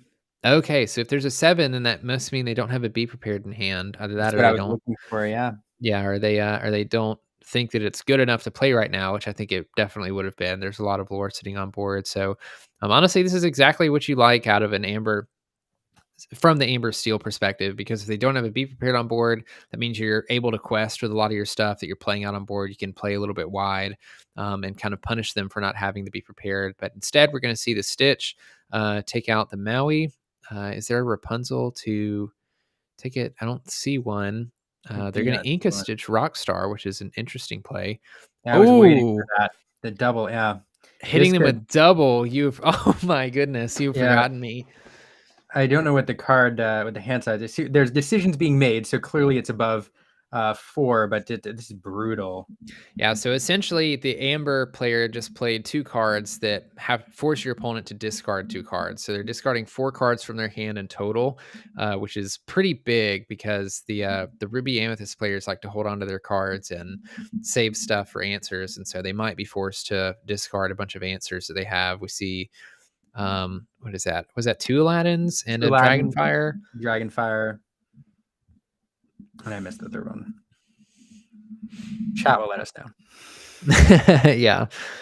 So that's pretty brutal. They'll still be able to draw a couple cards off of the Magic Mirror, but they'll have far less options in hand. Right now, you see they only have 2 cards in hand. It's going to be really difficult for them to keep a lot of tempo, which is honestly great for the Amber Steel player, because that's less chances that they have a Be Prepared in hand, less chances they have to have hard removal or targeted removal in their hand. So you don't want to overextend too much, but you can a little bit more comfortably play things out on board and continue to quest for big numbers every turn, which is, always pretty good. Did you see what they kept off that? I didn't. I didn't catch it. I don't know. Cable did say, per the rules, you have to use your inkwell below. So I kind of agree with him. I don't love the inkwell on the side of the playmat, and technically it's against the rules, but obviously nobody's going to do anything about it in this tournament, which is fine. I don't think it's going to actually end up being a problem. Just a little bit of annoying to try to keep up with. Yeah, I do wonder why. I mean, maybe it's for the benefit of the camera. I don't know, but it does seem an interesting choice. Yeah, I think people just like to play certain ways. I've had people play interesting things like that at my LGS. They take out the Ursula here. That was a nice tink drop, because I was just thinking Eric and Captain Hook can only challenge for 3, and Ursula had 4 health left. So dropping the Tinkerbell to do an extra damage and to take Ursula out with the Eric, putting it at 2 damage is good. We see a Rapunzel in hand, so potentially next turn we can see a Rapunzel come down, heal that Eric, and draw 2 cards, which would be really good, especially since you still kind of have the Ruby Amethyst player on the back foot with so little cards in hand. That's exactly what I see, just refilling their hand, doing honestly what Amber Steel does well, which is just playing stuff, refilling their hand, playing more stuff, refilling their hand, forcing the Ruby Amethyst player to have answers to stuff before they get away. They're putting on a lot of really great pressure onto the opponent, getting up past 10 lore, which is good as the aggressive player.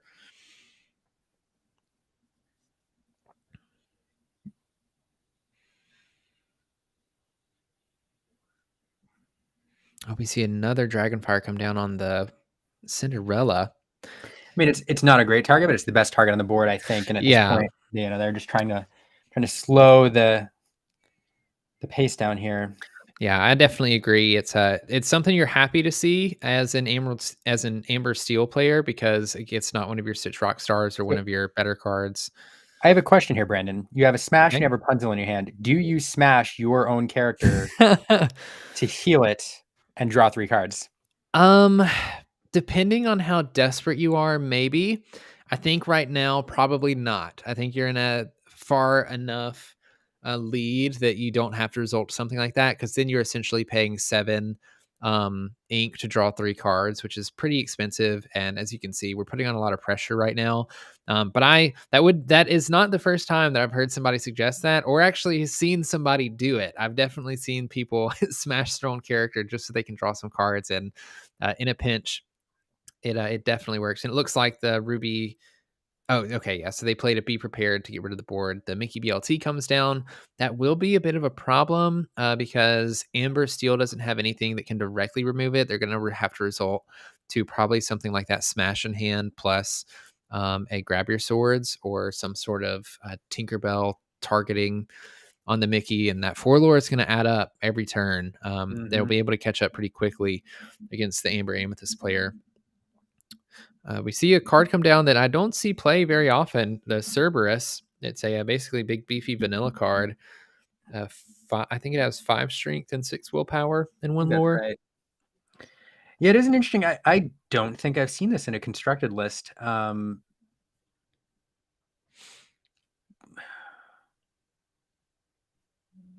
for a 5/6. I mean that 5 stat line. I mean, it does allow it to do some work, but one of the things it does prevent is it's not banished by Aladdin right now. Oh, do we see it? Yes, they're smashing their Cerberus and then healing the Cerberus to draw 3 cards with the Rapunzel. So Liam called it. They wanted to refill their hand, and I don't hate that play right now, especially you don't have to exert your Cerberus and leave it exerted to challenge anything. Obviously, you can't challenge anything into the Mickey, but so I like Cerberus a little bit because it doesn't get banished to Aladdin, which is kind of good if you do feel like exerting it. And right now, being at 14, you're not close enough to 20 that I would be super scared yet as the Ruby Amethyst player. So the closer you can get to 20 feels good. And if you can quest with Cerberus and not have to worry about the Aladdin play, you're pretty happy about that. And obviously you wouldn't want to run your Mickey Mouse BLT into the Cerberus just so you could banish it within Aladdin. That 4 lore every turn is pretty good. But yeah, sorry, I love that play. I want to address Lauren's comment in the chat. Does it bug anybody else that the players aren't exerting their ink and just kind of pointing them and separating them? I think it does, and here's I think the problem with it. It does. Even if your intentions are not to cheat or do something untoward, it does make it difficult to track sometimes, and it does make it difficult for your opponent to track sometimes. And you don't, as an opponent, you have the right to ask your opponent to do the right thing and exert and ready as necessary. But as a player, you don't want to force your opponent into that position to have to ask you to do that. So I think, even if you're comfortable playing that way and you think your opponent is, you should still play according to the rules and clearly show which ink is exerted, non-exerted by orienting them properly. Yeah. And just like, I was going to say, just like Cable said, it's in the rules. Technically, you have to exert your things. And we had this conversation earlier. You actually have to exert them a full 90 degrees. And apparently the ink is also supposed to be below in the inkwell per the rules too. So for all the reasons Liam just mentioned, it's difficult to follow as a player, as an opponent, as people watching.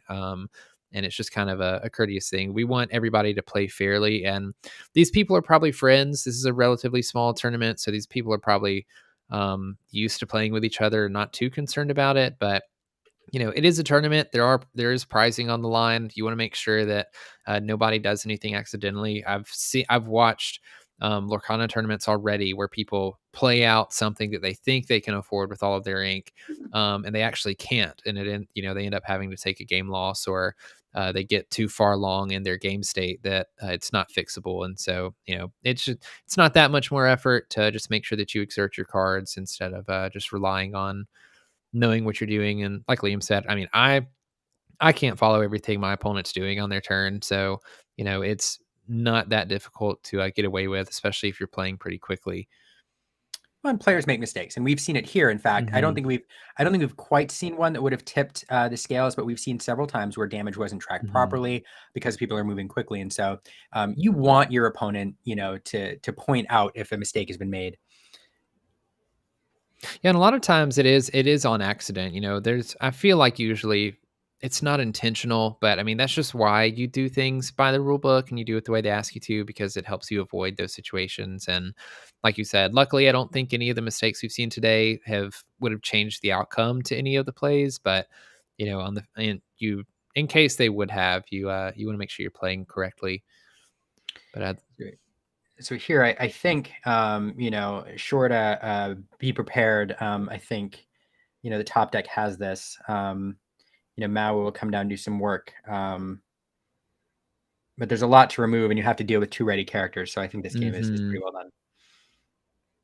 Yeah, it looks like they just scoop. I think it's going to the top character. Or I keep saying character, the top person.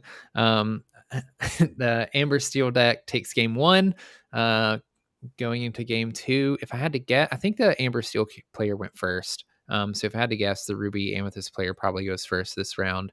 But honestly, we just saw Amber Steel do exactly what it is supposed to do. They were able to play a bunch of cards on board. The top player did a great job at only playing enough characters on board to be somewhat threatening, but not too much so that they were behind if anything got removed by Be Prepared's in the ladder.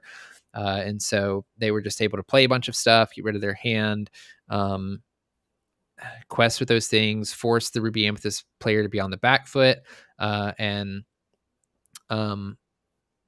then draw more cards, continue to play things as the Ruby Amethyst player tried to remove everything. And unfortunately for the Ruby Amethyst player, they didn't draw into some of the Be Prepareds and other things they needed in order to take game 1, even though game 1 was very close. I think there was 9 lore on the Ruby Amethyst player's board at the end of that game. They just didn't have anything that they could get rid of both of the ready characters on the top player's board. So it was actually a relatively close game, even though on the score pad to the left, we see it was 18-10.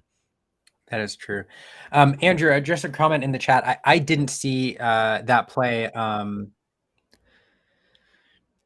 And so can't comment on. Brandon, did you see somebody drop for Ninig?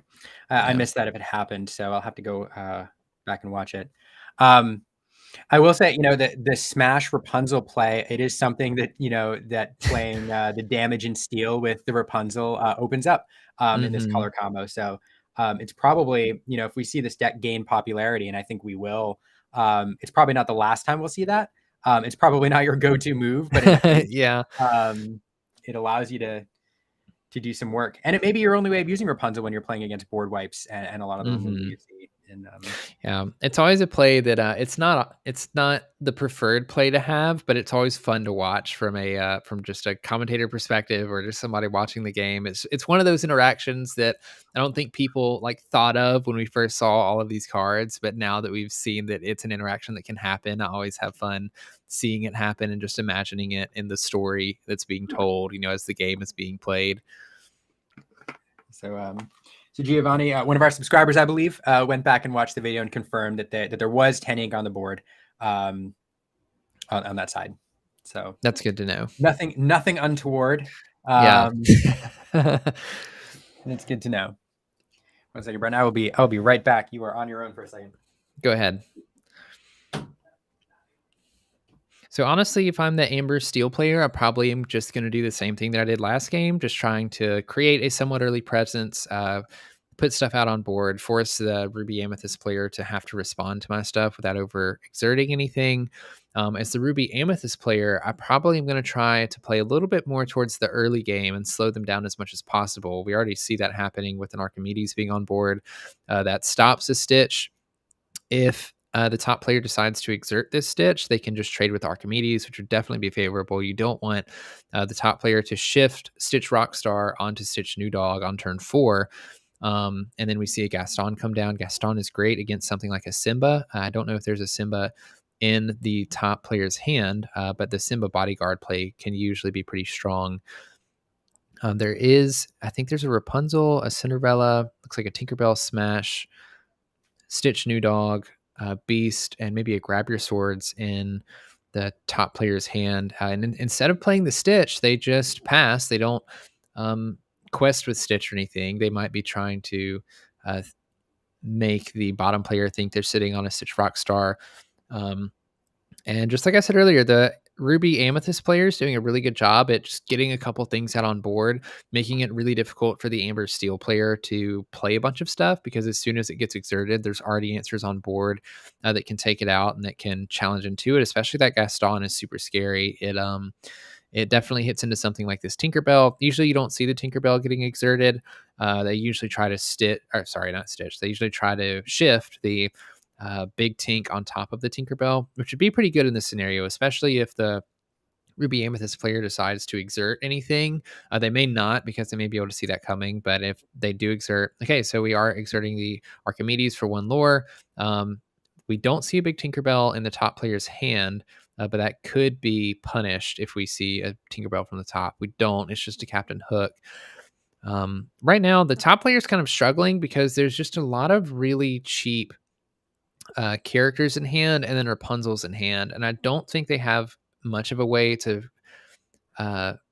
get anything off of the Rapunzel. See, this turn they could have challenged with the Tinkerbell into the Archimedes, taken 2 damage, then played the Rapunzel and drawn 2 cards, which I kind of like, because you're sitting on a lot of you're sitting on swords and smash, which can help you remove some of the stuff from the Ruby Amethyst player. But as the Amber Steel player, you're not really looking to stall out the Ruby Amethyst player. You want to be the player that is forcing the Ruby Amethyst player to answer you.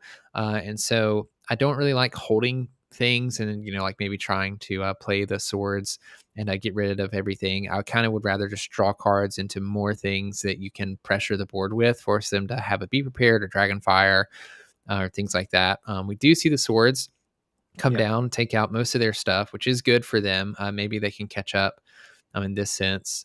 It does open up the Rapunzel for 3. So I'll be honest, I thought along the same lines that you did, leaving the Archimedes vulnerable to Tinkerbell for the card draw. I wasn't a big fan of at the time, but seeing the way it played out, I can see the line, and I don't hate it. Yeah, definitely it's worked out for Amber Steel for sure, getting the 3 draw for Rapunzel. I mean, it's not more valuable than that. Now they have a really big board, and I think that You Have Forgotten Me, forcing the Ruby Amethyst player to discard the cards that were in hand, put them down to a really small hand, was really detrimental to the Ruby Amethyst player, because now they're just not going to have. Okay, so they end up top decking the Be Prepared. They have exactly 7 ink for it, so that's really good for the Ruby Amethyst player. They were getting in kind of a dangerous position, but even still, I think they're just in top deck mode at this point, and so I think so too. You probably are a little bit scared as the playing against an Amber Steel deck, because they're just really good at playing a lot of things on the board and then drawing more cards. And as the Amber usually is the Amber Steel player, you kind of look for things like Singing Ariel into Whole New World to replenish your hand and keep playing things. But because the Ruby Amethyst player is sitting on no cards in hand, you probably don't actually do that. You probably just find other ways to draw cards, keep putting things on board, and just try to inch your way to 20. Wow. And it looks like the Ruby Amethyst player just draws a card, then passes. And then, of course, we just see the quest and pass. I don't think the Amber Steel player wants to overexert. That Mickey is big, because that Mickey's going to apply a lot of pressure to the Amber Steel player, just having the 4 lore quested every turn. That's going to, in a way, slow down the Amber Steel player. It doesn't slow them down in the sense of progressing their win condition, but it slows them down in the sense of right now there's only 4 lore on board. Now there's 1, 2, 3. Yeah, there's still 4. Or sorry, there was 3 lore on board before. Now there's 4 lore. But the Ruby Amethyst player is a little bit behind. They're going to be less behind now that they just played an Elsa, and they're going to stop the Tinkerbell and the Ariel from questing. So now they can just quest with this Mickey. They decide to actually challenge with the Mickey, get rid of the board. But as long as this Mickey stays on board, man, I actually don't like that play. Knowing that there's smashes in the opponent's deck, I really just kind of would rather quest with Mickey for the 4, catch up to your opponent, and I don't know, try to stop them in that way. But I think I agree. I do like going up to 8 lore. You've frozen out, one of the characters of the Elsa for a turn, and next turn you can apply 7 lore, but you're really forcing the opponent to respond in this case, which is what you need to do to slow them down. So we'll see how it plays out. But I think I would have been aggressive with the questing as well.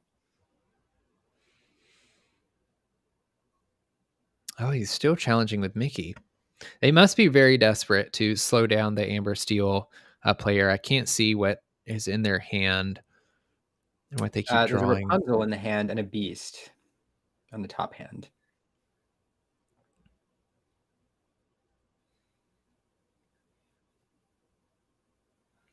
Okay, yeah, so they get rid of the Mickey. That's the danger of against this list. Yeah, now we're in a weird spot where the Ruby Amethyst player is going to have a difficult time applying much pressure to the Amber Steel, and they're going to kind of just be relying on these top decks to save them. They really need like a Be Prepared, or I don't know if they have 9 ink or not, so I don't know if Maleficent helps them. The Elsas will certainly stall things, but an Aladdin would also, at the very least, allow you to clear some space and then also take down the lore total a bit, buy you some more time. Yeah, I think that's the top deck I would be hoping for in this scenario. Yeah, Aladdin would be great here for that reason, especially just slow them down. Not only are you getting yourself a little closer to their ink total, but you're getting them further away from 20, which can be difficult for some of these more aggro mid-rangey decks to compete with if they run out of steam. You have lost your shift target now, which makes Aladdin slower and a lot less appealing.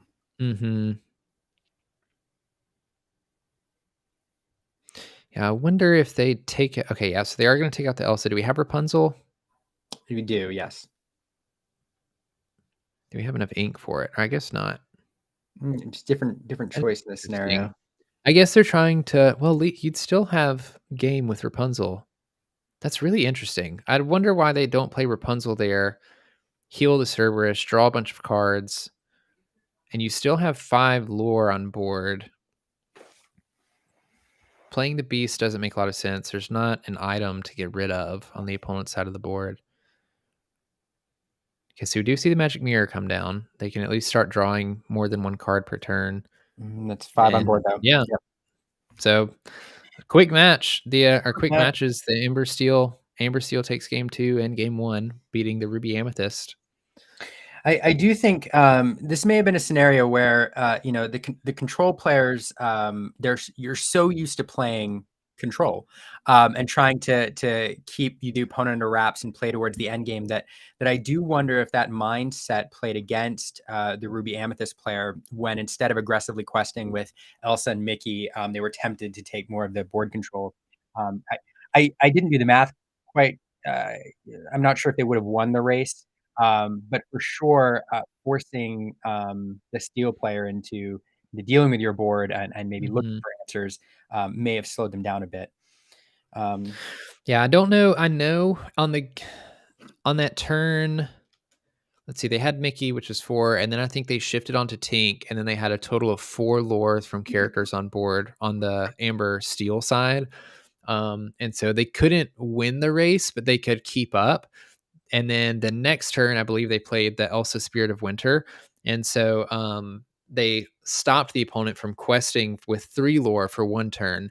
And I don't know if they could have caught up then or not, but they still definitely could have put on a lot of pressure.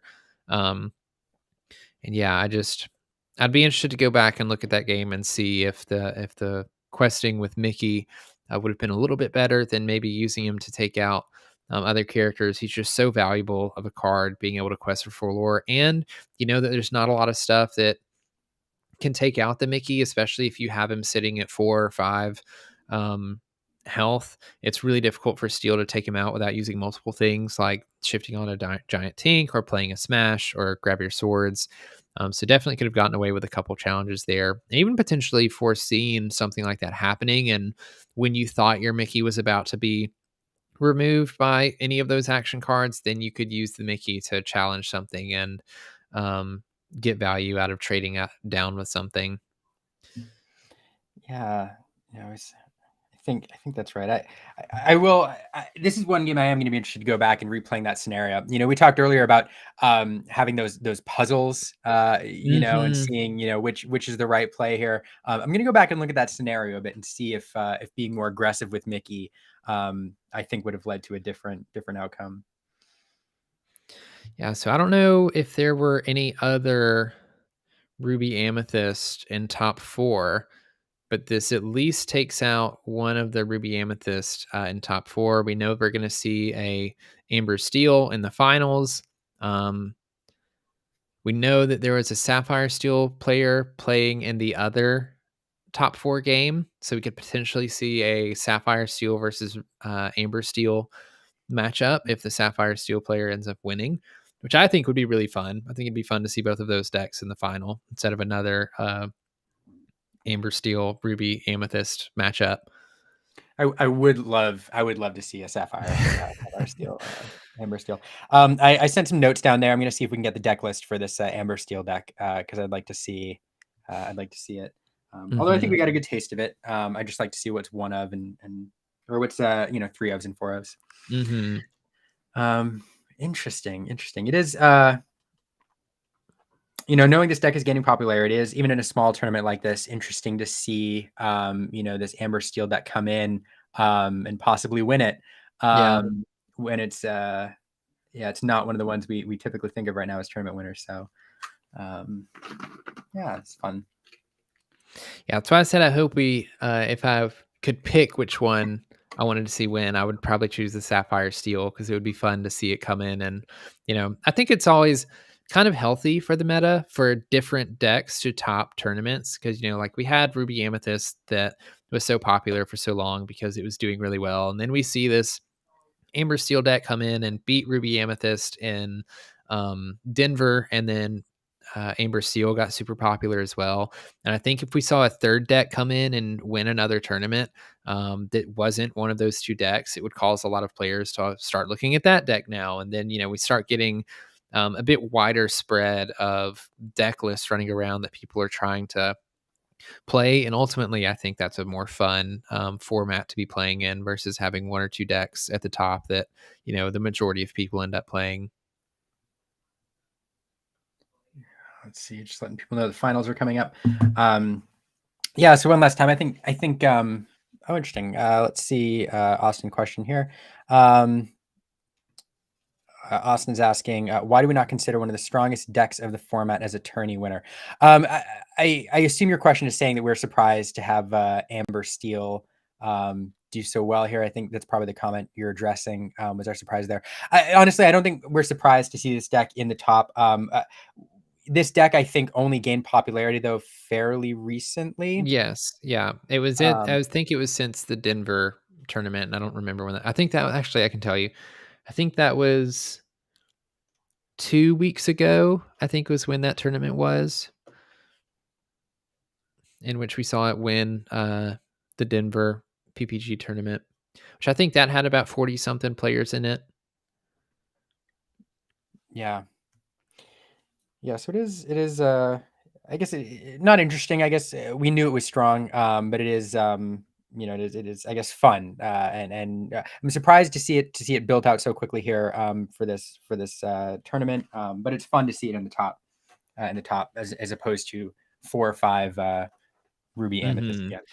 And I will say something else we mentioned earlier in the stream today was we saw a lot of Amber being played and a lot of people were playing Rapunzel. And we noticed that frequently people would play Rapunzel without healing stuff, or they would, just play them as a unit. And I have to say this Amber Steel player did a phenomenal job getting a bunch of value out of those Rapunzels. Even, highlighting the smashing their own character into drawing 3 cards, at least getting some value out of her when playing her and not being forced or just deciding to play her while something isn't damaged. I think that definitely made a big difference in these games because it allowed the Amber Steel player to keep their hand pretty full and continue to put stuff out on board without having to use a card like A Whole New World that was going to fill your opponent's hand again, especially because we saw in both games Be Prepared's You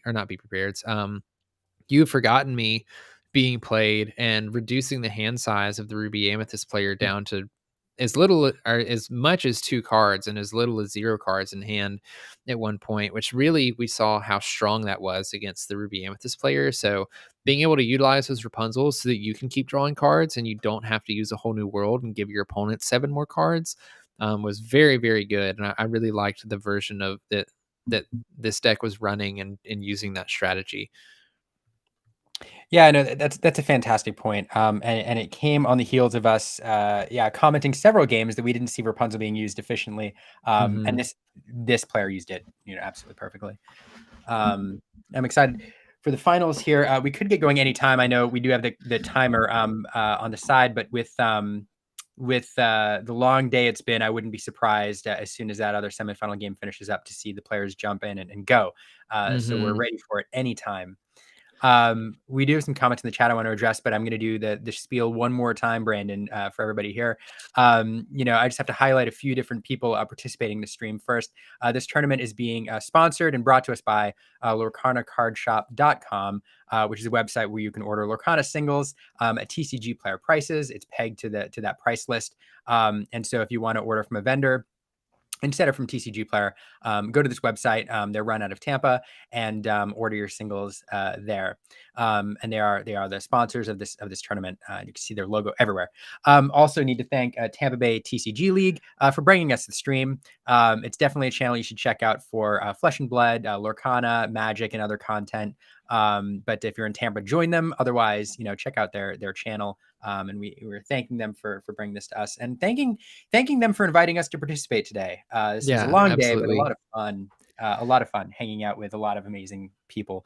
And then, of course, on the stream, you have Brandon from B-Squared24. Check him out on Twitter, or the site formerly known as Twitter. And from some great content there, and on YouTube, where you bring us fantastic videos at B-Squared24. And then you're on the Illumiteers channel, which I run with my wife, Erin. So if you're here and you haven't subscribed, we wouldn't be opposed to you hitting that subscribe button. If you enjoy the content, and we focus mainly on art and design, but occasionally competitive play like we are today. Yeah.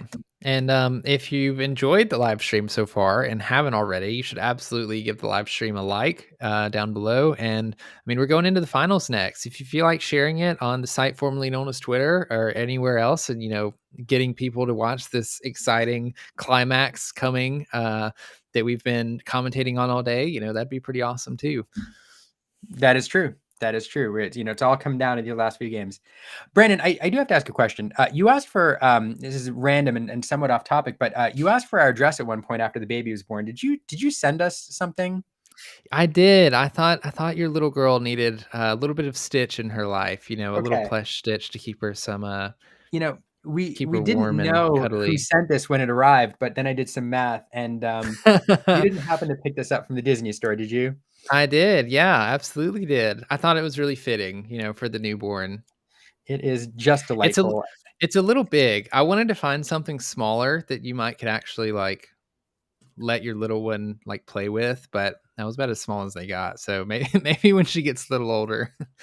It's perfect. It's like her size. It's like their friends. So yeah. Thank you very much. I had to thank you publicly for this. It's just perfect. And thank you for the lovely gift. Of course.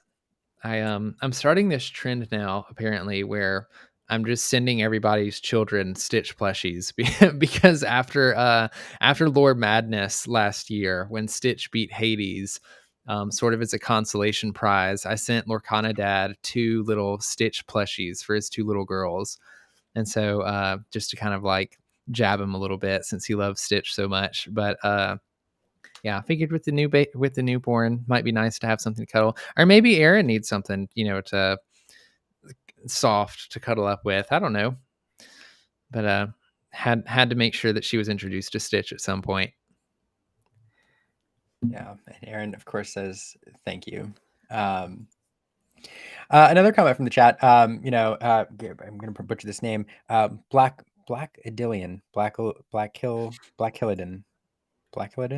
I think it's Black Illidan. Illidan. Illidan, okay, I get it.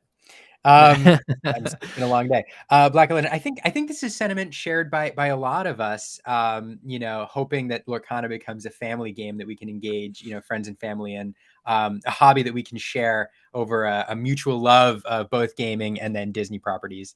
It's pretty exciting. So, it's one of the things that makes this game kind of special. Yeah, I can say without a shadow of a doubt, my favorite thing for in this game is seeing families show up at like an LGS and playing. It's happened so many times that I see dads walking in with their daughters or just whole families walking in and playing with each other. And it's just so cool. Like there's part of me, I see comments like Black Illidan's all the time where they have little ones that they wish they could play with. And like it makes me wish that the game was more accessible to younger children, even though that I know that the game couldn't be what it is if they made it much more basic and for kids even younger than 8. But it just it makes me really excited for families to have a hobby like this that they can share with their kids, and it's something that the whole family can be excited about. And there's a lot of people who would normally touch a TCG like Magic or Pokemon that are deciding to try this game out because it's Disney, and I absolutely love that. Yeah, totally agree. I couldn't say it any better. While we wait for the next game, we do have another question from the chat. Ryan C is asking us about the cards that have been revealed for set 2. Brandon, I'm going to pitch this over to you while I try to get this deck list for us and our viewers. What do you think about what you've seen so far, other than Honey Wizard being bonkers good art? Okay, yeah. So we'll just get that one out of the way. Honey Wizard, great art. Probably one of the best arts we've seen so far in set 2. Really excited about that. If you haven't seen it, I would highly suggest you could probably just search Lorcana set 2 on YouTube and find people that have covered it. I'm trying to work on a video right now and hopefully get it out before Monday covering it. So if you want to wait and watch that one, that'd be cool too. But there were 13 cards that were revealed last week. I'm not going to go through all of them because I probably don't have the time to go through all of them. The ones that stand out to me, one of them is the first legendary that we see. There is a Belle from Beauty and the Beast. She is a Floodborn card. She's an uninkable 5-cost character with 3 strength and 3 willpower and 3 lore. She has an ability that says when she is challenged, the opponent that's challenging her has to discard their entire hand. And that is crazy to me. And her shift cost, I think, is shift 3. So you could get her out. I think it's shift 3. So you could get her out as early as turn 3. She's going to make for a really, really good aggro card, especially if we get a Belle that is 1 or 2 costs that you can play so that you can shift her. Even if you can't, there's already super popular Amber Emerald deck that we've seen today at the tournament that plays Just in Time, which that card is 3 ink, and it lets you play a character that is 5 ink or less for free. Essentially, you're basically by paying for the card. So that card will see play in that deck most certainly, and it's going to be really strong. Flynn Rider is a Emerald 2-cost card that forces your opponent to discard a card from hand when he's challenged, only 1 card, and he's pretty much agreed by everybody the best 2-drop in the deck. So the fact that we get a Belle card, which is just like Flynn Rider but upgraded in every way, is pretty nuts.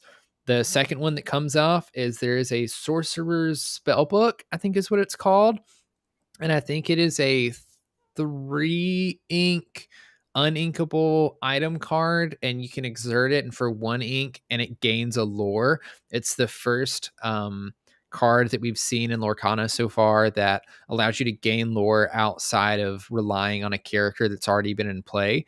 So the only way before now that you would be able to gain a lore immediately would be to shift a character that had extra lore on top of another character. So a great example of this is Stitch New Dog. He only has 1 lore. Stitch Rockstar has 3 lore. So if you shifted Stitch New Dog, you could quest for 3 lore instead of 1 and take your opponent by surprise.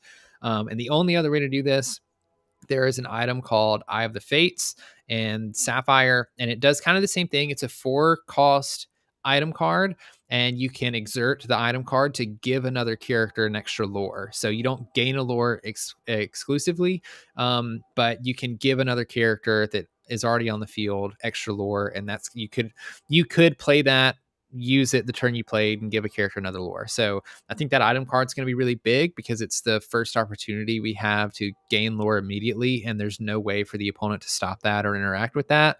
It's also a really big counter to all of the removal cards that we see, like Dragonfire and Be Prepared and Grab Your Sword, because items obviously aren't removed when things like Be Prepared are played. And so it's going to give you a real advantage if your opponent plays a Be Prepared and you have one or two of these on board, because you can still just quest for the next turn.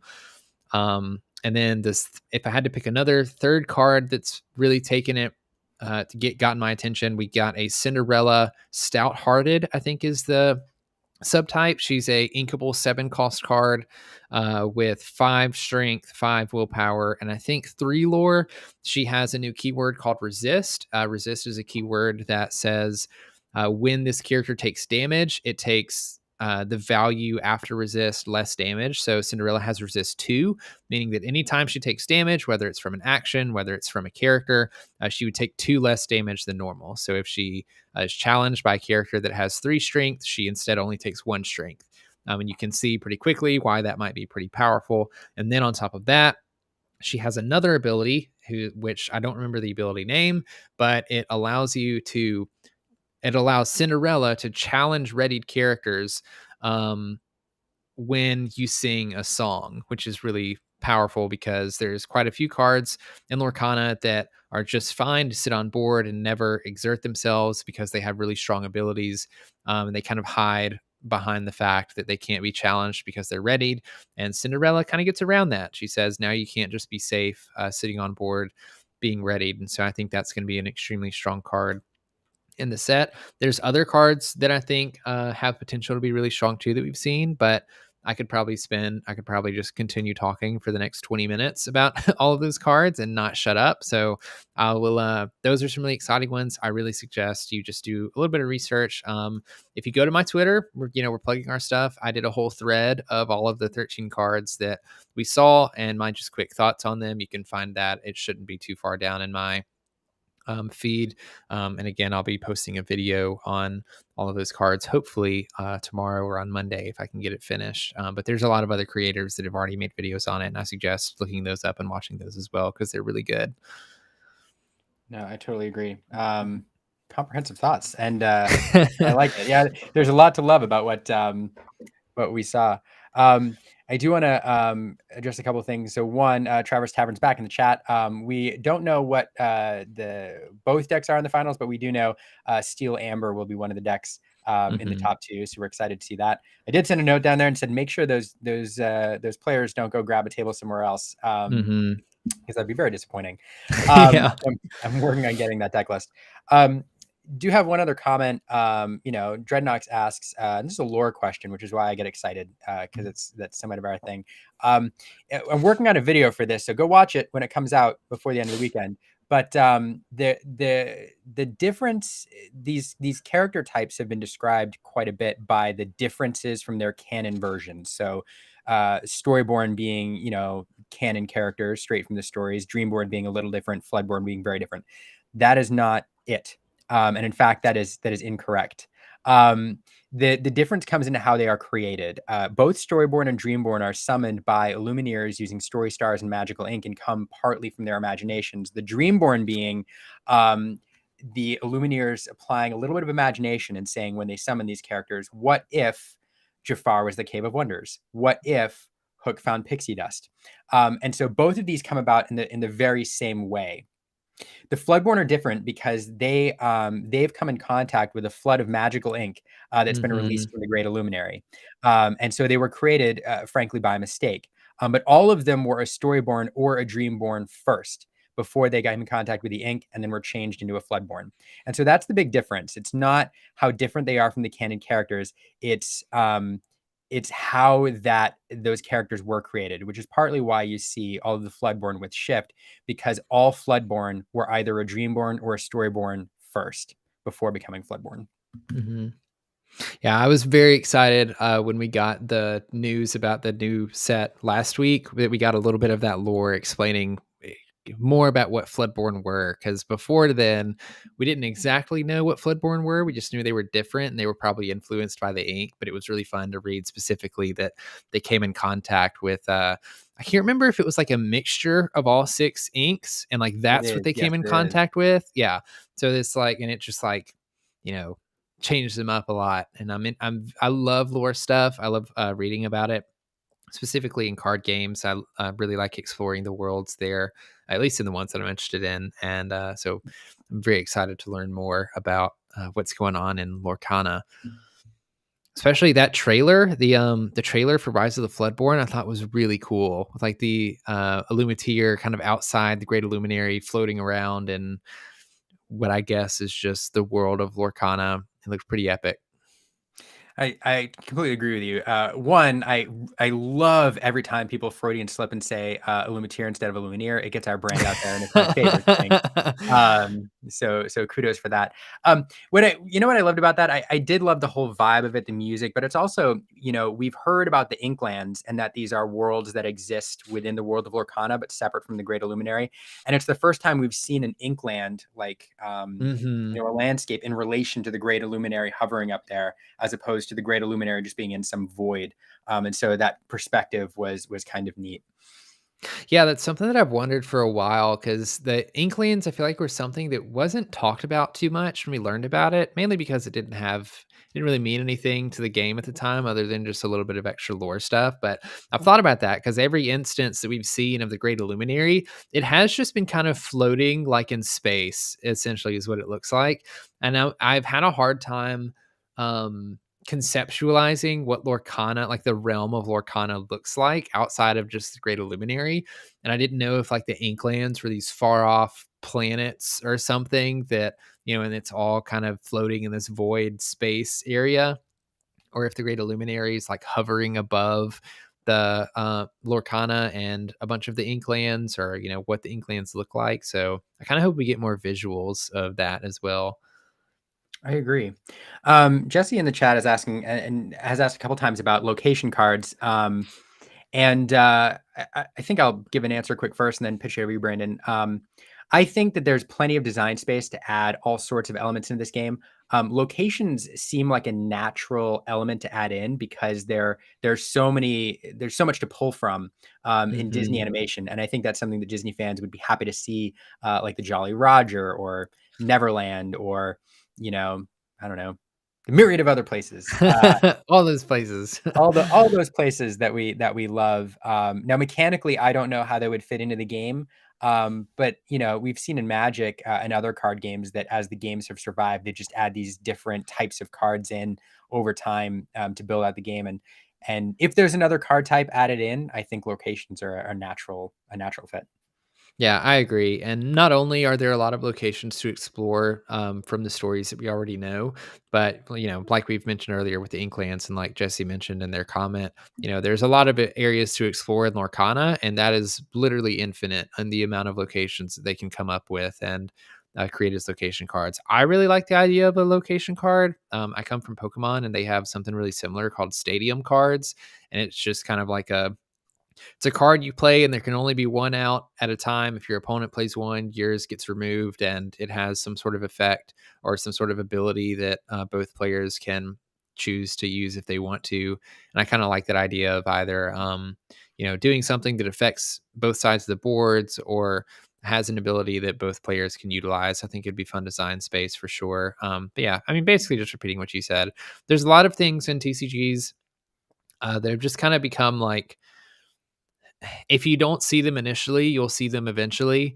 And so it's like, we don't have any equipment cards in Lorcana, but I wouldn't be surprised if eventually we see like something like that come along, where you can attach a card to a character and it does something. But we'll just have to see. I'm sure it'll come in time. Yeah, no, I agree. And, it's like we said earlier with the other franchises coming into the game. If this game is around for, 10, 20 years, we're going to see all of it. Yeah, exactly. At some point, which is great. Yeah, totally agree. I am making sure, that we're sending notes down there saying, please don't let them go play somewhere else. Be super anticlimactic. So So hopefully we see them here in a minute. The fact that this, if we are in fact waiting for the other game to finish, it means that there was some controlness going on, making this other semifinal game go to time. Yeah, we know at least one of the decks that were playing in that was a Sapphire Steel deck, which is definitely more control-y. I don't remember if we knew if a Ruby Amethyst if it was playing against Ruby Amethyst or not. But in all honesty, if the game's still playing on, that would be my guess, is that there was another Ruby Amethyst player that they're facing off with each other. Yeah, I'm scrolling back through to try to find the top deck list, and I can't find my wait, is it still my pace? Nope. That's somewhere. Oh, there it is. Look at that. There we go. Yeah, so I don't think we know what made it out of the top 8 necessarily. But we do know, let's see, yellow gray would have been playing 5, would have been playing 4. So green purple is out. Yeah, I'm not sure. I would have to math this to tell Brandon, and I am not in the right headspace right now to sit down and analyze this. I think is the Ruby Amethyst player we saw just play, were they seed number 1? Because they were the one with the pink sleeves, right? And we saw them play multiple times and win. Yep. Okay, so they took out the number 8 purple red, and then they got taken out by the by this yellow gray, which means green purple isn't there. We saw the gray blue that played against the yellow green move on. So there's another gray blue potentially. And I suppose we don't know who won the gray blue purple red, the 3 and 6 matchup. Yes. Yeah. So it's we're either going to be seeing, I guess, gray blue or purple red. It's exactly what we would have predicted. Yeah. So good. For a variety perspective, I think I'm really hoping for some Sapphire Steel. Me too. I think it'd be fun to mix it up a little bit. Especially since we just watched a Amber Steel against Ruby Amethyst matchup. Yeah, for sure.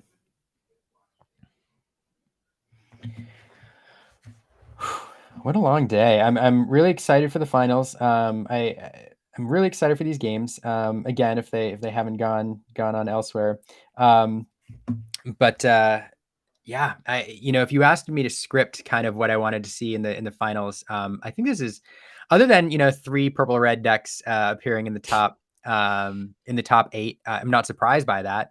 I think we've seen some other fun decks splashed in. We had a green purple make the top 8, which is great. We had yellow gray make the top 8, which is a lot of fun. I think not surprised there was one in there, but it was fun to see that splashed in, and a couple Sapphire Steels.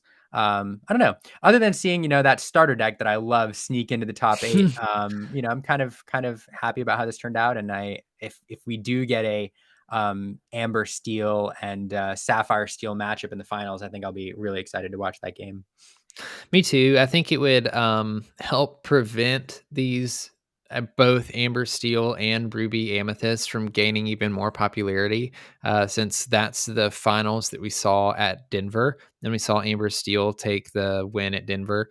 I feel like if we saw those in the finals for this, that would just create more hype around those decks, potentially increasing singles and all that kind of thing. But more than anything, it would just increase their popularity being played.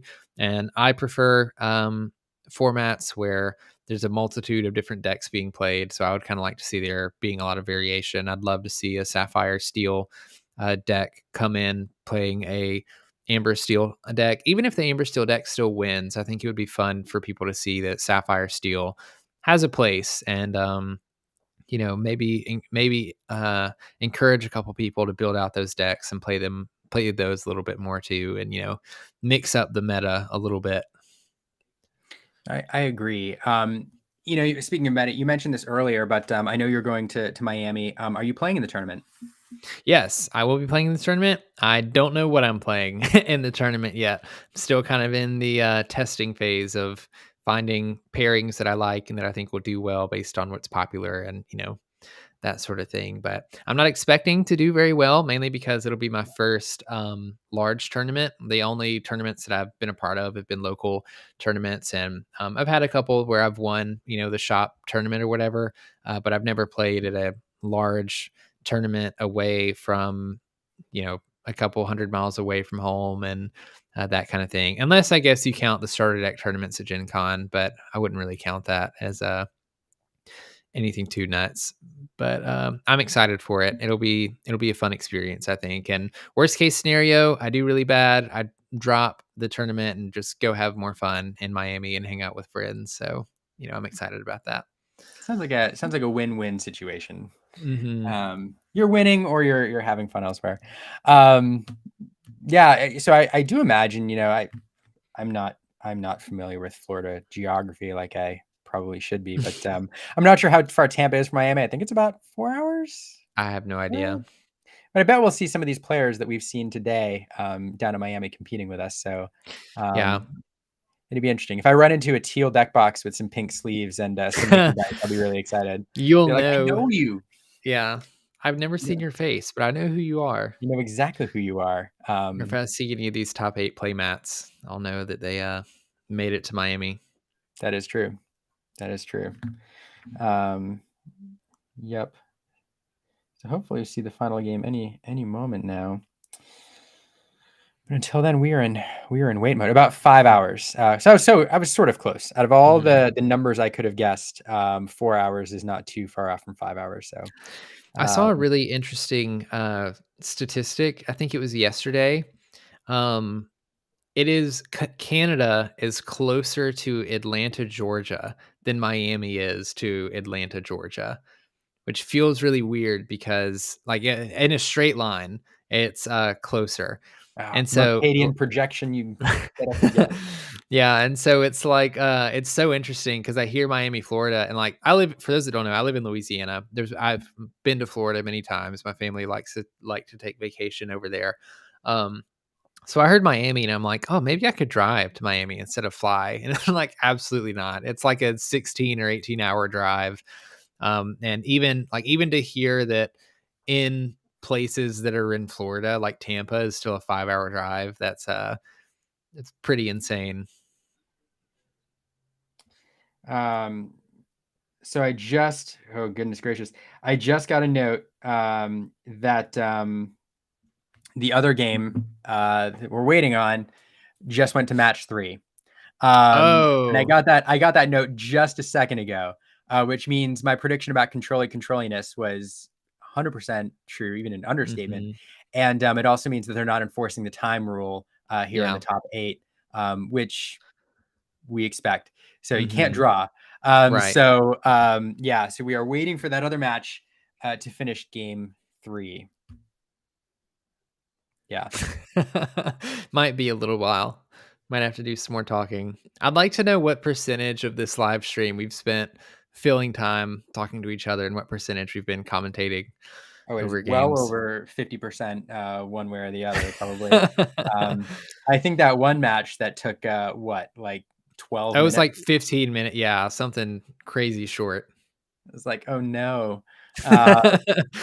Oh no. So thank you, those of us hanging out in the chat So looking at anybody, waiting for this last match with us, questions, go. Like we're ready. We're standing by. Art, design, Lorcana, life. We actually covered. Anything. Doesn't even have to be Lorcana related. Yeah, newborns. We're ready to answer questions. Yeah, sorry. I did, Brennan, we've been doing so much Stitch today. And that I decided, for the final match to celebrate by getting out my Stitch gloves. There you go. That's one Stitch piece of memorabilia I don't have. So I'm ready to applaud. I'm ready for the final match. Aaron asked in the chat the meaning of life. It is 42. I thought everybody knew. Jesse's asking in the chat, is Prince Philip not played due to him being uninkable? He's a pretty slept on card. if that was a Sleeping Beauty pun, kudos for that. But I don't know. I mean, Prince Philip, Brandon, I think he's a fine card. I don't know. He's fine. I do think being uninkable is a problem. You know, because when you're making a choice about what to include in your deck, you know, with uninkable cards, it's not looking at, you know, what you're replacing them with. It's looking at what uninkable cards you're replacing them with, because you really have to get that ratio right. And so I think in Amber, there's a lot of cards that you really want, and whatever you're partnering with, that you really need to have in that deck. And when you only have a third of your deck around that's uninkable, there's just not a lot that you want to replace right now. And so I really think that's what Philip suffers from. Yeah, I agree totally with that. It takes up an uninkable slot. I don't think that's like the worst part about the card either. It's certainly a bad part. Something else to think about is, depending on what ink you're pairing it with, there's almost always a better removal option anyway. Like if you're playing with Ruby, you never consider Prince Philip because you have a bunch of other ways to remove cards that are just easier and more efficient. Same thing with Sapphire. There's a bunch of easy, or Steel. There's a lot of ways that you can remove cards. I think the biggest issue that Prince Philip runs into is he's really slow.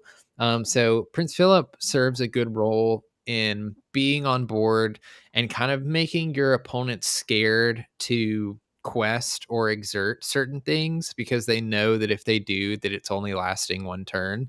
And because of that, it can sometimes bait your opponent into using removal that might be better used on something else, on Prince Philip, so that their thing doesn't die. Because overall, Prince Philip isn't a terrible card, right? He's like a 4 cost 3/3 with 2 lore, I think. So like, it's not a horrible character to have out on board. It's actually a pretty okay character. 2 lore is pretty good, especially at 4 ink. And I just think it's more or less he's just too slow. Like, he doesn't, if he had rush, it would be a whole different story. But the fact that you have to play him and then you can't really do anything with him, and then your opponent could play Smash, or, you know, there's a lot of Steel running around, so they could play Smash, or if they shift Giant Tink and then banish something, then he gets taken out as well there. There's a lot of ways to remove him, and there's usually better cards available to serve the role that he's trying to play, I guess, in the deck, usually. Liam, I think you're muted. Liam. I am muted. All right. There you go. There we go. Okay. So I have a couple of quick hit questions, and then a longer question. The first quick hit one: if you summon Stitch New Dog and then you shift him into Rockstar, can you quest with him, or no, because the ink isn't dry? The ink drying status transitions from, you know, the shifted card to you know, the shift card. I'm not explaining this very well, but the bottom line is, if the ink is dry, the ink is dry. If the ink is not dry, the ink is still not dry. It does not, if the ink is wet on the card and then you shift it into another card, that ink is still wet. So yeah, the ink is dry, the ink is dry, the ink is wet, the ink is wet. Sorry, that was a longer answer to the quick question. Here's a quick one. Do you think Disney Parks, Storage Springs, downtown will ever have tournaments? Yes. Brandon? I hope so. I hope so badly. I want, like, not only do I want Disney Park, Storage Spring, downtown have tournaments, I want there to be a full-fledged like regional circuit happening, and Worlds happens at Disneyland or something. I don't expect it'll ever happen like in Disneyland, but there's definitely convention centers and things around those areas that Disney and Ravensburger could probably make work to host a really big event. And, you know, probably 2 months ago, if you asked me this question, I would have said no. But we've seen, especially with the Disney 100 collector set, and like we've talked about earlier with the Disney cruises, and I think at the D23 destination place this year, they were playing the Lorcana trailers. It's obvious that Disney is very involved in Lorcana, so I would not be surprised at all if on the Disney side of things we end up seeing tournaments and events happening in Disney areas for sure. So some other notes. Jonathan Parson, who played today, I assume is part of the Tampa TCG league, confirmed that the player that we keep seeing we've seen 3 times now with the teal deck box and the pink sleeves will be in Miami. And I want to say the only reason that we've highlighted that character or that player, player over and over is because I think both of us just love the color coordination between the deck box and the sleeves and the watch and everything else. Points Beautiful. For style. Yeah. So we're excited to see that player in Miami, and hopefully, hate to run into a Ruby Amethyst deck, but it would be fun to see that player who we've been following. Yeah, they seem like they kind of know what they're doing. I'd be scared to run into them in Miami.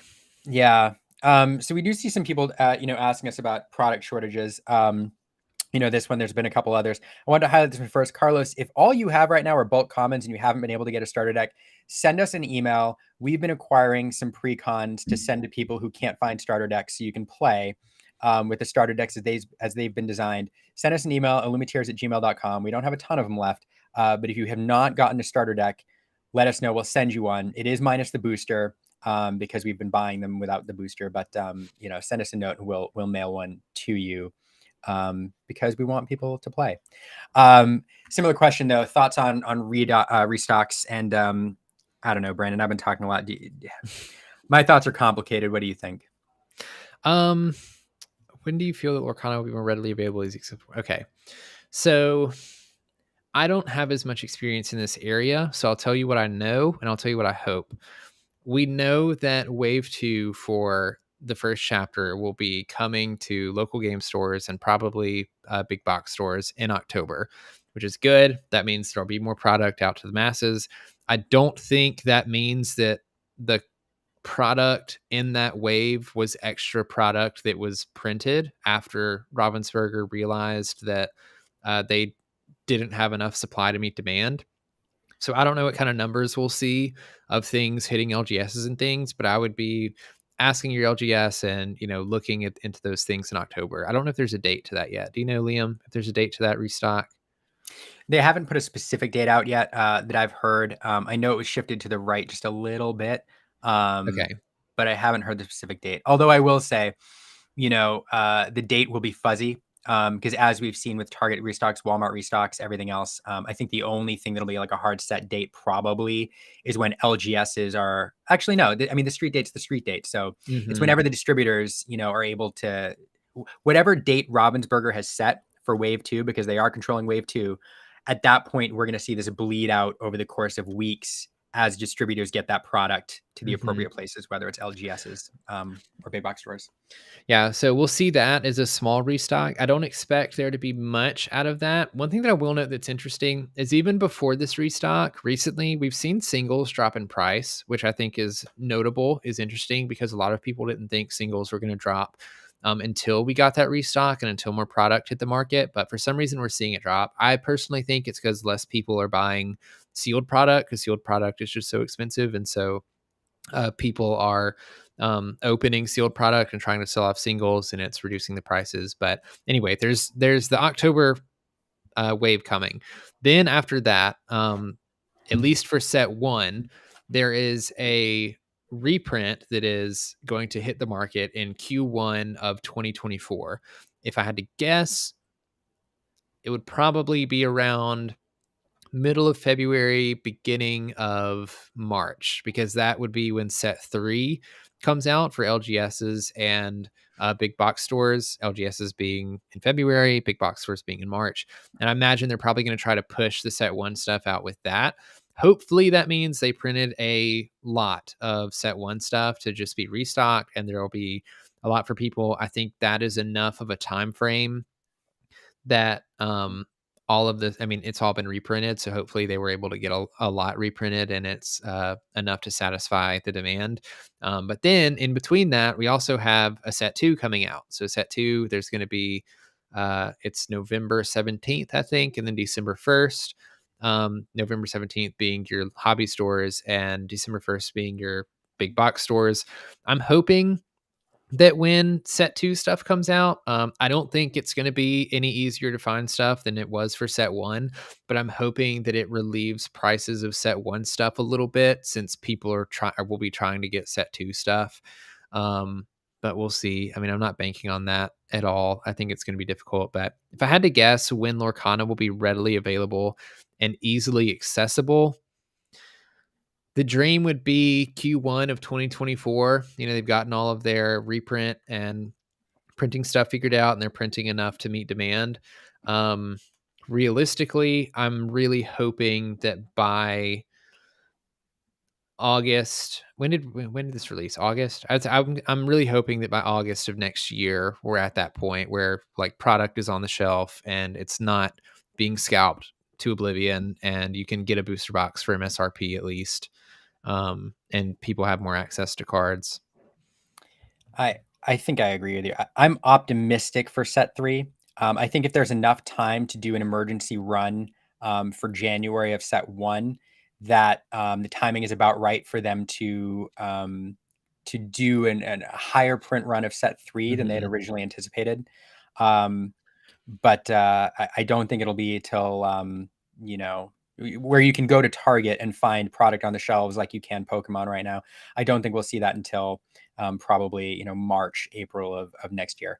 But what I will say on the singles prices, and you kind of mentioned this, the reason prices are so high right now is because of players in general. It's really not collectors.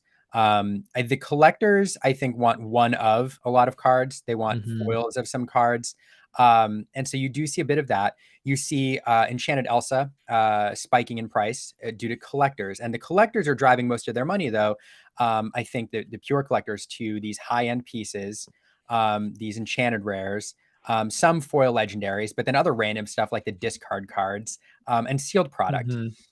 So where you're really seeing the prices spike for the playables is because of the players, and it's because everybody needs to get 4 Lilos. Everybody needs to get 4 Be Prepares. Everybody needs to get 4 Part of Your Worlds. And for competitive players, they're getting these cards for a reason. It's because Be Prepared, A Whole New World, several others, some of the removal, Fire the Cannons, or commons, but I'll use those 2 because they're rares or super rares. Those cards are going to be good forever. So every single player who wants to play this game competitively or even casually in their LGS is trying to get 4 of those cards for their collection. They're going to, as more product comes out, those players, you, Brandon, me, these players at Miami TCG that we're seeing today, they're getting the play sets of those cards. And as they start opening more, their 5th Whole New World, they're going to start to try to liquidate those to pick up other playables that they need from set 2 or otherwise. And so I think that's what we're seeing with single prices right now is there's landing spots. There's 4 playset landing spots for all of these cards among this competitive TCG player, audience. And as those landing spots are filled, there's going to be overflow, and that's going to start dropping down the prices among these playable cards. What's going to change that is if we see, I think, the competitive landscape expand rapidly. The competitive player base expand rapidly over the next 3 to 4 months. I think casual players, I think will find ways to do well with, modified starters, and will be able to find, to build their one competitive deck. But I think if we start to see a lot more big money tournaments where people, competitive players from other TCGs start to gravitate in, to play competitively, I think we'll see more pressure on the upward pressure on singles prices. It's a complicated answer. I don't know if we answered your question, but I don't know. I think there's a difference between, when we talk about availability, there's a difference between singles prices and that version of availability where you can go on TCG Player and buy the cards you need at a good price, and sealed product availability. They're different things. They're related.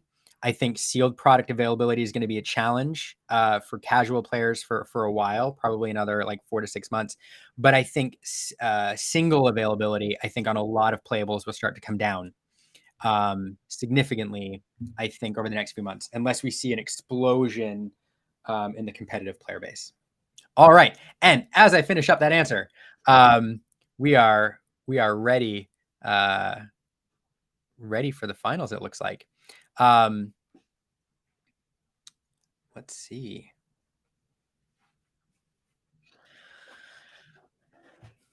All right. I know Brandon, we are ready to go. Brandon, remind me, this Sorcerer's Mickey or the Sorcerer's Arena deck. This is not the Amber Steel deck we saw, is it? I think it is. No, I think is it the Sapphire Steel deck? It is the deck where the ink was played on the inkwell along the side of the board, which was the Sapphire. I think it was Sapphire Steel. I think that's right. Okay, so I think that means we have Sapphire Steel up top, and we have, if we're right, we could be wrong. Our memories could be bad, but I think we have, yeah. I think we have the dream. I do have a comment here. So the Purple Skull playmat, I know for sure that this playmat is one of the top 8 prizes for the top 8 players down here in Tampa. I don't know if they produced extra, and these are exclusive to or if these are exclusive to the top 8. So you maybe, I recommend, if you really want to ask about them, contact the Tampa TCG League, whose name is there, and maybe they can get you one. But for sure, they're being awarded to the top 8. Franz, if this is the Sapphire Steel deck, then it will be a Sapphire Steel versus a Amber Steel finals, which I'm very excited to see. I'll be a little disappointed if we were wrong and I see Ruby Amethyst. Indeed.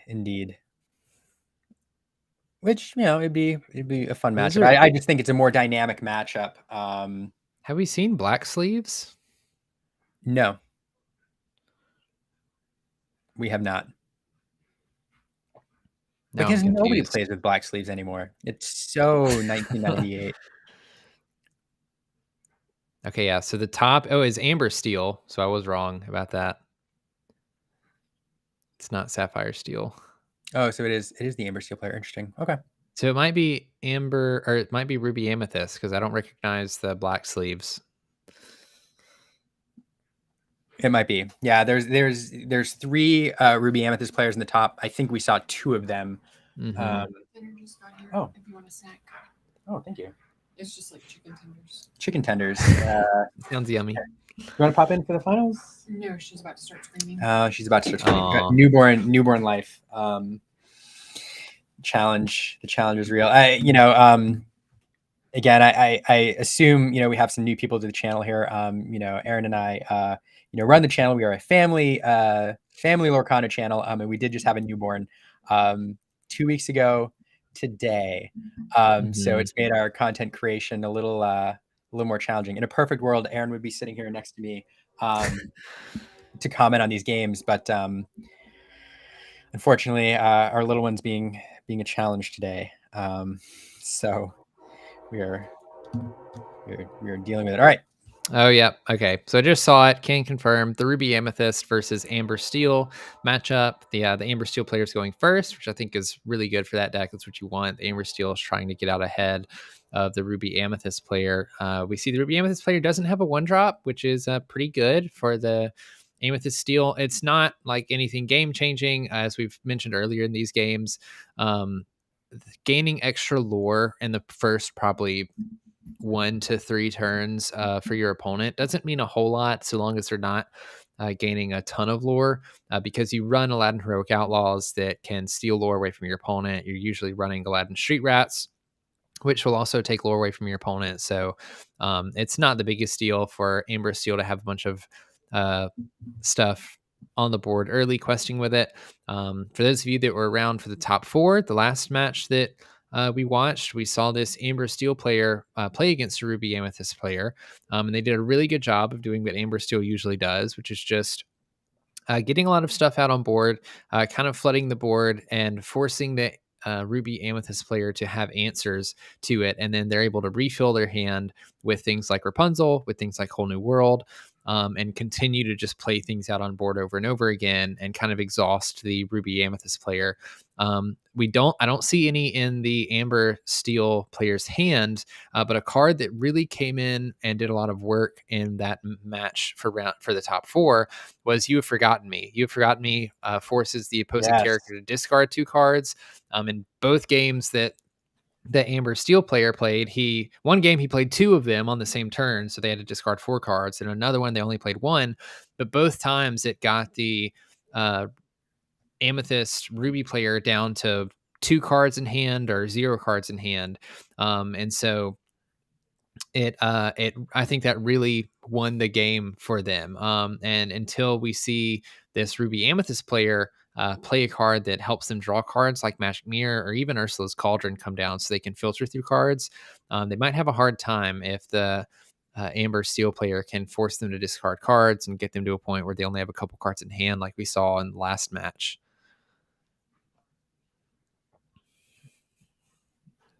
Yeah, no, very well said. I do think, I mean, I think 2 cards in hand, 3 cards in hand at the top now. Oh, wait, there might be a foil. Yeah, I think there's a foil you have forgotten me that I didn't catch. There it is. I love those foil cards, but they're hard to catch at these angles sometimes. Indeed, the art does kind of blend in. I do wonder, so at this point, this player on the bottom is probably very familiar with this deck list and knows that You Have Forgotten Me is very common on turn 4 or 5 for this deck and this player. So probably playing around that.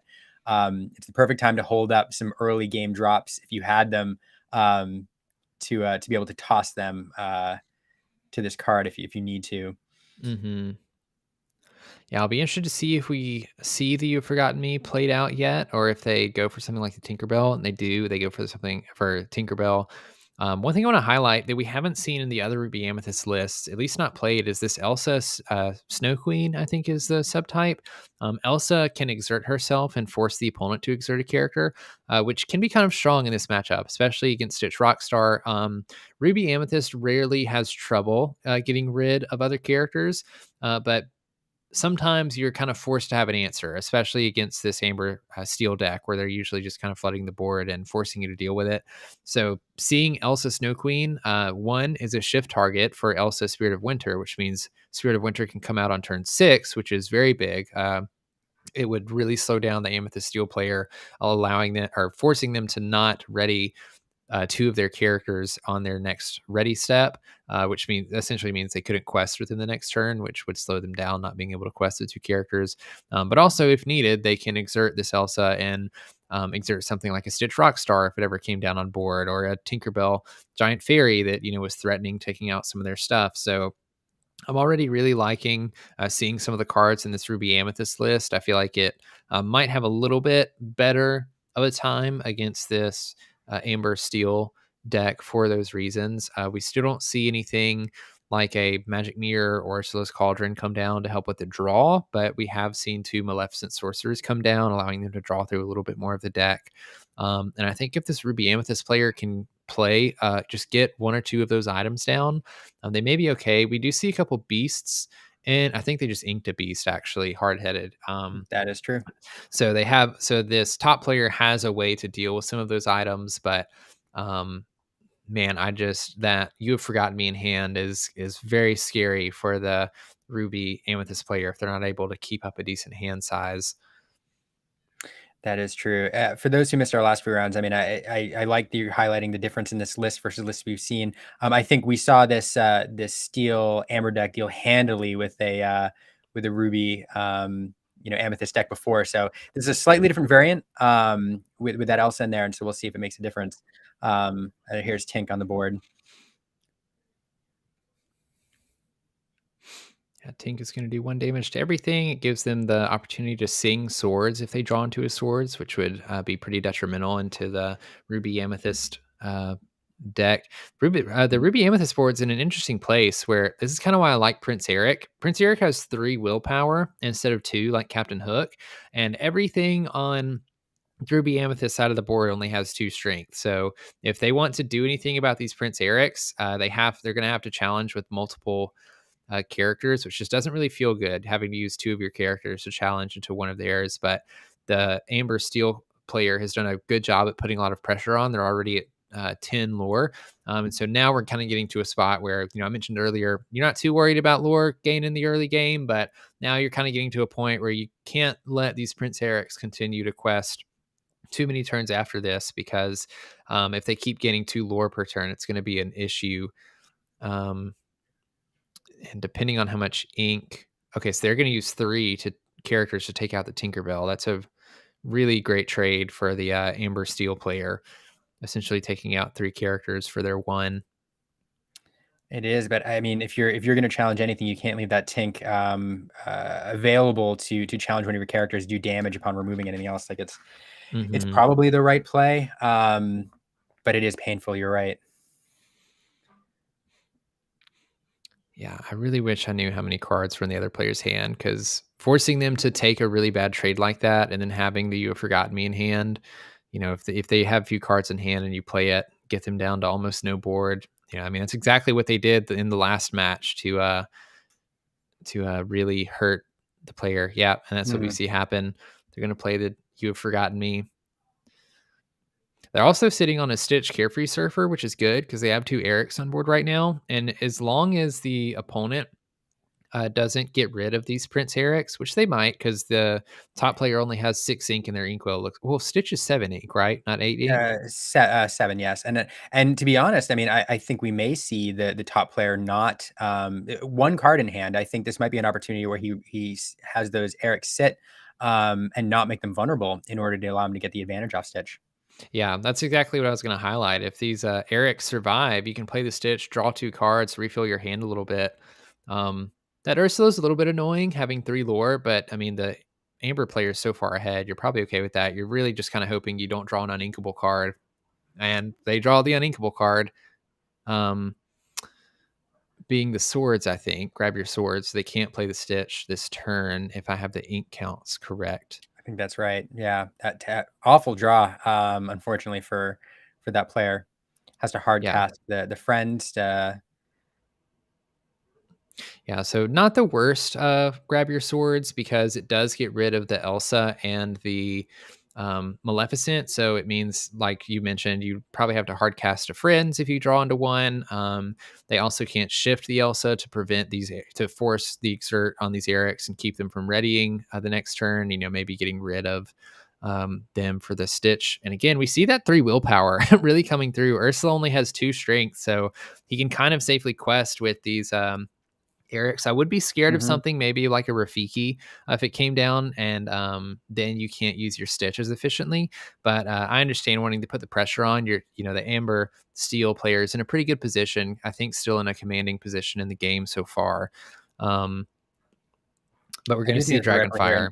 And that Dragonfire is a perfect example of the Steel player telegraphed that they had the Stitch in hand by leaving those Erics ready, counting the ink. And so the player on the bottom who's paying attention knows what's coming. And the Dragonfire seems like a waste on the Eric, but it prevents the 2 card draw off the Stitch, which is a fantastic play, even though it feels bad using Dragonfire on something that's ostensibly a low threat.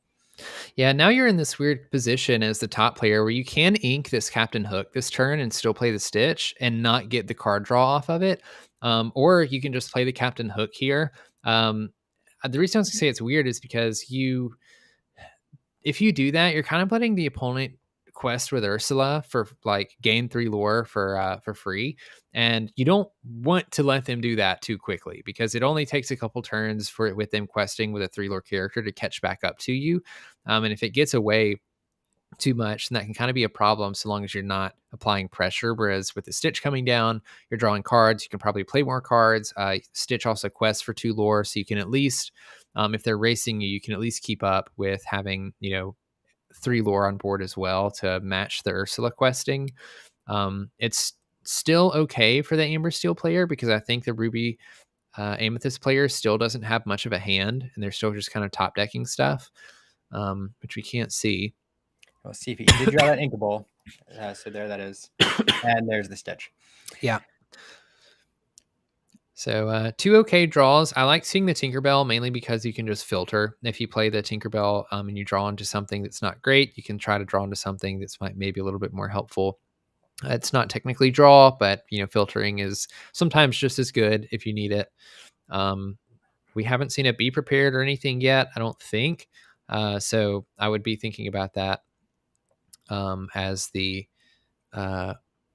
Amber Steel player, being scared to play too many things on board. But you kind of have to balance how much pressure do I put down and push for 20 versus how safe am I so that Be Prepared doesn't ruin my day. I do like taking out the Ursula, even though it's a little bit slower for yourself, mainly because Ursula is just a big threat. She, has 8 willpower. She has 2 strength.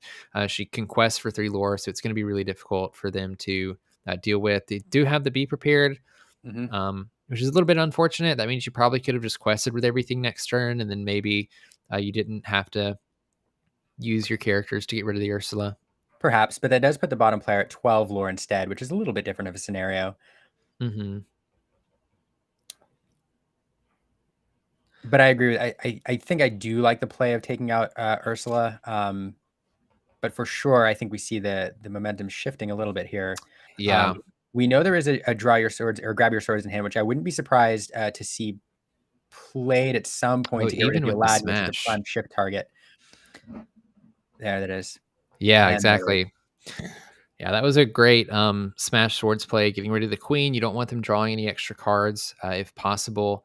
And swords was just good to take things out. They're having a hard cast. Yeah. And yeah, the Aladdin, the Aladdin is the shift target, making your Cinderella vulnerable to is also not palatable. Let's see what these 2 cards can do to help. Oh, okay. So that's really big. Getting the Magic Mirror is going to be great, especially since they have a sizable inkwell right now with a good deal of ink in it. Using 4 to draw a card isn't terrible, especially in this place where you're only drawing 1 card per turn. I don't know if there's any cards in hand. I don't think there is. So you can at least get 2 cards each turn.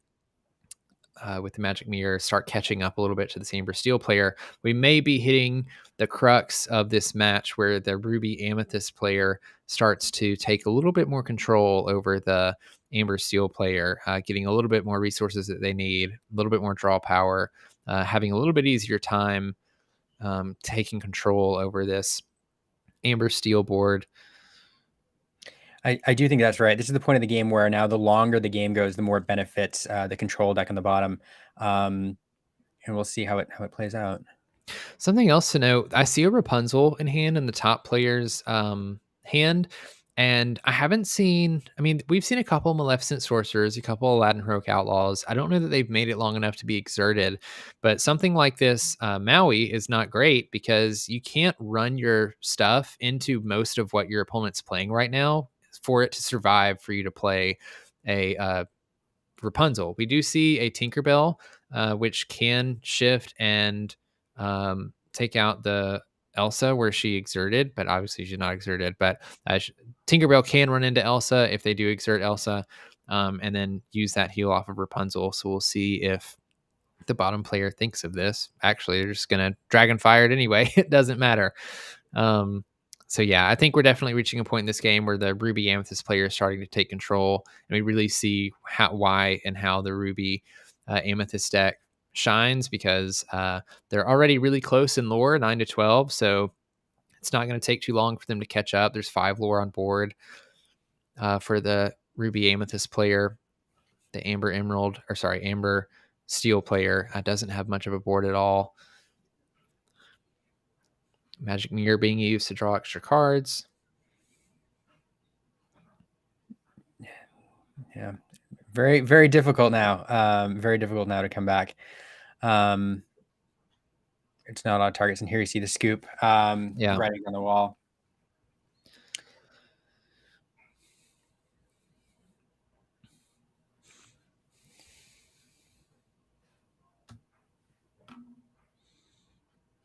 Yeah, so very different game than we saw last match with Amber Steel versus Ruby Amethyst. I feel like the Amber Steel player wasn't able to get as much value as he was getting in the last match out of those Rapunzels, which was allowing him to really keep cards in his hand, continue to apply pressure. The Ruby Amethyst player was just able to stall them out just long enough to start playing the Elsas, start playing the Maleficents to take out the Amber Steel characters. And they were able to gain a decent amount of lore with that Ursula too. I think that Ursula netted maybe like 6 lore or something like that. just to show the power of that between the losing a lore with Ursula and losing a couple lore with the Aladdins that were played. It kept the Amber Steel player from getting too close to 20. And we've talked a lot today about how important it is to know when to scoop. And I think, the Amber Steel player did a good job of just recognizing that there's probably not much of a way that they were going to come back from this game. Might as well scoop and go on to the next one. Not waste much time. I'm sure these guys they're not being timed for anything, but I'm sure they're ready to get out of here after a long day of playing Lorcana. That is true, and I will say too, the deck list on the bottom is pretty well known. The deck list on top, maybe not quite as much. And so, being I think the only one we've seen in the tournament today, perhaps the game going longer and seeing more of the deck and how it operates is probably not to the advantage of the top player. And so, scooping earlier is probably better. Although I'm willing to bet that the bottom player is very familiar with this deck at this point. Preparing for the finals. We did have a question in the chat about how much Elsa costs. Elsa, the legendary is 8 cost, but it can be shifted out for 6. People pointing out that once cards are exerted on the field, Maui has to challenge due to his reckless stat, and that is true. Yeah, chat doing a good job of catching things that I seem to be missing. No, that's all right. That's why I love the chat here and people hanging out with us and keeping us honest. It is fun, even though we're both staring at the same stream, it is tricky sometimes to follow and catch all the lines. I do wonder how much in this game, I mentioned being familiar with the decks, the bottom player knowing that you have, if you've forgotten me and some of these other cards being in this deck allow them to play around them a little bit. Also knowing that Rapunzel's out there and factoring that in, and which you should be expecting with playing any Amber deck, is leading them not to leave up those cheap characters, those low cost characters, which allow good healing targets for the top player. Yeah, I think that's one of the scariest things you're looking out for in an Amber deck, especially in this one, is that Rapunzel heal. It's just, it fuels them too much. It gives them too much of a tempo lead to let them draw cards and develop a character while leaving something open and heal stuff up. I mean, the last thing you want is for this more aggressive deck to have more fuel in their hand to play stuff and force you to deal with it. So yeah, the Ruby Amethyst player doing a great job at negating the opponent from having that option to do that. But speaking of card draw, for those not familiar, there is another card draw mechanic in Amber right now, and we see it in this deck with Ariel, who allows you to look at the top 4 cards, 5 cards, 4 cards, 4 cards, yeah, of your deck to find a song if there's one available. And this player did that to grab your swords from among the top 4 cards and had to reveal it and put it in their hand. So it is another a way to replenish your hand a little bit with Ariel Singer in this particular list.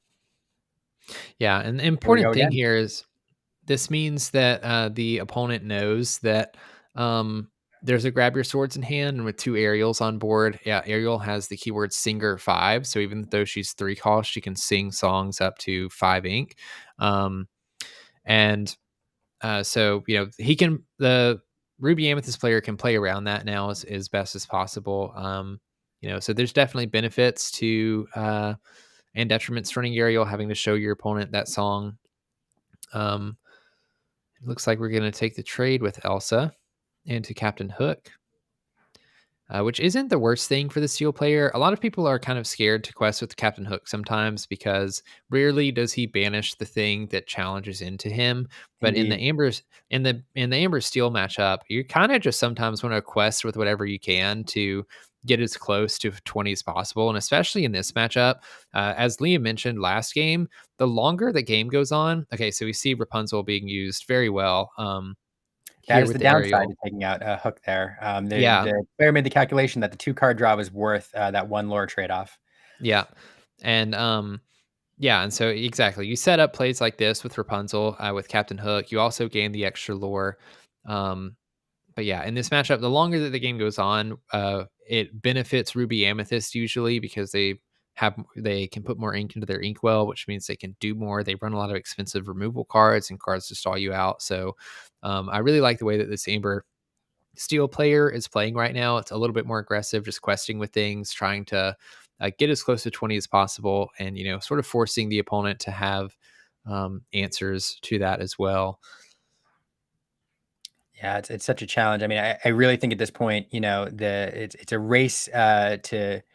I don't know if you saw the hand there, Brandon, but I think we have 3 Dragonfires. Lots of Dragonfires, which is not good. I think that some of those will be prime discards for a You Have Forgotten Me, but they are not inkable. And so in that hand right there, and to be 4 prepared. cards, so we have 4 cards that are not inkable. So even to play Be Prepared, you have to top deck enough cards to be able to inkables to be able to do that. This is gonna be tough. Yeah, this may be an opportunity for the Amber Steel player to get ahead, just because the Ruby Amethyst player may not, like you said, is going to struggle to put stuff into their inkwell. They may have to put stuff in their inkwell they don't want to, just so that they can get closer to 7 lore and actually start doing things. And if they do nothing for too many turns, it's not going to take very long for this Amber Steel player to get ahead of the game. We see a Moana come down, and I think this would be a pretty good Dragonfire target. You have 5 lore, gets one of them out of your hand, and it stops the opponent from gaining 3 lore, which is pretty scary. I mean, there's 6 lore on board right now, which would push them up to 11, getting them halfway to their win condition. So I wouldn't be upset to see a Dragonfire come down for that. You kind of hope to draw an inkable. I think there was a Sergeant Tibbs in hand, though. Did I miss that? Was there a inkable Sergeant Tibbs, or am There I was one dreaming? inkable card, and I forget. I didn't quite catch what it was. It might have been a Tibbs. But you really need to. I mean, especially with the princess synergy. With Moana, it allows you to both quest and then sing with some of your other princesses, and you don't like to see that value. Yeah, and even the threat of being able to quest with Rapunzel and quest with Ariel, and then just ready them up again with Moana and not do anything, that's pretty scary, because, like I said, Amber Steel is just trying to push to 20, and although Ruby Amethyst has cards to deal with characters that are readied, when you can play a Maui and take something out because it's exerted, that's usually preferable to playing something like a Be Prepared to get the cards that are readied out of the way, in case you get into the later game and there are more important cards that need to be taken out in that fashion. Yeah, totally agree. I tell you what, Brandon, I don't know which player I'm hoping wins here, but what I am hoping for is a game 3. So, I know who I want to win this match, but yeah. I agree wholeheartedly. I'm a big fan of game 3s. I'm not a huge fan of playing them, but I love watching them in the finals of the tournament. And so I think right now the Amber Steel player is in a pretty decent spot. Especially I see the Stitch Carefree Surfer in hand. That would be a good play coming up to draw a couple more cards. We have the You Have Forgotten Me that they've been holding on to, seeing if the opponent will get down low enough that they can force a unfavorable discard for them. And I think as long as they can continue to draw a couple cards off the Stitch Surfer, maybe run into some more Rapunzels that they can utilize really well, I wouldn't be surprised if the Amber Steel player can come away from this. But the longer the game goes, the less likely that is. They might have to hope that the Ruby Amethyst player. I was gonna say the bottom player is in a really tough position if they don't draw an inkable card there, allowing them to play the Be Prepared. Because with that threat of there it is. I was waiting for that card as well. They have quite a few cards in hand. We see a Dragonfire come out and an Aladdin being discarded. So we know there's at least one more Dragonfire in hand. So, and without the Be Prepared played there, you probably see Stitch Surfer next turn, not only putting another threat on the board, but 2 cards being drawn off of it, which probably turns the game. So getting that inkable card for the Be Prepared there is key. Yeah, now it looks like the Ruby Amethyst player is doing everything they can to literally just stop the Amber Steel player in their tracks, doing stuff like playing a Dragonfire on Cerberus. I don't know how many cards are in hand, but something we've mentioned a lot in these Ruby Amethyst lists is draw is really important. We don't see a Cauldron or a Magic Mirror played yet, but as soon as one of those comes down, the chances of the Ruby Amethyst player winning are going to go up a lot, because being able to continue to draw cards and find the cards that you need to answer other cards is going to be really good. I think this is a great time to play. I always forget the name of this card. Be Our Guest, because you have a Cerberus on board. You're hoping to put something down on board for the Stitch. You almost didn't find Exactly what you need. anything. Yeah, almost didn't find anything in the Be Our Guest thing. Drew 3 songs and a Tinkerbell. I don't think they can play the Tinkerbell this turn, but just a note here for cautious and slow gameplay. If they hadn't drawn anything, that player definitely got to look at the next card in the deck list. And so, slow down, make sure you're doing things right, because you don't want to inadvertently gain an advantage. yeah, that's something we've seen a lot today is players just playing. I mean, I'll say it faster than they need to. I'll just say it again. You don't have to play really fast in these tournament settings, especially in a final round where you're not timed or anything. I'm sure these players are ready to go home. They probably had a really long day, but for fairness and everything else, I think it's just good to play a little bit slower. So this is a perfect example of where this came into play, because the player knows that they have a 1-cost Stitch coming up next turn, which allows them to play both the Stitch and the Rockstar Stitch in the same turn rather than playing Tinkerbell earlier, and having it vulnerable to removal, telegraphing the fact that they can draw from that surfer. Yeah. So just another example, play slow, because yeah. Yeah, luckily for this Amber player, they still have a couple cards in hands. They're not out of gas yet. You don't love to see the beast come down just yet, because being able to remove some of those items like a cauldron or a mirror that might eventually come down would be really valuable. But I think right now it's a little bit more important to just put something on board that you can quest with, so that you can get a little bit closer to 20 lore yourself. Because I think that's the second Be Prepared that we've seen come down. So, with every Be Prepared that gets played, that's one less that you have to worry about before the opponent has to start doing something like playing brooms and shuffling them back into their deck. So I don't hate this line of play for sure. We do see another Rapunzel in the top player's hands too, which could potentially... is that a third Be Prepared? Oh my goodness. Wow. Okay. So that's kind of crazy. That's either going to stop this Amber Steel player, and they're going to have a difficult time drawing into things to create much of a threat, hopefully giving the Ruby Amethyst player time to catch up and start playing things of their own to threaten them, because now we're in a situation where that's 3 Be Prepareds. And then whatever the opponent plays, you're more likely to start drawing into things like your Maleficents, into your Elsa Spirit of Winters, things like that can really help you stall out the game. And as mentioned before, the longer this game goes on, the better that is for the Ruby Amethyst player. And so the longer that this Ruby Amethyst player can continue to stall the game out by playing some of those cards. Okay, so we see an Ursula taking a lore away. That's going to help stall the game, and it's going to give them a way to draw a card. All of those things are just better for the Ruby Amethyst player right now. And so I'm starting to get a little scared for the Amber Steel player, especially seeing that Magic Mirror come down. Just another way for the Ruby Amethyst player to find stuff that they need to win.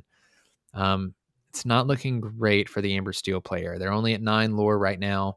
Only at 7 lore right now, apparently, or 8. So I guess they didn't detract the lore when they played the Ursula.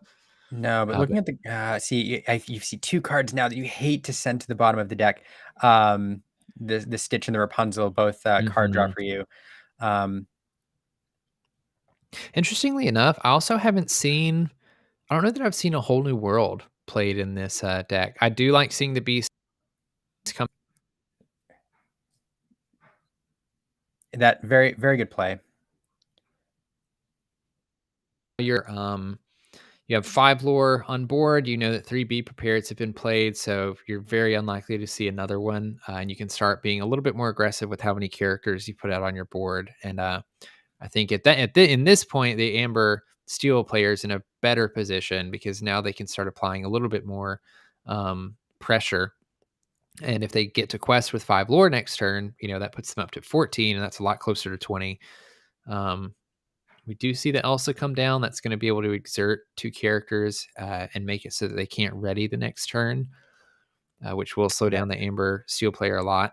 It does slow things down. I will say, on the Beast play, we lost you for a brief second, but getting rid of that mirror, if there's a clutch play, a clutch moment in the match, getting rid of that mirror is really important. Yeah. So very good play there. And it shows the importance of Beast in this list.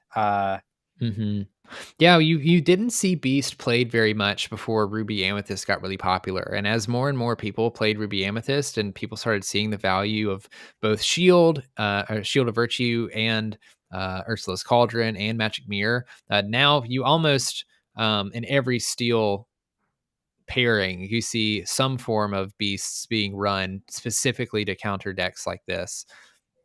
Let's get rid of it. The Amber Steel player is starting to go wide here, just trying to get enough on the board to hopefully put this away.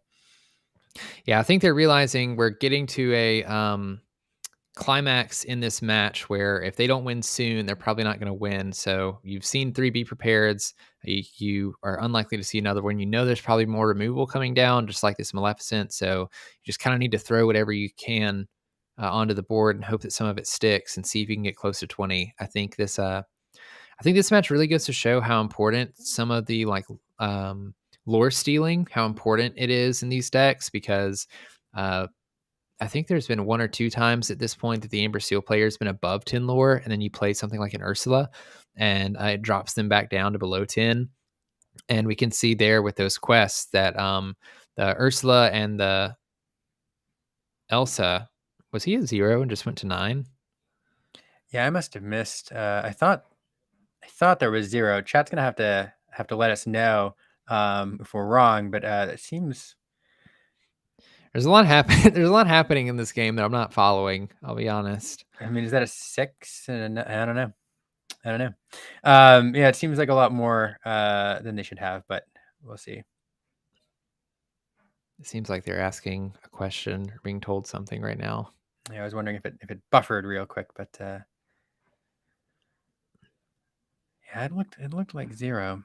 The bottom player wasn't recording on the screen, only on his board. Okay, so that explains it. Jaunty from the Inkwell, by the way, shout out to Jaunty. If you all don't subscribe to the Inkwell on YouTube, go and check it out. Fantastic channel, and thanks for hanging out in the chat. So Jaunty pointing out that the player on the bottom is tracking on his board and wasn't tracking on the app, and so all they were doing was catching up there. Okay, that makes sense. BBNG, how many people in this tournament? There were 34 at the start. 5 rounds, cut to the top 8. Mm-hmm. Okay, so now these swords are doing a little bit of work. Unfortunately, everything on the Ruby Amethyst player's board has a lot of willpower, so it's going to be difficult to take out. He's going to spend some of his cards just removing things from the Ruby Amethyst side of the board. I don't think we have a Rapunzel in hand, but this would be a great turn to have another Rapunzel to play.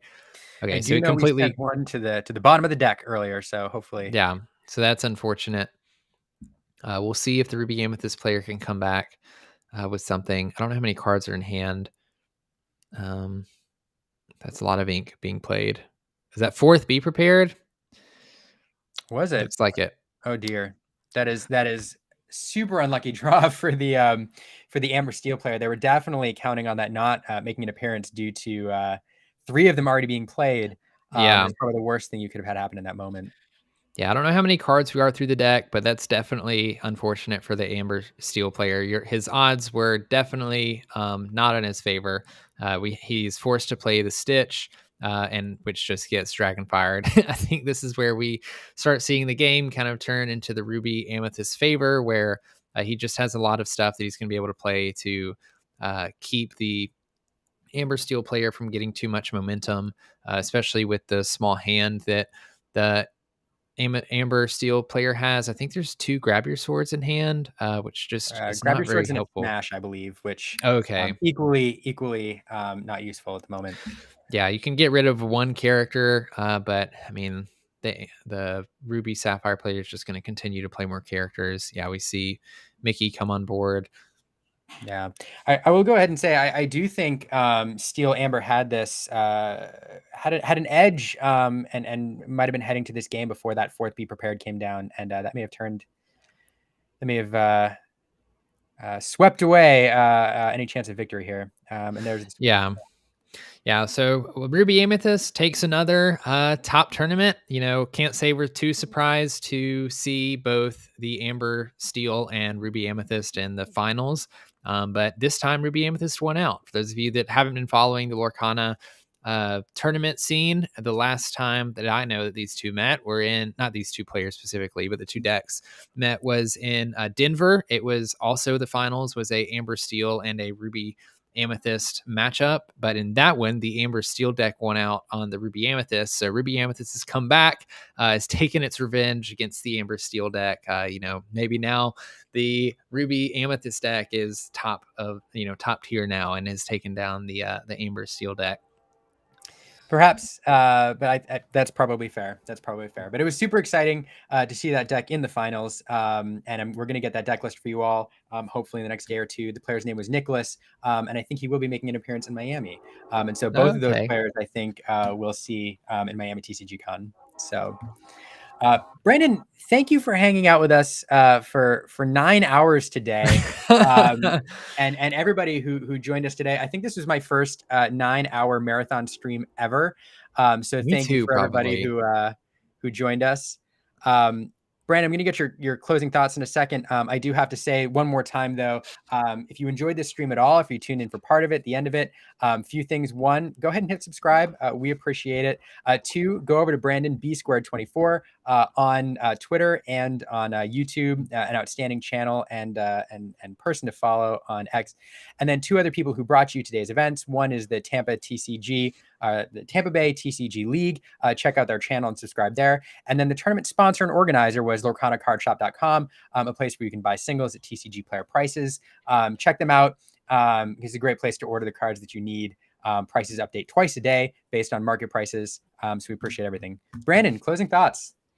That game 2 was super unfortunate. Having 4B prepared, probably in the top 30 cards of their deck, really shut down the Amber Steel deck. But to be honest, not too surprised at who we saw in the top. There were there were 3 Amethyst or Ruby Amethyst decks in the top 8. There was 1 Amber Steel deck in the top 8, and then the rest were a bit more fun. I think there were 2 Sapphire Steel decks. There was a Amethyst Emerald deck, and then that might be all of them. I don't remember if I'm missing one or not. But so I was kind of excited in top 8 to see such a multitude of ink pairings. I hope that is reflective in larger tournaments like Miami coming up, and it doesn't turn out to be just a bunch of Amethyst, Ruby, and Amber Steel decks. But after these results, I'm sure a lot of people are going to want to play the Amber Steel and Ruby Amethyst decks that were on the fence about it. So we'll see. Overall, I thought it was a really fun stream. It was awesome. It was long. I'm exhausted, but it was a really fun. It was a really fun thing to get to cover. I really enjoyed it. Like Liam said, you guys should absolutely subscribe to the channel. If you haven't, they have some awesome stuff coming. I know that there is a live stream that they're doing Monday that I think you guys should check out. And then, I would appreciate a follow or a subscribe on YouTube. You can just probably find me B²24. My logo has little Mickey ears with a B and a 2 in it. So just look for that. But other than that, Liam, thank you for inviting me to do this. I had a lot of fun doing it. I'm glad that I could join you, and hopefully we provided some good entertainment to everybody that decided to hang around for however long they decided to hang around.